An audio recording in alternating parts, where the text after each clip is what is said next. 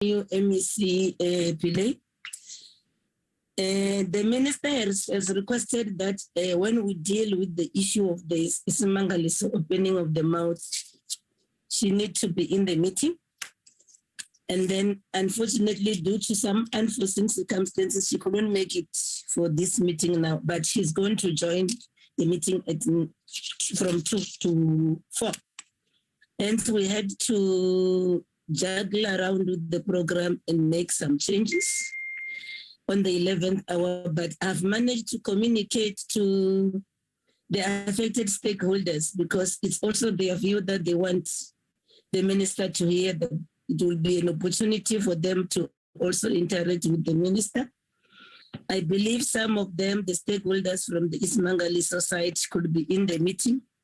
So the arrangement is that if they don't want to stay in this meeting, they can go, do their other things, then come back at 2 o'clock. The minister will be around. That's where we're going to hear them as from 2. I'm referring to the small growers, the large-scale commercial farmers, the small-scale fishers, the tourism business owners, and the Ratepayers Association, and all those scientists that are here that also want to deal with that matter on the St. Lucia matter. Then that's the only issue that has made the change. Then having said that, then as you're seeing the agenda now, it's going to be as it is. We're going to then first deal with the matter of the shooting incident. And in so doing, I'm also welcoming you. Can you go up, Chileka? So our agenda for the day is this now. We are going to start with the shooting incident. Then we'll allow some stakeholders in the UPL matter to share something. Remember, the UPL matter is a progress report. Then, yes, then at that time when we break for lunch, when we reconvene, the minister will be joining in. Then we can continue as it is. Then I want to welcome you, MEC Pillay. Also to appreciate you that all the time whenever we have a committee meetings of this nature, even from my previous life, you have always been coming. I think you understand our oversight role. We want to welcome you to this meeting. Also to welcome everybody who has made it a point that they attend the meeting. Yes, and when we progress, I'll be dealing with the delegations list that has been submitted to me. Then I also want to welcome you colleagues from your recess period. As I've indicated earlier, I believe you have rested enough because there's so much to be done. We've got a lot to do, and the task at hand is mammoth for all of us. And then having said that, I can then also release those Isimangaliso stakeholders if they're in the meeting so that they can then rejoin us at 2. Before we progress with the business of the day, you are free to log out peacefully. But if you want to still stay because the matters that we are dealing with can't be of your interest as well, you are free to stay. Then, having said that, there is one item that we need to deal with, but I'll prefer let's deal with it, Chileka, the issue around the adoption of the program for the this quarter. If you can flight it, do we have any apologies? I didn't receive any except for the one of the minister and the deputy minister thus far. Yes, we do have one apology from Honorable Mbata. Yes, Chair. Okay. She's attending to a funeral in Tshwane. And then I think that's the same funeral that I need to go to. Yes, yes. Then there's a hand of Honorable Singh and then Honorable Ravi Pillay. Can I start with Honorable Singh? Yeah, thank you very much, Honorable Chairperson. Thank you for the welcoming remarks. But just to remind you that we may have had a recess from Environment Committee, but some of us have been busy from the 2nd of January, and you know why, unfortunately so. But it's good to see everybody. Madam Chair, what I'd like is just to be excused from 12:15 to about 13:15 to pay respects at a neighbor's home where there's a funeral. So I'll come back soon after. Thank you. Okay, thank you so much for that. MEC Pillay? No, thank you, Chairperson. Greetings to everyone again. Chair, with your permission, can I be excused at 5 to 4? There is a subcommittee meeting with important matters, and I chair that subcommittee. But I'm sure we'll have dealt with most of it, and the matters that remain, I'm sure the team will be more than capable of representing the department. With your permission, Chair. Definitely, you'll be excused at that time. You're going to be excused. That one is noted. Then let me then take this opportunity to also welcome I've seen the CEO of Isimangaliso. I wonder if the chairperson is also here. I'm trying to quickly, or anyone, CEO, can you introduce the delegation of the team that you brought in, including your board members, if there are any? Over to you, CEO. Thank you, Chairperson. Firstly, I'm Sbusiso Bukhosini, the CEO of Isimangaliso. And with me here, I have the CFO, Mrs. Kamgile Isimangaliso Ntambo. I also have Lungile from administration. From the board representative, I have Professor Thandi Nzama, who is here with us. Thank you, Chairperson and honorable members, colleagues. Professor is the chairperson, if I'm not mistaken. Professor is the chairperson of the board of Isimangaliso. Yes, thank you. Yes, then, yes, that's it. The rest we're going to deal with them in the next item. Then can you quickly deal with the agenda? The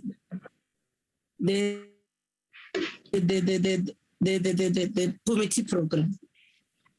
Because we couldn't deprocess today's matters without us first approving the committee program. So today, that's where we are. These are the items that we are going to deal with. Move to the next item. On Friday, we are going to deal with the bills as you've seen there. And then also we are going to start the National Forest Amendment Bill, wherein we'll get the briefing from the various stakeholders, that it being the department, the National Disaster Management Center, SALGA, Department of Lands, Agriculture, Rural Development, Public Works, South African Weather Services, and the National House of Traditional Leaders. We'll be processing that bill because it will be coming to us for the first time. Then Tuesday, the 15th, we felt we need to deal with this issue of the waste. As you both know, our country is very fleety, dirty. There's a lot of things that touches around those issues. So we said we are dedicating this. This is the 15th and the 18th, because if we don't do that as this committee, I don't know, people are looking a lot upon us, then I should think we can then deal with it. And then, yeah, that's how I want us to, the 15th and the 18th, we'll be dealing with all these issues as proposed. Then we are proposing that we have a joint meeting on the 22nd of February you will all know that there are matters with this transfer of functions. There are these matters that are of mutual interest for both of us and our counterparts. We remember the issues around land claims and any other, the animal protection and welfare issues. And then all those other matters that are cross-cutting, I should think then we should deal with it on the 22nd of February. That include the shared legislations that we share with the other committee. Then Friday, the 25th, we felt we need to then deal with this issue on the Operation Pakisa. Remember, we didn't exhaust it the last time when we deal with this matter. Then we felt we need to then continue and deal with all those outstanding issues that we had to deal with that we missed the last time.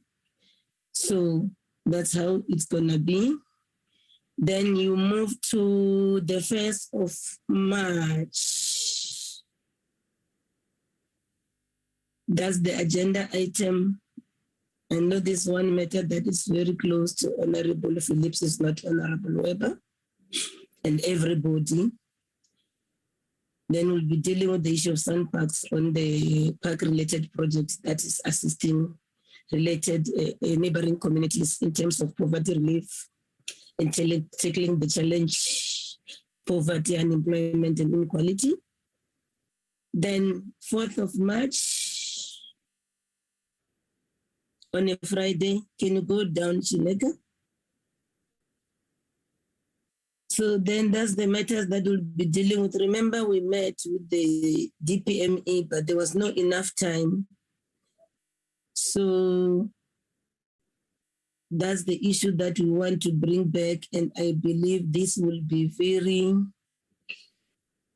good and in us then this oversight tool that the Department of Monitoring and Evaluation do over the portfolio, it will then assist us a great deal as a committee, so that also when we do oversight, then we know these issues we have dealt with when we're dealing with the budgetary review and recommendation report. And we all agree that DPM sits with a wealth of information on the performance of the department in conducting proper oversight over the department. So we are then calling them again to come and present that information with the aim to assist us in our future oversight activities.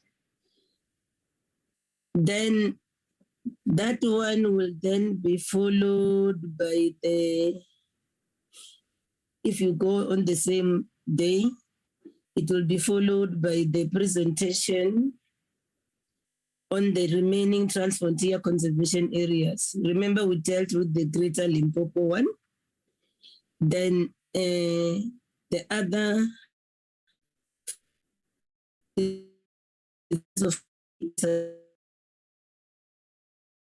dragons in the Greater Mapungubwe. And then I think it's our responsibility to assess these TFCAs against the original ideas that led to their formation. Secondly, we'd also like to know whether partner countries are doing what is expected of them, because this agreement, if the other parties are not also coming to the party, it becomes problematic. Then the first and second quarter performance report has to be processed.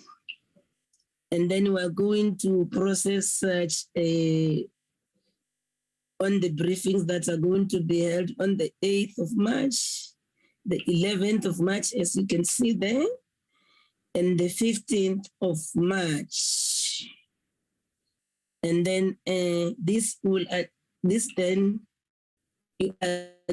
the routine regulars of the committee of the committee about this time of the year. There's nothing, you cannot run away from it. Then on the 18th of March, we feel we need to deal with the colloquium on animal welfare, subject to the outcome of the joint meeting we're going to hold with the Committee on Agriculture, Land and Reform. The idea is to drill deeper into the issues of animal welfare that presently stand unregulated, with the aim of regulating them better. Then on the 22nd of March, we are going to deal with the amendment to the National Convention, the Nairobi Convention, sorry. Then the department is expected to brief us as a committee on this amendment. And then in so doing, we'll also be seeking clarity from the department on the details of this multilateral instrument and the implication of the amendment for the country. Then you come to the agenda of the 25th March 2022. Here we expect the department to brief us on the Forestry Master Plan and the roles of the different stakeholders in the implementation thereof. Then also, besides the assessment of the roles of the different players in the implementation of the Fisheries Master Plan, ourselves as a committee will then keenly monitor and evaluate the progress in the sector growth. And then in particular, because we are all public representatives, we want to also check on the investment and job creations, which are the things that actually matter to the people we represent.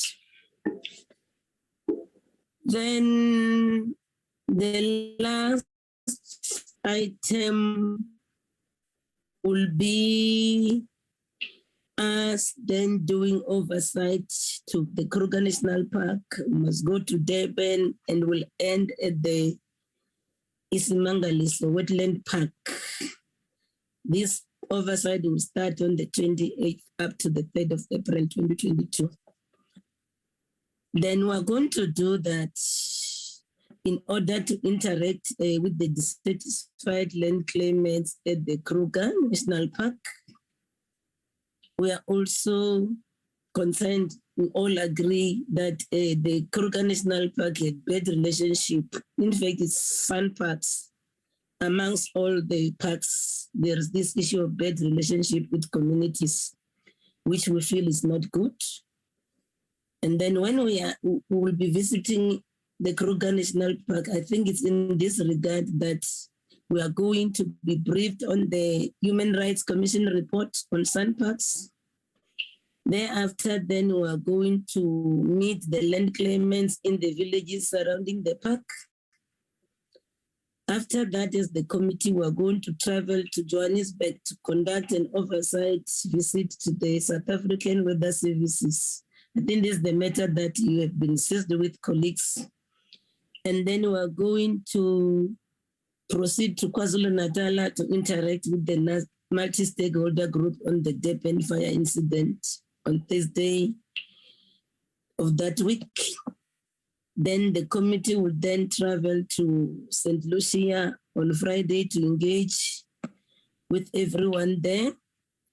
And then in particular, the Amakosi and community members.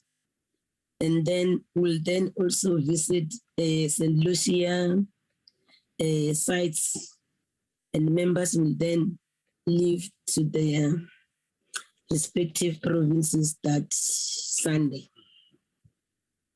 So basically, this is the program that I'm submitting for the adoption by you colleagues. Can I see a show of hands of colleagues? Honorable Singh, followed by Honorable Bryant. No, thank you very much, Chairperson, for tabling this program. I'll just start with the oversight visit to indicate that I know it's subject to an application, but for information that last week is week 10 of our sitting, which includes questions to the Deputy President on Thursday, the 31st of March.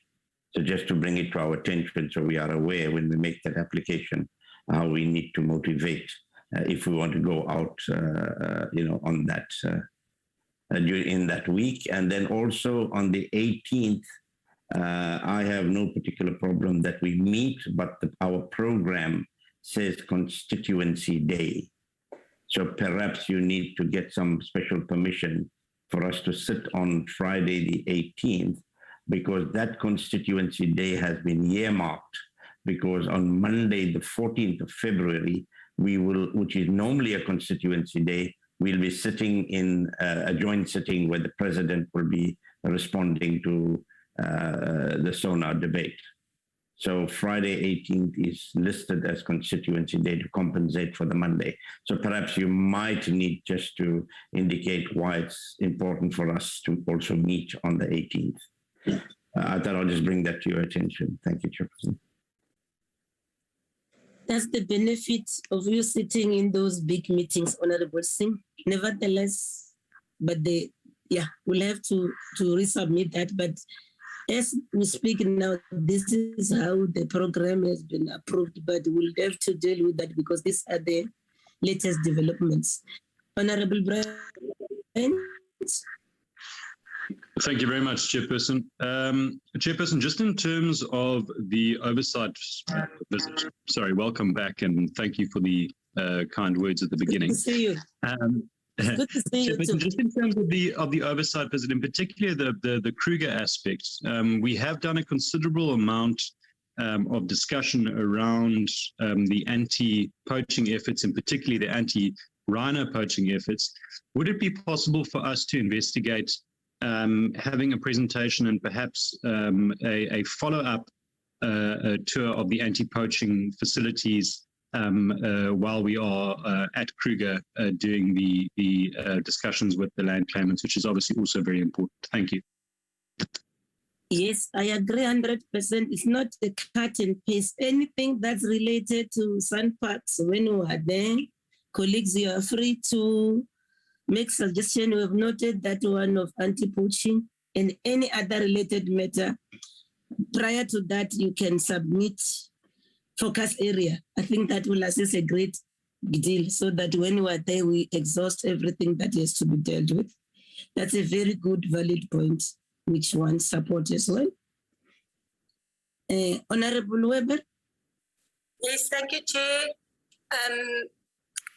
Chair, to add on to Honorable Bryant, I know that the Sandbox has a war room with the IPZ. It would be lovely if we can visit. But Chair, about a year and a half ago, these breeding camps for eastern roan antelope.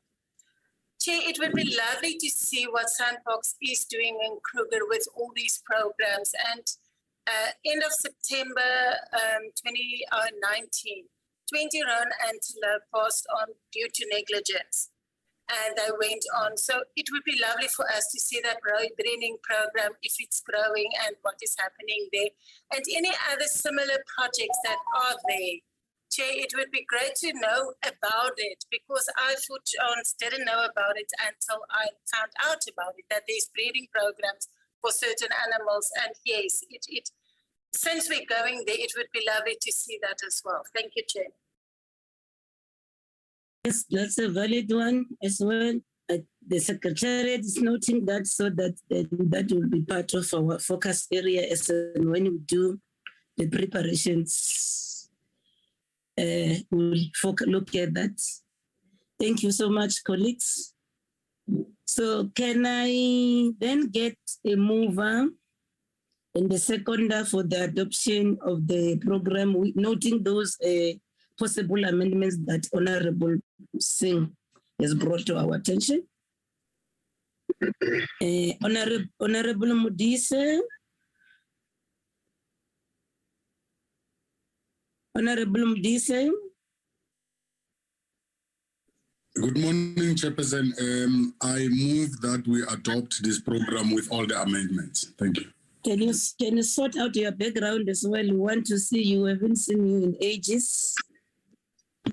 Whatever is that background, deal with it. Next time I open my mouth, Chair. Sure. Then, Honorable Gancho. Thank you. Thank you, Chairperson. I second the move for adoption. Thank you. Thank you so much, colleagues. The program is thus adopted with those proposed amendments for further consideration. Thank you so much, Honorable Singh, for also bringing us those latest updates. Then we'll then go to the agenda of the day.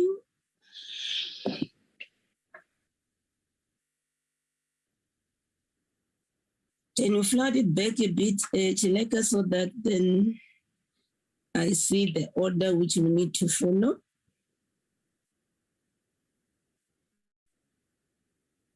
Okay.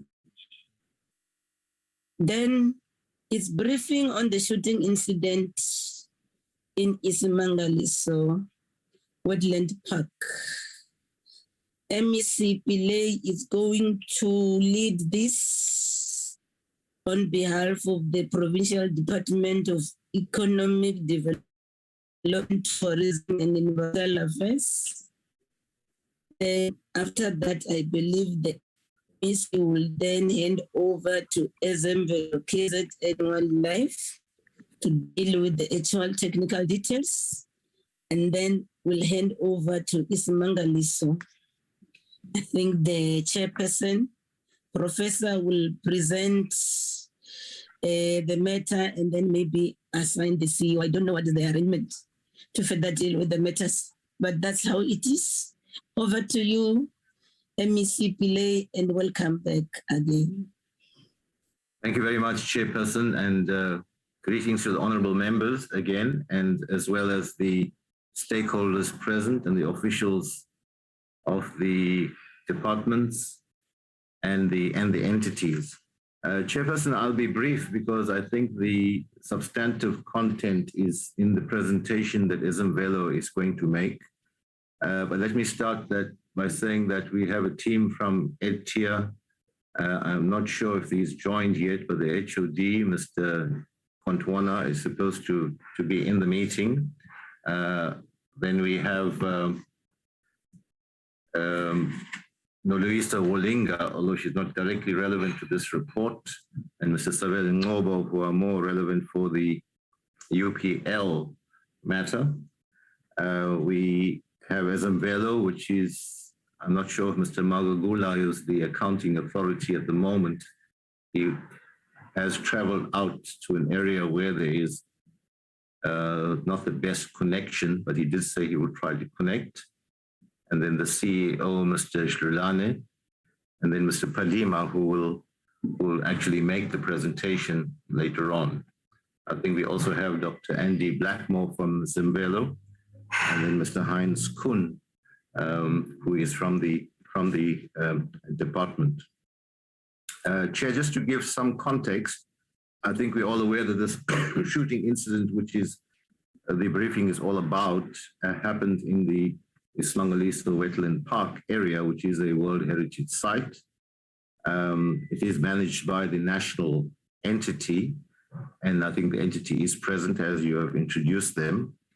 Ezemvelo, which is a KZN entity, provides some biodiversity functions within their jurisdiction. And it's in that context that the Ezemvelo Rangers were performing duty when this particular incident occurred. So we do try to work within an IGR framework in spirit of cooperative governance. When the incident was reported to us as a department, we did have some interrogation in it, and I'm monitoring the matter closely. I think what happened in the context, as I said, the Ezemvelo will give the details of it, of a anti-poaching patrol and operation. And there is the issue of a person being injured and who has not been recovered. The matter is with the South African Police Service for investigation, and we do have the version of Ezembelo, which is backed up by some sworn affidavits.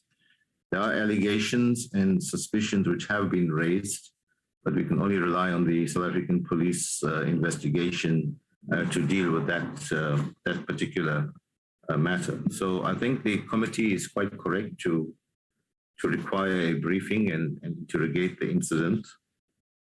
But it also raises, I think, broader issues of the type that you were raising in your program that you were announcing earlier on, issues relating to capacity, technology, people versus wildlife, poaching, and our capacity to be effective against it. And then most importantly, with regard to what is cutting called people and parks, and there's a committee that has been set up, the relationship between people and parks and the inherent contestation over resources that takes place. So poverty rears its head quite sharply in the overall context, which is something for us to deal with.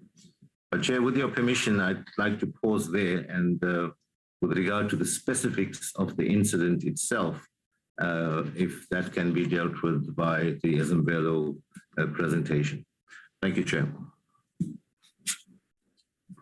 Thank you, MEC, for those opening remarks.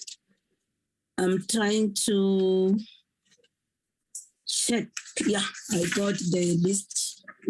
I believe Ezembelo is here, represented by Mr. Dulani, who's the Chief Executive Officer, and Dr. A. Blackmore, who's the Scientific Manager, Conservation Planning. Can I hand over to you, CEO, to then deal with the matters? Thank you, Honorable Chair. Greetings to you. Greetings to the honorable members of the portfolio. Greetings to our honorable MEC and our colleagues. Honorable Chair, as the MEC has mentioned, we would like to request that we start with the presentation. Our head of operations, who is the responsible executive within Ezembelo, is the one who's going to be giving us the presentation. I do believe, Honorable Chair, that the colleagues are going to be flighting the presentation. Then he's going to take us through. I also want to confirm, Honorable Chair, that even though there was some challenges with connectivity, but our accounting authority, Mr. Magagula, is actually with me here in the same boardroom. So he will be also engaging as and when there is necessity for that. But in the meantime, Honorable Chair, with your permission, may I request Mr. Padima to fly to the presentation and take us through. Then I will then engage as and when the members are asking further questions. Thank you, Chair. Can I get clarity? When you said the accounting authority, Mr. Magagula, who's Mr. Magagula? Can I explain, Chair? Yeah, but thank you very much. The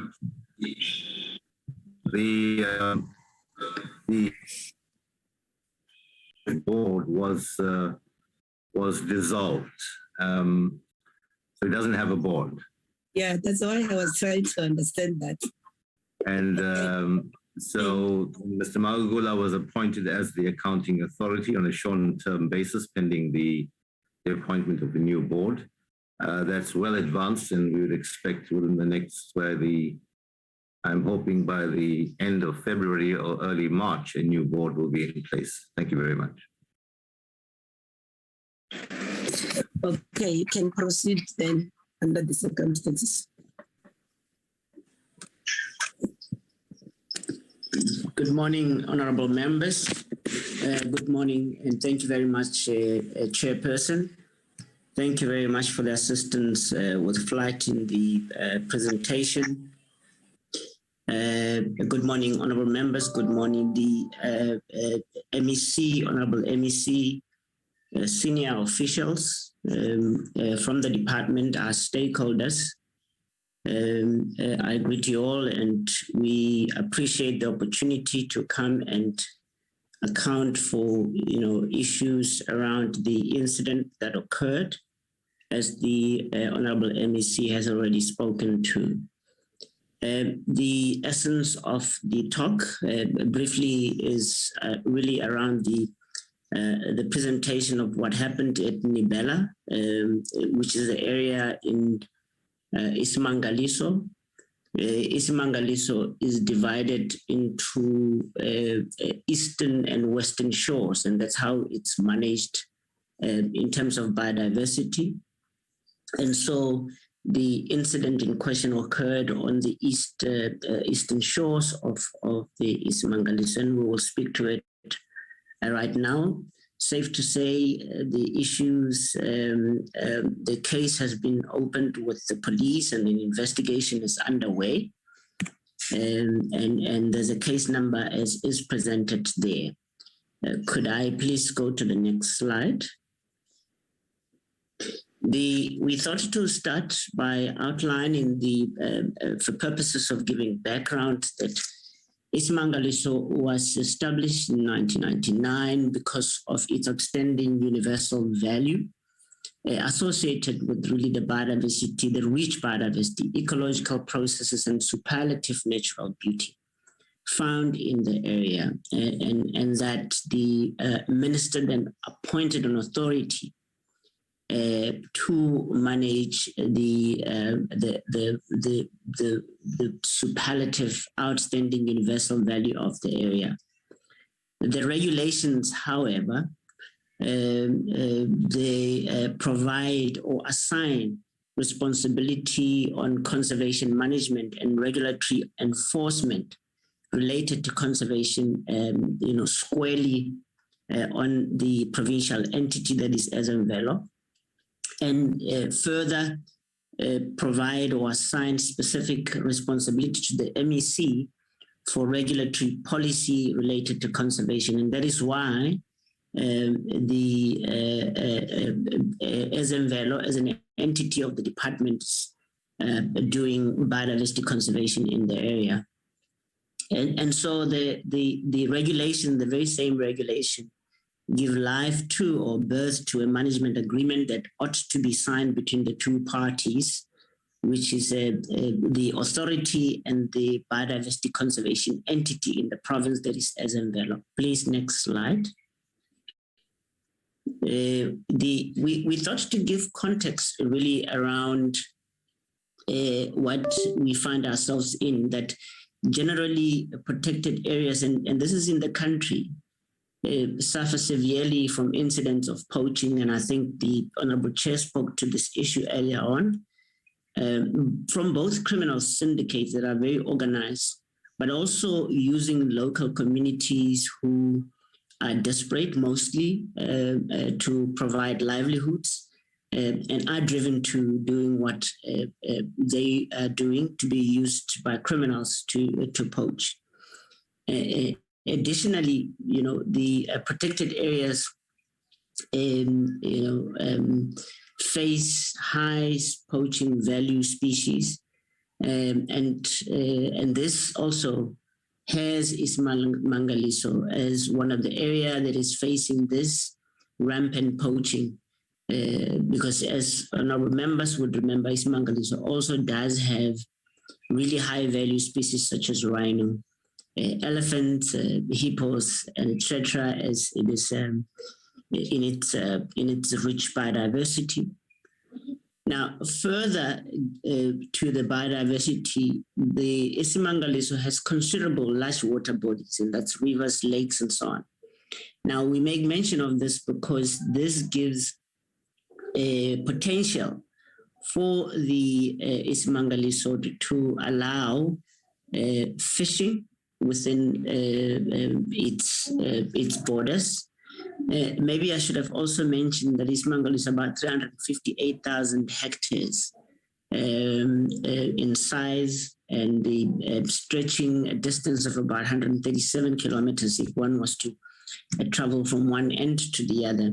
And so, as I said, the water bodies, within these water bodies, there are legal zoning areas for fishing.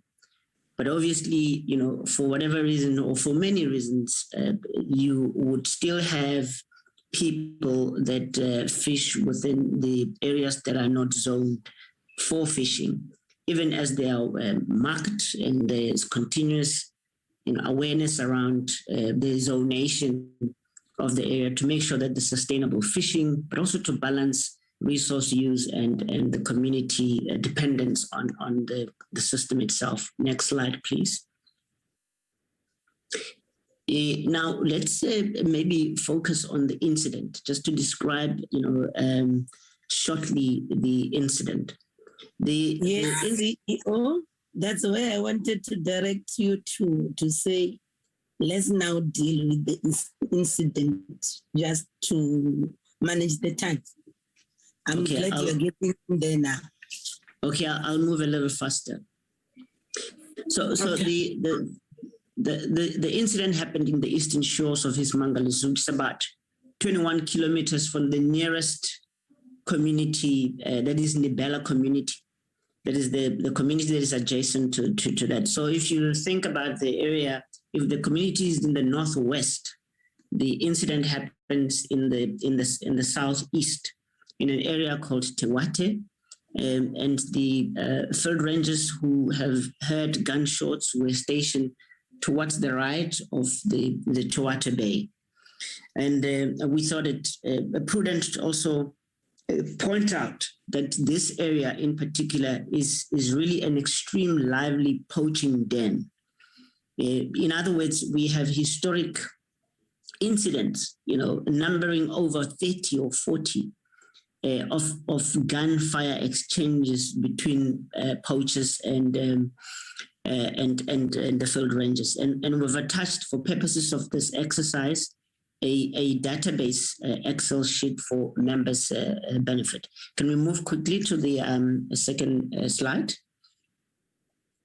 As per the report that was given some time in 2020, a suspected poacher was fatally wounded by field rangers in the very same spot, and responding to a shooting or a shot that was made, and there was a fatal wound to the poacher on the very same scene. The person who was involved happened to be the son of Induna Mdluli from the same area and the same community. Sadly, the current incident also from the same family, or rather the current incident is from the same family. And so the CEO of Isimangaliso, appreciating the sensitivities around this issue and the need to really be humane about what has happened, immediately sent executives to Induna Mdluli to try and interact and try to get the communities to understand what the situation is on the ground.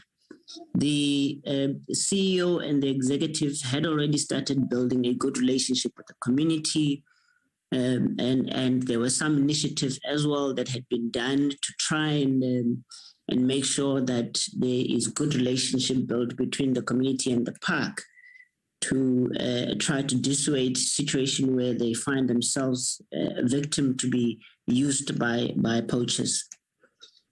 Equally, as I said, the arrest had been preceded by a number of incidents that happened before in the same area. Next slide. Next slide.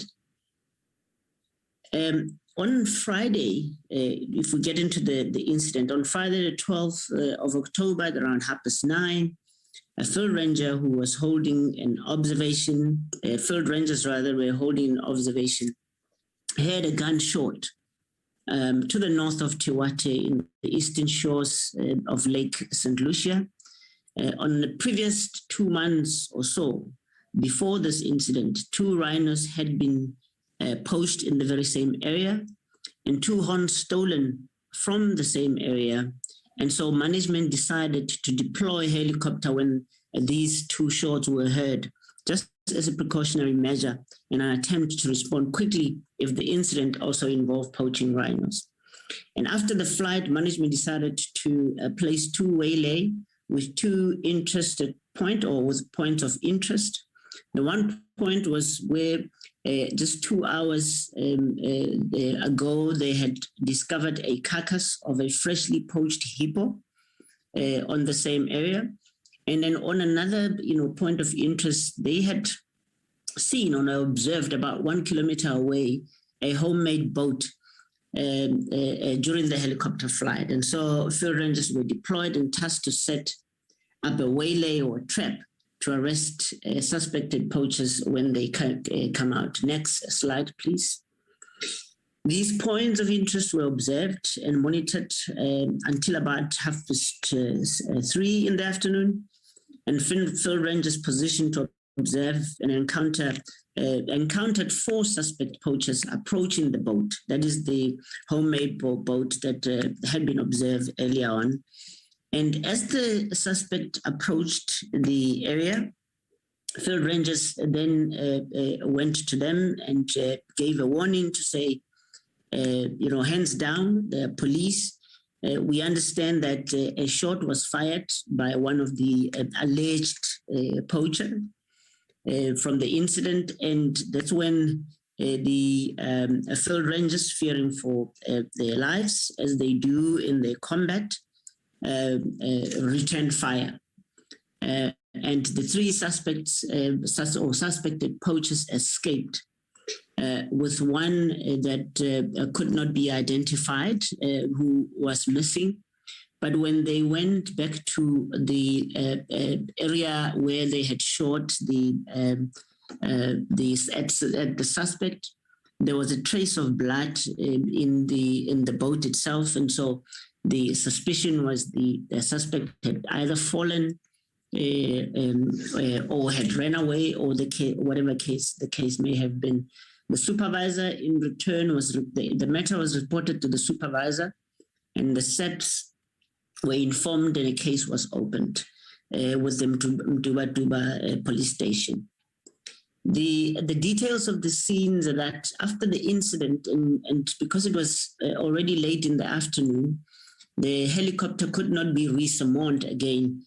And so as per our standard operating procedure, we then requested the field rangers to guard the scene, or the crime scene, not to get closer to it, just to guard it, to make sure that it is not interfered with until the police come.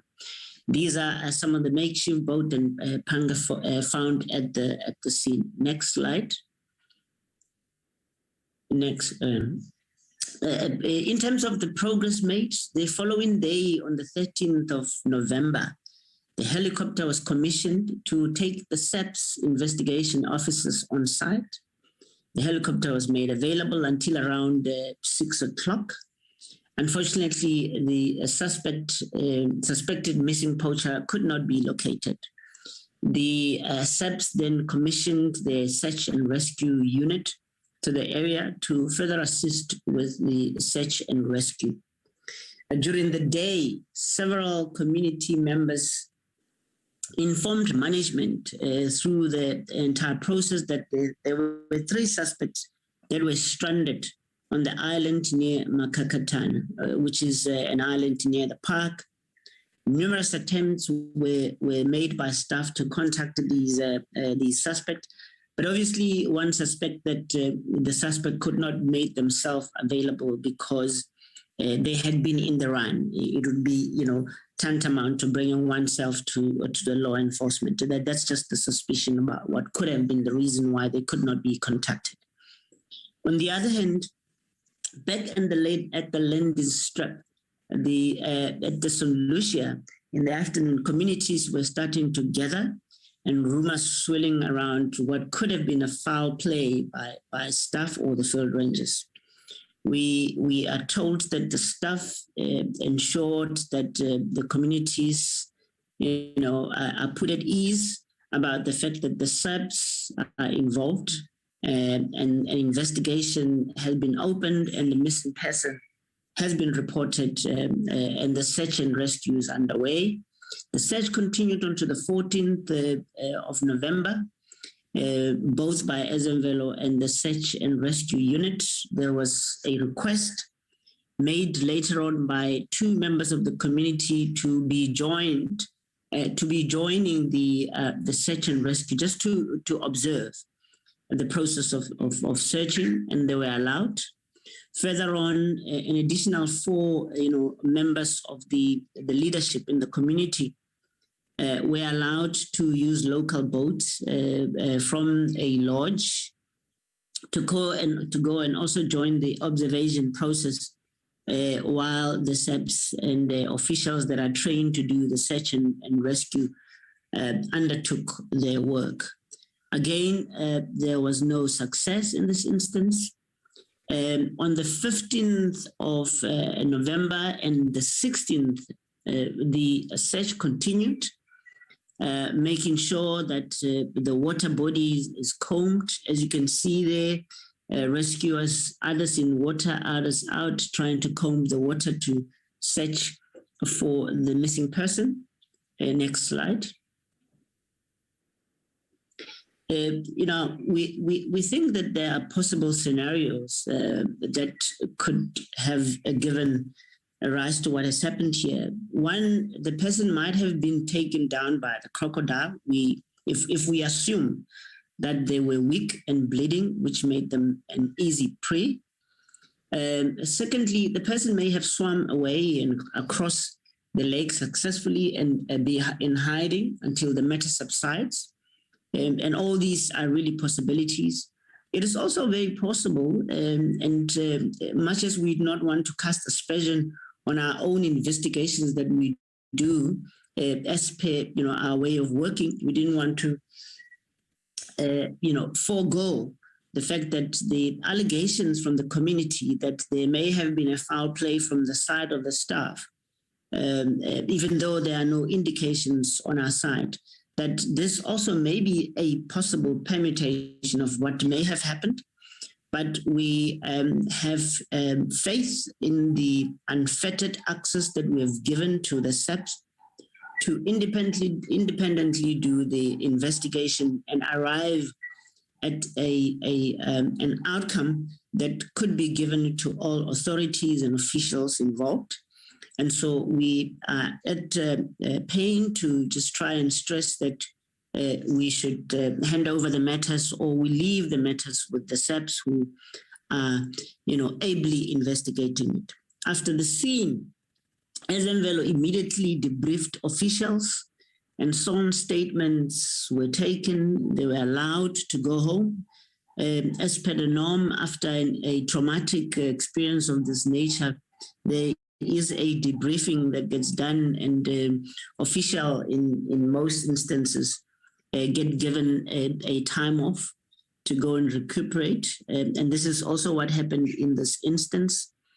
We had a request from the MEC to try and ensure that there is sensitivities around how we manage this, and we ensured that we adhere to requests that were made from the MEC. Safe to say that we ensured that the officials who were involved in the scene do not come back to the very same area in Mfabeni, at least until the matter is finalized independently by the SAPs. Next slide.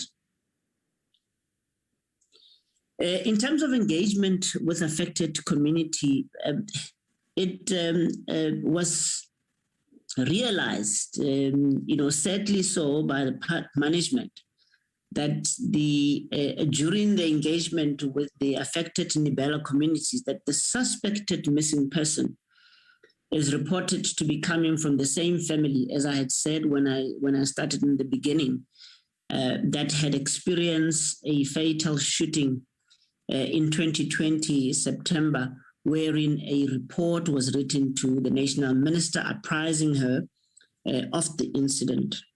And the deep engagements reveal that the section of the park is one of the most impoverished communities within the limited opportunities of supporting livelihoods. So we appreciate the difficulties that we find ourselves there in that area. And through engagement that have happened between the Isimangaliso leadership and the traditional authorities and the Nkosi's, care has been taken to ensure that there is humanism, extended at the community and the leadership, and what had befallen the community in this unfortunate situation. Next slide, please.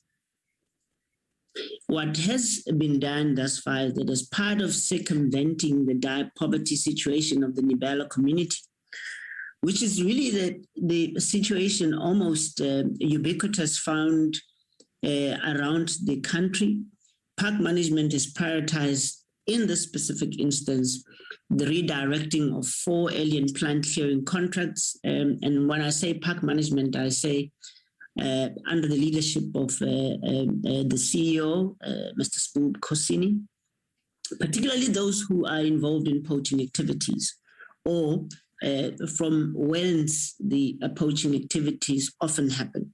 Each contract will employ about a minimum of 12 other community members, amounting to almost 50 individuals.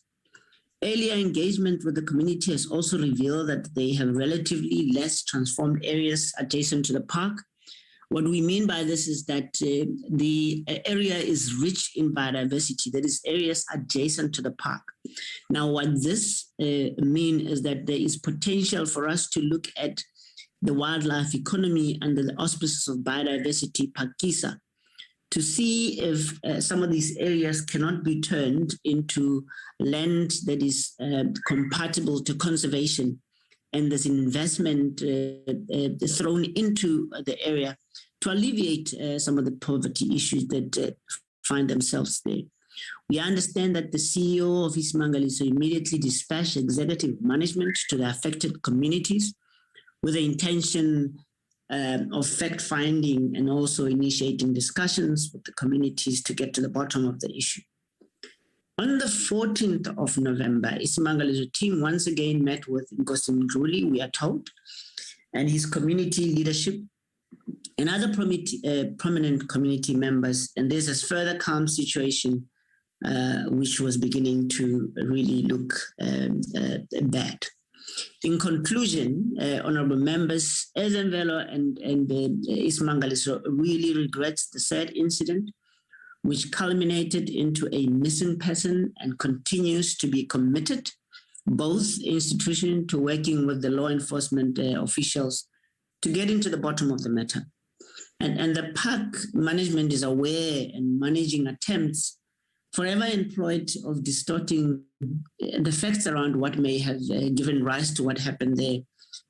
We are, as I said before, at pains to request all involved to give a chance to the law enforcement authority to undertake their work unfettered to ensure that we get to the bottom of this. They remain at risk, however, and this has to be mentioned, to operational staff conduct on the ground in relation to poacher combat, because there's a strong feeling that the move that we have taken to remove the 4 field rangers that were involved and place them elsewhere was taken as an act of punishment that was meted by ourselves as senior management. And so we have had to convene, both myself and the acting CEO, the entire law enforcement in Isimangaliso, to give them context to what the sensitivities around these issues are. And the fact that we are not necessarily saying that when they are in anti-poaching combat, they should stop doing their work. We are simply saying that there ought to be sensitivities considered in the context that we find ourselves in. Moreover, as we have missing persons that could not be identified. Thank you very much, honorable members. I will take questions.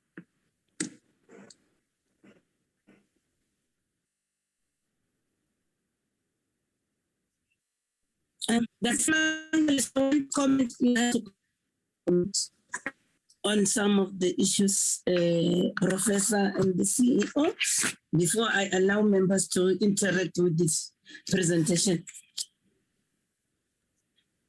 Stuff that you need to add or whatever.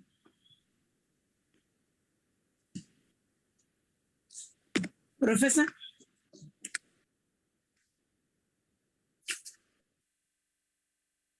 Is the chairperson of Isimangaliso in the meeting? I believe she is, Chair. Yes, but if in her absence she's not coming to deal with the issue that you deal with, CEO. Thank you, Chair. Let me just come in. I'm thinking that maybe she is having some connectivity challenges. But let me first start by confirming the presentation which has been made by Mr. Padima. If you look at our presentation that we submitted, we saw starting from slide 36. It is indeed a confirmation of what Mr. Padima from Ezemvelo KZN Wildlife has presented to date. So, Chairperson, with your permission, because it will be similar slides, I do not necessarily think that it would be necessary, but you can guide me. But if I do present, it will be exactly the same issues that Mr. Padima indicated. What we wanted to emphasize from our side is the issue on the socio-economic conditions there, which Mr. Padima has briefly touched on, that this area, the Nibela area, is in the Mkanyagude district municipality, which is a poverty node, it's a presidential node. And this is one area where you have high levels of unemployment, poverty, and inequality that is still prevalent in that area. And whilst we do say that we are not condoning any activities, especially illegal activities, poaching, illegitimate fishing activities, and so on, but we do want to say that these issues, the three social ills, unemployment, poverty, and inequality, are big contributors into the situation that seems to be in that area. Whether it's illegal or it's issues of poverty, but in the main, even if there is this issue of crime where people are using the Nibela people to poach high-value species like your black rhino, they are merely exploiting the fact that they are poor and they are easy targets in terms of assisting in performing those criminal activities. It is on those bases, Chairperson and honorable members, colleagues, that Isimangaliso has decided, after numerous engagements with the traditional leadership of the area, the family, the father of the two sons that we're discussing about here today, that we must start looking at what can we do to try and contribute in alleviating these issues of poverty, unemployment, and inequality in that area. To date, Chairperson, I'm happy to indicate to you and members of the Parliament that we have, I confirm that we have presented that community with those 4 opportunities for the working for water in terms of LN plan clearing. The figures that Mr. Padima was indicating of about 50 people who will be employed as a result of that is true. In fact, we have now appointed those contractors and we're just finalizing the issues of the training as well as the uniform and equipment. But over and above that, Chairperson, we have also implemented the program of the tourism safety monitors, and we have also appointed a number of youth from the same area. And there is a program that is called Groensebenza. In that program, we are targeting unemployed graduates. Again, that area has been targeted. Interviews have been finalized last week, so we will be appointing. And interestingly, we've got very good candidates from the same area. And these are programs that in the initial engagement, even before this incident took place, that I had with Nkosi and his committee, and we are now implementing them.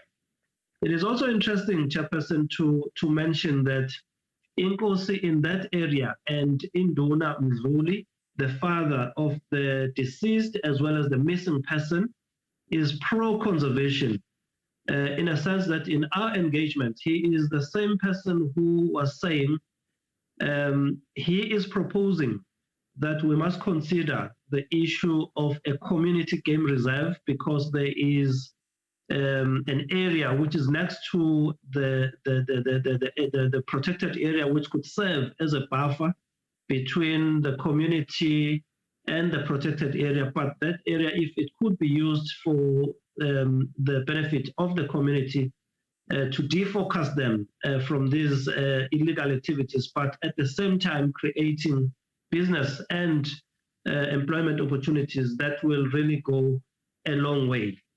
I was scheduled, Chairperson, to go and meet Nkosi and Mr. Mzuli today, but we've postponed for tomorrow to further discuss a couple of issues around the incident, but also to maintain the relationship that we currently have. I must also, Chairperson, thank the Minister as well as the MEC for ETIA for their immediate intervention, especially when myself and the acting CEO, Mr. Gulani, indicated to them that there are rumors of a foul play, and the family, Mr. Mzuli in particular, were requesting two things. One, that the field rangers that were involved on this matter must be removed from the area. Secondly, that the case must not be investigated by subs from Tuba because they do not trust them. They would rather have the matter being dealt with by an independent investigator. My understanding, Honorable Pillay, is that you have met with the Minister, and subsequent to that, we have these two field rangers having been removed, as Mr. Padima has also confirmed, and you are currently working on the issue of making sure that the matter is being investigated independently as per the request of the community. I think that's all that I wanted to say. Lastly, Chairperson, I also want to indicate that we are also having engagements with the fishing cooperatives in the area, just to make sure that we keep them abreast in terms of policy approach, but also to understand what their concerns are and how we can assist them in terms of making sure that they carry on with their activities, but in a manner that is within the ambit of the law. So there are planned meetings, and there is a planned approach wherein we will be meeting with them on a regular basis, just to make sure that we constantly engage with them to discuss issues that may be of keen interest to them to avert incidences of this nature. So that is the approach that we have taken, Chairperson and members, to try and assist in the situation. Thank you very much. CEO, the presentation that we got as members, it's only with regard to the other item. This one was never shared with us. Is there a reason why was it not shared with us? or it's our committee secretary who didn't share it with us? Did you share this short presentation on the shooting with the committee secretary? Okay. From our end, Chairperson, we did share it with you. It's just that it is combined with the estuary one. So the shooting incident is right at the end. Oh, okay. Then it's fine. It makes sense now. Okay. Thank you. Colleagues, so the person, she might assist in answering questions if she's reconnected. Can I see the colleagues who want to interact with this presentation so that I can note you accordingly? That's you start noting on before the honorable person. Greetings to you, honorable person. And then those are the two hands thus far. Sorry, Chairperson, I don't want to interrupt. I'm just having a struggling with my hand icon at the moment. Could you just Then put me down as well? Thank you. Yeah, then Honorable Singh, Honorable Bryant, Honorable Mudisa. Who did I miss? Okay. So I'm gonna start with Honorable Phillips. Over to you, dear colleague. Thank you so very much, Chair. I have just a few questions. The one is, we were told that there is a spreadsheet of historical events that were reported. Sorry about the bashing in the background. They're just working on my house outside. That would be attached to the presentation, but I don't see any attachment on those historical events. So if we could make sure that we get that, please, that would be great. Then I'm really concerned, you know, when the poaching is blamed on the desperation of poverty, unemployment, etc., which I've seen with my very own eyes. When it's actually the indigenous sons that are doing it, then it just shows the absolute desperation, or who are claimed to be doing it. It just shows the absolute desperation in that area, and that we really need to address it urgently. Then I have another question. Apparently there were some prawn fisheries in the area that had to close down. I would be interested to find out if that is true, because it's just a report that I got, and how many people actually lost their jobs when those prawn fisheries were closed down. And then the last thing that I just want to ask is about the jobs that are being created. Are they permanent jobs, or are they short contract jobs? And the working for water, will the trees and alien invasives that they chop down then be utilized for income for people, or are they just going to be left in sight? Thank you very much.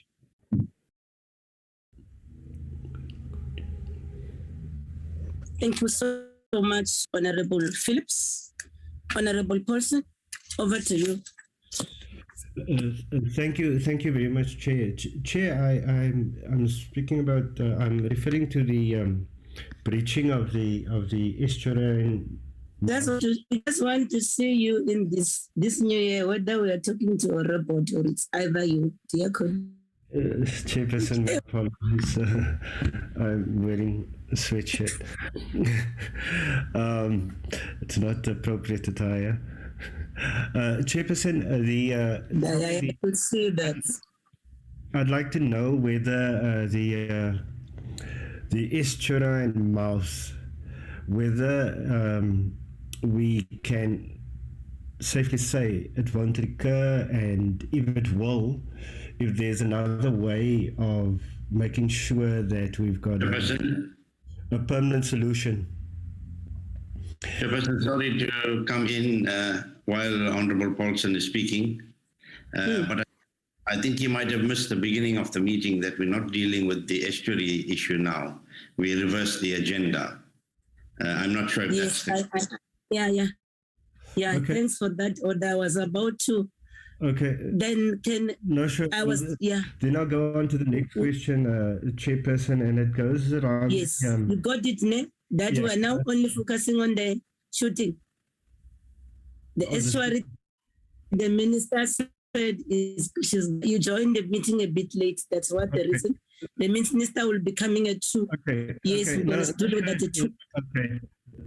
Okay, let's then focus on the shooting. So this one shooting incident, Chairperson, I'd like to know, like, how often is it that we have these sort of incidents? Because we've had one only. So how often is this? And that's the one issue. And, you know, we've said it before that the best way to provide security to any of our protected areas and our parks is to involve the communities in terms of the work that happens in these facilities. So, you know, how much of the people come from the nearby communities that come onto the park and work there, not come onto the park and then are accommodated there and they go home once a month, once a quarter, wherever, but daily commute into the parks and come and work there. As far as the criminal issue or the crime incidents goes there. Thank you very much, Chair. Thank you so much, Honorable Paulson. Honorable Singh, over to you, colleagues. Yeah, thank you very much. Fine. Welcome, Honorable Paulson. We didn't say hello to you earlier on. Chairperson, firstly, I want to appreciate the very, very, very comprehensive report that were given by Isimangaliso, the CEO, Ezemvelo, and the introductory remarks by the MEC. But having said that, just to indicate that it's rather unfortunate that this one individual is still missing.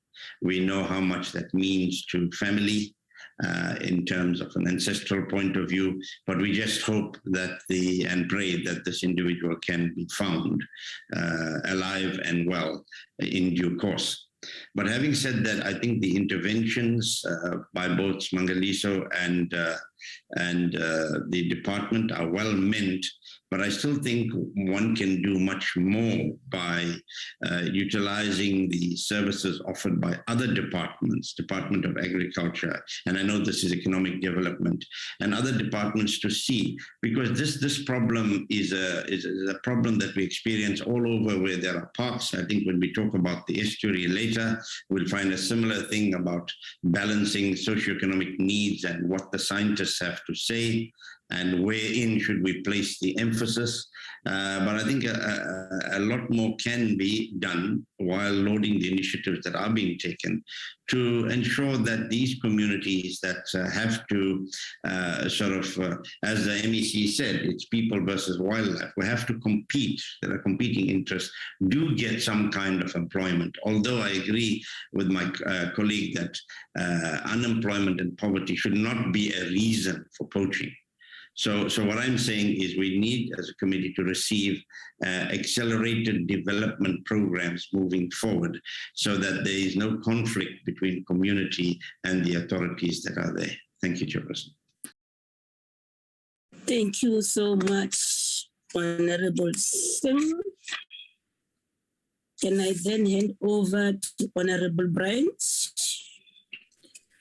Thank you very much, Chairperson. And Chairperson, from my side, I mean, this is certainly a very, very tragic incident. I think when anybody is killed, particularly somebody from a poor, impoverished community where people are desperate for jobs and employment, I think many of them, as mentioned by the presenter, who've been very badly let down over many years when it comes to the creation of employment. And I think potentially, especially in an area like this, where you have so many potential opportunities to leverage off tourism, ecotourism in that area, it's so sad to see how many people from the surrounding communities who've lived there for so many years are not seeing the benefits that should be accruing to them, and more of them falling into this state of poverty and getting deeper and deeper, into that into that very, very unfortunate situation. Chairperson, there was about 11 million rand generated in revenue by Isimangaliso last year, and I'm quite interested to know how much of that revenue has been invested into the community through development programs. I know we've heard some suggestions of EPWP jobs and that kind of thing, but how much of that's actually been reinvested into the community? In other words, is the money that's being generated by Isimangaliso being used proactively to uplift the surrounding community? The proposed community park, if we can maybe have a little bit more information on that. Who is it envisaged is going to fund that park? Who will run the park? Who's going to be responsible for the security of that park? And would it not make more sense to try and get the community more involved in the existing park infrastructure, as opposed to having to create a new park, which would more than likely come at additional cost? And then just lastly, I would like to commend the rangers who do a very, very difficult job, whose lives are at risk on a day-to-day basis, and who showed, if the reports are accurate, which I'm sure they are, showed immense courage under fire after being shot at, it appears, and having to return fire. I don't think any of them want to be in a situation where somebody is killed or presumed killed. Thank you very much, Chairperson. Thank you. Thank you so much, Honorable Brent. Can I hand over to Honorable Mudise? Over to you, Honorable Mudise. Chairperson, thank you very much. Do you still insist you want to see me? Yes, I do insist. My communication colleagues normally fight with me if I don't ask you to put on your videos. All right. No, it's fine, Chair. Thanks very much. Greetings to all honorable members and compliments of 2022. I want to join the chorus that welcomes the comprehensive report, and I would prefer rather to confine myself to the shooting incident, which I think takes the center for me. And I have about 2, if not 3, concerns pertaining to the report that has been presented by Mr. Padima. And according to him, the rangers were approached by the suspects. A shot was fired and they retaliated, and the 3 suspects ran off. But he further says to us that they themselves and I think the South African Police Services Rescue and something team allowed 2 other community members and a further 4 to be observers during the rescue mission. I pick up a bit of a contradiction when he then says they do not stand in a better position to suspect a foul play. I'm just checking, don't you think that these people who might have sought or requested to be observers could be some of the people who had direct interest in the incident that took place? And because all of us are left to speculate, because we are not really sure what exactly happened. But I find a bit of a contradiction that you bring people to come and observe such a rescue mission. And did the police really allow that? Because as far as I'm concerned, that should have been a crime scene. So how do you allow people to come and observe a crime scene and possible assist in terms of looking for the missing person? To me, that's a bit of a contradiction. But there's also an independent investigation that has been conducted, I think, from the point of view of the MEC of EDTEA.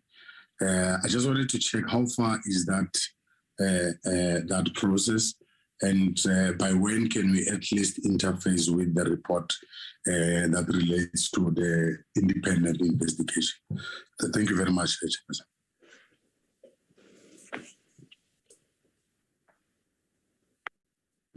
Thank you, Honorable colleague. Let me first check if there's no any other person. Honorable person, did you omit to ask something before I proceed? I see your hand is still up, or is it an old hand?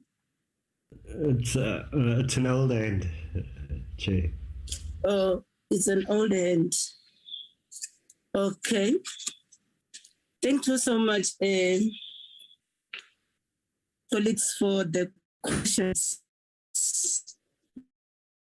You hear me, but I think because I've just joined the committee, and when I read I felt I need to get clarity from both Ezemvelo and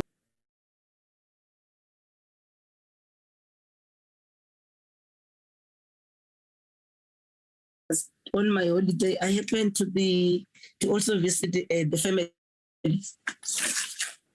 Of course, I was supported by the Isimangaliso colleague, and I happened to a one-on-one discussion with the farm and the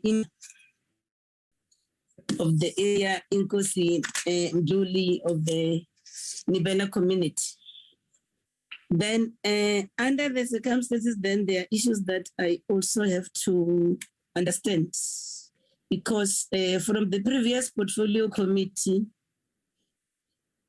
in the 5th Parliament, the committee conducted public hearings on the Marine Spatial Planning Bill in the KwaZulu-Natal Province in 2017, during which local communities were seriously concerned about the increasing incidence of shooting in Isimangaliso by the Ezemvelo, KZN Wildlife. And then subsequently, Isimangaliso Wetland Park Authority indicated that you were working on improving the relationship with local communities, and things were actually improving. Then again, surprisingly, a fisherman was shot dead by the law enforcement officers from Ezemvelo, KZN Wildlife in September 2020. I believe it's the same son that you were referred to, of the two sons of the chief. And then in September 2020, there was an allegation of opening fires on officers. And then now again,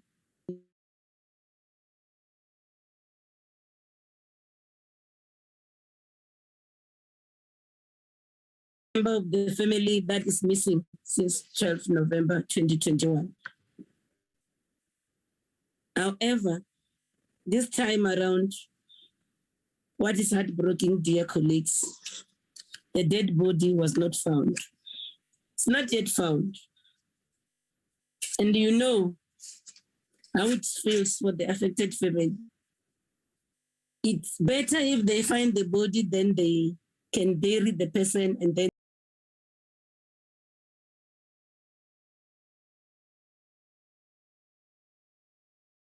this time they also, he knows what that family is going through. And then under the circumstances, because there's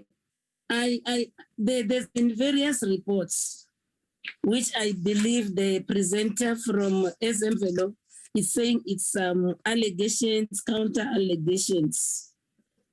But under the normal circumstances, though these are some of the matters that the police will probe.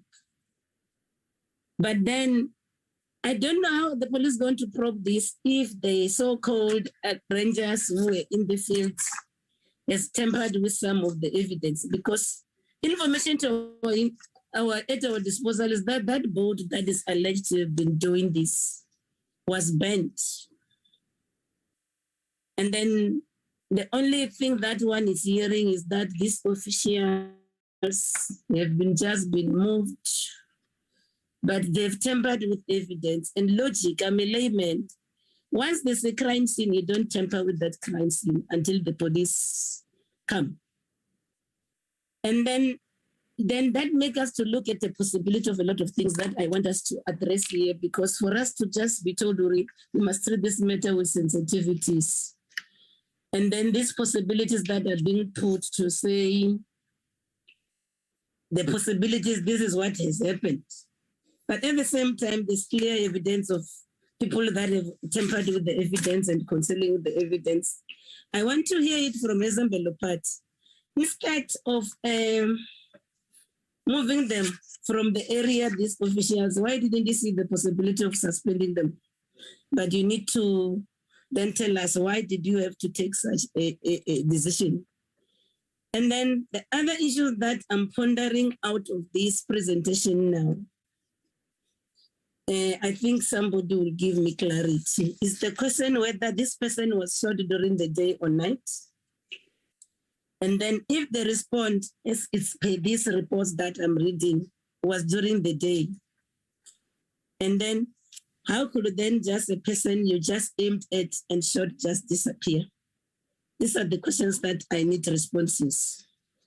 And then the other issue that one wants to understand is this, whether are these potential fish poachers entering Isimangaliso armed, and that there has to be this hard and militaristic response. And then the other question that one wants to ask,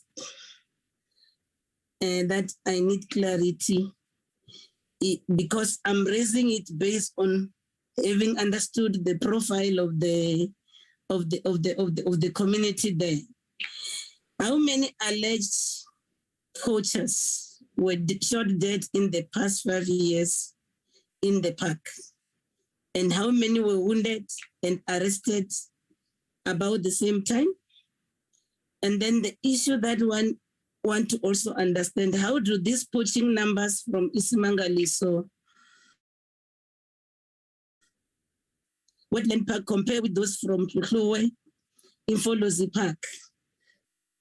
Then the other issue, is it not then CEO and the team high time that you as Isimangaliso, you review the impact of this militaristic style of law enforcement on people and park relationship, if there's any such good neighborliness in the relationship?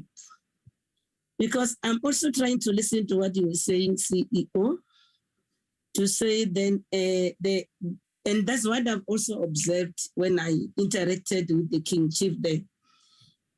The same person who lost 2 sons in the hands of conservation officials.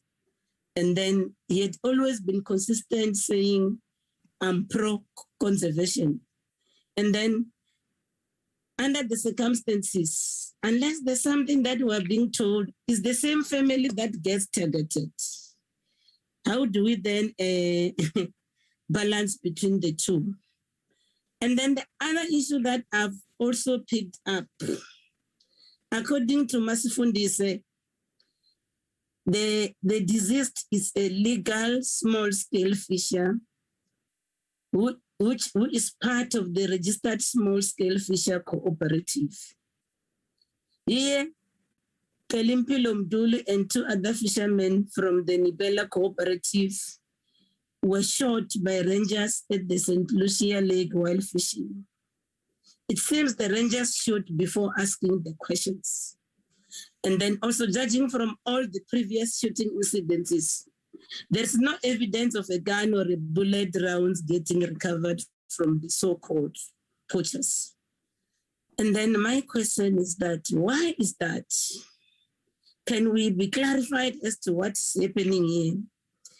Also, then I want to understand from Ezembelo, if you've ever had a poaching case concluded with sufficient evidence.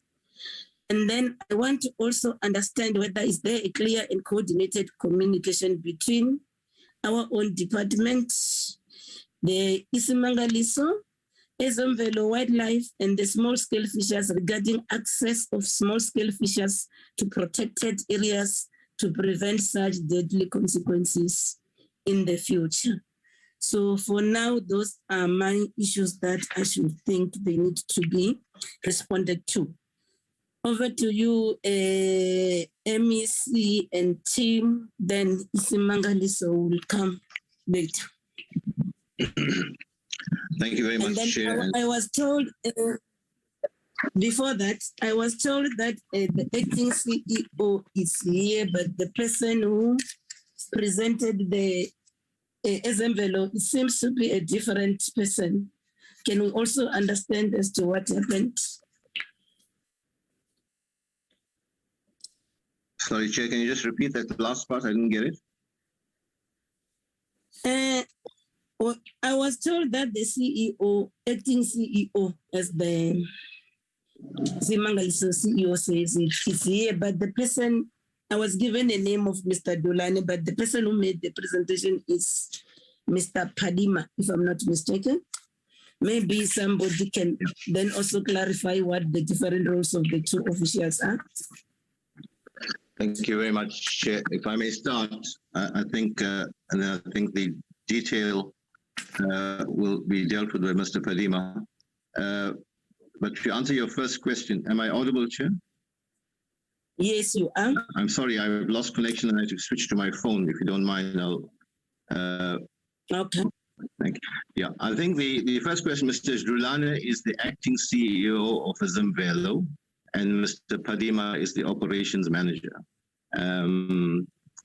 Yeah, so that's of Izimangaliso. I think that's the clarification. Just with regard to the, I think let me start with your questions, Chair. I think those are all questions that had been canvassed quite sharply. And in fact, the issue of the suspension was raised as an appropriate action to be taken. The response that we got was that, look, there's no evidence at the moment about, the only version that is got here, which at the moment is the 4 affidavits from the persons involved.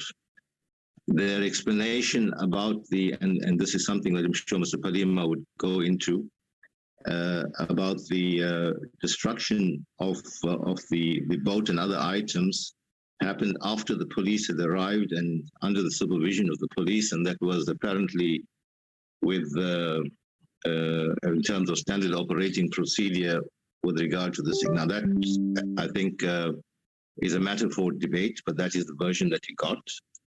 And the issue of suspension was felt that, well, from our side, although we have no direct line authority of it, but in interrogating it, was that the rangers themselves would possibly have a legal case to have their suspensions lifted because it were based on suspicion and not evidence. So that was raised, and even the removal of the rangers was met with some resistance on the basis that it's undermining the anti-poaching effort. But we did persuade them that it would be the correct thing to do as a matter of sensitivity to community feelings on the matter. I think that's the one I'd like to respond to. Yes, I think the hard militaristic approach, as you described it, Chair, will be a matter for debate, and I'm sure the statistics they can provide. I do know that quite recently I had to deal with a ranger who was shot through the mouth, not in this area, but in another area, by poachers. So that's something we have to balance at all times. Just the issue of the independent investigation, I think we just need to clarify there. There's no independent investigation by the department at this point in time. I think what was explained is that in the discussions with the reaction from the community was that they didn't want the local police to investigate it, and that the national minister had approached the national minister of police to request that be done. So that's what we are waiting for results, and we will continue to follow that up. we did consider instituting an investigation of our own, but although it could have been independent, it would have still crossed boundaries with the police terrain, and it was felt that that wouldn't be appropriate at that point in time. But it remains an option, I think, depending on the police progress with the police investigation. I think the spreadsheet, I'm sure Mr. Padima could take it, but the one I saw has from 2009 onwards, there's about 60 or 72 incidents of various types. And I think when you read that, you can see the type of incidents were there. Perhaps we are seized overall, although this is under Isimangaliso Wetland Park as a national entity, the entire People Park contradiction and attempts to harmonize and reach sustainable economic activity is an ongoing effort and will require a real major effort. I think there's a major meeting on the 28th of February looking at best practices from, I think, possibly even across the world. From our side, we are investigating a major aquaculture program, which may or may not be located in St. Lucia, but could become a pilot for that kind of activity. So I think that's a major work which will require perhaps a different engagement on a comprehensive basis as to sustainable economic activity in areas such as this. I think those are the issues directly I think were relevant to me, Chair. I'll hand over to with your permission, to Mr. Padima or Mr. Jrilane to respond.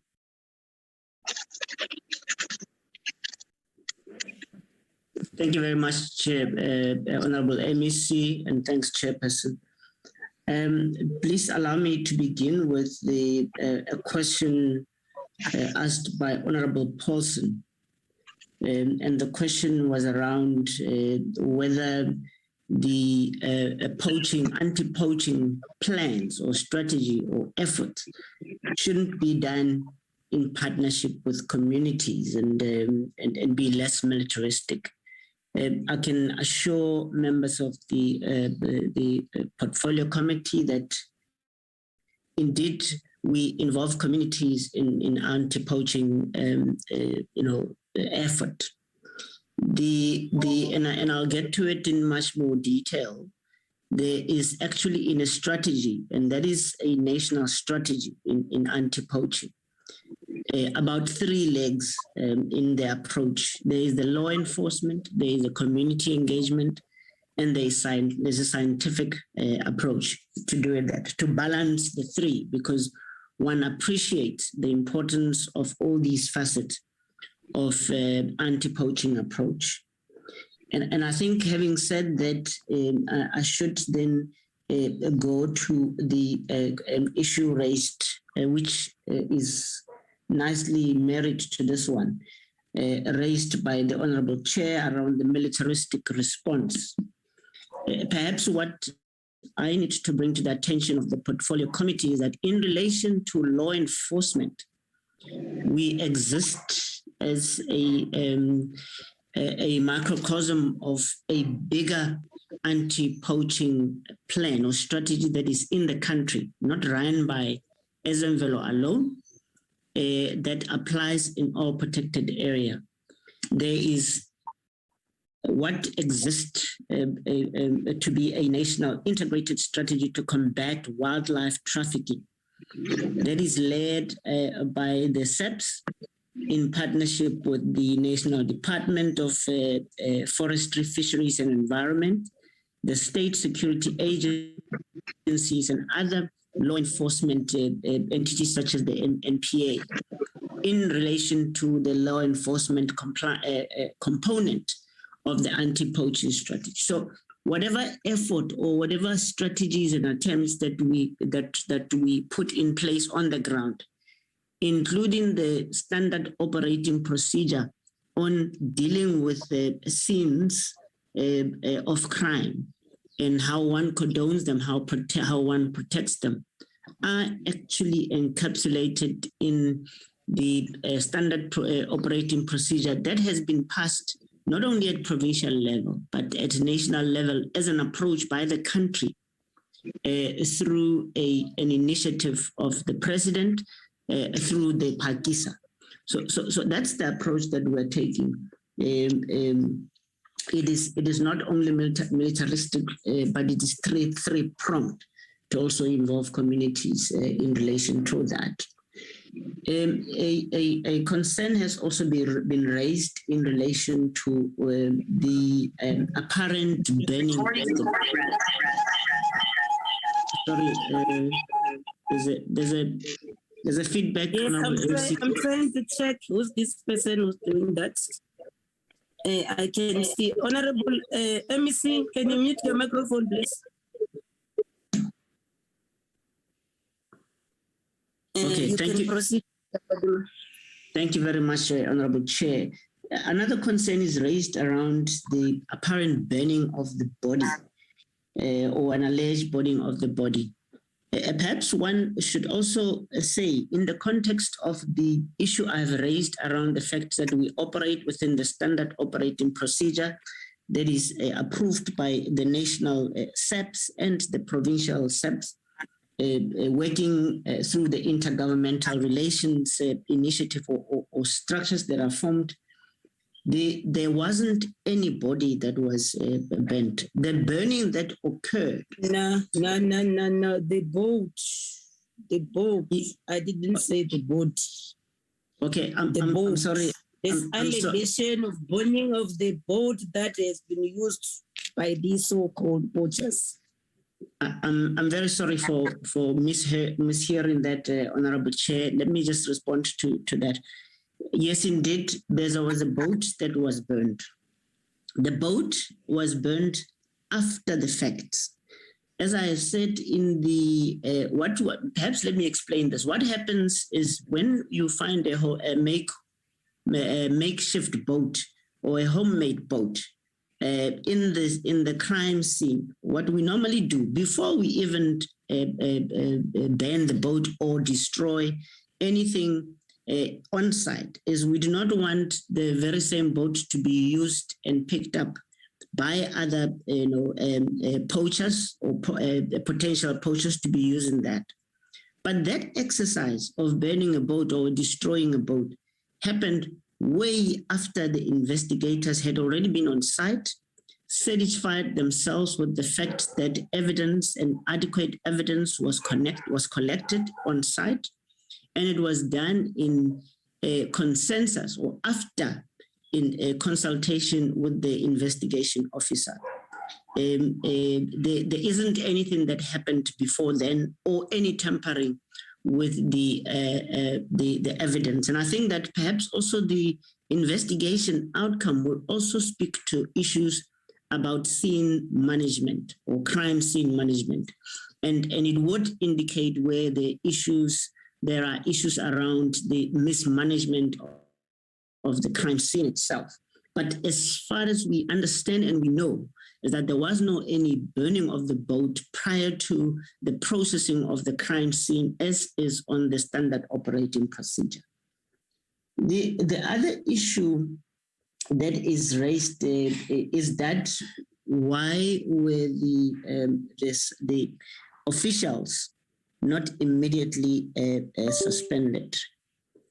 Because what really happens after a scene of that nature is that firstly, we have our own investigation that has to be undertaken, informed by the regulations that apply to the use and handling of firearms. We have an office that is located in my office that is independent of other operational staff that ensures that after each and every incident of firearm or discharge of firearm, there's an investigation by an official that looks at the handling, the use, the circumstances around issuing of the discharge of a firearm. If there are any foul, activities found, and there has been numerous, and I have got reports of numerous other incidents unrelated to this, where somebody may have discharged the firearm unduly or improperly. Disciplinary action are taken in those circumstances. Now, in this instance, as in all other instances, after incident of this nature happens, what we do is that we undertake that investigation, which we are obliged to undertake as part of compliance with the regulations on the use and handling of firearm. We do undertake it, and in the assessment, in the undertaking of that investigation, we could not find something unwarranted, unheard of, unprecedented, or irregular in a way that the firearm were used in this instance. What that means in terms of labor laws is that it would compromise us in a great deal for us to want to, without any fact or without any wrong found on the side of field rangers, after we had taken our own investigation, as we are enjoined by law to do that, and found that there is nothing wrong on them, we would then be found wanting if we want to do that. Hence, the only thing, the one important thing that we could do to consider the sensitivity around the issue is to adhere to really the concerns and requests raised to move the officials out of that station. And that's what we did in that instance. Again, we still await an investigation. It may very well be that at the end of the investigation, we would have to take further action from what has transpired. And we can assure honorable members that we will take those action without flinching or without fear or favor.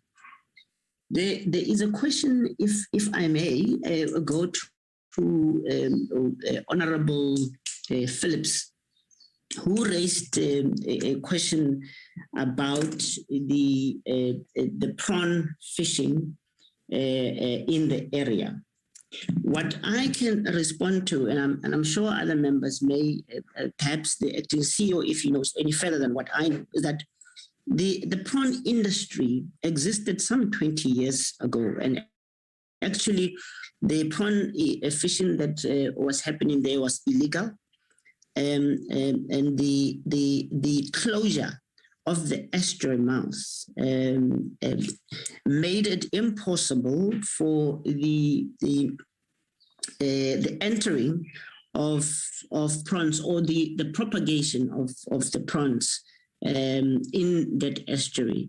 So the closure of the mouths affected the reproduction process, and there has not been any fecund reproduction happening there, and that's why you do not have that system thriving there. So it's something that happened some 20 years ago, and it was illegal, and it's no longer happening right now, as things stand.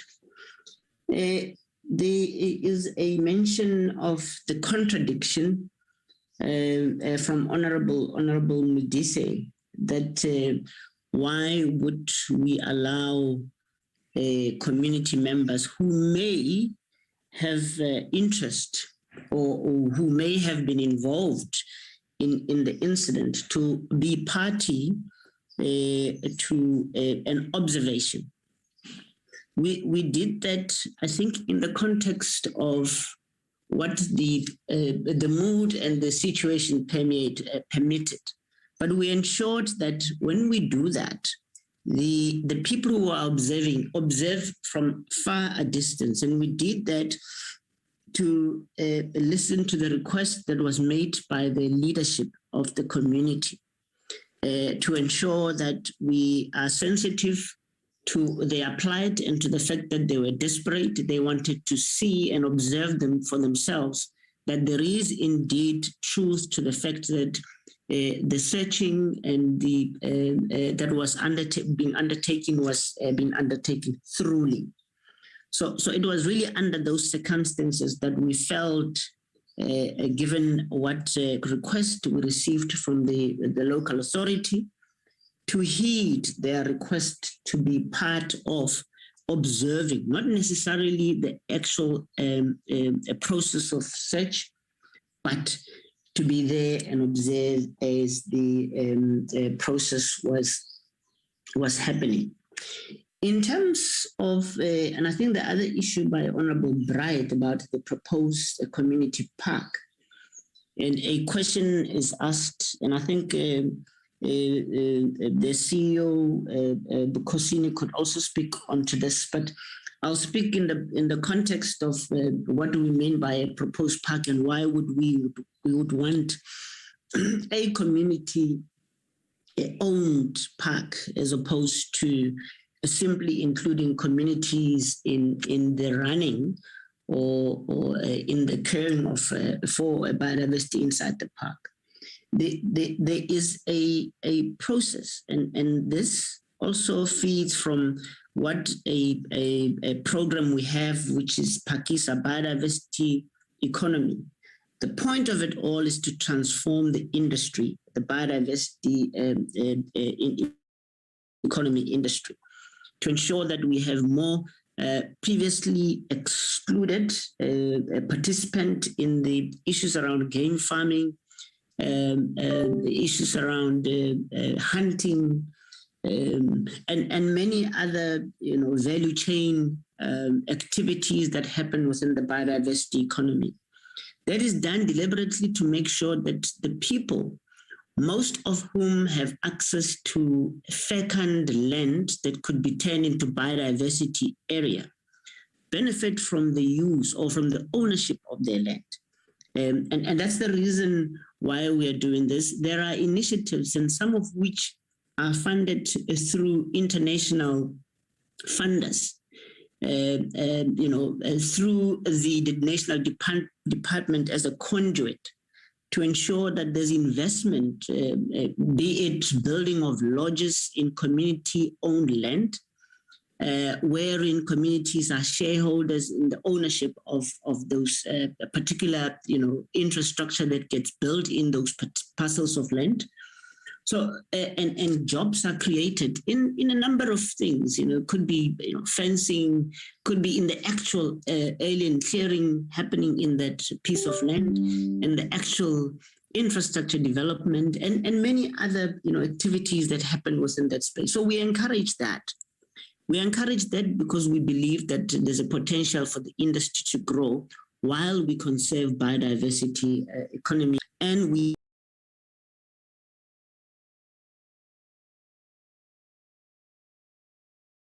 And so that's the reason. But that does not mean we and do not allow other benefit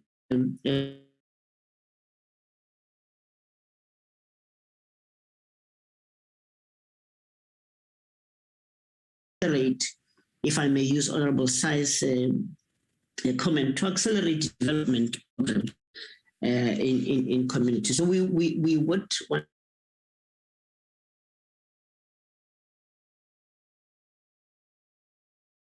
express myself on is the comment that came from Masfundi, say that the apparent deceased, or I'd prefer to say the missing person, were part of a small-scale fisheries, registered small-scale fisheries.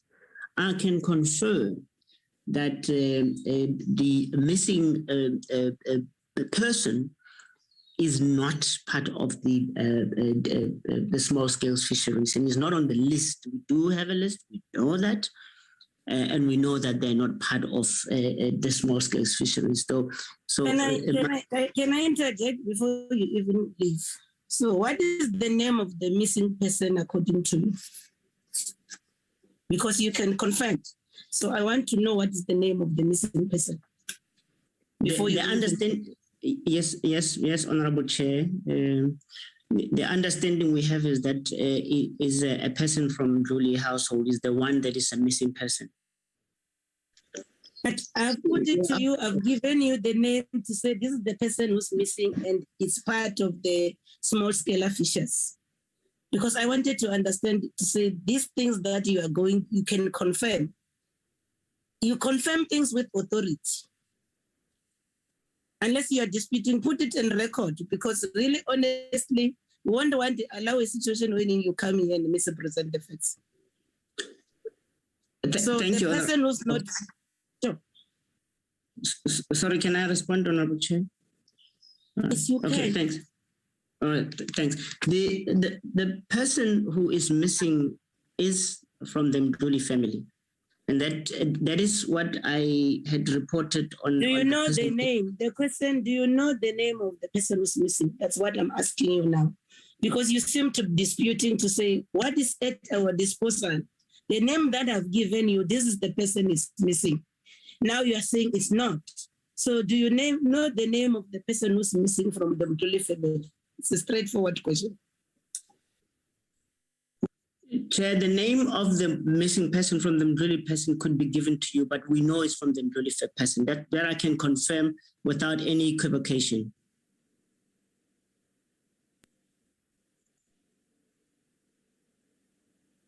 Proceed. Chair, that was the last comment, in fact, and I'm happy for other colleagues, perhaps maybe the CEO to add where I may have not responded to questions raised. Thank you very much. Anyone from SMVLO wants to comment? CEO, there's a lot of questions that remain unanswered. Can you deal with that as the acting CEO? Thank you, Chairperson. I will deal with the other outstanding questions that were asked, but which have not been attended to. Chairperson, if I start with Honorable Phillips, the spreadsheet of historical events, according to our understanding, Honorable Member, was attached. However, if it is not the case, we do have that information, and Honorable Chair and members, we can make it available so that at least we can have the members understanding the challenges that we are faced with. I will also attach that to what the Honorable Chair did ask also, which is along those lines, to say that we must make a comparison on the challenges that we face around Isimangaliso vis-a-vis those that we face at Mfolozi. That information, Honorable Chair, will be made available because we do have those stats. But as far as the spreadsheet that is showing, I think it's from 2009, if I'm not mistaken, where it shows the events and a number of times where there was crossfire between the suspected poachers and the rangers. We do have that information. We'll make it available, Honorable Chair.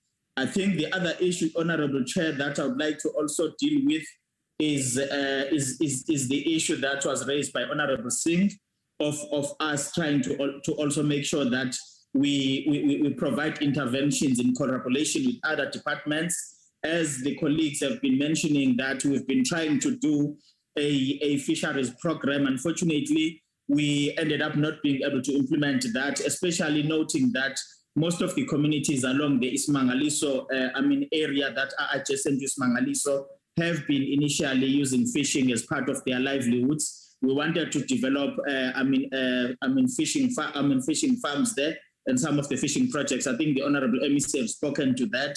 We are looking at that in consultation with our colleagues from Forest and Fisheries. At some point, we did have an indication that funding was going to be made available, but unfortunately, we ended up not being able to implement that particular project. But we are looking into that in consultation with other programs. We are also inviting Honorable Singh, our colleagues from ETIA through the program that we have, which has to do with assisting young people to develop businesses, and also the Operation Vula Fund. That is also a funding made available to assist business people to actually buy some of the important equipment or products that they need for their particular initiatives. So we do have those initiatives, Honorable Singh and Honorable Chair and members, but obviously it is taking a bit longer for us to be able to implement, coupled with the initiatives that both Azembelo and Isimangaliso are dealing with. From the side of Isimangaliso,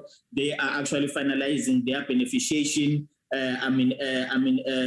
approach, and Azembelo we do have a community levy where we get some of the funds that we get from the gates, as well as when visitors are sleeping in our facilities, to be reinvested to the communities. But obviously, as I'm saying, those are also open for to be relooked, especially because our fortunes in terms of the capacity to generate revenue has changed since the last time when these policies were actually established. But we are looking into that as well. We are also, Chairperson, as Mr. Padima has mentioned, we are also trying to push the biodiversity economy, which is one of the packages that we have, to make sure that at least our communities are owners of game reserves and all those and all that is involved in the biodiversity economy. So that is why we are entertaining the proposal of actually developing a community park along that area under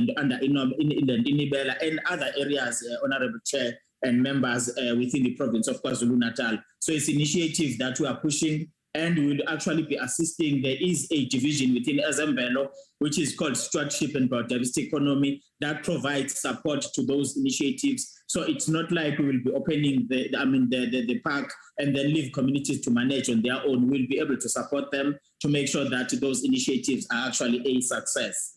Lastly, Chairperson, I think there was also a question that came through, which was asking as to whether we are making any products out of the alien plants. Chair, currently there is not much that we are doing. We cut them and we do not get other products out of those alien plants. So unfortunately, there was one that we were doing, which was furniture, but it's not done across the province in a bigger scale. So we might maybe possibly look into that, but the need, as we are doing the alien plant across the province, might suggest that we possibly get operations in different areas and in different districts. So we'll look into that and see what are the possibilities of converting those alien plants, especially the bigger timbers, into some products like furniture and coffins, which we've been doing in the prior years. Within the Sidara offices when the department,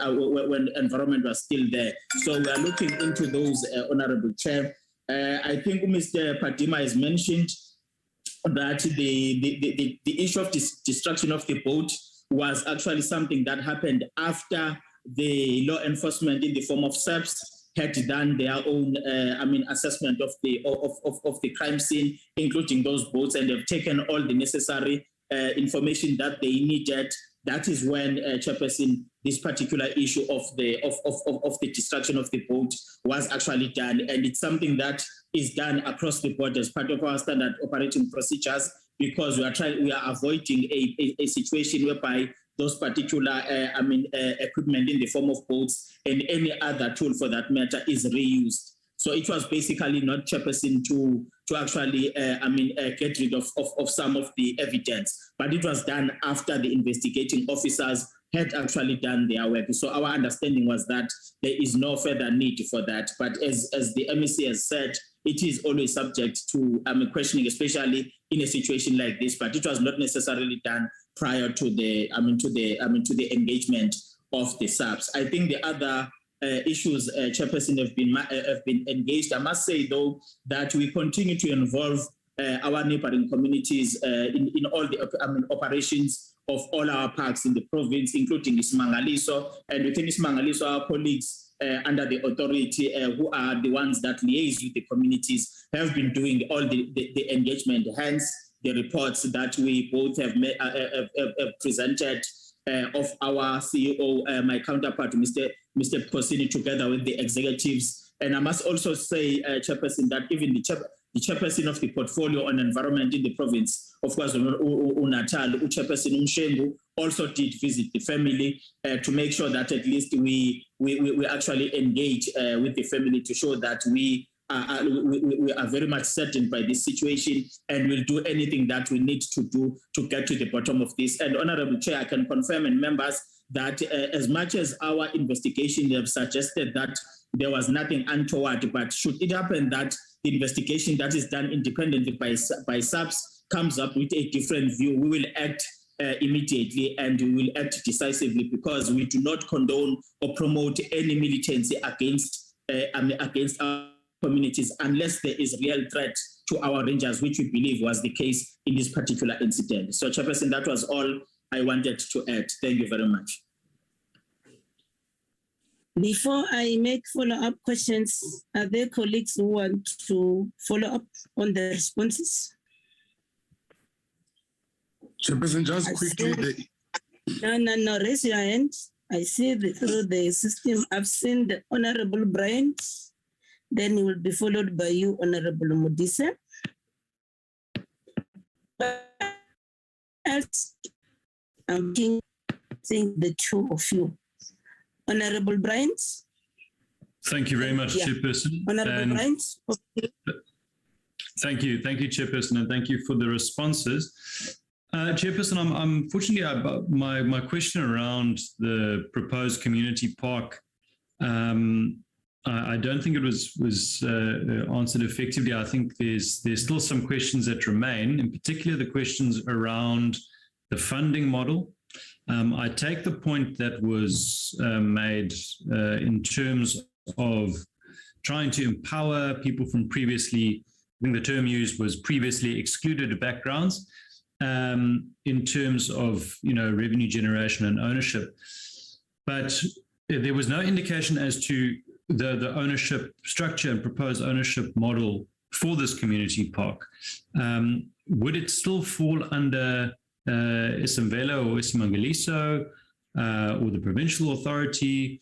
Who would effectively own this park, or would it be a community entity? And if so, who stands to benefit? Would it be money divvied up amongst the community themselves? Would it be a powerful individual within the community, or somebody who is trained within that particular sphere who runs the community park?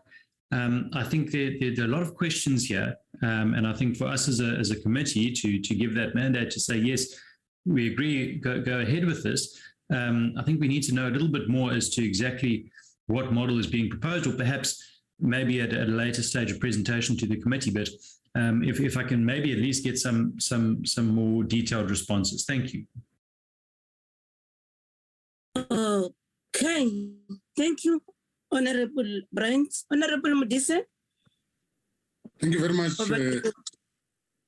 Thank you very much, Honorable Chair. I did not hear the response to the report by the independent investigation, how far it is, and when are we likely to interface with it, if at all we'll get it. But just as a follow-up, I think it was prudent for this committee to be taken up to speed in terms of the relationship with the community. I heard that the CEO of Isimangaliso had scheduled a meeting with I think Nkosi Mdluli.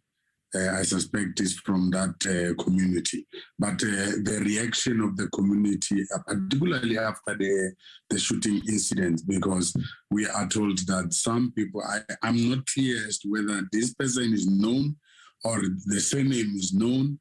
Is this person known as a poacher? There seem to be some lack of clarity insofar as this whole thing is concerned. But because in terms of the program that we have adopted, we are going to Isimangaliso. We'll be better positioned and well equipped when we come back from there.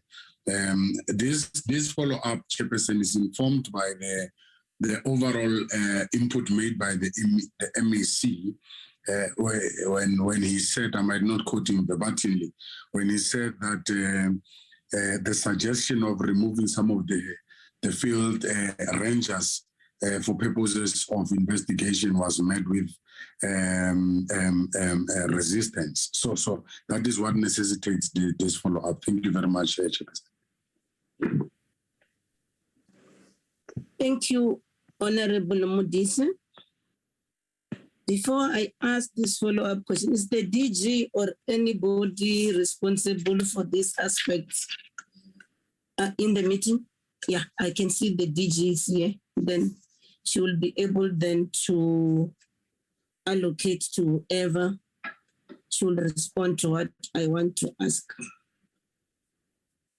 Maybe let me start here. I find it very disturbing, Mr. Padima. I think I need to say this. And then when you're saying you followed operation procedures to dispose of the boat, luckily enough, the acting CEO tried to respond to the issues that was of my concern. Because this boat is part of the exhibit. If this matter is indeed to see the light, is there in court. This is an exhibit that must be required. Unless Ezemvelo is not unto themselves, then you have that right. You cannot be telling us of operation procedures that you need to destroy, but you know that here there's a life. There's a person who's missing. And then we are told after is the operation procedures that says we need to do this. And then having said that, I want to follow up on my issue because I answered the question that I feel it's relatively unanswered. I asked the question whether this person was shot during day or night. And then if it was during the day, how could such a person that was aimed out and shot just disappear? I'm raising this because colleagues here in the team from Ezemvelo, how does it happen that a person that is shot the field ranger carrying a rifle in close proximity is not recovered during daylight? This person could have been injured or dead. Why can't we recover the gun used, including the cartridge? This comes to the issue of tampering with evidence here. And I think something is amiss. We're not being told actually what happened here. And I think you knew when because we are public representatives, like we're saying, we need to give it back to these communities that we represent.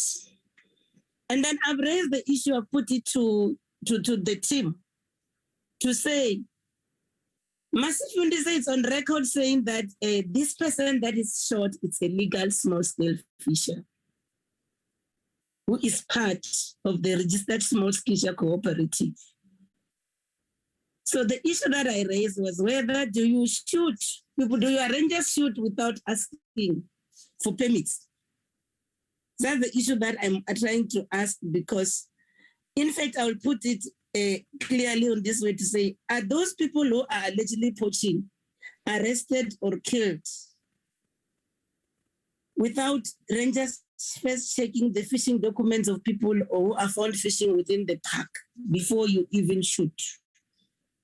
This is the other question that I feel it remains unanswered. Then the other issue that one want clarity on, at least this one you can present to us in writing. One asks a question as to how many alleged poachers were shot dead in the past 5 years in this Isimangaliso Park, and how many were wounded and arrested about the same time. I didn't see that response coming clear here. Maybe the issue on the Isimangaliso, the question that I asked CEO, we didn't give you an opportunity to respond around the issue whether now it's high time for you to review the impact of this militaristic style of law enforcement on people and park relationship, and whether if there's any such good neighborless relationship, why can't you then look at that? I think that's the method that I'll allow you to comment. But there are other issues that are around this as we're dealing with this matter, one to raise. And DG, I think you'll assign the relevant person. I want also to hear the view of NPA on this matter, whether the department increased its law enforcement capacity in KwaZulu-Natal since the termination of the agreement with Ezemvelo. The issue here, I want to understand whether the rotational law enforcement arrangement is still in place when fisheries control officers from the Eastern Cape or Western Cape are temporarily deployed to KZN. And then the other issue that I want clarity on, I don't come it clearly here. We want to understand with regard to this investigation, with regard to this shooting incident. Colleagues, I'm raising this because honestly, the family need to find closure. This thing happened on the 12th of November. Here we are today in February. The family needs closure.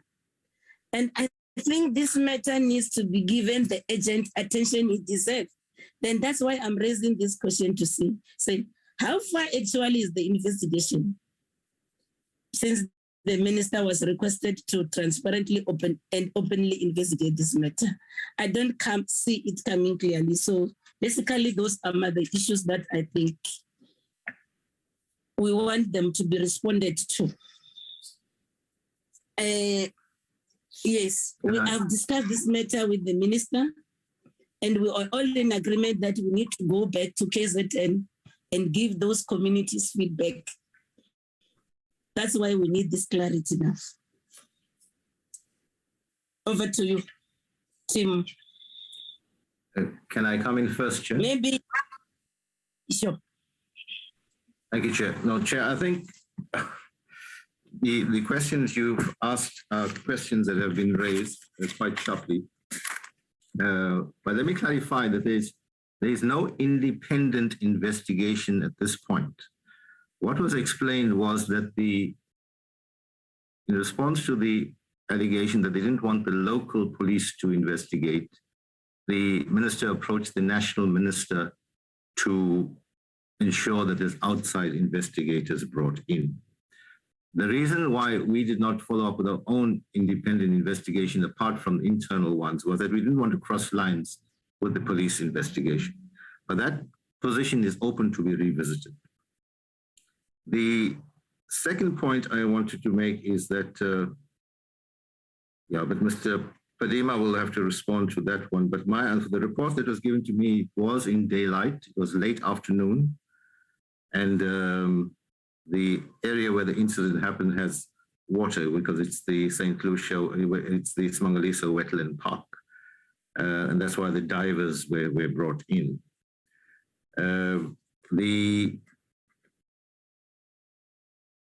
I've already raised with them that if that is their protocol, then they need to change it, because you can understand in a small incident, that kind of standard operating procedure may be applicable.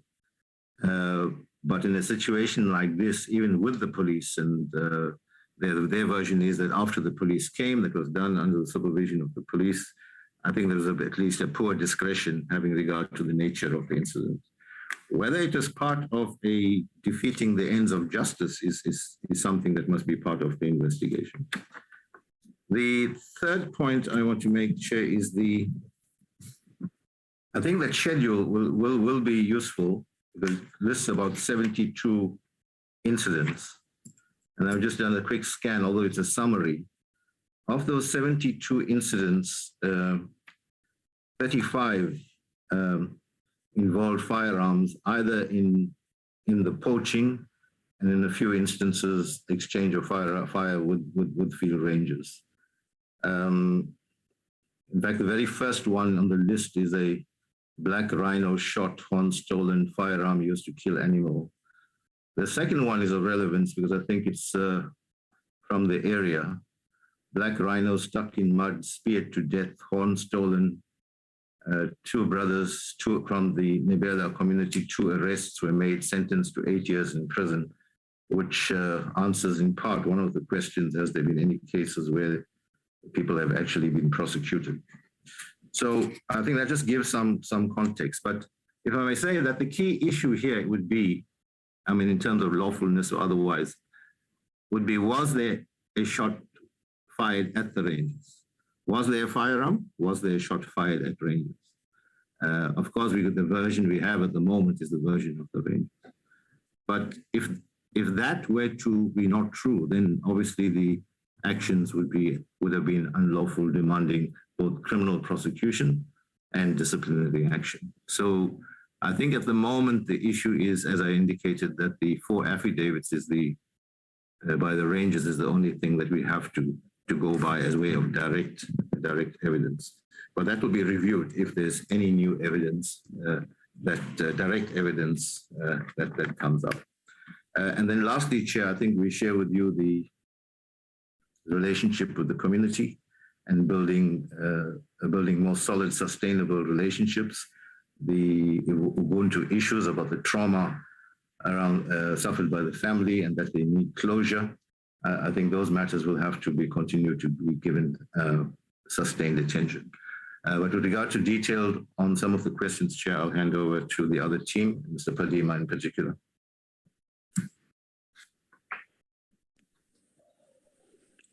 Thank you, Honorable Chair.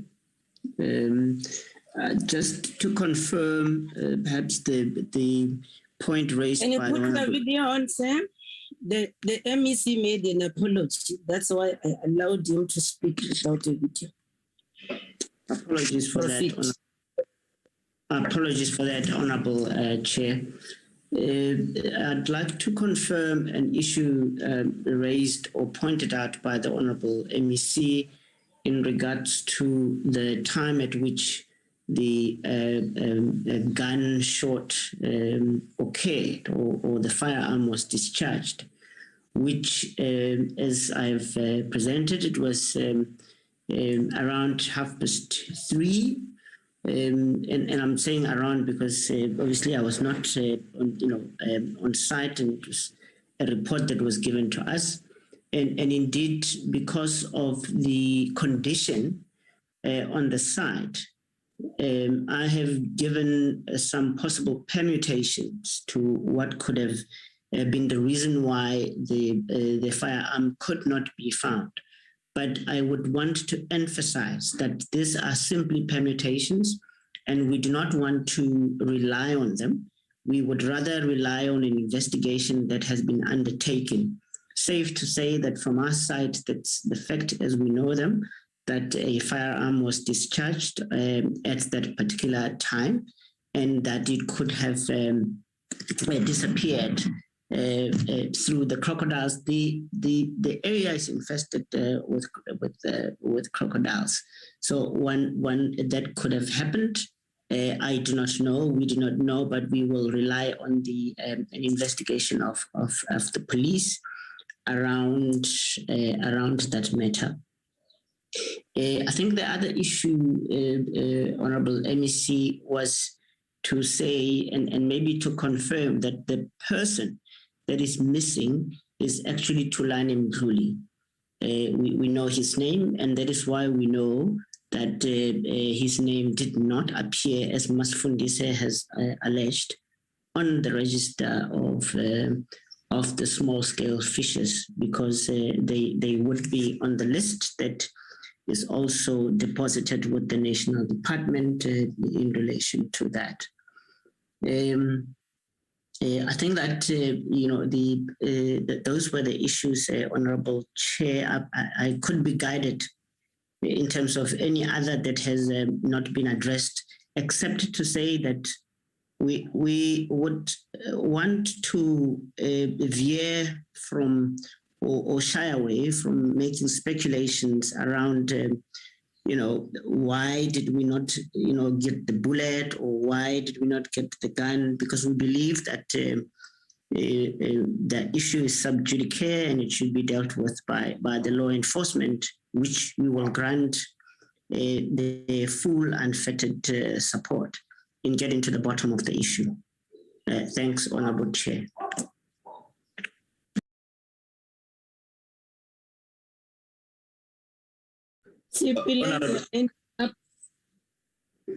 And then I'll allow the CEO to say something. There are issues that I also asked the department to comment on.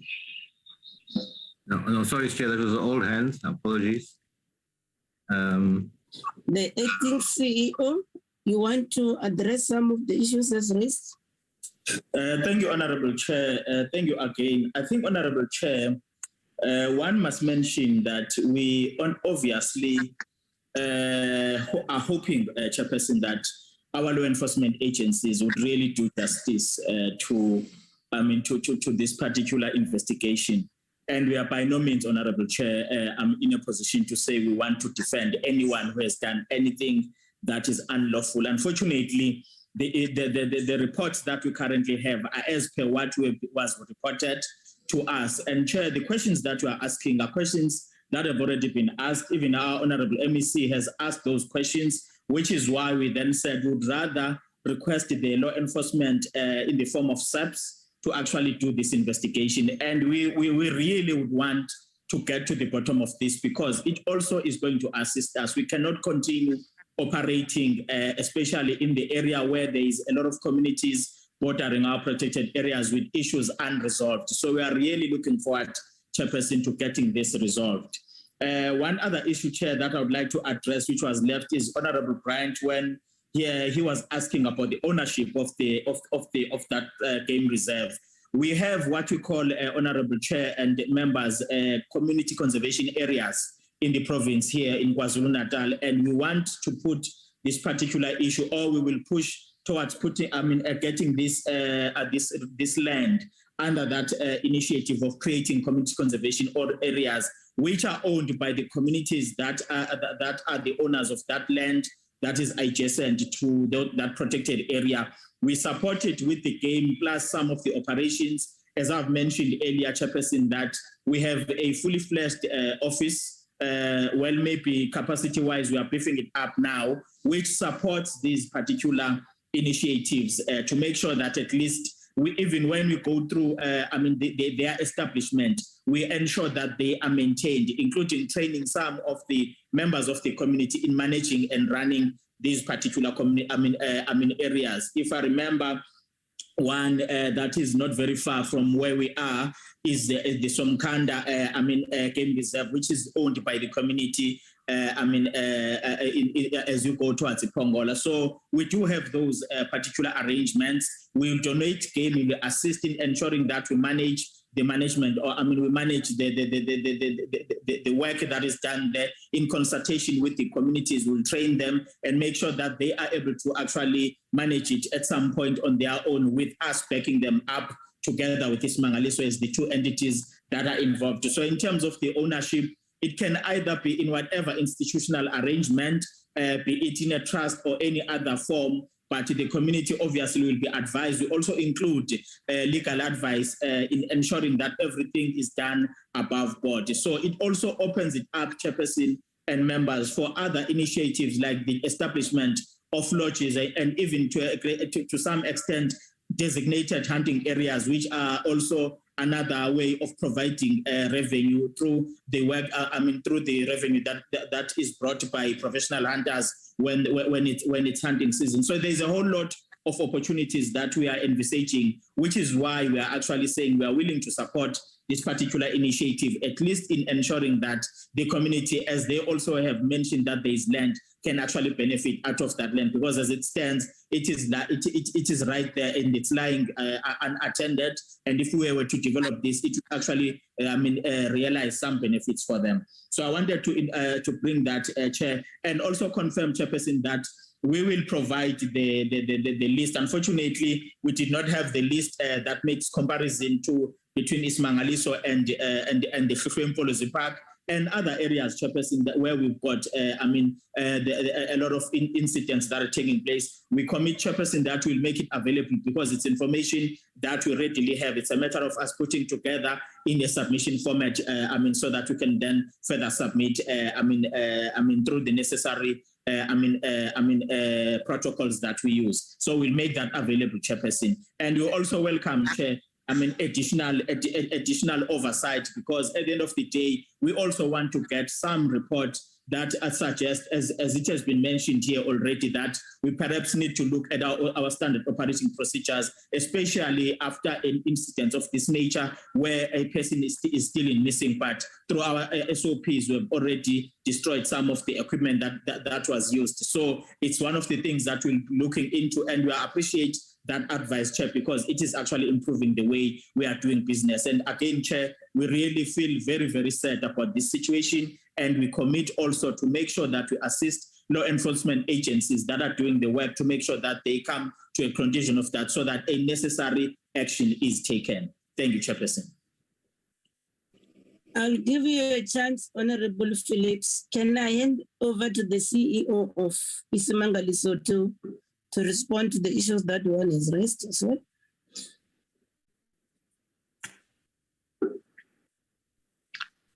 Thank you, Chairperson. And thank you to colleagues. Where are you? We can't see you. Where is Jay? Oh. Okay. Sorry, Chairperson. I'm sure you can see me now. There you go. Thank you. Proceed. All right. Thank you, Chairperson, and thank you to colleagues who have responded, including the Honorable MEC Pillay. And again, thank you for the support that we are getting from yourself, working with our minister. I think I must say, from a relationship point of view, as Isimangaliso, I must maintain that we have created very good working relationship with the community and the family itself. It is on those bases that I am still able, even today, to go and visit them as a family. Together with Nkosi, because we do have very healthy dialogues or engagements with them. The only issue, Chairperson and members, as you are correctly pondering the question, is the issue of the foul play that they keep on raising around the issue of the fact that we have very highly trained field rangers. The proximity, if you listen to the reports and the caliber of the firearms that are used, the R1s, really, and the day when this incident took place is the main issue that they keep asking me, and unfortunately, I'm failing to answer. And I think the only solution here, as we are all trying to find a solution, is to really distance ourselves, all of us, from this matter and allow law enforcement, preferably, as they are suggesting, independent investigation. I'm not too sure how far the MEC and the minister are working on that, so that we can really get at the bottom of this, because that's a question that I think we will all fail to respond to, that how come does it happen that a person who is in that proximity during that time of the day cannot be recovered, or the gun cannot be recovered, or a cartridge cannot be recovered? So it does raise those questions. So I must really emphasize on that point. The question on the jobs or income that has been lost with regards to prawn fisheries, I think it was asked by Honorable Phillips. In Falls Bay, we're dealing with the normal fishing, not the prawns that happens in Sokulu and other areas. But in the main, in Falls Bay in particular, we don't deal with that. We just deal with tilapia, breams, and other fish species, especially the freshwater fish species. So that is what is happening there. In terms of the short-term, long-term opportunities, whether these opportunities that we're talking about, are they short-term, long-term? Yes, they are short-term, but in their operation, they are long-term in a sense that there is an initial phase where you start cutting, but because these alien invasive species keep on coming up during the course of the year, you have to do follow-ups, and those follow-ups, we do them on yearly basis. So they are short-term in a sense that you appoint a contractor on a rotational basis, but they become long-term in a sense that the program itself is long-term because of that. But nonetheless, this is not the only opportunity that is available for that community.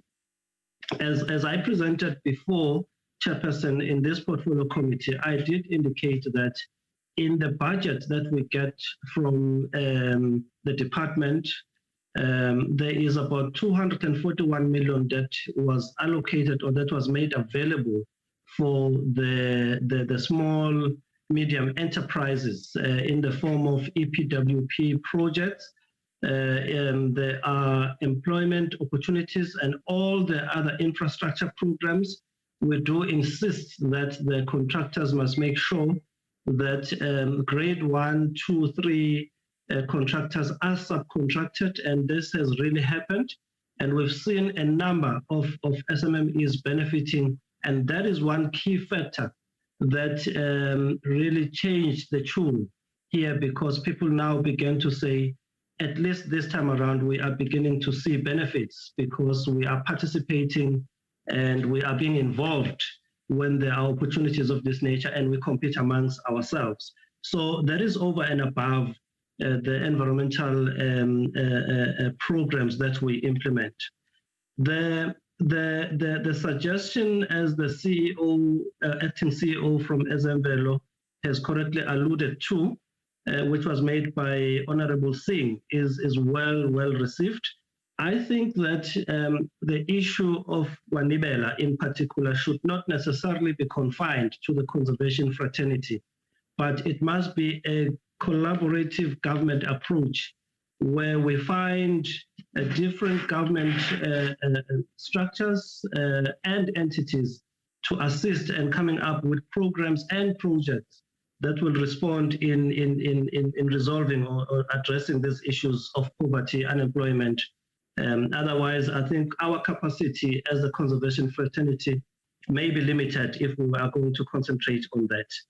In respect of the income that we generate and what programs, projects, or how do we disperse, or how do we make sure that communities do benefit from our income, we have 12 traditional authorities in Isimangaliso, and a lot of those traditional authorities, although it's not all of them, in exclusion of the Nibela or the Ndluli community, they have land claims. And we have concluded what we call the co-management agreements in accordance with the Protected Areas Act. And we pay them on annual basis an amount of about 1.8 million in respect of revenue that we generate from the park. Because at the present moment, we are generating income from gate entries. So as soon as the business model changes, as we are focusing on that, we expect to see significant changes in terms of that income. So that is what we are doing in the meantime around that. Honorable Bryant, you keep asking about the question of the community park. What will be the funding model? Who is going to own that? And so on. I think this is, as I said, is an idea that came from Mr. Ndluli Induna, the father of the missing and the deceased person. He was just pushing an idea which was pro-conservation, and that I welcomed. And I think what is left of us now is to conduct the feasibility study to determine exactly the questions that you're asking on what will be the funding model.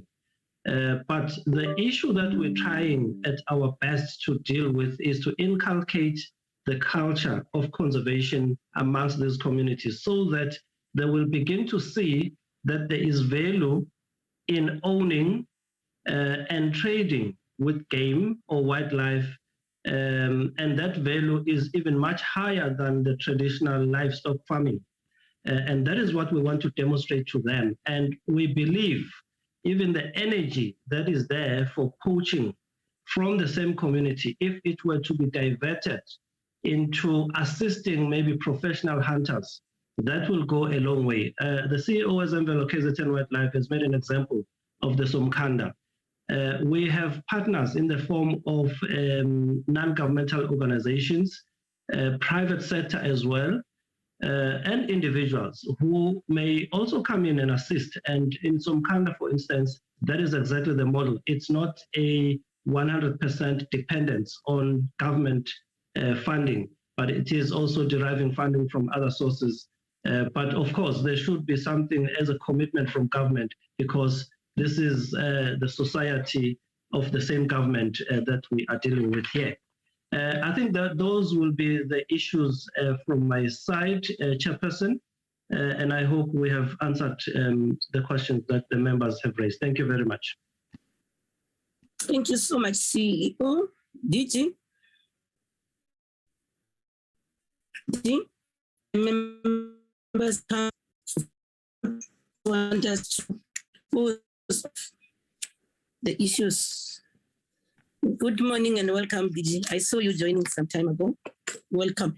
Thank you. Thank you very much, Chair. Good morning, good day to yourself, Chairperson, and the members of the committee, MEC, and colleagues in the meeting. I think, Chairperson, the question that you raised was around a contract that was terminated by the then DAF department and Isimangaliso. Yes, I think as already been highlighted in the meeting, there was a contract that existed then. However, it was therefore terminated, and this was done some years back, according to the information that I have. Obviously, the reasons behind the termination, one cannot necessarily provide because one does not have them at the moment.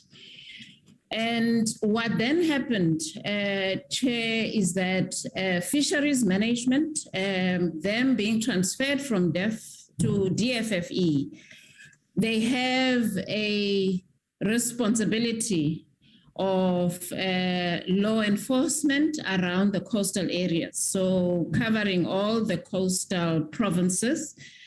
However, due to resource constraints, so they had to redistribute the capacity they have across all the coastal areas.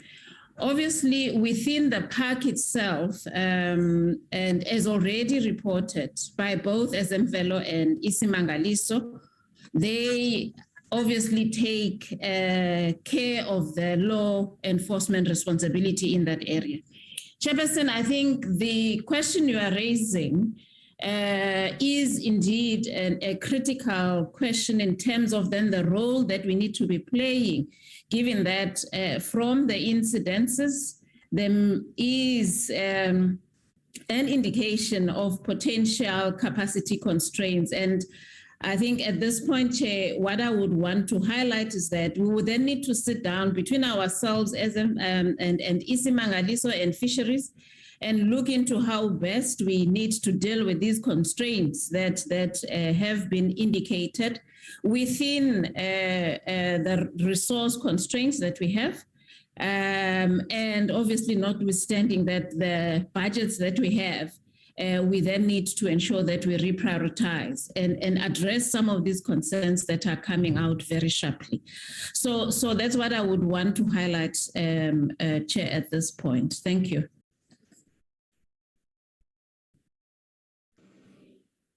Thank you, DG. Can I then allow the hands? Before that, Mr. Padima, is there anything that you feel is left out? I see your hand is up. Then I'll allow Honorable Weber, followed by Honorable Bryant, and then followed by Honorable Phillips, in that order. Thank you very much. Padima? Thank you very much, Honorable Chairperson. I realized from my notes that it seems there's one question that did not address. The CEO partly spoke to it, and it is around whether there are other incidences in the area of that nature. I just wish to confirm that the list that we have submitted applies or is in relation to that specific area in Tewati. And so it would, by implication, cover all the incidences that we have historically covered. So there would be other incidences outside of that area in which we did not provide. But I just wish to confirm that what we have provided relates to that specific area in relation to the incidences and including those that include fire exchanges. Thank you, Honorable Chair.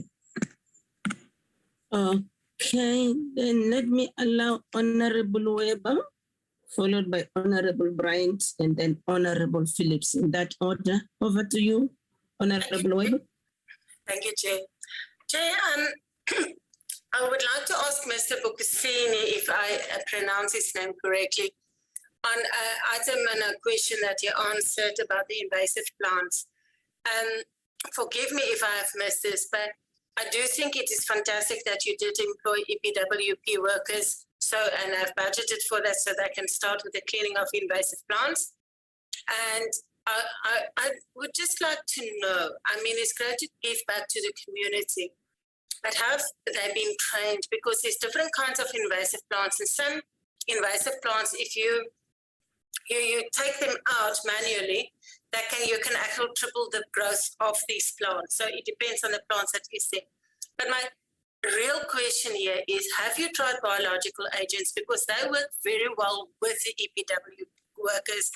Also, the reason for this question is that, for instance, by Hartebees and by Rhodoplan, like your hyacinth plant, EPWP workers can't keep up with the doubling rate of these plants.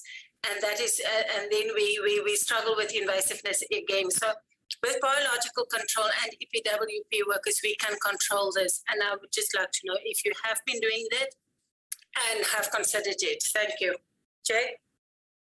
Thank you so much, Honorable Weber. Over to Honorable Bryant. Thank you very much, Chairperson. Chairperson, it's just another question of clarity around the community reserve again.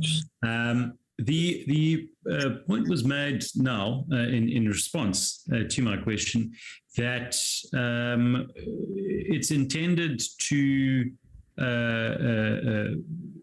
address this issue by effectively giving the reserve or the management of the reserve to the family of the poachers or the alleged poachers. Now, I am a little bit concerned in terms of the ongoing investigation that still needs to be concluded.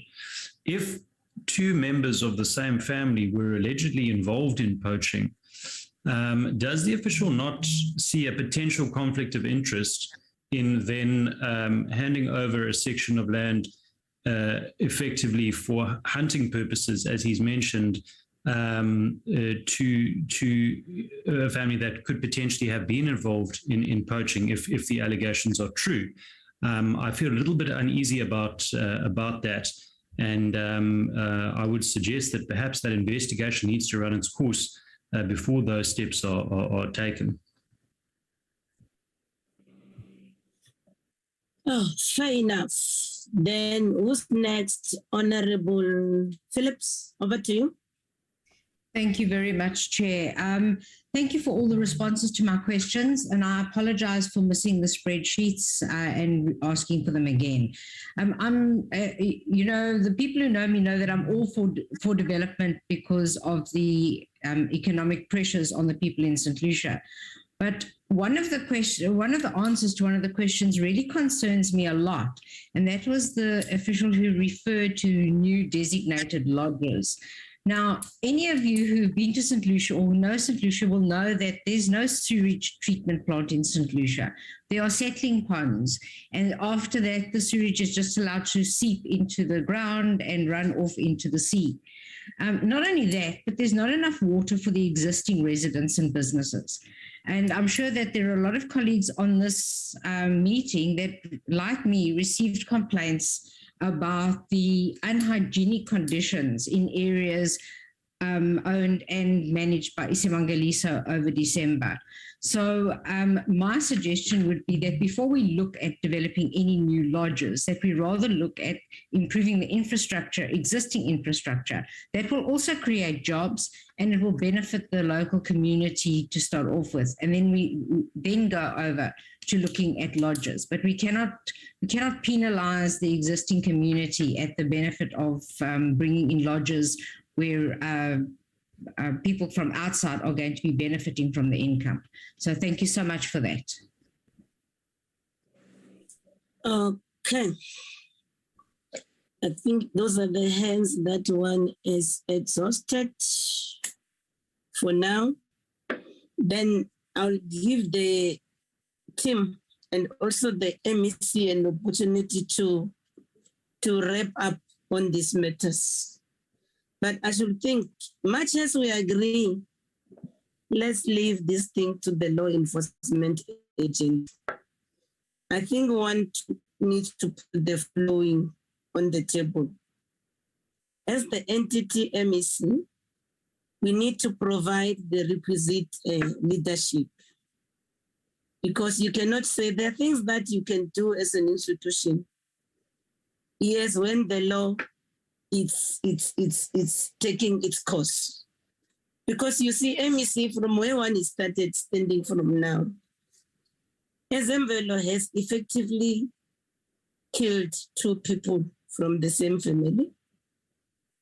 Tulani Mduli is missing since 12 November 2021. I wonder if he's still alive. Mr.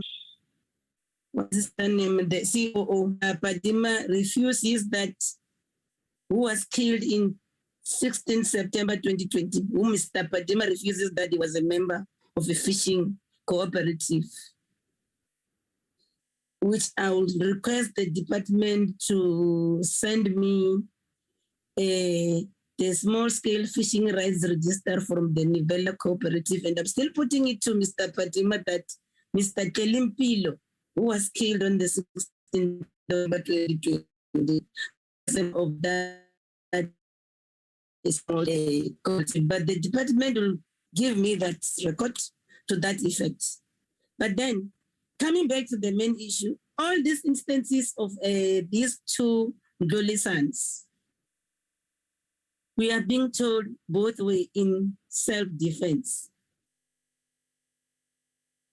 But I should think it's high time that MEC, the DG is here as well, because Isimangaliso is within the line of the department, and MEC, you are responsible for the SMV. It's high time that you need to do an independent or external investigation to this matter, so that we need to deal with these issues once and for all. And then in so doing, MEC, I'm pleading with you to say this issue of an individual being an accounting authority, I think you also need to resolve the leadership thing around this law and have people in position who take a full responsibility. So this is some of the issues that one needs to bring to your attention. And then the acting CEO is committed that is going to give us the poaching numbers from Isimangaliso in comparison with the one from Tutolo Mfolozi, also including the numbers of poachers that was shot dead over the past years in the Isimangaliso Wetlands. And then that report will detail how many were wounded and arrested at the same time, and also the record wherein you have successfully then prosecuted all these poaching incidents that you are referring to. These are the things that we want to get from your side. I think we normally give the people who appear before us 7 days to consolidate that. So this is something that we feel you need to then report back to us in writing to that effect. So I'll hand over to the team from Ezemvelo to respond to the issues as raised, then Isimangaliso, then I'll allow the MEC to wrap up. But the issue that I was raising, DG, in relation to that, I didn't think you properly responded to my question. The history, yes, I understand. That's why then the then Forestry Department terminated this agreement with Ezemvelo. But my question, DG, was around whether the rotation law enforcement arrangement is still in place, where in control officers from the Eastern Cape or the Western Cape are temporarily deployed in KZN. Is that still standing? Also, the question was whether the department, as a department, you have increased your law enforcement capacity in the province since the termination of that agreement that you were referring to. So that was the essence of my question. But I think I can allow you, DG, to also present that report to us in writing for the sake of time, because we've got other matters to deal with. So then I'll allow the Ezemvelo to respond, and Isimangaliso on the issues raised. Then MEC, you will give us your parting shot based on our observations. Over to Ezemvelo, then Isimangaliso, then the MEC will come last. Thank you, Honorable Chair. We are noting the request to submit the report as promised. Within 7 days, we will be able to do that, Honorable Chairperson, because the information is readily available. I just want to address one issue, Honorable Chair, which has been raised. I think it's Honorable Brandway saying that the concern is that we are giving people who are suspected for poaching land that is earmarked, as we have been reporting, for conservation. It's not necessarily the case, Honorable Chair and members. We are saying that it was proposed on the engagements as one of the projects that we can do to actually make sure that we alleviate the scourge that the communities are actually facing there of poverty and unemployment. So we are entertaining that thought. Obviously, as my colleague Mr. Bukosini has mentioned, we are still going to do the necessary studies to check if that is going to be feasible, but the ownership of it won't be only for the community, or for the family of Umdluli. It is for the community. What we normally do, Honorable Chair, is to actually get the community to have an institutional arrangement, be it a trust or any other form. So it is not necessarily to say we are giving the family, but unfortunately, the same family are also leaders of the community. So we do take their proposals, and Mr. Mdlulu is an induna, and also the Inkosi there is Mr. Mdluli. So I think maybe there might have been a misunderstanding on that particular part. So we are entertaining the thought of a community conservation area for the community of Nibela. As to how the ownership structure is developed, we will develop it in consultation, obviously, with those that have got knowledge in the field of law and business. But we are not necessarily giving the family alone. But I must say, Chair, that we really are entertaining that thought, because over and above the fact that it will give poverty alleviation, but it will also increase the footprint of land under conservation within the province, which is something we have not achieved in terms of the targets as yet. So I thought I should clarify that one, Chairperson. The others will then take as the reports that have been requested. Thank you very much. Okay, CEO of Isimangaliso. Thank you, Chairperson. Thank you, Chairperson. The question asked by Honorable Weber on biological controls. Our conservation work is done based on scientific or research work. So our emphasis or our research indicates that if you use the biological controls, we don't use it. Maybe let me first start by saying that we don't use that because they have a tendency of, when you introduce them in an area, they tend to leave what you want them to attend to, i.e. in this case will be your alien invasive plant species, and they will concentrate on your indigenous, and that is an unintended consequence of the biological control. So for that reason, scientifically and from a research point of view, it has been discouraged in the conservation fraternity. So we're not using it at all, hence the approach that we're currently using. Honorable Bryant, I think the acting CEO from Ezemvelo has eloquently clarified the point that now the issue here is not about the family of the poachers or the alleged poachers, but it is about an idea which came from the father of the same poachers, who is very pro-conservation and does not condone poaching. However, unfortunately, as we all know, as parents, things can happen from your family which you may not necessarily be in agreement with.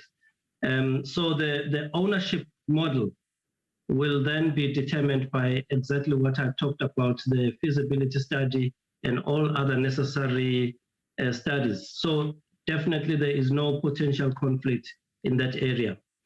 Honorable Phillips, I note your concern with regards to the infrastructure, but just very quickly and briefly, I just want to remind you and the members that earlier on, I think 2 years back, I did indicate in this portfolio that there is an existing institutional arrangement between Ezemvelo and Isimangaliso, wherein Ezemvelo is running the commercial facilities and is generating income from those facilities.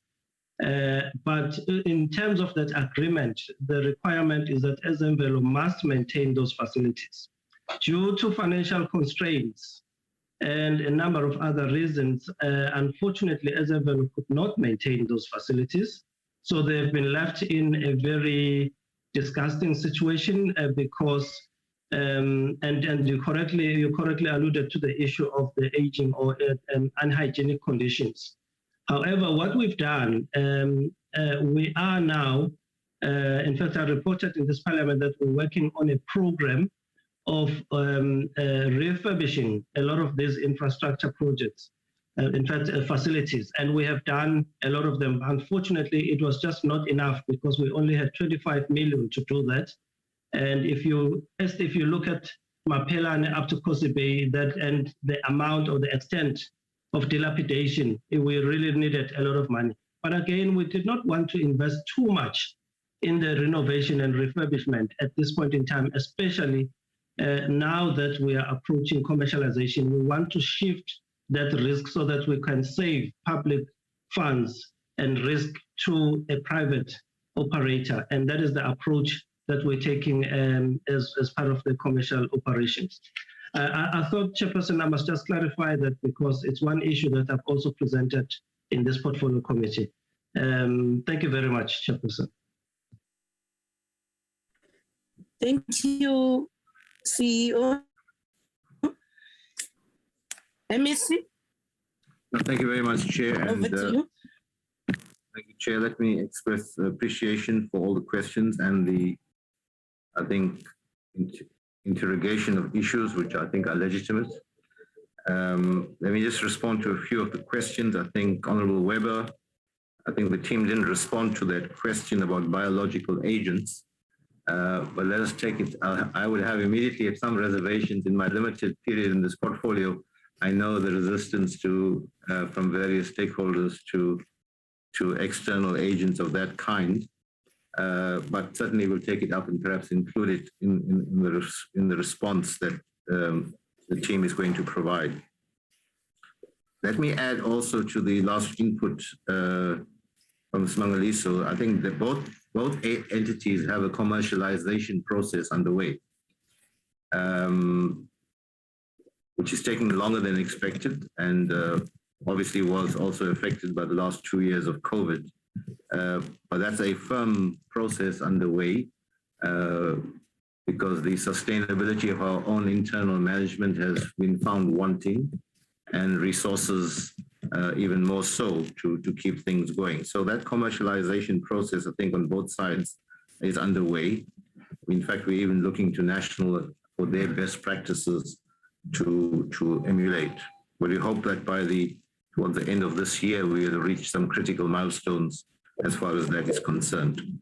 It's not a whole-scale commercialization. It's selected facilities that have been targeted for this commercialization process. Honorable Phillips, look, we'll take your point and your concern, but I would venture to suggest that as we go forward, it can't be that any community empowerment is only limited to EPWP and alien plant removal. It has to be more substantive economic empowerment and of the sector. So how, I think maybe, but your point is raised about how it will run. If you have lodges, what systems will there be in place? I think those are legitimate concerns which must be taken into account. But we have to go beyond EPWP to more quality jobs that results in a better sense of ownership, not just jobs, but also ownership by a community. Honorable Chairperson, I think there's been some confusion, but the report must clarify it. I also understood the Honorable Chair to be referring to the person in the recent incident who's missing or not recovered. But I think you were referring to Mpilo as being the deceased of 2020. So, but the report must clarify that. And I can see a possible explanation for the contradiction. I think you quite understandably were upset about. But whatever the truth is, it must come out in the report. With regard to the individual accounting authority chair, that's a concern with us as well. As you would know, the board was dissolved, and part of the reason for the state of affairs was the issues that arose there in the previous board, and my predecessor dissolved the board. That I can assure you that process is far advanced. In fact, we advertised, we shortlisted. The law required us to present a shortlist to the portfolio committee, the provincial portfolio committee, which was done. The portfolio committee felt that having regard to previous experience and the quality of skill that was there on the board, that the new board should, and I think they were correct, reflect a better balance. And they felt that the shortlist that was produced out of that advertisement was not sufficiently reflective of that objective. So we accepted that comment and then re-advertised. That re-advertisement has been done, the shortlisting has been done, and it will be tabled at the next meeting of the portfolio committee for a final consultation. And then there are other processes through the executive council, but I would expect that before the end of March, the new board will be in place. And we won't have this, as you correctly say, Chair, unacceptable situation of an individual accounting authority. Chair, let me say this. I really, as the officials themselves have expressed, I've interrogated matters in precisely the way you have asked and have had those concerns. But I also have to act according to legal advice as to whether you go further and suspend and so on. And when you look at the specifics, that this particular incident, the specific of the issue become, was there a firearm? Were they shot at? And then they return fire. And you correctly raised the question, there's no firearm, no cartridge. Now, if you speculate, my understanding is that there's the boat, where the area of the boat was in water, and there could be explanations. The other probabilities are also from the other side is, remember they responded to shots being fired. I mean, it's a vast area. And I actually also hope to actually do an inspection of that area. Apparently it's a vast area. And they responded, the only reason we're there because they heard shots being fired. So it's a question of probability as to whether they fire or the fire or not. But that must be dealt with.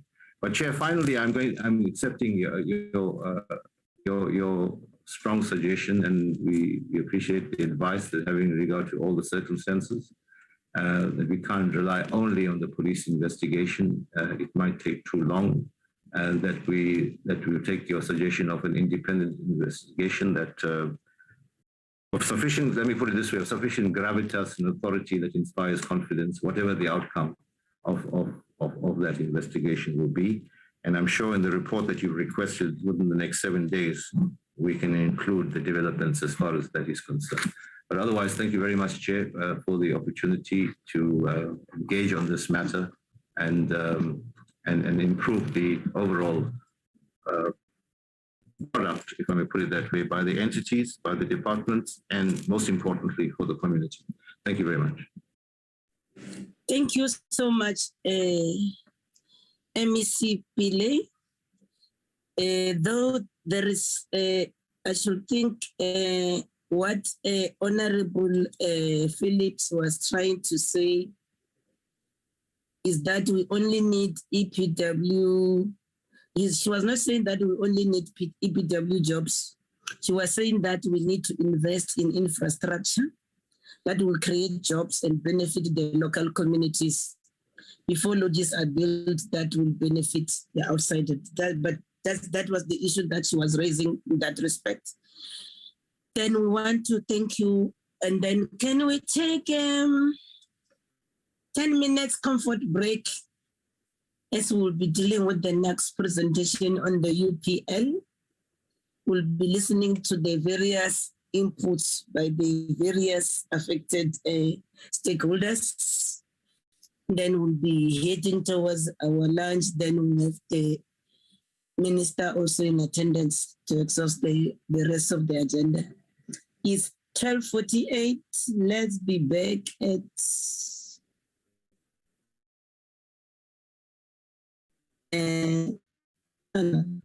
break for lunch once convenient too. I'm amenable to your suggestion. Like how long the break was supposed to be, the lunch break? 30 minutes or hour? 30 minutes, Chair. Then we need to come back. We're going to break at 1:20 for lunch. So let's come back after 10 minutes. And then listen to presentations. Yeah, let's come back. Yeah, extra break.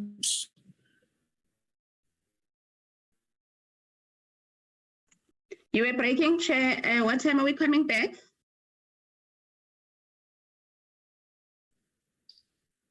Two minutes to 1. Oh, thank you. Yes.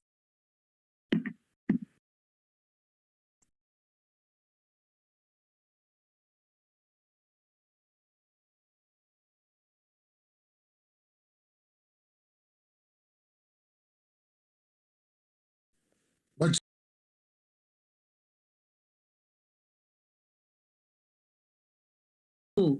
2 minutes, 2.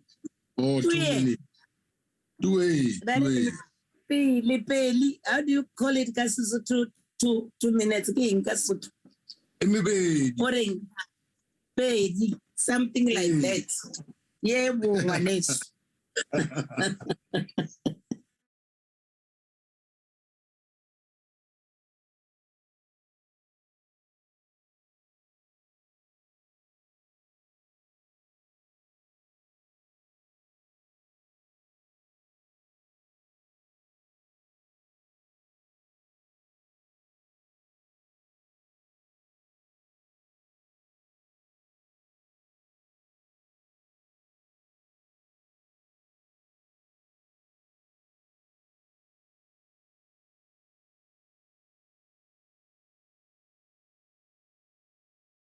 Recording stopped.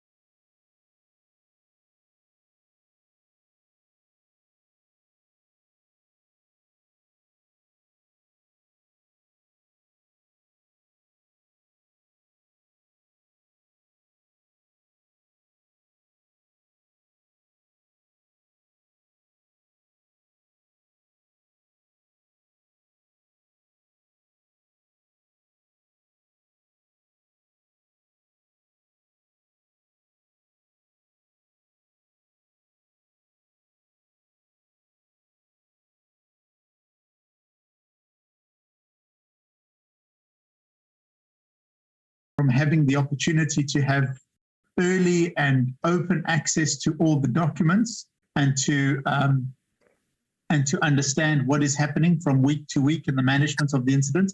But I won't discuss those because others will talk about those. What I do want to draw the attention to is that the most serious public health... Mr. Yuripodio, can I ask, is there any reason why you didn't submit your input in writing?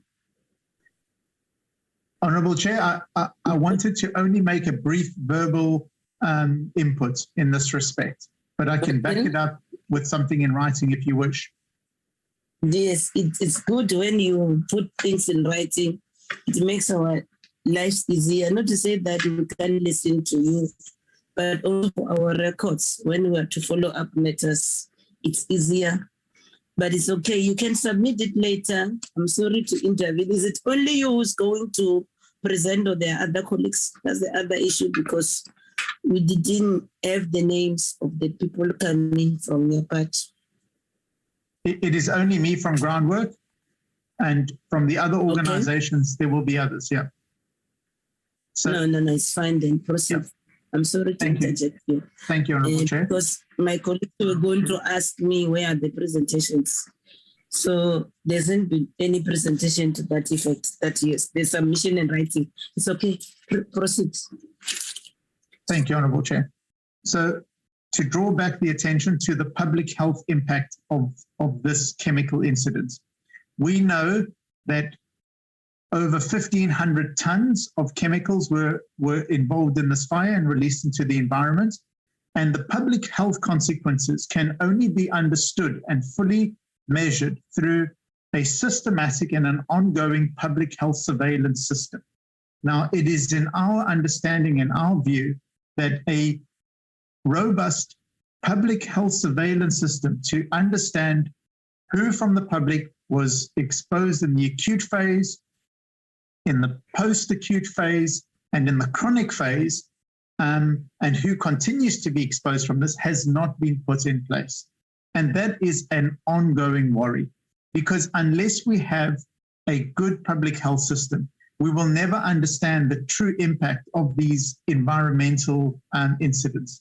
So I want to alert the honourable members that the questions to ask the authorities, especially the health authorities, are questions around public health surveillance, ongoing public health surveillance, so that we can figure out where the brunt of the impact in this respect is going to be. We know that every time it rains, these chemicals are getting flushed out into the environment again. We haven't had sight of the analytical work for the most persistent chemicals that we worried about. These are dioxin and furans that we expected to be released into the environment and deposited in the smoke during and after the fire. This fire smoldered for almost 10 days. So we expect those persistent chemicals to be in the environment. We've had no sight of any reports in that respect. This is an ongoing worry for us. And public participation in the ongoing management, the weekly management of this, is still absent. And that is an ongoing concern for us.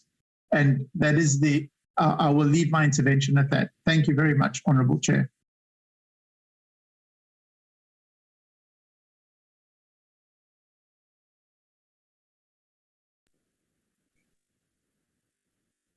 Over to you, Honourable Chair. Thank you so much. Then can I then allow SDCEA? It's the same situation. Nobody submitted the names. Is there anyone who's representing? I see one person called Desmond's microphone on. Is it you, Desmond? That's right. Who's representing? That's right, Honourable Chair. That is right, Honourable Chair. Proceed, do the introduction and then proceed. Thank you. Good afternoon, Honourable Chair, and thank you for giving us the opportunity. Good afternoon, members of the members of Parliament, all protocol reserved. Honourable Chair, I fully concur with Rico. Now, to the presentation, I was asked to put down bullet points by the Secretary of the Portfolio Committee, which I've done. We also submitted our names to the Portfolio Committee Secretary. And I see that the Phoenix fisherman is on here. So his name has not been submitted, Zamir. So he will do a presentation on the aspects of livelihood.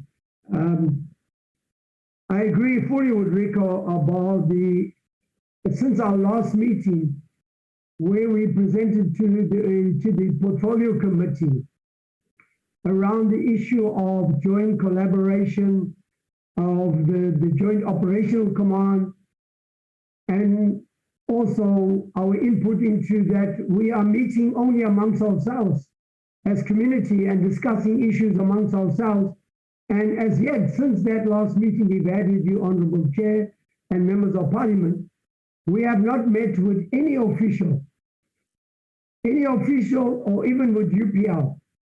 We have been left to meet amongst ourselves and with an intermediary, which is the Jeremy Riddle, who's coming to talk later on. We were not privy to any information that we can ask questions directly to the people who developed these documents.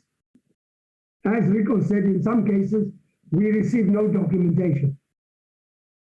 We're not privy to ask UPL any questions. We're not privy to ask government any questions to what decisions and how do they come to those decisions. And this has been a problem. This has been problematic because as yet we are still being kept in the dark. As yet, we've been informed that we have to agree to the structure being put in place, and this has been taking weeks and weeks and months before we can engage. And even there's no guarantee we will engage with the Joint Operational Command in regard to some serious questions we have around the health and well-being of our people who are affected with this explosion and fire and these toxins that were released through the company. We also have some serious questions around the livelihood. The beaches have been closed for months on end, and yet people have not been engaged in regard to their livelihood and who compensates them. We have a lot of questions, Madam Chair, around the issue of health. I've been down to the clinic there with the community representative, and I asked questions and they said no, they've had to sign a secrecy document. They cannot reveal what questions they're going to ask the community. So those that are conducting the health assessment are not saying a thing about what they're looking at and what they want to look at.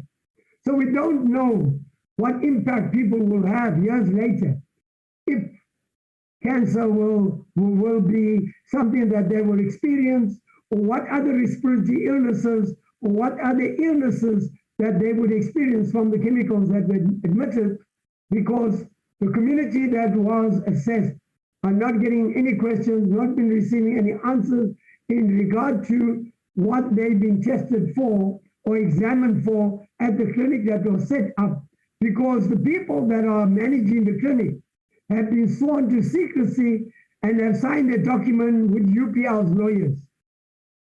So what does it tell you? It tells you there's no openness and transparency in this process. It means that they're not going to look for certain things that impact on people because the people do not know what they've been asked for.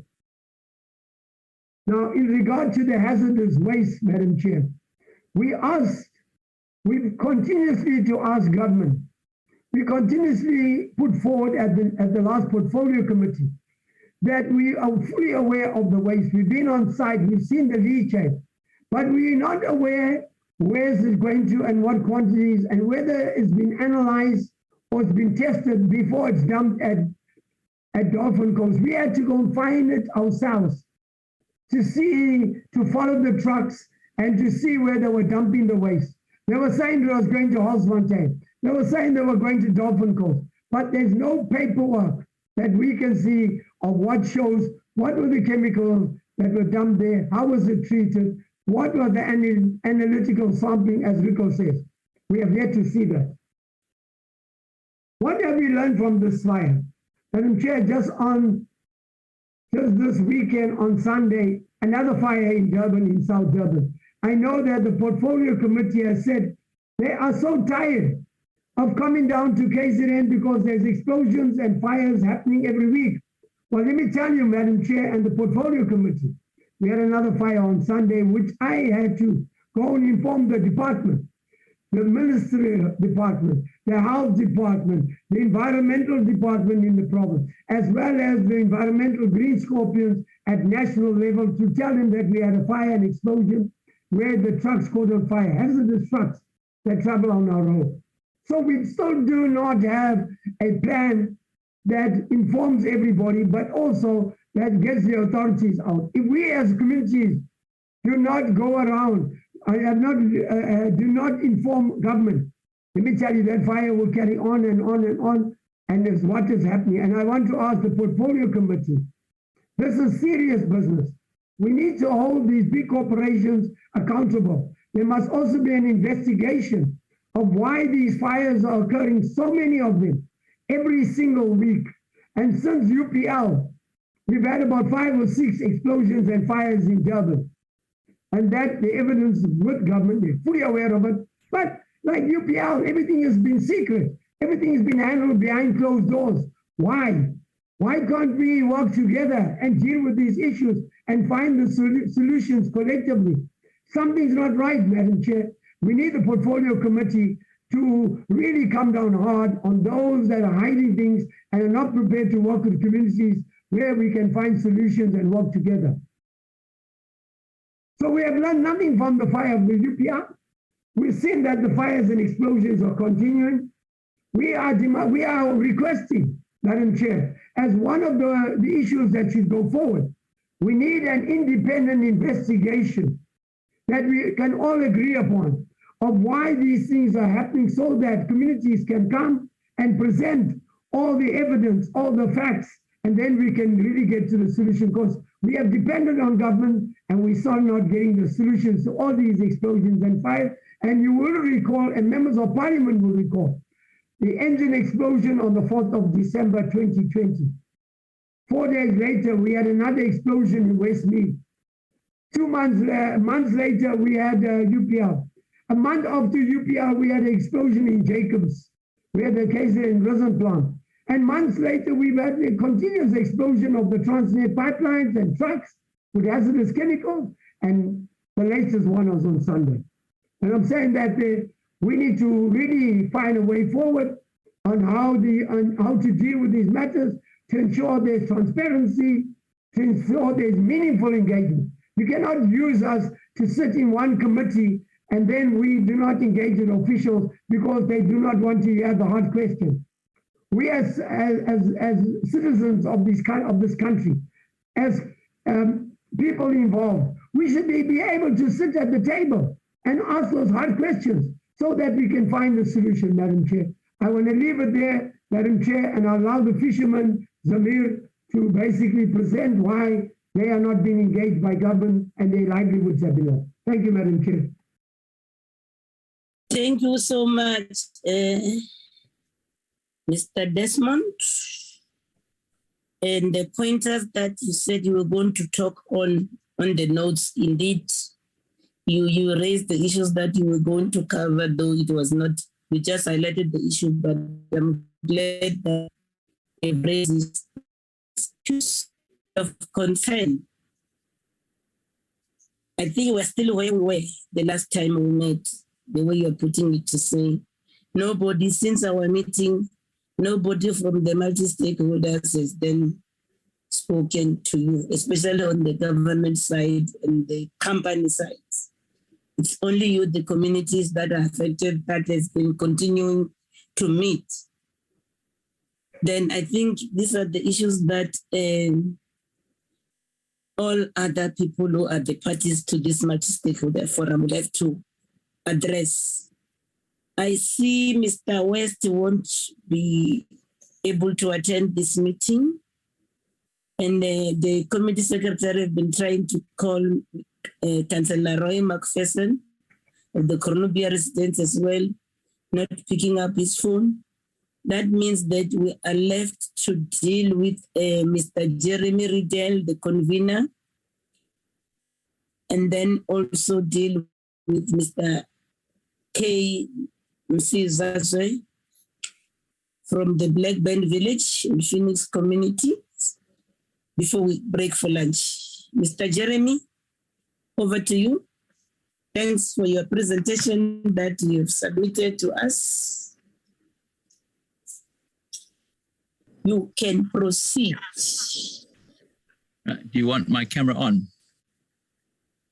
Yes, we can also see you there. The corner is fine. Just put it on. You can. Okay, I've got two screens, and I don't seem to be seeing myself on one of the screens. Not too serious. Yeah, it's black. Better that I don't. Okay, proceed. There, we can see you now. Good, proceed. Thanks. Yeah, I'm not a pretty sight, so you're missing nothing if you can't see me. Thank you, Honourable Chair, Honourable MEC, Honourable Members of Parliament and the committee. Thanks for this opportunity. I think my role, I'm not going to get into any of the details of the problem itself. It's to explain what role the Stakeholders Committee was rather the multi-stakeholders forum, what role it has to play in ensuring that these issues that have been raised by Rico and Des are properly addressed. Just a little bit about me, I'm an environmental lawyer, but the role that I've been given here as convener of this forum is I'm in the difficult position that I have to do my best to represent the views of the MEC, of the department, and stakeholders as fairly as I can. So I'm sort of caught in the middle. And even within the interim committee that was established to get the stakeholders forum up and running, I've had to try and balance the interests of the different stakeholder groups. So on the one hand, I'm a legal advisor, and on the other hand, I'm an activist. Certainly being an activist is a lot more fun than being a legal advisor, but it's a very difficult line to walk. I think one of the, before I get to go through our presentation, just a few responses to the two presentations that have been made. I think one of the fundamental problems that we have with UPL is that they do not recognize, nor do they consider the stakeholders forum to have any legitimacy. They initially indicated a willingness to be part of the forum, and then when they saw the terms of reference and the kind of powers and expectations of this forum, they withdrew and claimed that we lacked legality and legitimacy. So that explains part of the problem that we have. As for access to information, I would say that almost everything that is in the hands of EdTier has either been or has been uploaded to a public repository, and I have done my best when the information has been fed through to me as convener to feed that through at least to stakeholders. So we are given a huge amount of information, but the problem is that wading through all that information and making sense of it and being able to then engage with government is extremely difficult. And that's going to be one of the challenges for the committee going forward and for the work of the forum. We were supposed to, following your last meeting, Mr. Walters and Mr. Norbo were going to meet with us, but both had personal problems that this was immediately before Christmas. They were both on leave and both became indisposed. We haven't met with them yet, but there's no unwillingness on the part of government to meet. The Honourable MEC has made it quite clear that he will ensure and delegate the authority or responsibility or instruction to relevant officials to meet with the committee as and when needed. As for participation in the JOC, I'll talk about that a bit later, but that it does have some technical problems which we again are going to have to confront. I think also everybody at UPL, government and stakeholders themselves, I think there's a very big expectation of what a stakeholders committee like this, rather a stakeholders forum, can achieve. It is something unique. It's not the same as a monitoring committee of a waste site. It's got a fairly unique function which is intended to ensure a whole lot of really important things, which I think I should deal with in the presentation. I'm not going to go through all the points in the presentation. They're there for you to read. They are also in bullet point, but I will sort of speak to each of the slides. Now, I presume you've got control over the slides. So if I could have the next slide, please. The first thing is it was established by the Honourable MEC and the Honourable Minister in consultation with each other. And the first and most important part in the beginning was to ensure that there was a free flow of information to stakeholders. And although it predates the formation of or the announcement that a stakeholders forum was going to be created, the MEC instructed his department to immediately release all documents to anybody who asked for it without having to go through the formality of a promotion of access to information procedure. So I think that was a fairly good demonstration of openness and transparency. Again, one of the things that was promised at the establishment of this forum is that there would be openness, transparency, and accountability, and that's a very important part. The idea, I say it's an idea that we haven't yet been able to bring to fruition, is to expect or impose on civil society many of the responsibilities that government would normally undertake. You'll see in the bullet point there, monitor the performance of various organs of state. So you're asking civil society to not only monitor the actions of UPL and its consultants, but also to review and interrogate the actions of government, ultimately to hold both accountable. That's where I say the Stakeholders Forum is somewhat unique. It's got the terms of reference that it was given is not a restriction on their actions, but actually gives them substantial authority to pursue these things, the very things that Des and Rico were talking about. And it's even expected and hoped that if we have if we're able to work effectively, that we will reach a stage where civil society will be able to make recommendations as to what are appropriate actions in the interest of the public. Okay, so that, and then the last point there is, and again, it's a very tall order for people who don't have the necessary skills and expertise, is to monitor the performance of the environmental specialists and consultants. Now, when I say don't have the expertise, the kind of expertise that is probably missing from this process is having direct input from people like Des and Rico. They've been doing this kind of thing for the last 30 years. I've certainly known them for about 30 years, where we've worked together as activists. And that is a wealth of experience on how to deal with these things, how to communicate with the public, that I think needs to be brought into the process. And it is our very clear intention to ensure that that happens. Next slide, please. Okay, access to information, I've touched on that. Don't think there's much more on this to deal with. One fairly important aspect here is the concerns that, when I say we, sorry, you can just go back a slide. In the middle there, concerns about information reports of the environmental specialists being filtered or sanitized before release to the authorities. How true this is, we're not absolutely sure, but there is a concern that before EdTier and the authorities see documents, that they have gone through the principal environmental consultant who has, in terms of an obligation, a contractual obligation with UPL, has been able to blot out portions of the reports that the public ought to see, that the authorities ought to see. I say it's something that we've suspected. As far as I know, we've got no direct evidence that has happened. And of course, it's a fairly damaging thing to say about any independent consultant, is that they're not being honest. So I think we've got to be very careful before we go there. But it remains a concern to be flagged as long as the specialists are not reporting directly to stakeholders, I think that's the point both Rico and Des have made. We will never know whether the truth is being told because those consultants, all the consultants have signed these non-disclosure agreements, which doesn't enable them to tell the truth to us directly.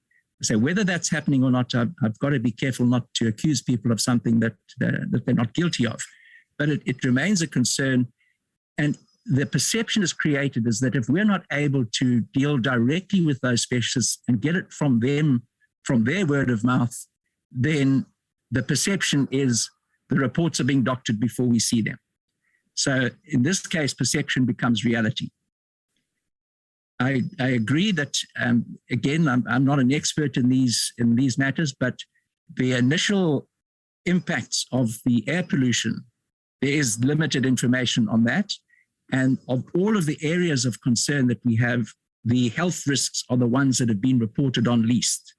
There are consultants involved. We recently got an update on all the health issues.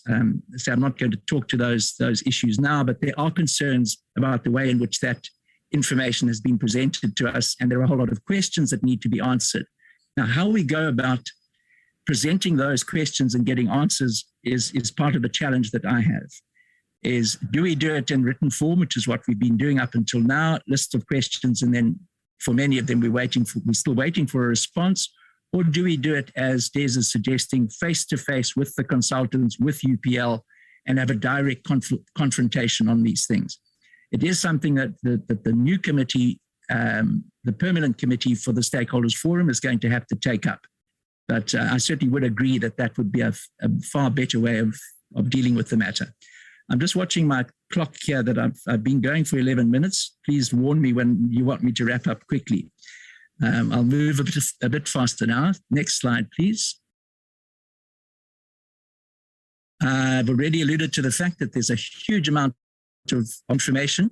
The difficulty that I've had in my role as convener is being to get people to find the time, these are all volunteers, to find the time to go through the information, provide comments or questions, comments and responses, and then for us to present a coordinated response to government.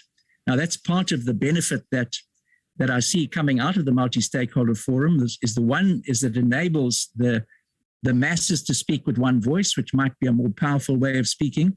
But there's a very big advantage for government, and that is that they have to deal with one voice instead of the many that they would have to deal with if all NGOs came to them piecemeal. So there's a bit of quid pro quo here, but it does make it difficult that within our group, you've got a very diverse grouping of people ranging from property owners on the one hand to affected fishermen, fisherfolk, and subsistence farmers.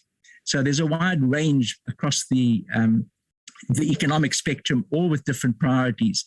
So it is, I can see, is going to be a challenge being able to coordinate all of those different opinions into a single voice. That might be something that is just not possible, but it's early days. Let's see. Without a specialist assistance, that also is going to make things difficult for us. It's obviously, I do appreciate that on government side, they don't have enough officials to be able to delegate people to deal with the multi-stakeholder forum on a full-time permanent basis. So we can expect delays between questions that we pose and responses that we get. And that experience we've already had.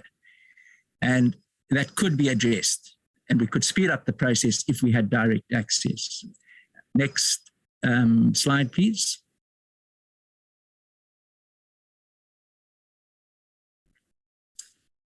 Sorry, next slide.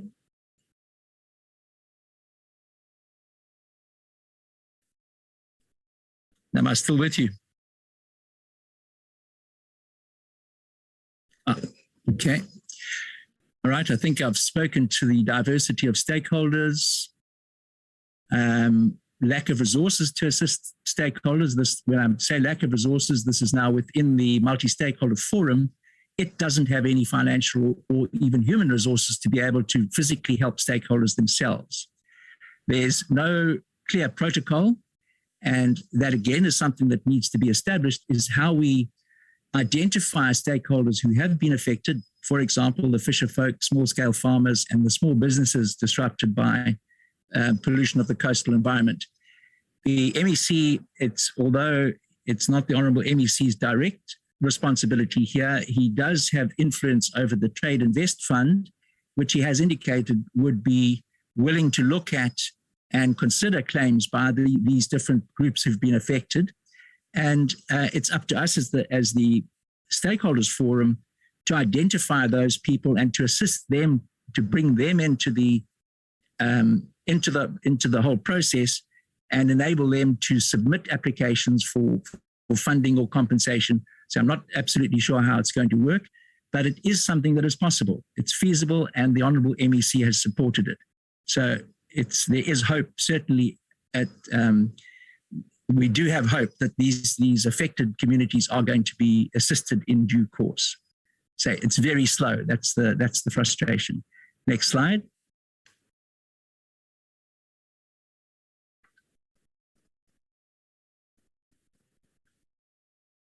Okay, this is a very broad heading, and it's one that I think, this is the lawyer coming out in me, and we have a few lawyers in our group, is that we speak glibly of these wonderful principles that have found their way into the Constitution and into our National Environmental Management Act, all principles that are derived mostly from international law and have been adopted by South Africa in probably the most progressive way that any country has ever done it.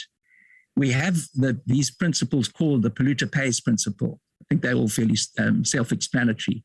But what it means here is that in this case, we're pointing a finger directly at UPL and saying, you are the polluter, you pay. What you pay for, we say everything. So that's quite a big challenge. Cradle to grave responsibility for the products and waste. What we might be saying, and there are international conventions and South African regulations to this effect, maybe what we say is all the imported products that UPL brought into the country, they now are mixed up together, mixed with heat and water to create all kinds of compounds that they're not even able to properly identify. We should pack the whole lot up and send them back to their source, back to their point of origin. Then we also talk very glibly about public participation and what this means. Well, in our law, it's now been reduced to being allowed to make comment, and normally within a very short time of 30 days. Well, I can tell you from the activist in me comes out and says that is not public participation, that is not consultation. And that's where you start to hear people like Des and Rico and many others starting to get angry because you're not consulting us. You're insulting us by saying comment, and you might as well say comment noted, move on to the next point. But the big challenge that we have here is, are these principles enforceable?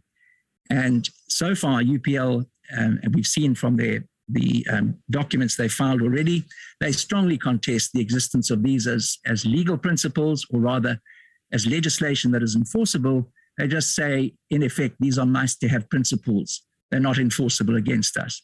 Well, we'd like to see the law being developed along this path and take these matters to court. So we get a judicial determination as to whether these principles actually exist as law in South Africa's legal system. Next slide. I hope you don't mind indulging me, because I think without the two people who are not presenting, we do have a little bit of extra time, but I certainly don't want to take away time from No. They're not presenting. There's no extra time. Colleagues need to go for lunch. Work on towards wrapping up. Right. Okay, I'll wrap up. Okay, there good. Are two more presentations. Yes, let me go very quickly then. Role of the interim committee. Okay, there again, I think we had a little bit of misunderstanding. The primary role of the interim committee was to finalize these terms of reference, which we wrestled with, and then to come up with a list of names of nominees to serve on the final committee, which the Honourable MEC will appoint. The terms of reference, I think we've reached finality on. We've got more than 20 people nominated, which might have to be trimmed down, but we've completed that portion of our responsibility. We've had to, while this is while that is supposed to have been dominating our work, we've had to deal with the issues of interest to the forum. The final committee, okay, it's written there. I don't have to go through that in detail. And it's extracted from the terms of reference. Next slide, please.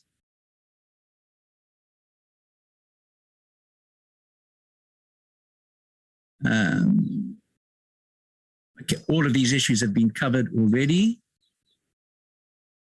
Okay, the last thing is there's no clear mechanism where we see government or other stakeholders need to be held to account. We don't have a clear mechanism for that except going through the court system. So it might be something to work on. Next slide, please.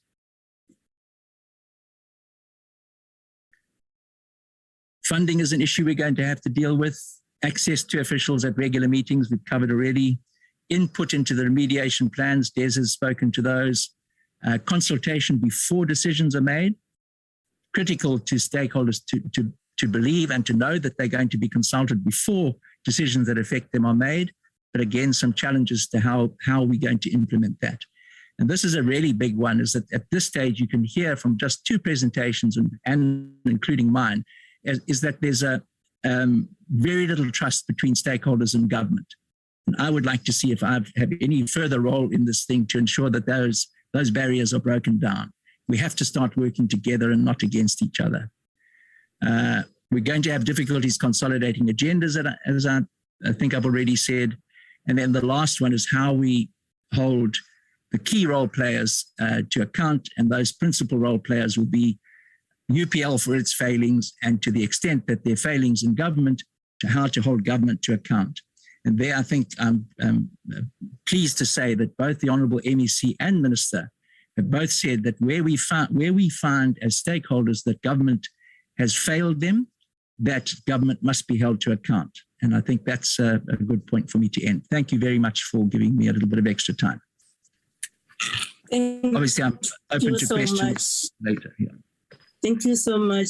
We'll deal with it at a later stage. Then can I allow Mr. Msizazwe? I hope I pronounce it well. Can we allow you to quickly make the presentation? Then the last person will be Mr. Zamekan. Okay. Good afternoon to everyone. Can you hear me? Yes. And the minister is in the meeting. She has already joined the meeting. Welcome, Minister. Proceed. Thank you, Chair. Okay, thank you. Good afternoon. Yes. Okay. You're welcome. Proceed, Wanel. Thank you, Chair. Good afternoon, everyone. My name is Kwanele Msizazwe. I'm representing the Blackburn Village. I will start with an apology. I didn't send my slides due to the problems that I had over since from Friday until yesterday afternoon. I was attending the funeral at my home in Eastern Cape. So I came back yesterday late, but I did spoke to the convener of the meeting that after this meeting, I will try by all means to send the presentation which I've prepared last week, but I didn't manage to see it due to the problem that I'm just raising now. So I will first start with saying thanks to this opportunity that you have given to us to raise the issues that we have, more especially my community. I will start with the implementation of the clinic. So while I was having a meeting with the community members, they have raised some views concerning the implementation of the clinic. The implementation of the clinic, it's a good thing, but now the problem that we had is that they don't give us anything in terms of record. By saying that, I'm trying to say they will only ask you and examine you. They will write everything down, but they're not going to give you anything that you can hold as an evidence whenever maybe there might be a problem, a health problem that will affect you due to what has affected us. So now we want to know as a community if we find problems, health problems specific in the future, how are we going to be able to attend, or how are we going to make the company accountable for our health issues? Because now we believe that the delay of the clinic or the delay of the implementation of the clinic was caused by that they already knew that the chemicals that they were holding, they were very dangerous. So if they have implemented the clinic sooner than later, there were a lot of problems that were going to found to the people who are living there. So now believe that they decided to implement clinic at a later stage, whereby maybe the high risk people will be at a low risk when they are going to be examined when the clinic is implemented. And I want to put a blame on the MEC because we have raised the issue of testing the people of Blackburn Village earlier after the fire was after the fire had happened. But he is also aware of how dangerous is that chemical. But he was too soft, and his team, to try by all means and push it hard so that the clinic was supposed to be implemented earlier.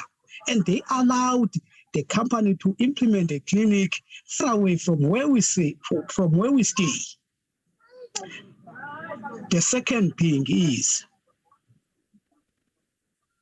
the warehouse is going to be rebuilt now.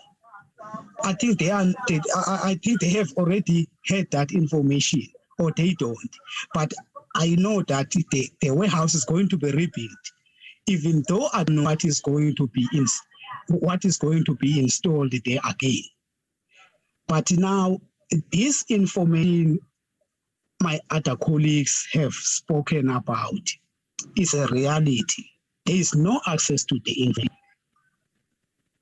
There are people who are just taking decisions for us. But at the end of the day, when there is some leakage on that information, they will come to us and ask those that they don't aware of. When they found those things, they will just walk away. And thanks to the Amapungan and so like supported us from the start. And the other thing, thanks to the convener of the hearing committee, Jeremy,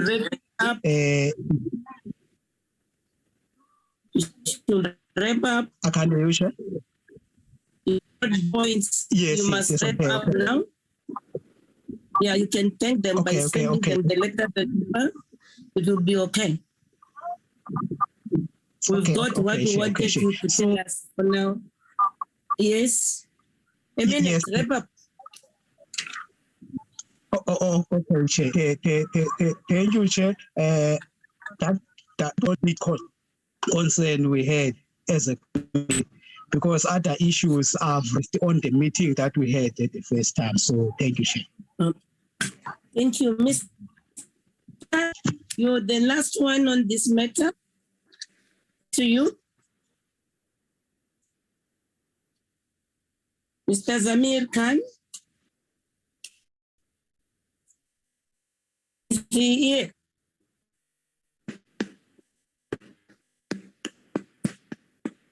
There seems to be no response.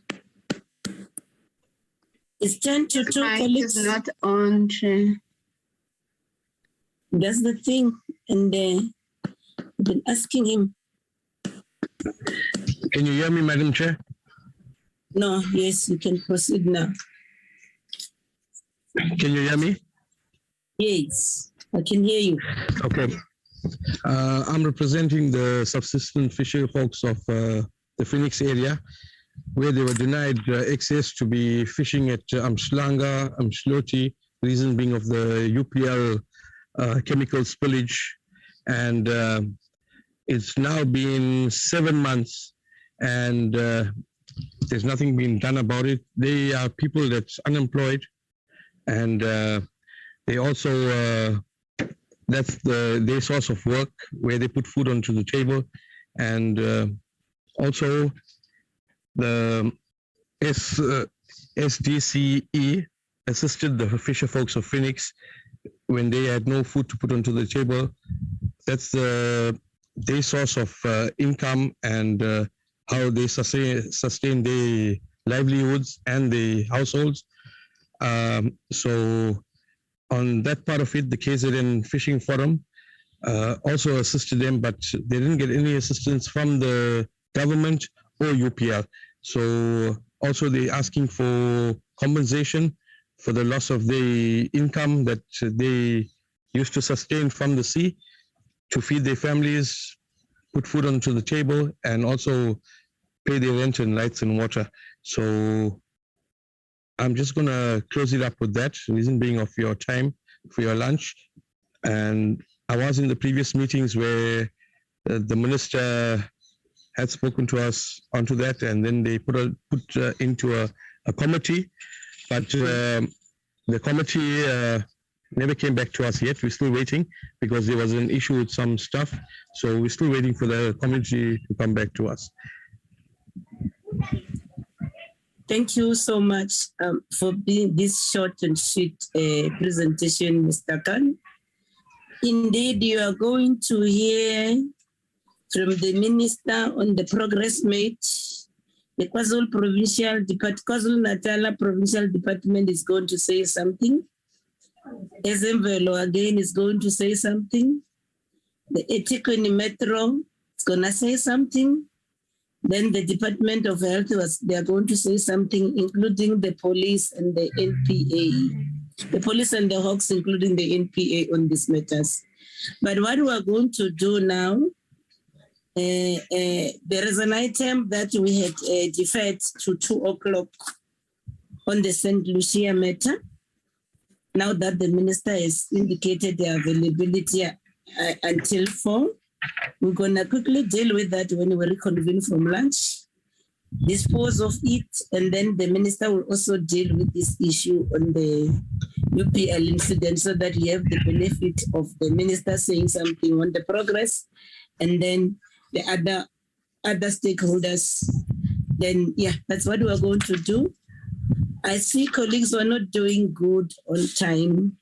On these stakeholders from St. Lucia might be logging in because it's almost 6 minutes to 2. Can we quickly go and grab our lunches or whatever we eat, wherever we are, so that at least latest by 1:15, we should be starting with our next meeting. Chileka, you can apologize. Maybe some of them are already here to say we're a bit delayed, but latest by 1:15. It means it's your comfort break. And then maybe when we finish the St. Lucia matter, I can give you another break to grab whatever you can grab before we continue with the UPL matter. Can we do that? So that latest by 1:15, just get quick snacks. It's in at home. Majority of you are at home. We'll see how to deal with that so that 1:15 will proceed. Thank you so much. Okay, Jay. See you at 1:15.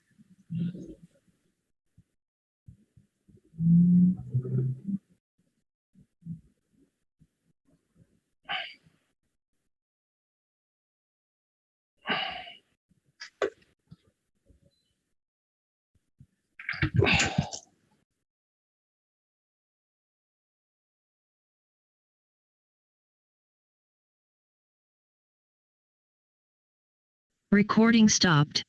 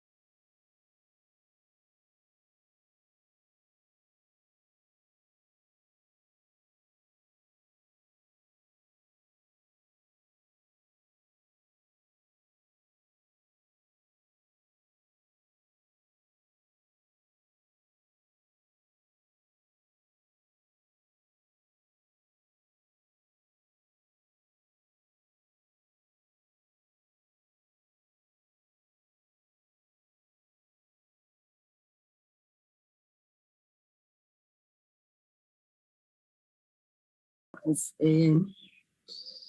officials that are in our midst. Then also the CEO of Isimangaliso, Mr. Bukosini, is in our midst, including the chairperson, Professor Thandi Nzama, and other senior managers from Isimangaliso. They are in our midst. And then we are also here as members of parliament. As and when we interact, you understand who we are. You see us putting on our video so that you can see all of us. Then I want to welcome you all. And without wasting time, can I hand over to you, Mr. Smumtembu, to be the first one that starts? Yes, over to you, Mr. Mtembu. Thank you very much, Chairperson. Honorable members, Minister. I think you must move closer to your gadget, or is the volume that is too low? Adjust that so that we can hear you properly. Am I audible enough now?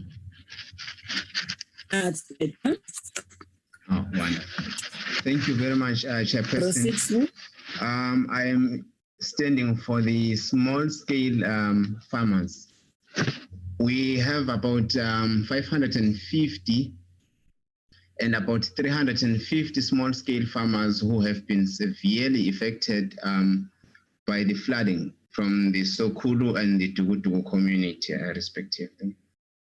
Farming is a cornerstone economic activity in these two communities and basically in the whole region. The impact of farming in a small scale that it goes a very long way when compared to any other industry that is present in this region. Even the tourism industry, if you can look at the figures, it doesn't employ as much people as tourism does. Just to give you a perspective, the small-scale farmers are self-employed, also employing some seasonal and other workers. Hence, one farmer is feeding 4 or 5 mouths. So if you combine the numbers, 550 plus 350, that's 900 times 5. It's a very huge number of people who are being affected by this. And also to add on to that, these are very poor people. As the flooding has just destroyed what we've been building over the years, we have like really nothing at the current moment. The farming activity has been just halted for the small-scale farmers. The very little portion of the arable land that remains, it's just to cover the basics, and it is not for everyone. Most people are just out of the farming business at the moment. Also, looking further into the economic impact of this, this farming has graduated from just being a subsistence farming to a more recognizable market. The fresh farm produce that these small-scale farmers have been producing has been sold to Mtuba, Richards Bay, Nongoma, Hlabisa, and other nearby towns, creating these little jobs which are more needed at the current moment if you look at the reality of the unemployment rate in this country.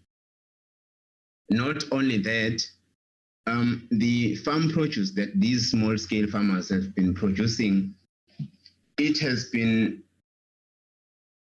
transported by vans and trucks to all over across the province. Bananas that the small-scale farmers have been producing, we would have trucks coming as far as Newcastle, as far as Durban and other places. Now all that is gone. We're not only talking about bananas, vegetables. Some of these small-scale farmers have developed into farming sugarcane, though at a small scale, but it has been making a lot of progress economically to their lives. Just to give an example, these small-scale farmers have been self-sufficient into extent that they've been able to send their own to schools, trying to get a better education and afford other basic life necessities. Just an example, if it was not for this flooding when it began, even myself, I would have been an advocate today. I just had to put aside the dream that I had and then face the reality that we are faced with here. See, so these are all the things that I want to bring to the attention of this parliament, that, hey, this is what we are faced with here. Because if someone says these are small-scale farmers, maybe you might just think that, no, it's those people who are farming so that they can consume themselves. No. Yes, there can be a portion of what is being farmed that is being consumed by the farmers themselves, but most of it is being sold for the purposes of sustaining their lives. Hence, now people are more reliant on the government incentives, which we all know are not enough for a household of, say, 4, 5, or 6 people. So this is the problem that we are faced with. Yes, the nearby town of Richards Bay has the industries, but the population is way bigger than the ability of those companies to employ everyone. The nearby Isimangaliso Wetland Park, for instance, here in Tuba, they are not able to employ not even 1% of the population. So all these things, it's what we have to look at. It has been happening in the past. Farming has been happening for over 100 years, alongside the conservation of St. Lucia. Why not now it can't be done? We can have a healthy estuary, on the other side having the farming industry also being alive, while there are other things being done in the conservation, your tourism and all that. On the other side, have other people creating jobs and employing other people. That's what we are saying. Also, it's not only the inability to farm now. There are other sideline issues related to this problem that we are faced with, the flooding. The flooding which has been caused, I should note that the flooding which has been caused by the closure of the lakes in the St. Lucia estuary mouth. We have mosquitoes now. They are terrorizing our villages. Life is no longer enjoyable here. The way they bite, it stings so painfully. And the quantity at which they are present, it's now even threatening the resurrection of the deadlier malaria disease, which is something that has been around in the past years here in the Umkhanyakude district or in the Maputaland region. It's something which we were not really looking forward to. So we're pleading that can this problem be solved, and solved as quickly as possible, because really the rate at which these mosquitoes are spreading, it's not really nice to live in this place anymore. And another thing, the presence of wildlife animals now, like crocodiles and hippos. Hippos are roaming our village streets now at night. Crocodiles have been biting dogs and all that. So it signals that in no time we might have an attempt by a crocodile on a human life. It's something which can be prevented. So the flooding has done a lot of damage in our villages. And also, it's been reported, especially in the media, as if the farmers are saying farming should be prioritized over the conservation of the estuary. Just to clarify that the way we see it, we are not saying that the health of the estuary should be sacrificed for the livelihood of the farmlands, or rather it should manipulate it to suit the farmers. No. We are also passionate about the environment. This is the heritage, is the heritage of ours and of our kids and of the generations to come. The estuary is not new. It's been here, managed in a way that it's been able to sustain itself, and on the other side, provide the other benefits to other communities, such as the farming community. What is new is this way of approaching the management of the estuary. We will not tell the scientists what to do or how to do it. They know their job, but can it not be done in the way that it sabotages the other sector, like the farming community? Like really, if you were to talk a common sense, not to put it in a more scientific perspective, what are we gaining as a nation if we kill one thing in order to build the other? What is really being achieved in that? Can't we have our estuary? Actually, the estuary is not of the scientists. They are just there to facilitate the management of it and all that. The estuary is ours as the nation, and it is also of our generations and generations to come. So how come can it be managed in a way that it will be able to sustain for the future? In the meantime, not disrupting the other activities, especially the economic activities, considering all the factors like unemployment, poverty, and all that. In particular, in the Umkhanyakuhle district. Umkhanyakuhle district is one of the poorest areas in the nation. So the killing of the farming industry is something we should not just be overlooked as if it means nothing. It means a lot.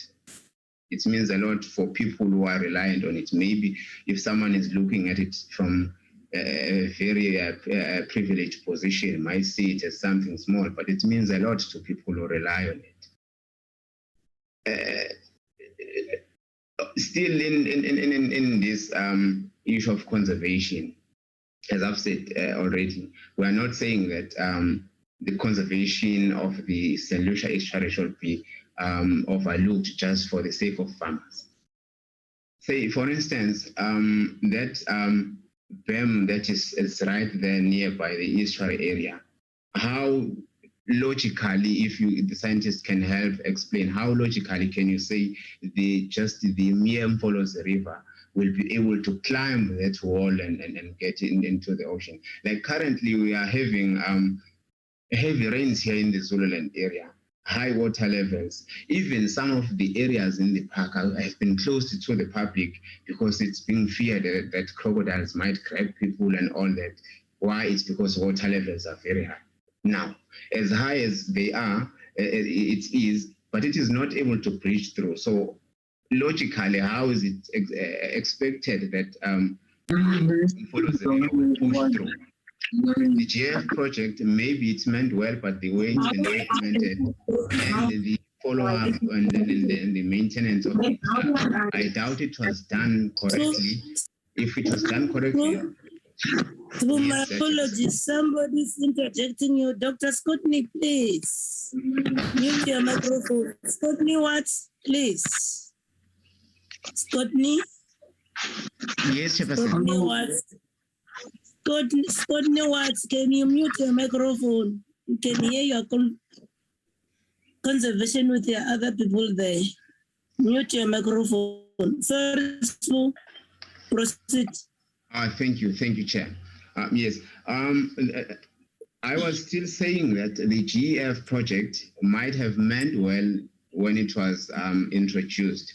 The implementation of, I doubt it was completed. And the follow-up, the maintenance that was recommended, I doubt it was done either than just linking the Umfolozi River to the estuary, which was done successfully well. Then it's just pumped in a lot of mud. If you cruise in the lake, you will see mangrove trees are dead. Habitats of animals have been disrupted. The hippos, the crocodiles, even the bird lives, it's just ran away because mud that has been carried in by the Umfolozi River has just disrupted the way things that they were. It was successful that it just increased water level. That was good, but what about mud? Was it ever considered and calculated how much mud the Umfolozi River will bring in? So, we can suggest a lot of things, but scientists will choose what to do. Also, our stand in the January 21, 2021 opening of the breaching of the estuary or assisted breaching Well, we've never said that it was not good. It was good, but though not good enough for the farmers. Well, we were told in advance that it's for the ecological benefits. But did it benefit the estuary in any way? I doubt it did, because the reeds are still there. Mangrove trees are still dead. Maybe some marine animals went into the lake and there has been an exchange, but at a very little scale. It's just all those issues. We are really willing to appreciate all the good that has been done, but unfortunately, all the good that has been done is just being reversed by all the bad things that have been done. We've been sitting with these floods for about over 4 years, unable to farm, unable to sustain ourselves. So it's very unlikely that we might see anything good being done anyway. What we propose is that there should be a cleaning of Umsunduze River, Umsunduze Channel. Even during the time when the estuary mouth was open, it made very little to no difference. Why? Because the Umsunduze River is just clogged with reeds and mud and all that. Then there should be opening of the estuary. Even if it's open from the point of the ecological benefit of the estuary, anyway, it should be open. If it's been closed for this long, I doubt even the use of estuary is correct. We should just say it Lake St. Lucia. I think we're better off saying that rather than saying it's an estuary. I doubt if it still meets requirements of the estuary, but scientists maybe can explain that to us. So we as the farming community are pleading to be helped and have justice being served. I mean, we've not been able to farm for a very long time. Now, people have just become beggars. These people have been able to sustain themselves, but they've just been robbed of their own bread, and the bakery have been banned. It's really not right. Maybe we should look at it from a scientific perspective and come back to the ground level and look at it from the position of a people or of a person who relies on it and see what damage it has done to the Gogos, the Nkulus, and all those who depended on this farming.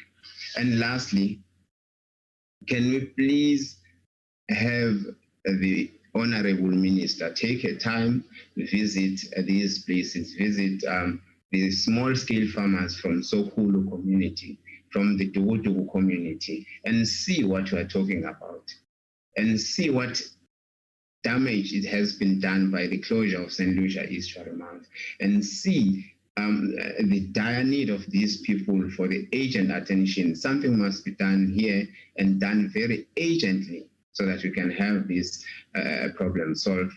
And we hope that our message will be heard, and going forward we'll see some good things starting to happen, because a lot has been said. There has been back and forth meetings here and there over the years, and tactics as well. Tactics have been played here.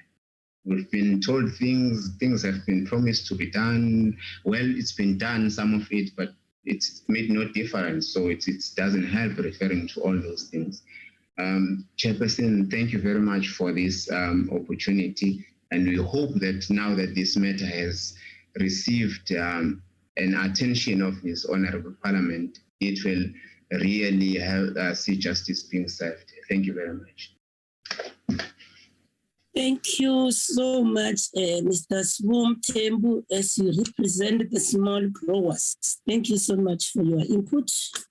Then, without wasting much time, can I allow the large-scale commercial farmers and the sugar mill representatives to make their presentation? I think the first one it will be Mr. Robert Mygroth, and then Ms. Amanda Mapumulo will follow after Mr. Mygroth. Over to you. Apologies, Chair. I have an ongoing situation within the St. Lucia estuarine system. Since the initial inundation of water in September 2016, our situation gets dire each year. And with every rainfall, we have lost our farmlands. In our case, 440 hectares of the 497 hectares we had is underwater. We cannot access it. We cannot farm it. We cannot get any income from it at all. We have, and it applies to my fellow farmers as well, and neighbors who have farmed for decades on the Umfolozi floodplain. We have lost income. We have lost employees whose livelihoods depended on the farms. The few remaining employees have to work under harsh conditions, as at times they have to work underwater and are subjected to dangerous animals such as the hippos, the crocodiles, mosquitoes. I could name a few. Because of this current job losses and uncertainty, there has been a surge in crime and violence as the people try to find other ways to feed and support their families. Thirdly, for us, as the situation progresses, more farmlands on the floodplain are affected, and this has put the viability of the Umfolozi sugar mill, which is the economic hub on Tuba, on the line. We have raised our concerns and views in the symposium that was held by Isimangaliso in October 2020, where the general consensus was that the estuary was in a state of emergency and disarray following the implementation of the JEF Projects Management Plan, which has not brought about the desired effects to the estuarine system.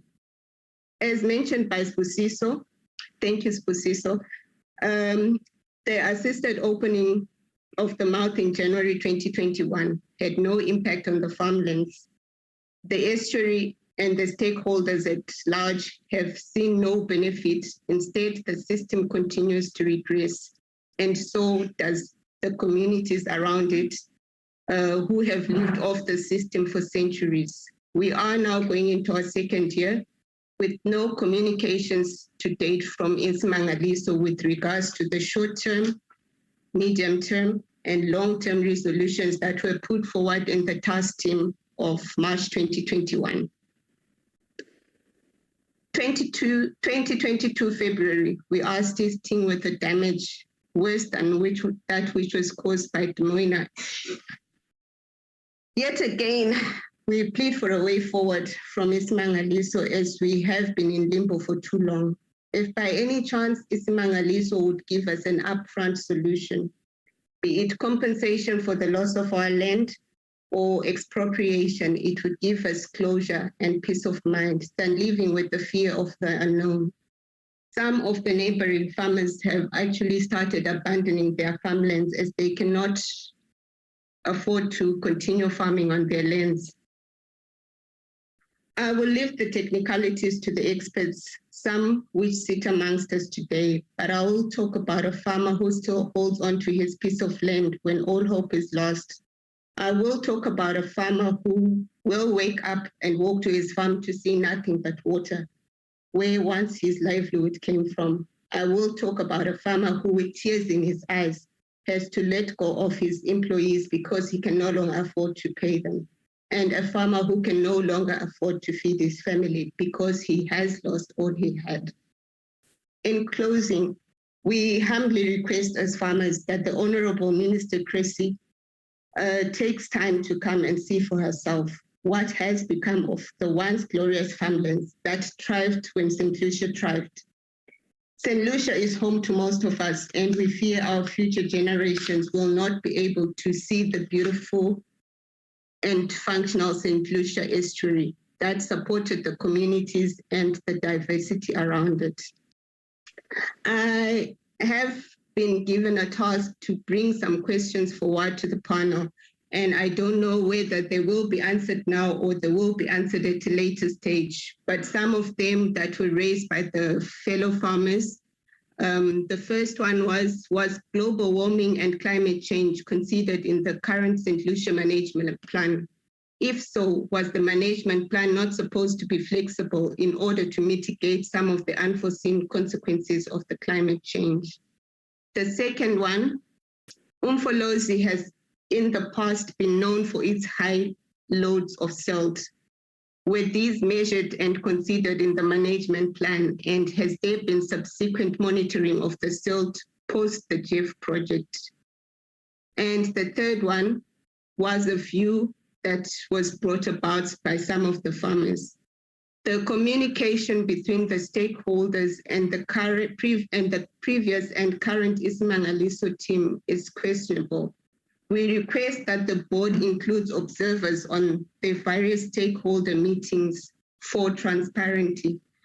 And with that, I would like to request Minister Christie to take her time to please come down to see what has become of our farmlands, what has become of the people that used to thrive when the St. Lucia estuary thrived. Because as for now, most of us have got nothing to hold on to. Our farmlands are just water puddles that we can no longer continue to feed our families on. Thank you. Thank you. Can I over to Mr. Lawrence McGrath? I see he's busy trying to share the presentation. Over to you, McGrath. Thank you, Chairperson, and greetings to participants of the meeting. As my shareholder Amanda has expressed, I will try and present a visual of the hardships that have been suffered, as well as solutions that we believe can allow continued coexistence with Isimangaliso cooperation. Firstly, I just can't fit everything into 4 or 5 minutes, so we have presented detailed presentations to the panel of experts on the 15th of November, and these covers the flood protection and drainage measures, the social economic impact, and the sustainability of Umfolozi sugar mill. I'm just going to highlight extracts from that, but that has been delivered to the panel of experts. First and foremost, the Umfolozi sugar planters consist of 63 growers, of which 9 are land reform growers holding 20% of all farming operations on the Umfolozi flats. 9,000 hectares of farming on the flats employs about 500 permanent staff and 300 seasonal contractors.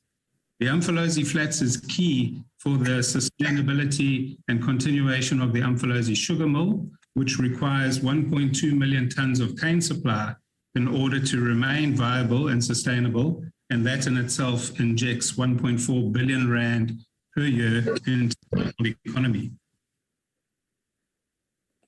The sugar mill is not a listed company. It is locally owned by farmers, making up the Umfolozi Flats farmers, the UVS, which is a farming company alongside the Senecal farming family, and the small-scale growers throughout the region, which are 10% shareholders, and with 2,500 active growers requiring the Umfolozi mill to remain in existence for their livelihoods.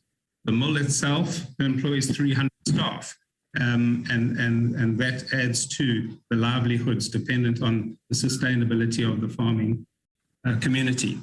As a farming community, throughout the farming and milling, we are united and self-sufficient. We have coexisted alongside the St. Lucia estuary as neighbours for over 100 years, and we hold a water use certificate to manage the Umfolozi River through legislative compliance. Current backflooding exceeds 1,200 hectares, which is approximately 15% of the total area.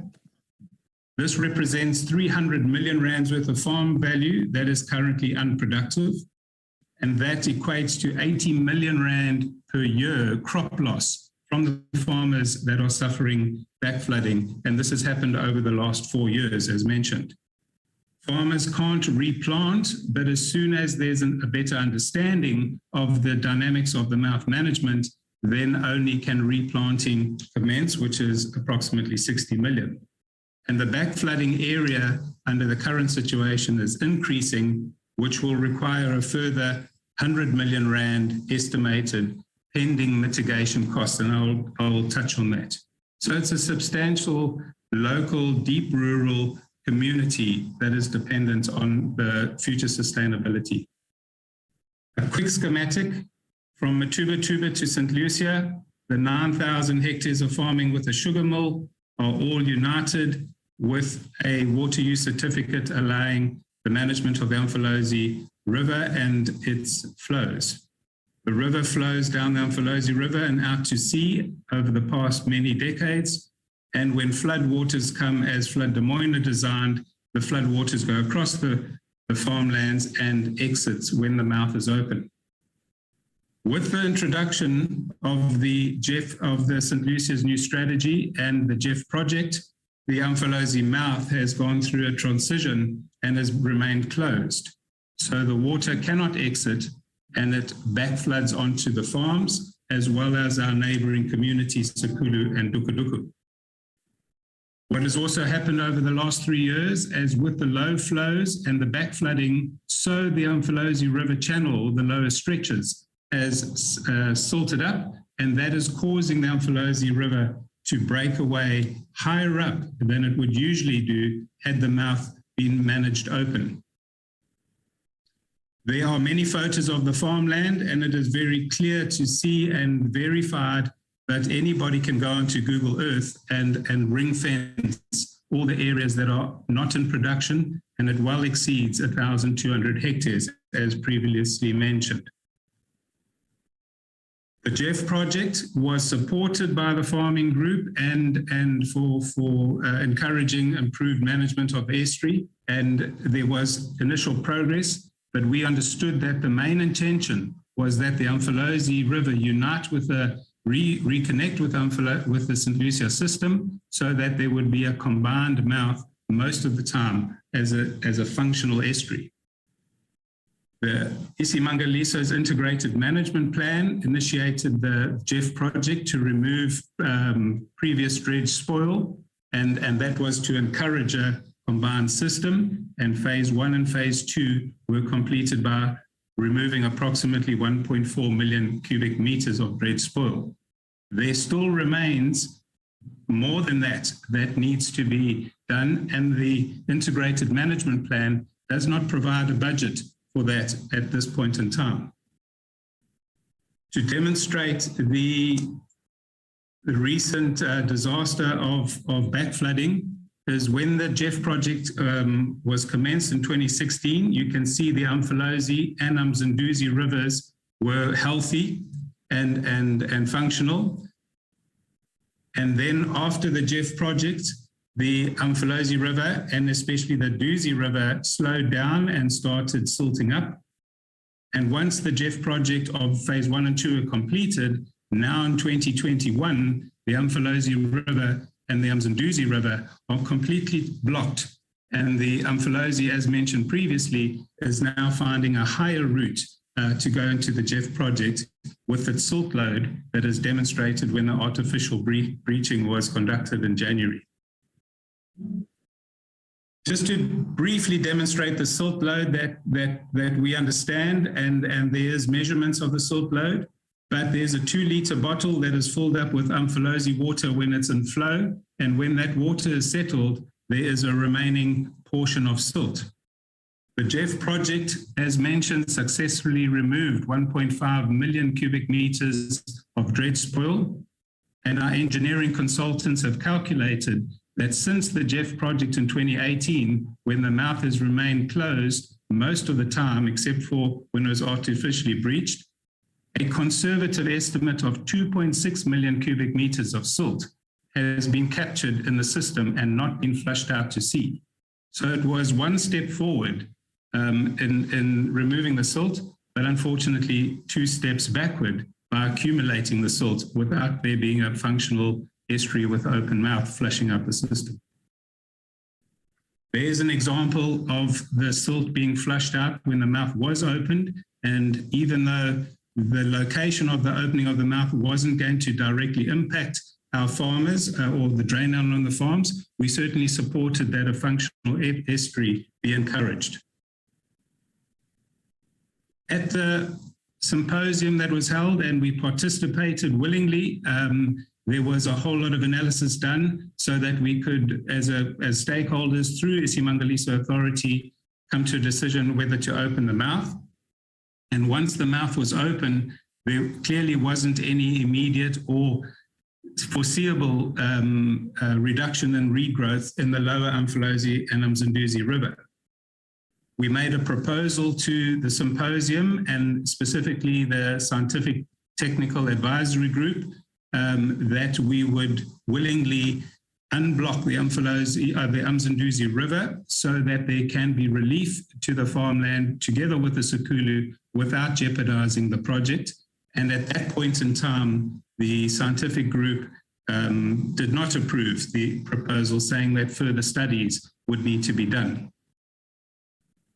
As an outcome of the symposium, it was also highlighted by the scientific advisory group that the Umfolozi had actually moved its course to use the link channel, in essence showing that the ability to breach the beach berm is becoming less with the increased silt load.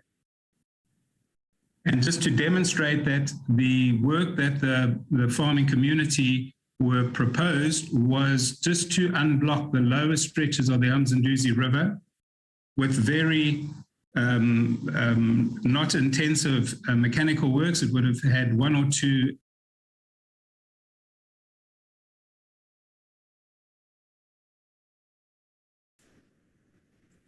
Sorry, I seem to have been muted by the host.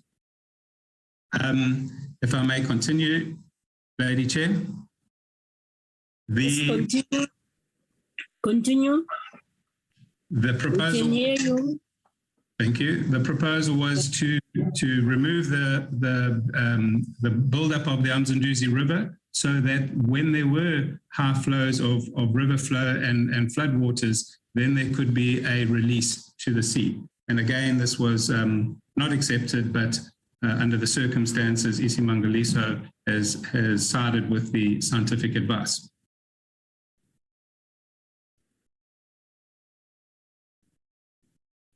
Finally, if the farming community were to try mitigating measures, we can only put this in place once there was a better understanding and cooperation with Isimangaliso on their mouth management system.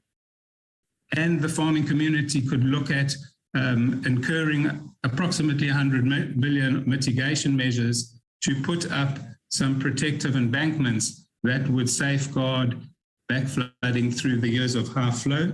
This cannot cover all of the area because there is normal flooding from the catchment that would need to escape. Again, this can only be considered if there is more effective execution of Isimangaliso's management plan together with their improved stakeholder consideration. I've tried to catch up some time, Madam Chair, and if there are any questions, I will attend to them at a later stage, but thank you for the opportunity. Thank you so much, Mr. McGrath. Then I think I need to hand over to the small-scale fishers, Mr. Lindelani Ngubeni.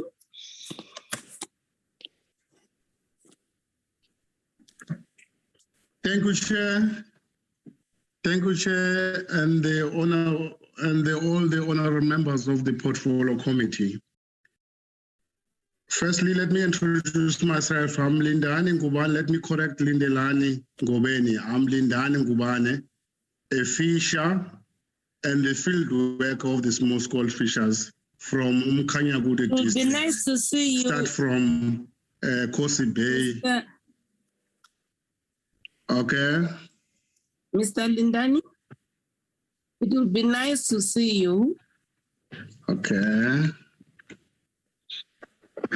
Thank you. Let me repeat again. I'm Lindani Ngubane, a fisher and the field worker of the small-scale fishers under Umkhanyakude district, starting working from Kosi Bay to Port Edward. Firstly, let me thank this opportunity and appreciate the CEO of Isimangaliso, Sibusiso Nkosini, by inviting us to the symposium whereby we sat and discussed the issue of the opening of the mouth. And let me say that we have seen some fruits and the results after that shorter period. We have seen a number of species coming from the ocean to the lake, and we enjoy, and there was no more suffering and hunger and stress, especially to the fellow fishers of the small-scale communities and surrounding communities, because there was a food on the table. So let me take this opportunity and to present my stand, our stand as the small-scale fishers, that as though we are so sympathetic with the farmers about this current situation of flooding, but we cannot deny that we as the small-scale fishers, we benefited a lot about the mouth, and that was a grace to us because the mouth was there in 20 years ago. So opening the mouth to us was a really blessing. So we are still looking forward that maybe we'll find a solution to this problem that we are facing. But allow me to say that as a small-scale fishers under Mkhanyakude district and the surrounding, we do not support the closing of the mouth following this reason. The natural mouth was there in 20 years ago and was functioning very well without any havoc or without any disturbances by others who closed the mouth before. So why that disturbance of closing the mouth is the result of the current situation that we're facing just now. And there was healthy movement of species from the ocean to the lake, vice versa from the lake to the ocean. And we were enjoying as the small-scale fishers because we were not suffering. Fishing to us is like a bread and butter. So we can able to feed our children and look after our families with food. So when this mouth is going to be closed, which means we as the small-scale fishers were going to suffer. As I mentioned, there was a as I mentioned that the mouth was good for the purpose of flowing the water, salt water to the lakes. Because in the lakes, there are some species that cannot live without salt water. So if the mouth is going to be closed, which means there are some species that are going to die, like fish and other things, and the trees again, there's some other trees that are not adapting very well without salt water. So mouth is good for supplying salt water and other natural trees which lives under water. Mouth means food and life and money to us as small-scale fishers.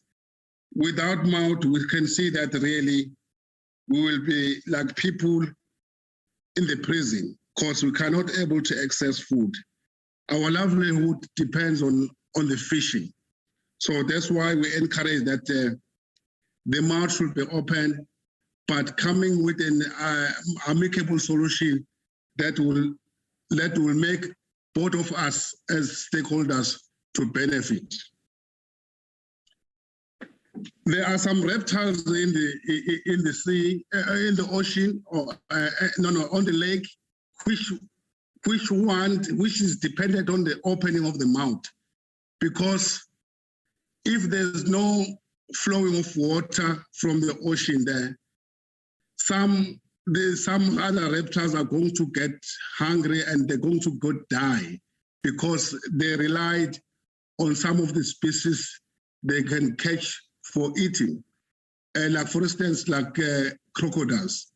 If crocodiles doesn't get some other species of food as a food, which means they're going to be more dangerous to the human being. So in order to avoid such kind of situation, it's going to be better that the mouth must be open. So there's those species like crocodiles, they may enjoy their foods.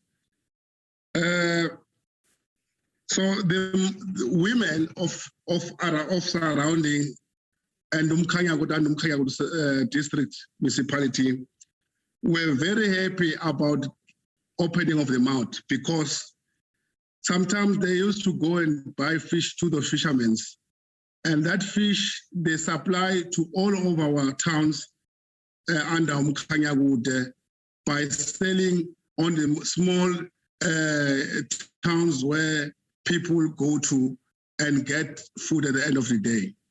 So if you close the mouth, which means you are going to suffer women, and women, you know, these are the management of the kitchen in most cases. Whoever is relying on the mother and the kitchen, that we will get food. Children from school, when they're coming from school, they are getting happy when they arrive home because they know that they're going to get food from the mother prepared. So even tourism, if we close them out, is going to be affected. Remember that there's lot of communities, people who depended on tourism, especially who has been employed by lodge owners. And if you close them out, you mean that the job for these people is going to be finished. Mr. Mane, you are on your injury time. Wrap up in a minute, please. The Minister of Police is also here for the way forward. Welcome, Minister of Police. Okay. Wrap up in a minute. For way forward, Chair. For way forward, Chair, I said maybe we need to come up with an amicable position that will suit us all as the stakeholders nearby St. Lucia, both farmers and the fishers, because without the mouth, really there's no life. We want food, we want fish as much as we can as the small-scale fishers. Thank you, Chair. Thank you. Then can I then hand over to the business owners, tourism business owners, Mr. Glenn D. Welcome, Minister for Police. Thank you very much, the Honorable Chair. You're welcome, Minister. You're welcome. Thanks for coming. Thanks, Chair. We're going to finish this item and then attend to the matter at end. Thank you so much for your presence. Tourism business owners.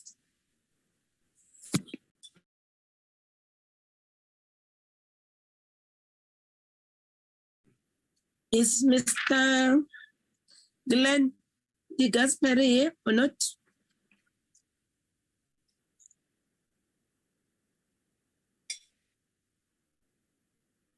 I'll skip if not present. Miss Stacy van Wyk. It's Glenn.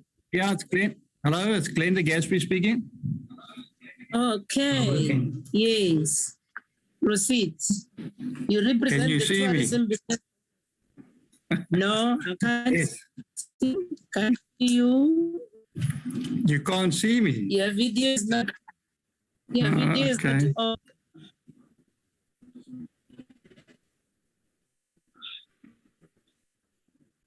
Says it's on. It's just. Can you see me now? Hello. Can you hear you? Can you see me now? Okay. No. Okay, sorry. Hello. There must be something wrong with this with the camera. I'm just going to talk.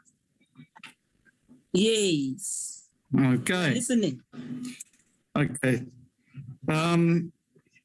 This the story with St. Lucia, that the town at the moment, the lodges are and the accommodation people are battling at the moment. We're not getting the tourism that we used to get. Seen with COVID, we're not getting the overseas visitors And in the old days, we used to have the local people and people from upcountry coming to visit us in St. Lucia. The campsites like Sugarloaf, Eden Park, Ipiva used to be full of people. Now that we don't have those people coming in more, with the lake being closed, the people can rather go on holiday up country than come down to St. Lucia because there's nothing to draw the people here. The estuary is closed. There's the lake is full of sediment. All that you catch in this lake at the moment is barbel and tilapia, and we can't get the people to come in. They'd rather go to the Val Dam or to Hartbeespoort Dam or somewhere else like that. They'd rather come to St. Lucia. The town is, at the moment, the town is inundated with mosquitoes. You cannot even sit outside. The people that come to visit have to sit inside and cannot even appreciate the beautiful climate that we've got in St. Lucia with all the mosquitoes. And that's all due to the lake being closed.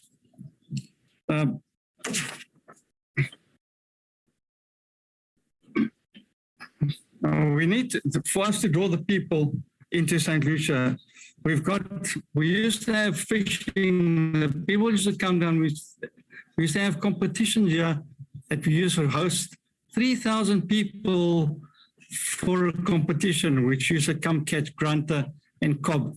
That doesn't happen anymore.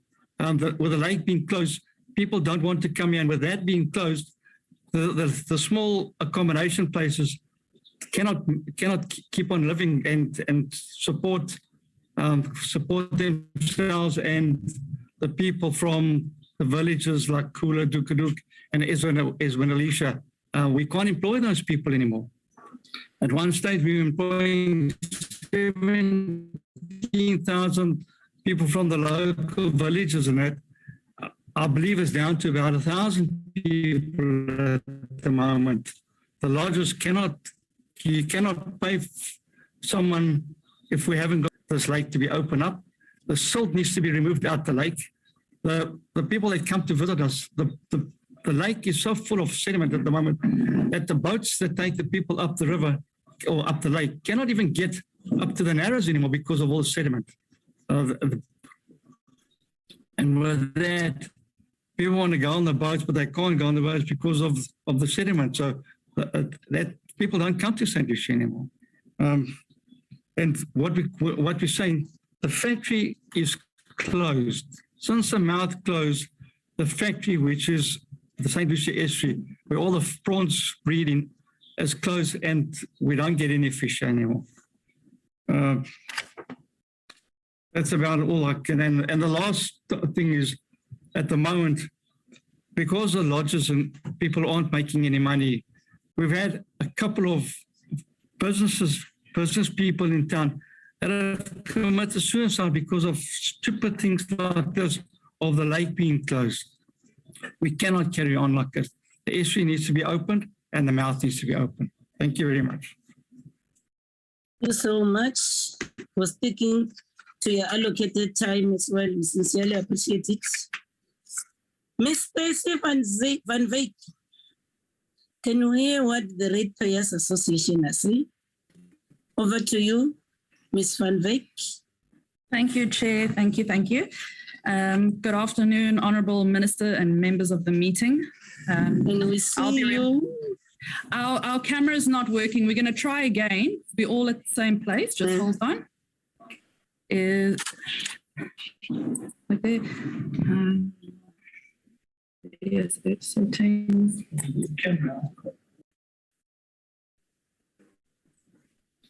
We're just trying to see if we can get it on. Original ratio? No. You can be presenting while apologies, Chair. To do that. Yes, apologies, Chair. It's not working. So I'll continue with my speech. I'll be representing as a concerned stakeholder as well as a symposium member. As I've mentioned, there was a unanimous feeling amongst everyone during the Isimangaliso Symposium that we were finally getting some sort of unity and working together for a common goal. During early inception of the Isimangaliso authorities, communities became very divided and there was never much engagement between all stakeholders. This caused so much animosity and anger between our communities. When the symposium started almost 3 years ago, we felt that this was finally rectified and that it was rectifying things of the past, and we were moving forward. And for this, I would personally like to thank the Isimangaliso people that are on the meeting. We thank you for bringing that to us. We were finally feeling the true Ubuntu in our community. However, our faith in Isimangaliso has now once again crumbled, and they have not held up their end of the symposium with the recommendations and democratically proposed solutions. We as symposium members did not just willy-nilly come up with a decision to open the mouth as we did. There were serious discussions and scientific input by dedicated teams. Solutions were made and bold moves implemented. For anyone to say opening the mouth was not a success, did not stand on the beach for 5 months and see the positive impacts that it had.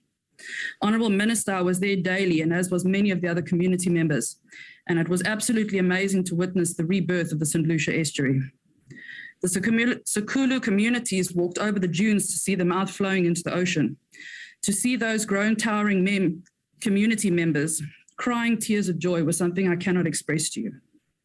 However, sadly, this was the beginning of our loss of faith with Isimangaliso, as communication with the media and government was not transparent from the beginning. And it seemed at this stage, Isimangaliso took a few steps back.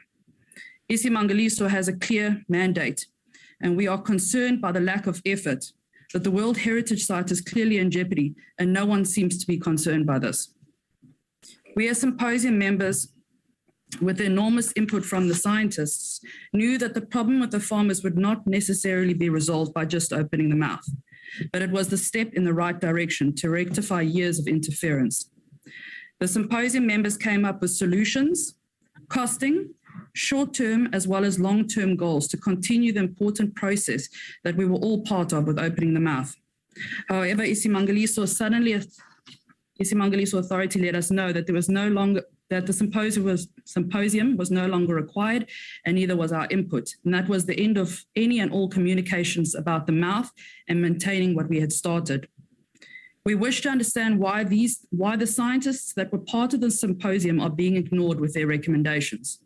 Please understand our frustrations, as these scientists have years of experience in St. Lucia and its operations. Honourable Minister, I pose a question to you as to why were these scientists that were part of the symposium not put on the panel of experts, and only scientists that are opposed to the manual breaching of the mouth was part of the panel. Have these scientists that were part of the symposium, have their papers and documents been used, or have they completely been ignored? My own personal frustration and heartache at this point is boiling over. How can we, and when I say we, I refer to Isimangaliso, community members and government, sit idle by and allow the egos of scientists and media to dictate our environment, livelihood and heritage? We are meant to be people protecting the environment at all costs. I want to ask a question, or rather play out a scenario to you all. In conservation, there is a strong saying or belief that humans should not intervene unless the situation is man-made and needs human intervention to rectify the problem. When a rhino is shot by poachers and its horn and face is hacked off, do we as humans not jump to their aid and help save the animal by all means possible? Surgery, medication, park security, wildlife funds, poaching units, helicopters, guns. We literally have thrown everything we can to stop the killing of our rhinos because they are a critically endangered, highly vulnerable, protected species and our heritage. Yet we turn a complete blind eye to what is happening to our St. Lucia estuary. Humans created this problem, humans destroyed the system. Is it then not up to us as humans to step in and intervene? This estuary feeds more than just the lives of the people that surround it. But just like the rhino, it is our heritage, a protected and important asset to this country that is home to unique and critically endangered species. And it is our obligation as humans to not just stand by and let it be destroyed by the egos of scientists that are steadfast on allowing nature to take its course when we as humans have literally destroyed the system already. 5 years ago, the first phase of the Jeff project was completed. And although it clearly was not as successful as written on the paper, we're still waiting for the rest of the Jeff project to be completed, but there's no word of this. I don't have a fancy presentation to show you, but I want to appeal to you all to come down to St. Lucia and see for yourself. We are tired of all the lies and pretenses. Isimangaliso's website has beautiful images of estuaries and landscapes, and they are selling our area to international investors, which we are happy about. However, many of these pictures are of Cozy Bay and not even St. Lucia, and many of these images are dated almost 20 years ago. Come down for yourself and stand on the ground and see what humans have done to this area and understand firsthand why we are fighting so hard to protect this place. This is bordering on a humanitarian crisis. Due to the lake dying, we are killing people directly and indirectly. Animal attacks, malaria, starvation, suicide, loss of income, loss of homes, loss of jobs. We are allowing our protected wildlife to die. We are destroying our heritage. In conclusion, in our constitution that we fought hard for as South Africans, we have the right to oppose wrongdoings of any nature. Wildlife has no voice except the people like us that are willing to stand up and represent. We are tired of the egotistical mindsets of some. Democracy opens the doors to debate from all sides and not just one-sided opinions. We cannot allow scientists' egos to undermine the constitutional right to lives, jobs, and security. Thank you very much. Thank you so much, Ms. Van Zyk. Can I get a representative from the marine scientist, Mr. Robbie Hanson?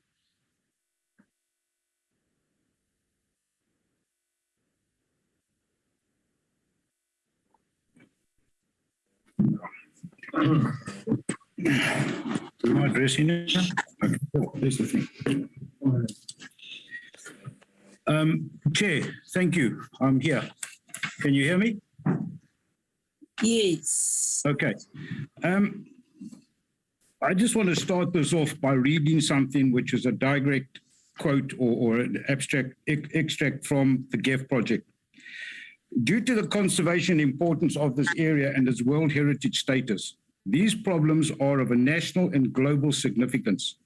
As signatory to the Convention on Biological Diversity, as well as several multilateral environmental agreements, including CITES, the World Heritage Convention, the Ramsar Convention, South Africa has the responsibility, and by that we mean the government, to maintain the health and biodiversity of the system.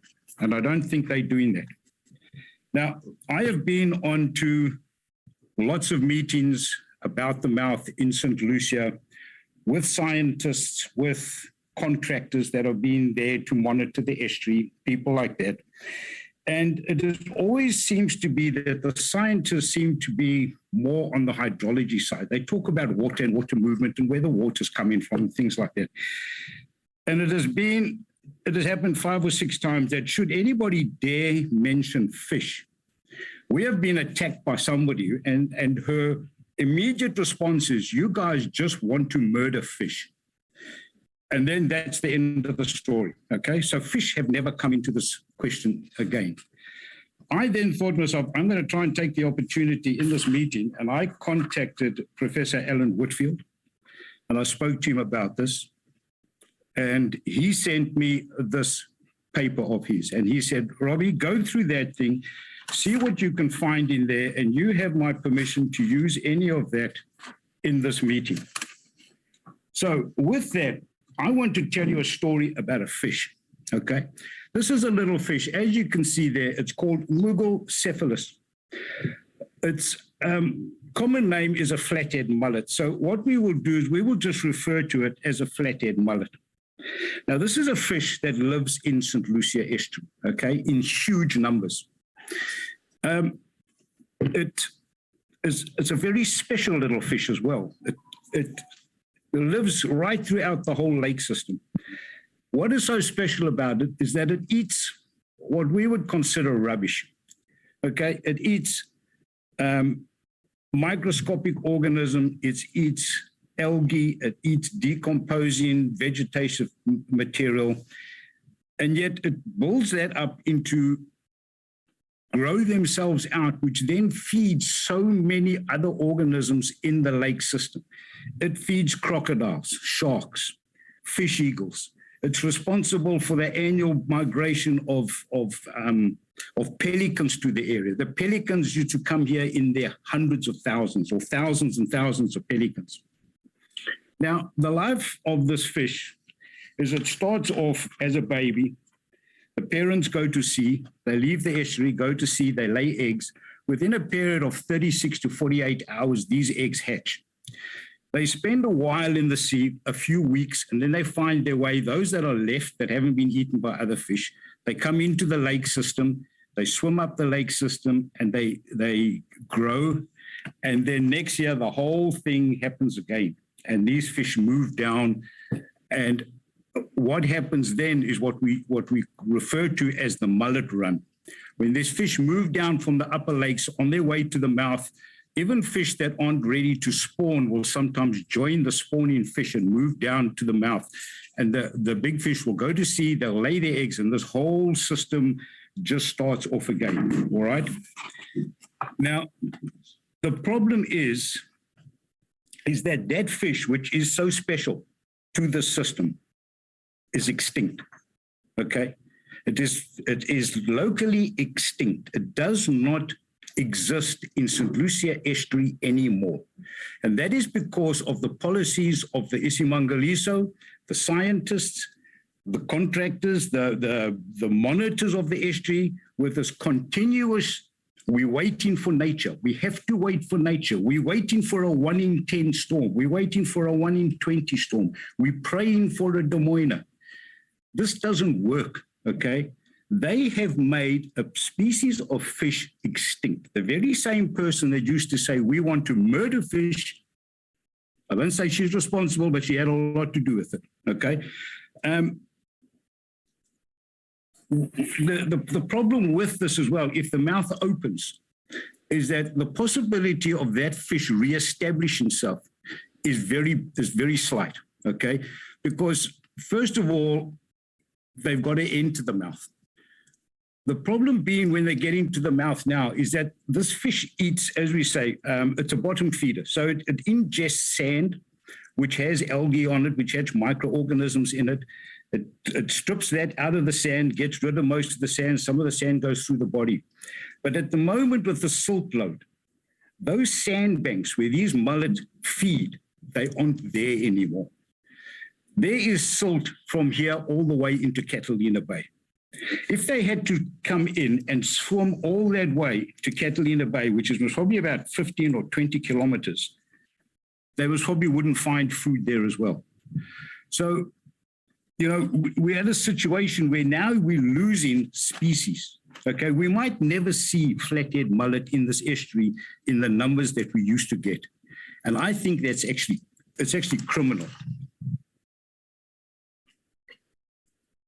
Sorry, just having a bit of water here. Professor Whitfield actually says in here as well, it is strongly recommended that an adaptive management strategy rather than a fixed management approach be adopted for the sake of future connectivity of St. Lucia's system to the marine environment. That is something that so many people have agreed to the whole time. With Isimangaliso and their 10-year management plan, you cannot take a 10-year management plan and adopt it to an estuary, okay? An estuary changes from day to day, week to week, month to month. And now you're going to say, well, this is what we're going to do for the estuary for the next 10 years. You're going to shoot yourself in the foot, okay? It just doesn't work. He also, where's my other notes here? They've done studies now in the last few years. When I talk about the fish disappearing, Digby Cyrus of, I think he's still with Zululand University. They warned in 2006 that if the St. Lucia mouth remains closed to the sea in the following years after 2006, these potential first-time spawners would not be able to join the breeding populations of the marine environment. The reason why this fish has gone extinct as well, which is something I forgot to tell you about just now, Flathead mullet have got a lifespan of about 10 years. This mouth opened in 2007. So by 2017, any fish that might have come in 2007 have actually died of old age. The fish in the sea in the last 10 years are dead. The fish that they might have, the eggs that they might have laid that hatched, those that weren't eaten by millions of other fish had very little chance of survival because they didn't have an estuary to swim into and hide away so that they could grow up. So they all dead as well. So there is no flathead mullet left, okay? The whole thing has gone. Now, I just wanted to finish off, and as Stacey said just now as well, I mean, St. Lucia has a water problem, all right? We don't get enough water, and the water that we get is of very bad quality. This is because of us humans. We cause global warming. Global warming means we don't get the rain that we used to get, except for the last 2 years.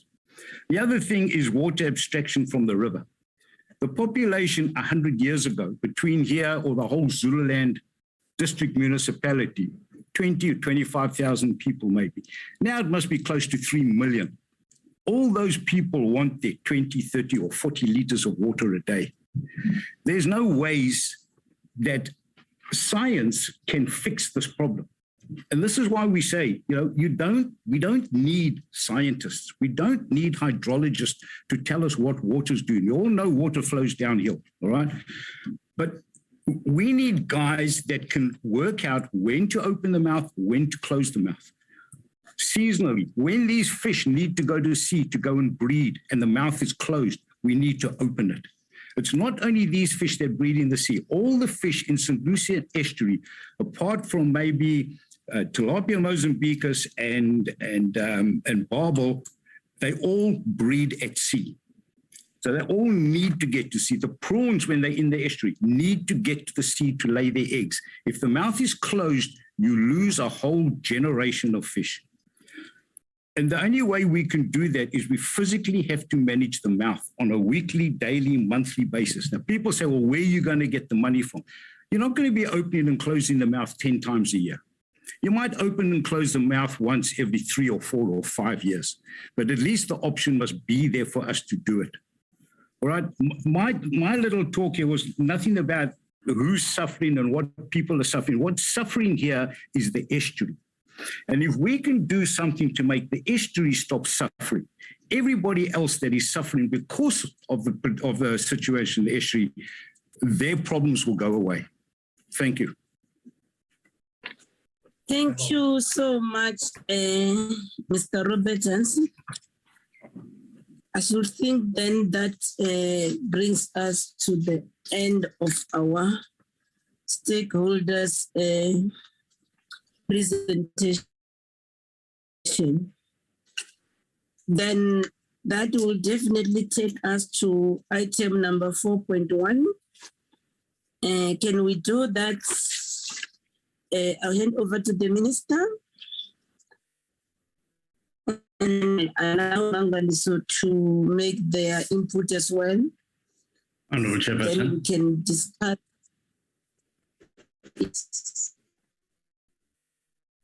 Honourable Singh? Yes, Honourable Chair, I'm sorry to do this. I had my hand up. I just thought before the Honourable Minister and Isimangaliso come up, we rather put some time frames because I noticed there's a 60-page presentation. And certainly for me, Madam Chair, although the Audi Ultra and part-time rule, which I'm very familiar with, must apply, it's not going to take rocket science for me to determine what kind of recommendation we should be making at the end of this meeting. So I think that 50 or 60 pages must be cut down and we give them a particular time frame to tell us what they want to tell us. That's the thing, because you see in my agenda, you will have seen that they were going to take both, including the minister, 30 minutes. So then I think the minister will then take time and then will give so 15 minutes to deal with all. It means they can refer to the pages if it's in response to all the issues that they've raised, because also these things are not new to them. But let's allow the minister to share the time. The minister, over to you, Minister. Chairperson, thank you. Thank you very much. And allow me to greet everybody who is logged onto this meeting, in particular the honorable members and also all the stakeholders that have come this afternoon to share their important perspectives on the matters under consideration before the committee. I think although it is already the 8th of February today, Chair, it would be appropriate for me to wish you and other members of the committee, as well as our stakeholders, everything of the very best for this year. I hope that it's a good year for each and every one of you, and also, of course, for your families. Minister, you forgotten to greet your colleague as well. Which colleague do you want me to greet? The Minister of Police. Yes, allow me. I'm not used to having the Minister of Police in my meetings, so you'll forgive me, Honorable Cele, for getting to greet you. And I see the Deputy Minister of Police is also here, and I think we're very honored to have that opportunity. Chairperson, Minister Cele and I have the same initials, and neither of us have ever found anybody before who was also BC. So we have that in common. Chairperson, I am going to present the terms of reference of the committee that I appointed. But before I do that, let me just share with yourselves that in August 2019, shortly after I was appointed as minister, I visited Isimangaliso and I spent a considerable amount of time visiting different aspects of the park and meeting with the management team. In the course of that meeting, it was brought to my attention that there was serious concerns regarding the mouth and the estuary, which had been closed for a considerable period of time. And the CEO had indicated to me at that point in time that the St. Lucia management and the board, as the management authority of the estuary, would be wanting to hold this symposium to discuss many of the issues that have been raised here today, as well as I think a lot of other scientific evidence with regard to the wetland. We had agreed that that symposium would take place. I think we then faced the COVID pandemic and the symposium was delayed until 2020, fairly late in the year. And subsequently, as you are aware, a decision was taken, which the CEO will inform you of, to open the mouth of the estuary, and that happened early in January 2021. At that point, I received a deluge of complaints from scientists and environmental organizations, and I also received a report on the symposium. And as a minister, I was faced with conflicting opinions about what should be the correct management procedure for the estuary. Now, you would understand, Chairperson, that the National Environmental Act has at its center the concept of sustainable development. And sustainable development has got four aspects, in my view. The first would be the protection of natural systems for the benefit of future generations. The second would be the exploitation of natural resources in a manner that's sustainable or prudent. The third would be the equitable use of natural resources. And the fourth would be to ensure that environmental considerations are incorporated into economic and other development plans. Now, what we can see from the important inputs that have been raised by stakeholders this afternoon is we can see the tensions that exist between these four important principles that underpin the concept of sustainable development. And because one realized that as a minister, one was not able to adequately consider all the different aspects of this matter, I took a decision to appoint a panel of experts to review the scientific basis for the breach of the mouth of the estuary. Now, I think that colleagues who have spoken today have the right to be frustrated with the length of time that this process has taken. And I'm very glad that today we have the opportunity to share with everybody on this in this meeting the terms of reference of this committee. If we could go please to slide 3.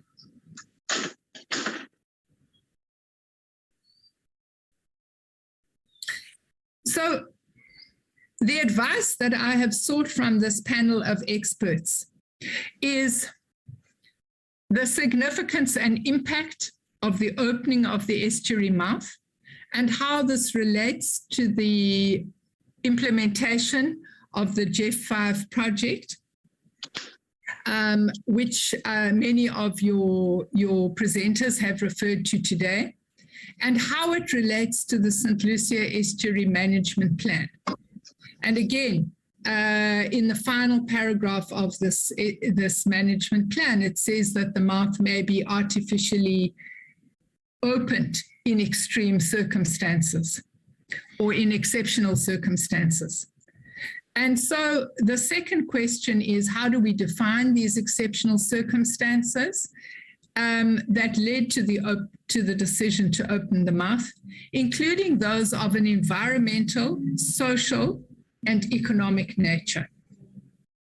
The impact of the mouth opening on the functioning of the system and the wetland system, as well as associated environmental, social, and economic implications, and the development of guidelines for the immediate and ongoing management of the system. If we can move on. Now, colleagues, I did request that a revised presentation be sent to you, because when I reviewed this presentation shortly before I came online, I realized that the composition of the panel is not included. And I would just want, we have sent it to you in writing, Chairperson, and we have submitted the slide. But I think it's very important, given the important issues that have been raised here today, just to share with you not only who is on the panel, but also what their areas of expertise is. So there's Professor Derek Stretch, who is an expert in sediments and hydrology.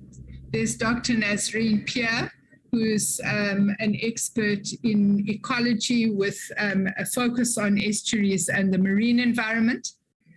There's Mr. Bonani Madigizela, who is also an expert on estuaries and the marine environment.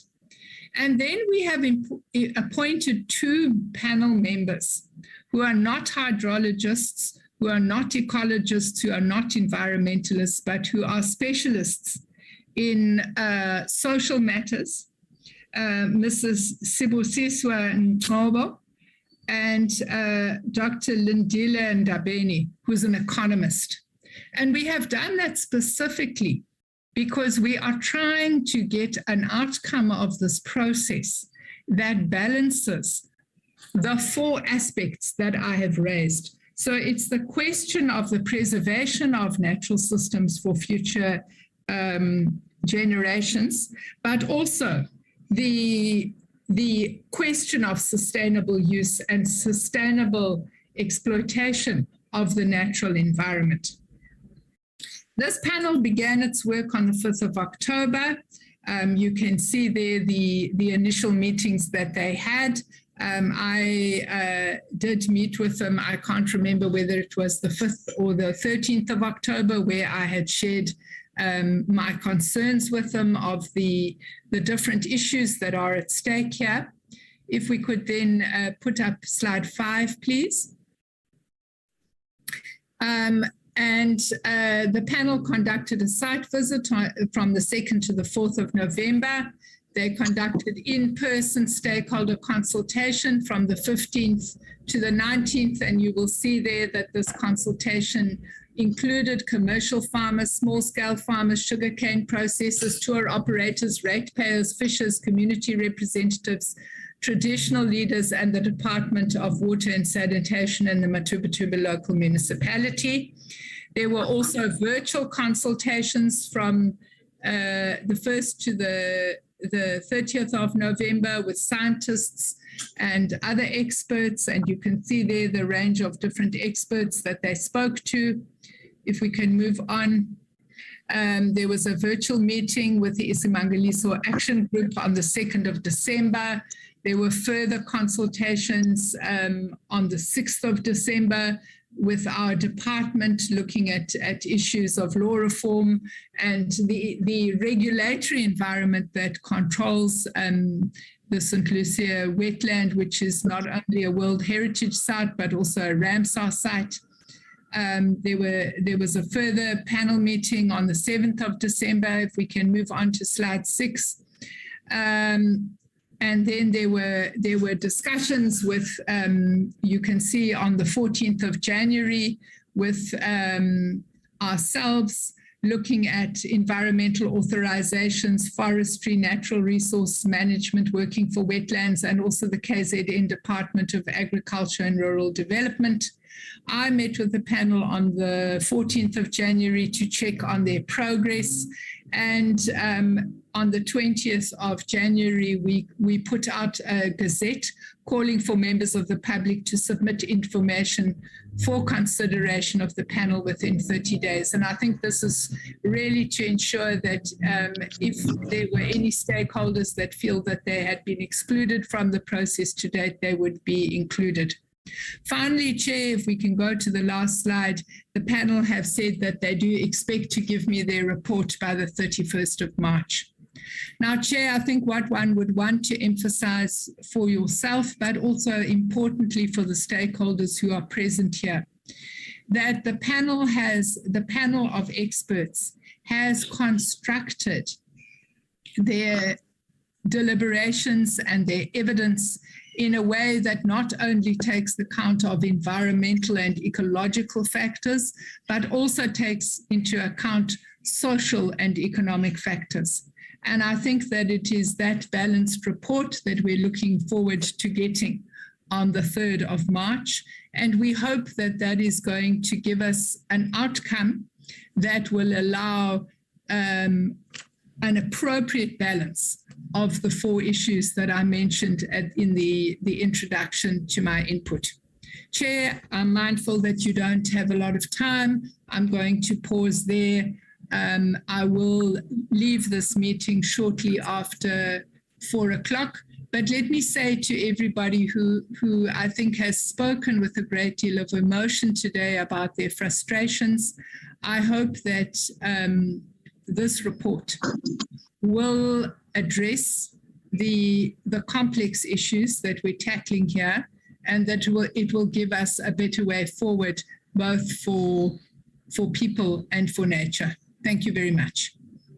Thank you so much, Minister. Before you go, listening to all the speakers, the stakeholders, they were all asking, when are you coming down to see with your own eyes? Are you going to respond to that? I have already seen with my own eyes. As I told you, I was there in August of 2019. I didn't meet the stakeholders, but I have been there. And this is precisely why we agreed to this symposium, which the CEO will speak to you about. And it's precisely why I have structured the panel in the way that I have structured it, because I'm fully aware of the competing interests that exist in this matter. Before we take further decisions, and before we do anything else, I need now to wait for the report of this panel of experts that will guide my future actions. Thank you. CEO? Chairperson, sorry. I've got my hand up. I wonder if you'll allow me a minute before the minister leaves. Because I did hear that she wants to... Okay. Thank you. She's going to leave at 4. Yes, she said she's leaving at 4. Maybe, yes, I can allow everyone who wants to raise the issues with the minister before she leaves now. Is it Honorable Singh only? I think, yeah, it's you for now. Thank you very much, Chairperson, and I greet both the ministers, and I hope they're not going to be policing each other environmentally and otherwise. And all the best to you as well, Minister Krisi, and to Minister Kwela for 2022. Minister, thank you for your report, and I thought I should come in before you leave. Because, Minister, having listened to the presentations by the 6 communities representing a wide range of people in the social circles there, one would think that if we, and I compliment you for having put this team together, and I know from my own experience that we all get advised by experts.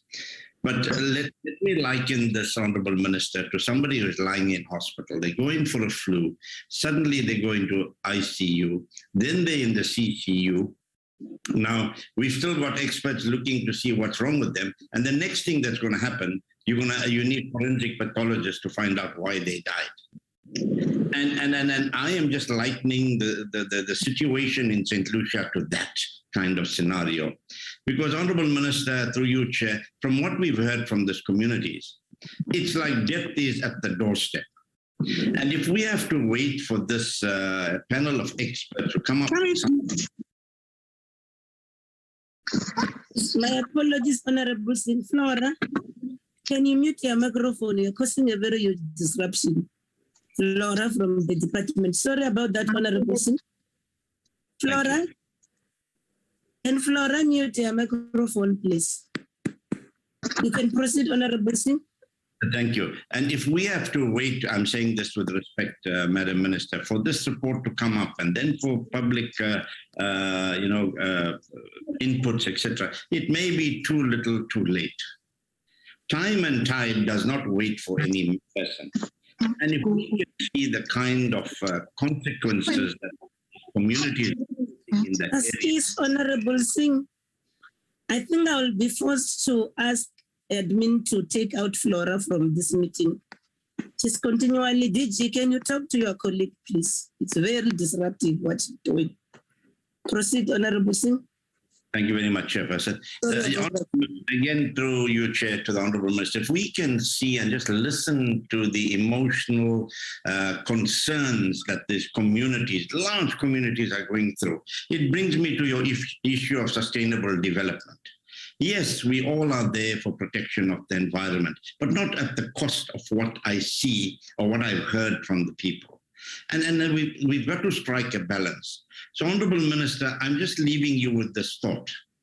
Whether or not you will consider speaking to this panel of experts after they've heard these communities to say, come up with something immediate and short term that will ameliorate the plight of these people in that area, whilst you carry on with the bigger report.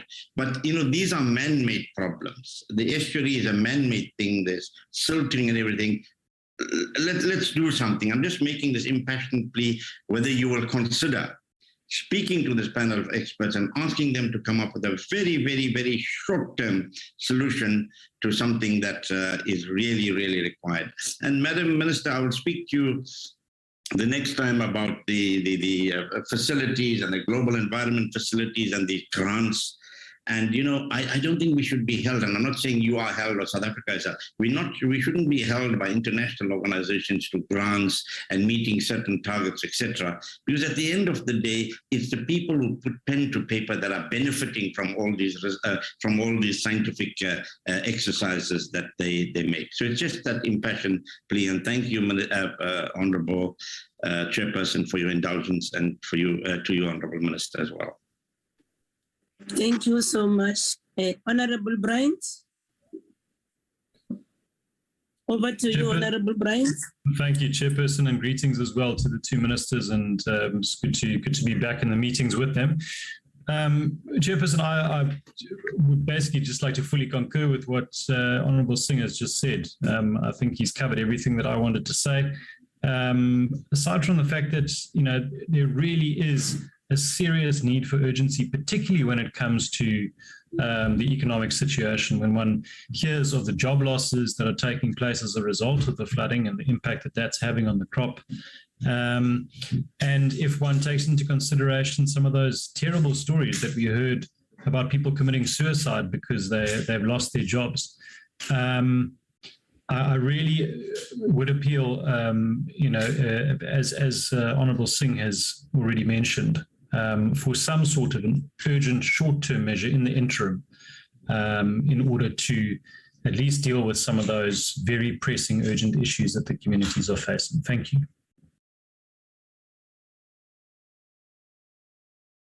Okay, I think those were the two. And Honourable Paulsen, your hand is up too. Before the minister responds. Thank you very much, Chairperson. And you know, I'd like to add on that there are very pressing issues that need urgent response. There are people whose livelihoods were affected by this short term. In the short term, they need healthcare, they need sustenance, and if there's any way that the minister could intervene to address this, we can't allow people to starve and go hungry, given the urgent need that they have. Chairperson, and also similarly, we've not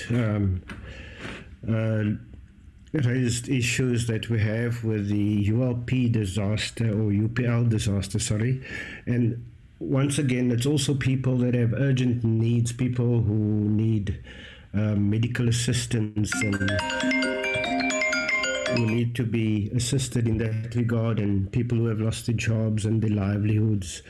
They cannot go to the river to fish, that sort of thing, and their surrounding sea has also been affected. So if we could have an urgent response to those needs, Chairperson. Thank you very much.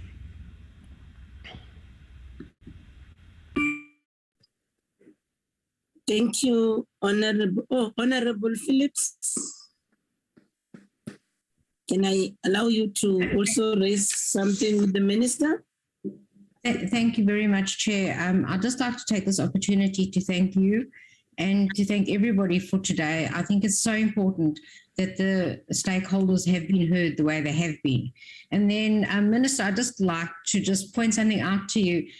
We visited the St. Lucia and Isimangaliso in January 2021.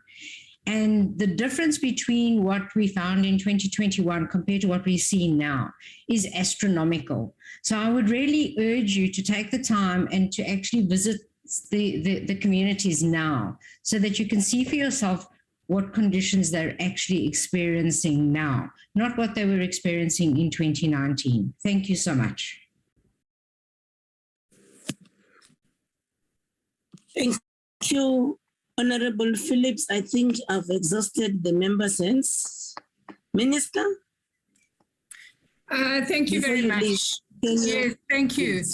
Thank you very much. And I think that the view that honourable members are putting forward, that we must try and fast track the work of the panel, is well taken.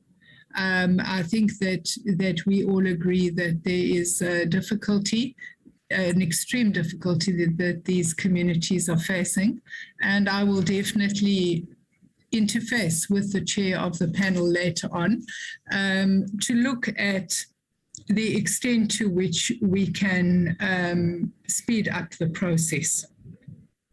Let me say, Chair, that we do face complexities here, and it's important that the honourable members understand the complexities we face.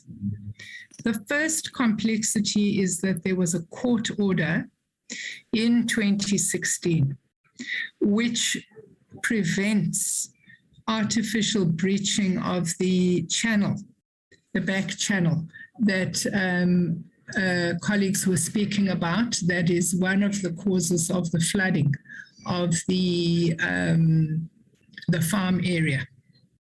And one of the issues that arose at the time when the mouth was opened was that some of those involved in the criticism of that decision were basically threatening to take court action, that in fact the 2016 court order that prevented aspects of artificial interference with the system, that this decision was in breach of that court order.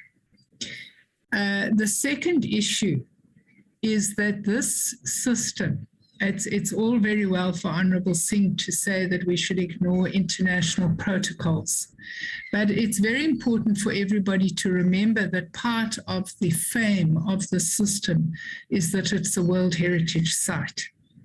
And another reason why it would, when international tourism recovers, remain a popular tourist destination is because of that World Heritage Site status. Similarly, there were concerns being expressed at the time of the opening that there would be certain presentations made to UNESCO with regard to the suitability of St. Lucia as a management authority in the light of this decision. So, Chair, what I'm trying to demonstrate to the committee is that when you deal with these matters, there are always two competing views. And if we are to support the view of sustainable development, and if we are to manage the situation in a way that prioritizes the needs of sustainable development, we are going to have to find this complex solution that will allow us to meet all the competing needs in this situation. So I just want to request that we allow this process to conclude, because we need, as the representatives have spoken here today and have said, we need to solve this problem once and for all. We can't continue to go backwards and forwards. And it is my hope that as a result of this process, we're going to find that fine line that we can all agree is necessary so that we honor all the competing needs in this particular situation. Let me just say that I think that the UPL update will be presented by my team. And I have spoken, Honourable Paulson, last night to the MEC of KZN. I've raised the issue of the concerns of the small fishers with regard to compensation. He has indicated to me that there is a fund to which they can apply, and I'm hoping that either he or his officials will give further details on this matter later on in the meeting when these issues are considered.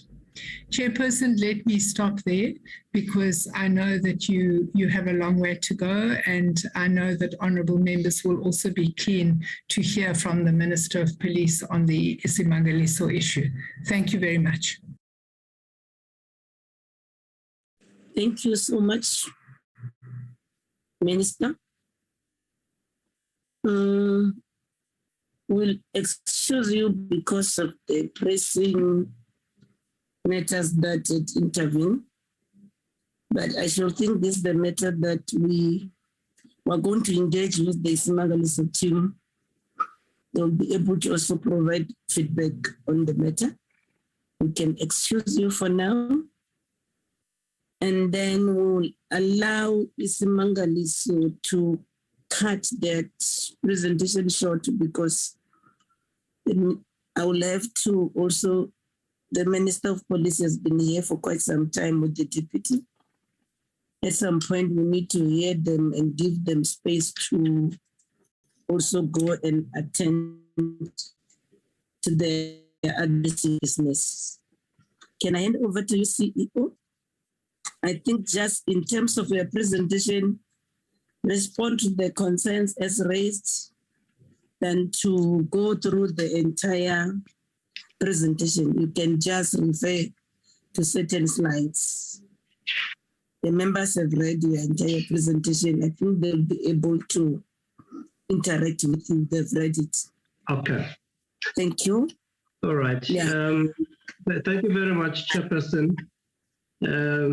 Once again, greetings to the honorable members, the ministers present, the deputy minister present, the DG colleagues who are present here.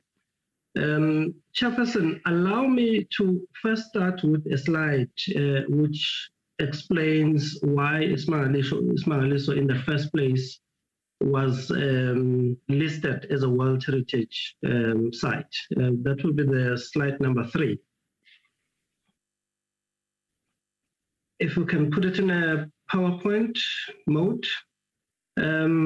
I just wanted to highlight that Isimangaliso, as we probably all know, was established in accordance with the World Heritage Convention Act of 2000. And in 1999, it was just before that it was inscribed on the World Heritage List.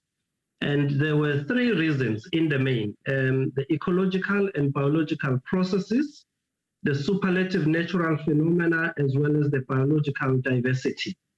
And all these issues, if we discuss the issue of the estuary, they are also represented even in the, by mere sense that we've got an estuary, because the estuary that we have here in St. Lucia is one of the largest estuaries that we have in the Southern Africa. I also want to bring to the attention of the Portfolio Committee that Isimangaliso, for it to be in existence, the country, South Africa, had to become a signatory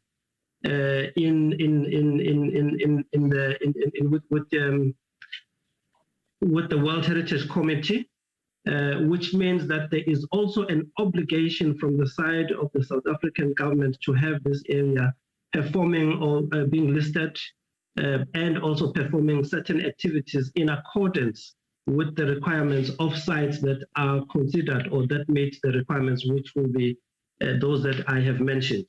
So there is that regulatory framework from which we operate, which then provides guidance on how we should conduct ourselves as an entity in implementing the management operations of the entity. One of those, as I indicated, is the World Heritage Convention Act. And we all know the NEMA, the National Environmental Management Protected Areas Act, the NEMBA, and many others that are applicable. So that, if you look at the World Heritage Convention Act in particular, where I want to go into, is the fact that we must have what is called an integrated management plan. And in the integrated management plan, we then have, to contextualize the situation, we then have the estuary management plan, which we use to manage this estuary because it's one of the key assets of this World Heritage Site. Now, going to slide number 6, sorry, so I'm going a bit faster. Going to slide number 6, I think we all do appreciate that estuaries are a complex system, and they are subjected to a number of influences, as we've heard from a number of presenters here before myself, marine, riverine, as well as the terrestrial ecosystem. but it only becomes an estuary when there is an exchange between the sea water as well as the fresh water, which is coming in this case from Mfolozi as well as Msunduzi and other catchment areas. Now, if there is no interaction between the sea and the fresh water, you then have a challenge that the aquatic life or the biota of the system of the estuary, as you can see from the document that was presented coming from Dr. or Professor Alan Whitfield, you will then have other species compromised by virtue of the system no longer operating or functioning as an estuary. Therefore, the continued functional or functioning of the estuary as an estuary becomes very key from a management point of view. I do want to go into the fact that after the JEF5, because the minister has spoken quite at length with that, there were specific objectives, but it is imperative to mention that the JEF5 project came as a result of the fact that there were three key issues there in the main, that because of the mouth, because of the Mfolozi River not being able now to flow freely into the estuary, you then had a situation where the estuary, the salinity was very high, that compromised again what I talked about, because it basically meant that water that was there was mainly water that was coming from the sea, but not from the rivers, in this case Mfolozi as well as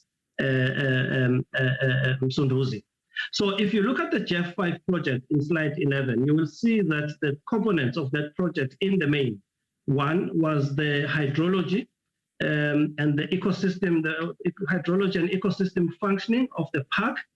They're looking at recommending and evaluating the options, but also implementing the preferred option that will come out of that. Two, promoting conservation compatible local economic and cultural development, meaning that in as much as you are managing this park, which is a World Heritage Site, you need to take cognizance of other issues, as you can see at the bottom. The institutional capacity building for biodiversity conservation was another one. And overall, the overall objectives of the study then was to understand the physical functioning of the system and how it changes, or how changes have come about over the previous years. As I'm sure you can see in the slide, that if you look at 6,000 years ago, it was about 1,165 square kilometers. But if you look at it now, at present, it is 350, which means that the human interference with the system has had significant impact. Having said that, I must also indicate something that I think we are not saying louder here, is the fact that the system that we're talking about, where we now have farms, commercial as well as small-scale farmers, it's in the main, it's the floodplain, which then serves as a buffer or as a sponge for any sediment that may come from the river, Mfolozi, Msunduzi, and other catchments. Now, because the floodplain and these rivers have now been canalized, there is almost what one would call a freeway into the estuary, thus causing these problems that we're currently seeing of the sedimentation. That is also another contributing factor that we need to take into cognizance. It doesn't by any way undermine the fact that there are people who are living and who are employed and businesses that are operating as a result of this, but it is imperative that in our discussion we also do take into cognizance the fact that what we are talking about here are farming operations or agricultural operations that are taking place in the floodplain, which in any case will be flooded because it's a natural setting that is there. What I do want to indicate going forward, Chairperson, is that the members have spoken to the issue of the JEF5, and I've spoken to the issue of the IMP. And I've said the JF5, the IMP, we've got the estuarine management plan, and we also have the environmental maintenance plan, which we are using to maintain this estuary. And this is where these plans that I'm talking about speak to, in line with why we were listed, how we were listed, the regulatory framework. It then says, in certain cases where there will be a need for us to breach, it must only be for ecological reasons. And this has been explained in a number of fora where we've been engaging with multiple stakeholders, wherein we've been clarifying the issue or addressing the issues of the frustrations that have been brought forward here today, Chairperson.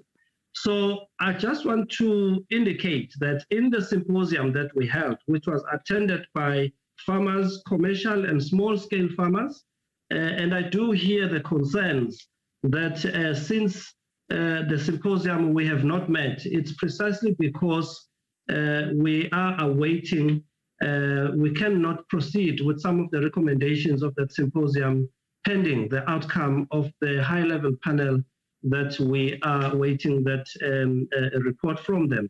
Otherwise, we will then be subjected to the same process again. So farmers have been participating because of that symposium. Even before that, we've been engaging with farmers and both small scale and commercial. Neighboring communities in the form of Sokulu, Ubabumlaba, Umtetwa, as people from Dugu as well as Zwenelisha. Those people were also part of the symposium. Scientists, including those involved in the JF5 project, were invited and they participated, although some of them left before even the symposium. Fishermen were there, business people, as well as non-governmental officials, entities. St. Lucia Estuary Symposium had specific resolutions. That's slide 20. The St. Lucia system, we agreed in that symposium, Chairperson, that the St. Lucia system is a complex, dynamic, socio-ecological system, the natural functioning of which is critically important for its natural assets, which is biodiversity and natural resources, as well as to many other ecosystem services that it provides to the diverse stakeholders that depends on it. There we are mentioning issues of tourism, agriculture and fishing as it has been presented here, Chairperson. All participants agreed or had strong interest in the restoration and effective management of the St. Lucia system. This was now based on the fact that the system, once again, shortly after the JF5 project, was no longer functioning as an estuary because from being high salinity system, it changed into extremely low salinity because it was only it was fresh water because only the Mfolozi water was able to charge into the system as well as the Msunduzi. The sea water was no longer coming into the estuary. Now it then nullified the definition of the system as an estuary at that point in time.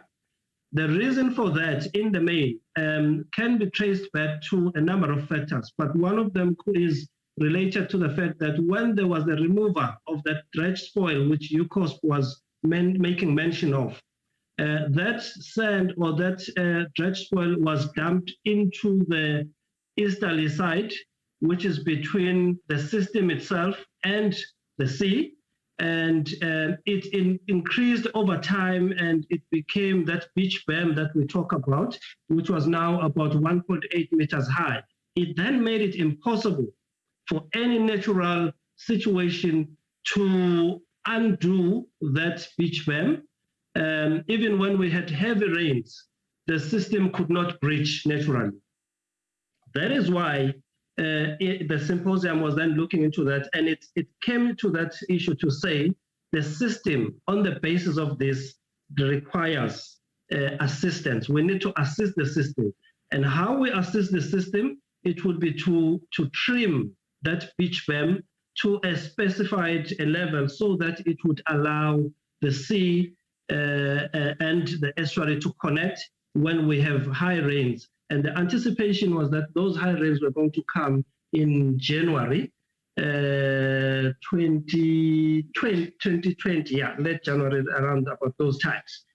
But what I do want to highlight, Chairperson, again, is that from that symposium, there was short-term as well as long-term issues that were looked into as solutions to the crisis or problem that we have. Obviously, in line with the estuary maintenance plan that we subscribe to and in accordance with that regulatory framework. Now, part of the long-term, medium to long-term, was that the short-term was to nudge or to assist the system, which is what we did. Secondly, is the issue of looking at adaptive management system, because we can't wait for the natural processes to run the system, because the system has been intensively interfered with by us as human beings, and there are too many factors into the system. Therefore, we must just get to a point where we agree that we do need to assist the system. So therefore, adaptive management system, obviously based on research or scientific evidence that will come at that point in time to assist us as management to make informed decision as to what will be a possible management intervention that is required at that point in time. So that is why that was looked into. The issue of the climate change adaptation strategy was another issue that was proposed by the symposium, wherein we were then tasked to look at that as well going forward, so that we can respond to this global warming issue and look at what were the issues that we need to attend to as management. The ecological challenges, as they have been eloquently explained, was in the main, if you look at slide 23, accelerated sedimentation, the issue of the nutrient accumulation, the proliferation of vegetation in the form of reed, because the issue of the deposits or the sedimentation that we see is encouraging these issues of vegetation and the aspects of alien and invasive species. Loss of the estuarine function is another issue that was also highlighted as an ecological challenge. So, Chairperson, we want to once again recommit, as the Minister has indicated, that as soon as we get the report, we will be re-engaging with all other stakeholders to look into how do we deal with this.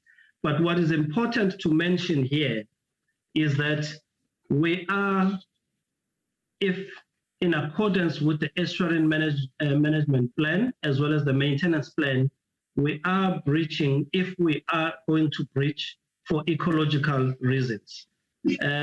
We did indicate in the symposium and in the engagements with all the stakeholders that there are possibilities that when we do when we do breach or assist the system, it may have positive impacts on the agricultural activities. It may also have a positive impact on the tourism or business aspects in terms of fishing and many others. However, we cannot guarantee that. It's a risk that we said we must all share. If this action does not result into that, it may cause those problems. In the presentation of UCOS, Chairperson, there was a suggestion in terms of the area where we should breach. We could not breach in that area because that would then be not in line with the estuary management plan and the estuary maintenance plan. There was also a suggestion in terms of the removal of reed or vegetation in Msunduzi, because it is believed that the water will flow and maybe assist in terms of the inundation of the farms. It's an issue that can be considered, but what needs to be taken into consideration is that if we do that, it would have to follow all the the legislative framework in terms of the EIAs and many other processes, but water affairs will have to be involved. So there is a whole lot of processes, but it's not an option that can be excluded completely, but it must just be understood that because this is a World Heritage Site and there are requirements that we need to meet and maintain as we go, because UNESCO is monitoring on regular basis through the State of Conservation Report, which we always submit as and when there's an issue. We then need to make sure that we do what we do in accordance with that process. Having said that, Chairperson, I must say once again that we do understand what the communities, the farmers, the business community is saying. I do, however, want to say this issue, just like we were discussing the issue of Nibela earlier on, cannot be an issue of Isimangaliso and the Department of Forestry, Fisheries and Environment alone. An intergovernmental approach in this case is the preferred option, where we can collectively explore the possible options, understanding the plethora of challenges that different stakeholders have. Because if we confine it to one department or to one entity, is then the one entity and one department will then process this matter in accordance with its mandate. And probably it will have an issue in terms of other aspects, as the minister was talking about the issue of sustainable development. So that would be what we can put forward to the portfolio as one issue that must be looked into going forward. Thank you very much, Chairperson. Okay. Thank you so much. You can remove the presentation from the screen, CEO. You tried to summarize in a very long presentation. I've noticed also the mayor of eThekwini. He has been here since past 3 with the team from eThekwini municipality. Sorry for the delayed welcome, Mayor. I should have done it earlier before the CEO started with the presentation. Thank you, Chair. Okay, the problem also is your number. And you got into the meeting with the gadget written 086. I couldn't have seen that it's you. Okay, then I'll deal with the other matter. The mayor of eThekwini has got a doctor's appointment at 5. He has brought a team, starting from the city manager and the others. Then I should think they'll be able to deal with those issues as and when they arise. It was a long-standing doctor's appointment, but we appreciate your coming.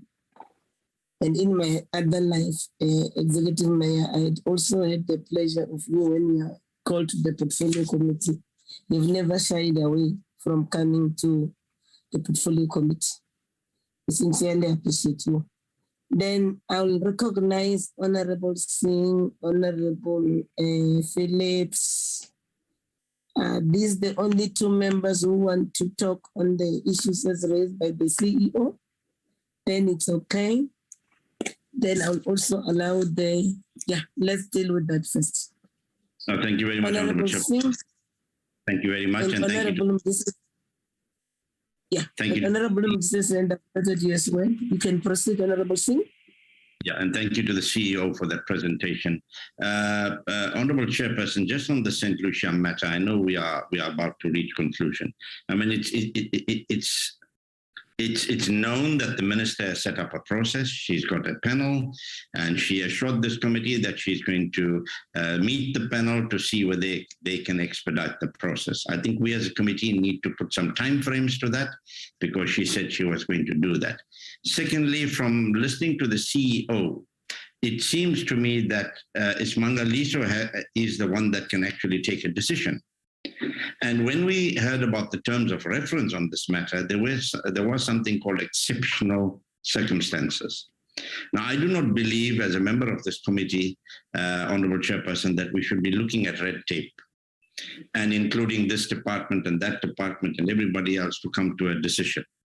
We need to act swiftly, and I believe we must give them 7 days to come back to us with a response why there cannot be some rectification to the problems and the mouth cannot be opened partially or whatever. And if they cannot do that, they must give us cogent reasons why that cannot happen. Trying to rest on a court case that took place many, many years ago, that court case was only relevant to a certain portion.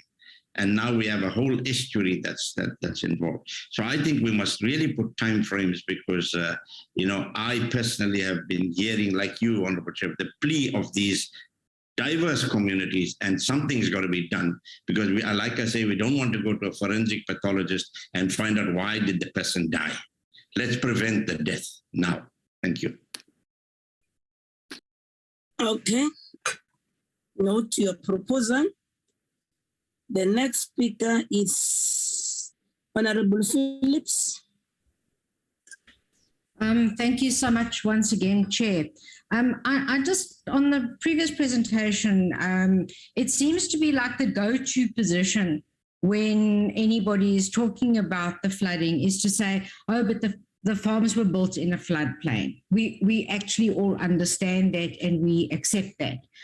But it is the reality. Now, my question is, would the floodplains be flooded to the same extent if the Umfolozi wasn't backed up due to the reeds and the silt?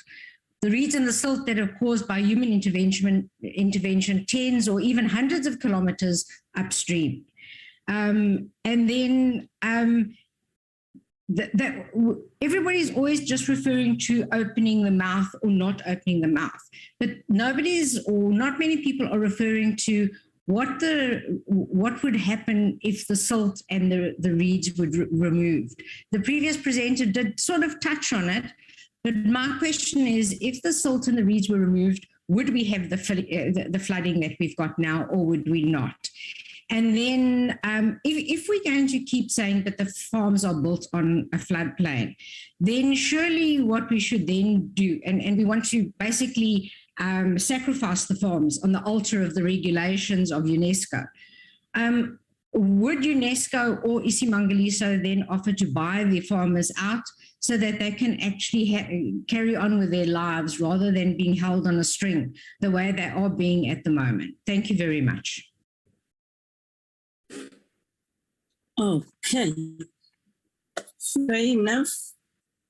Honorable Modise. Chairperson, thank you very much. I think the two letter speakers to a larger extent covered me on few issues. I thought it's important for us as a portfolio committee to make a strong emphasis that we take keen interest in biological diversity. The opening of the mouth is very important for us, but it cannot be delayed by a non-disclosed time frame. I echo the same sentiments echoed by Honorable C in terms of us as a portfolio committee, putting a clear time frame that must be adhered to by the department and Isimangaliso. We understand the significance of estuaries and how they provide lives to a variety of species. And we in the same way that we would not want to compromise livelihood of human, and the same way that we wouldn't like to compromise the livelihood of marine life.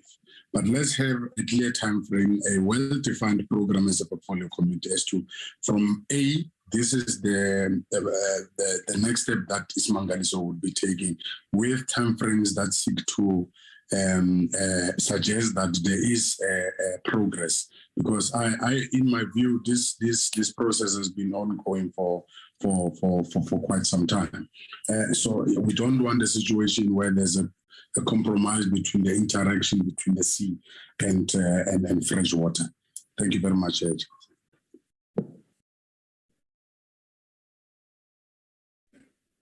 Thank you so much.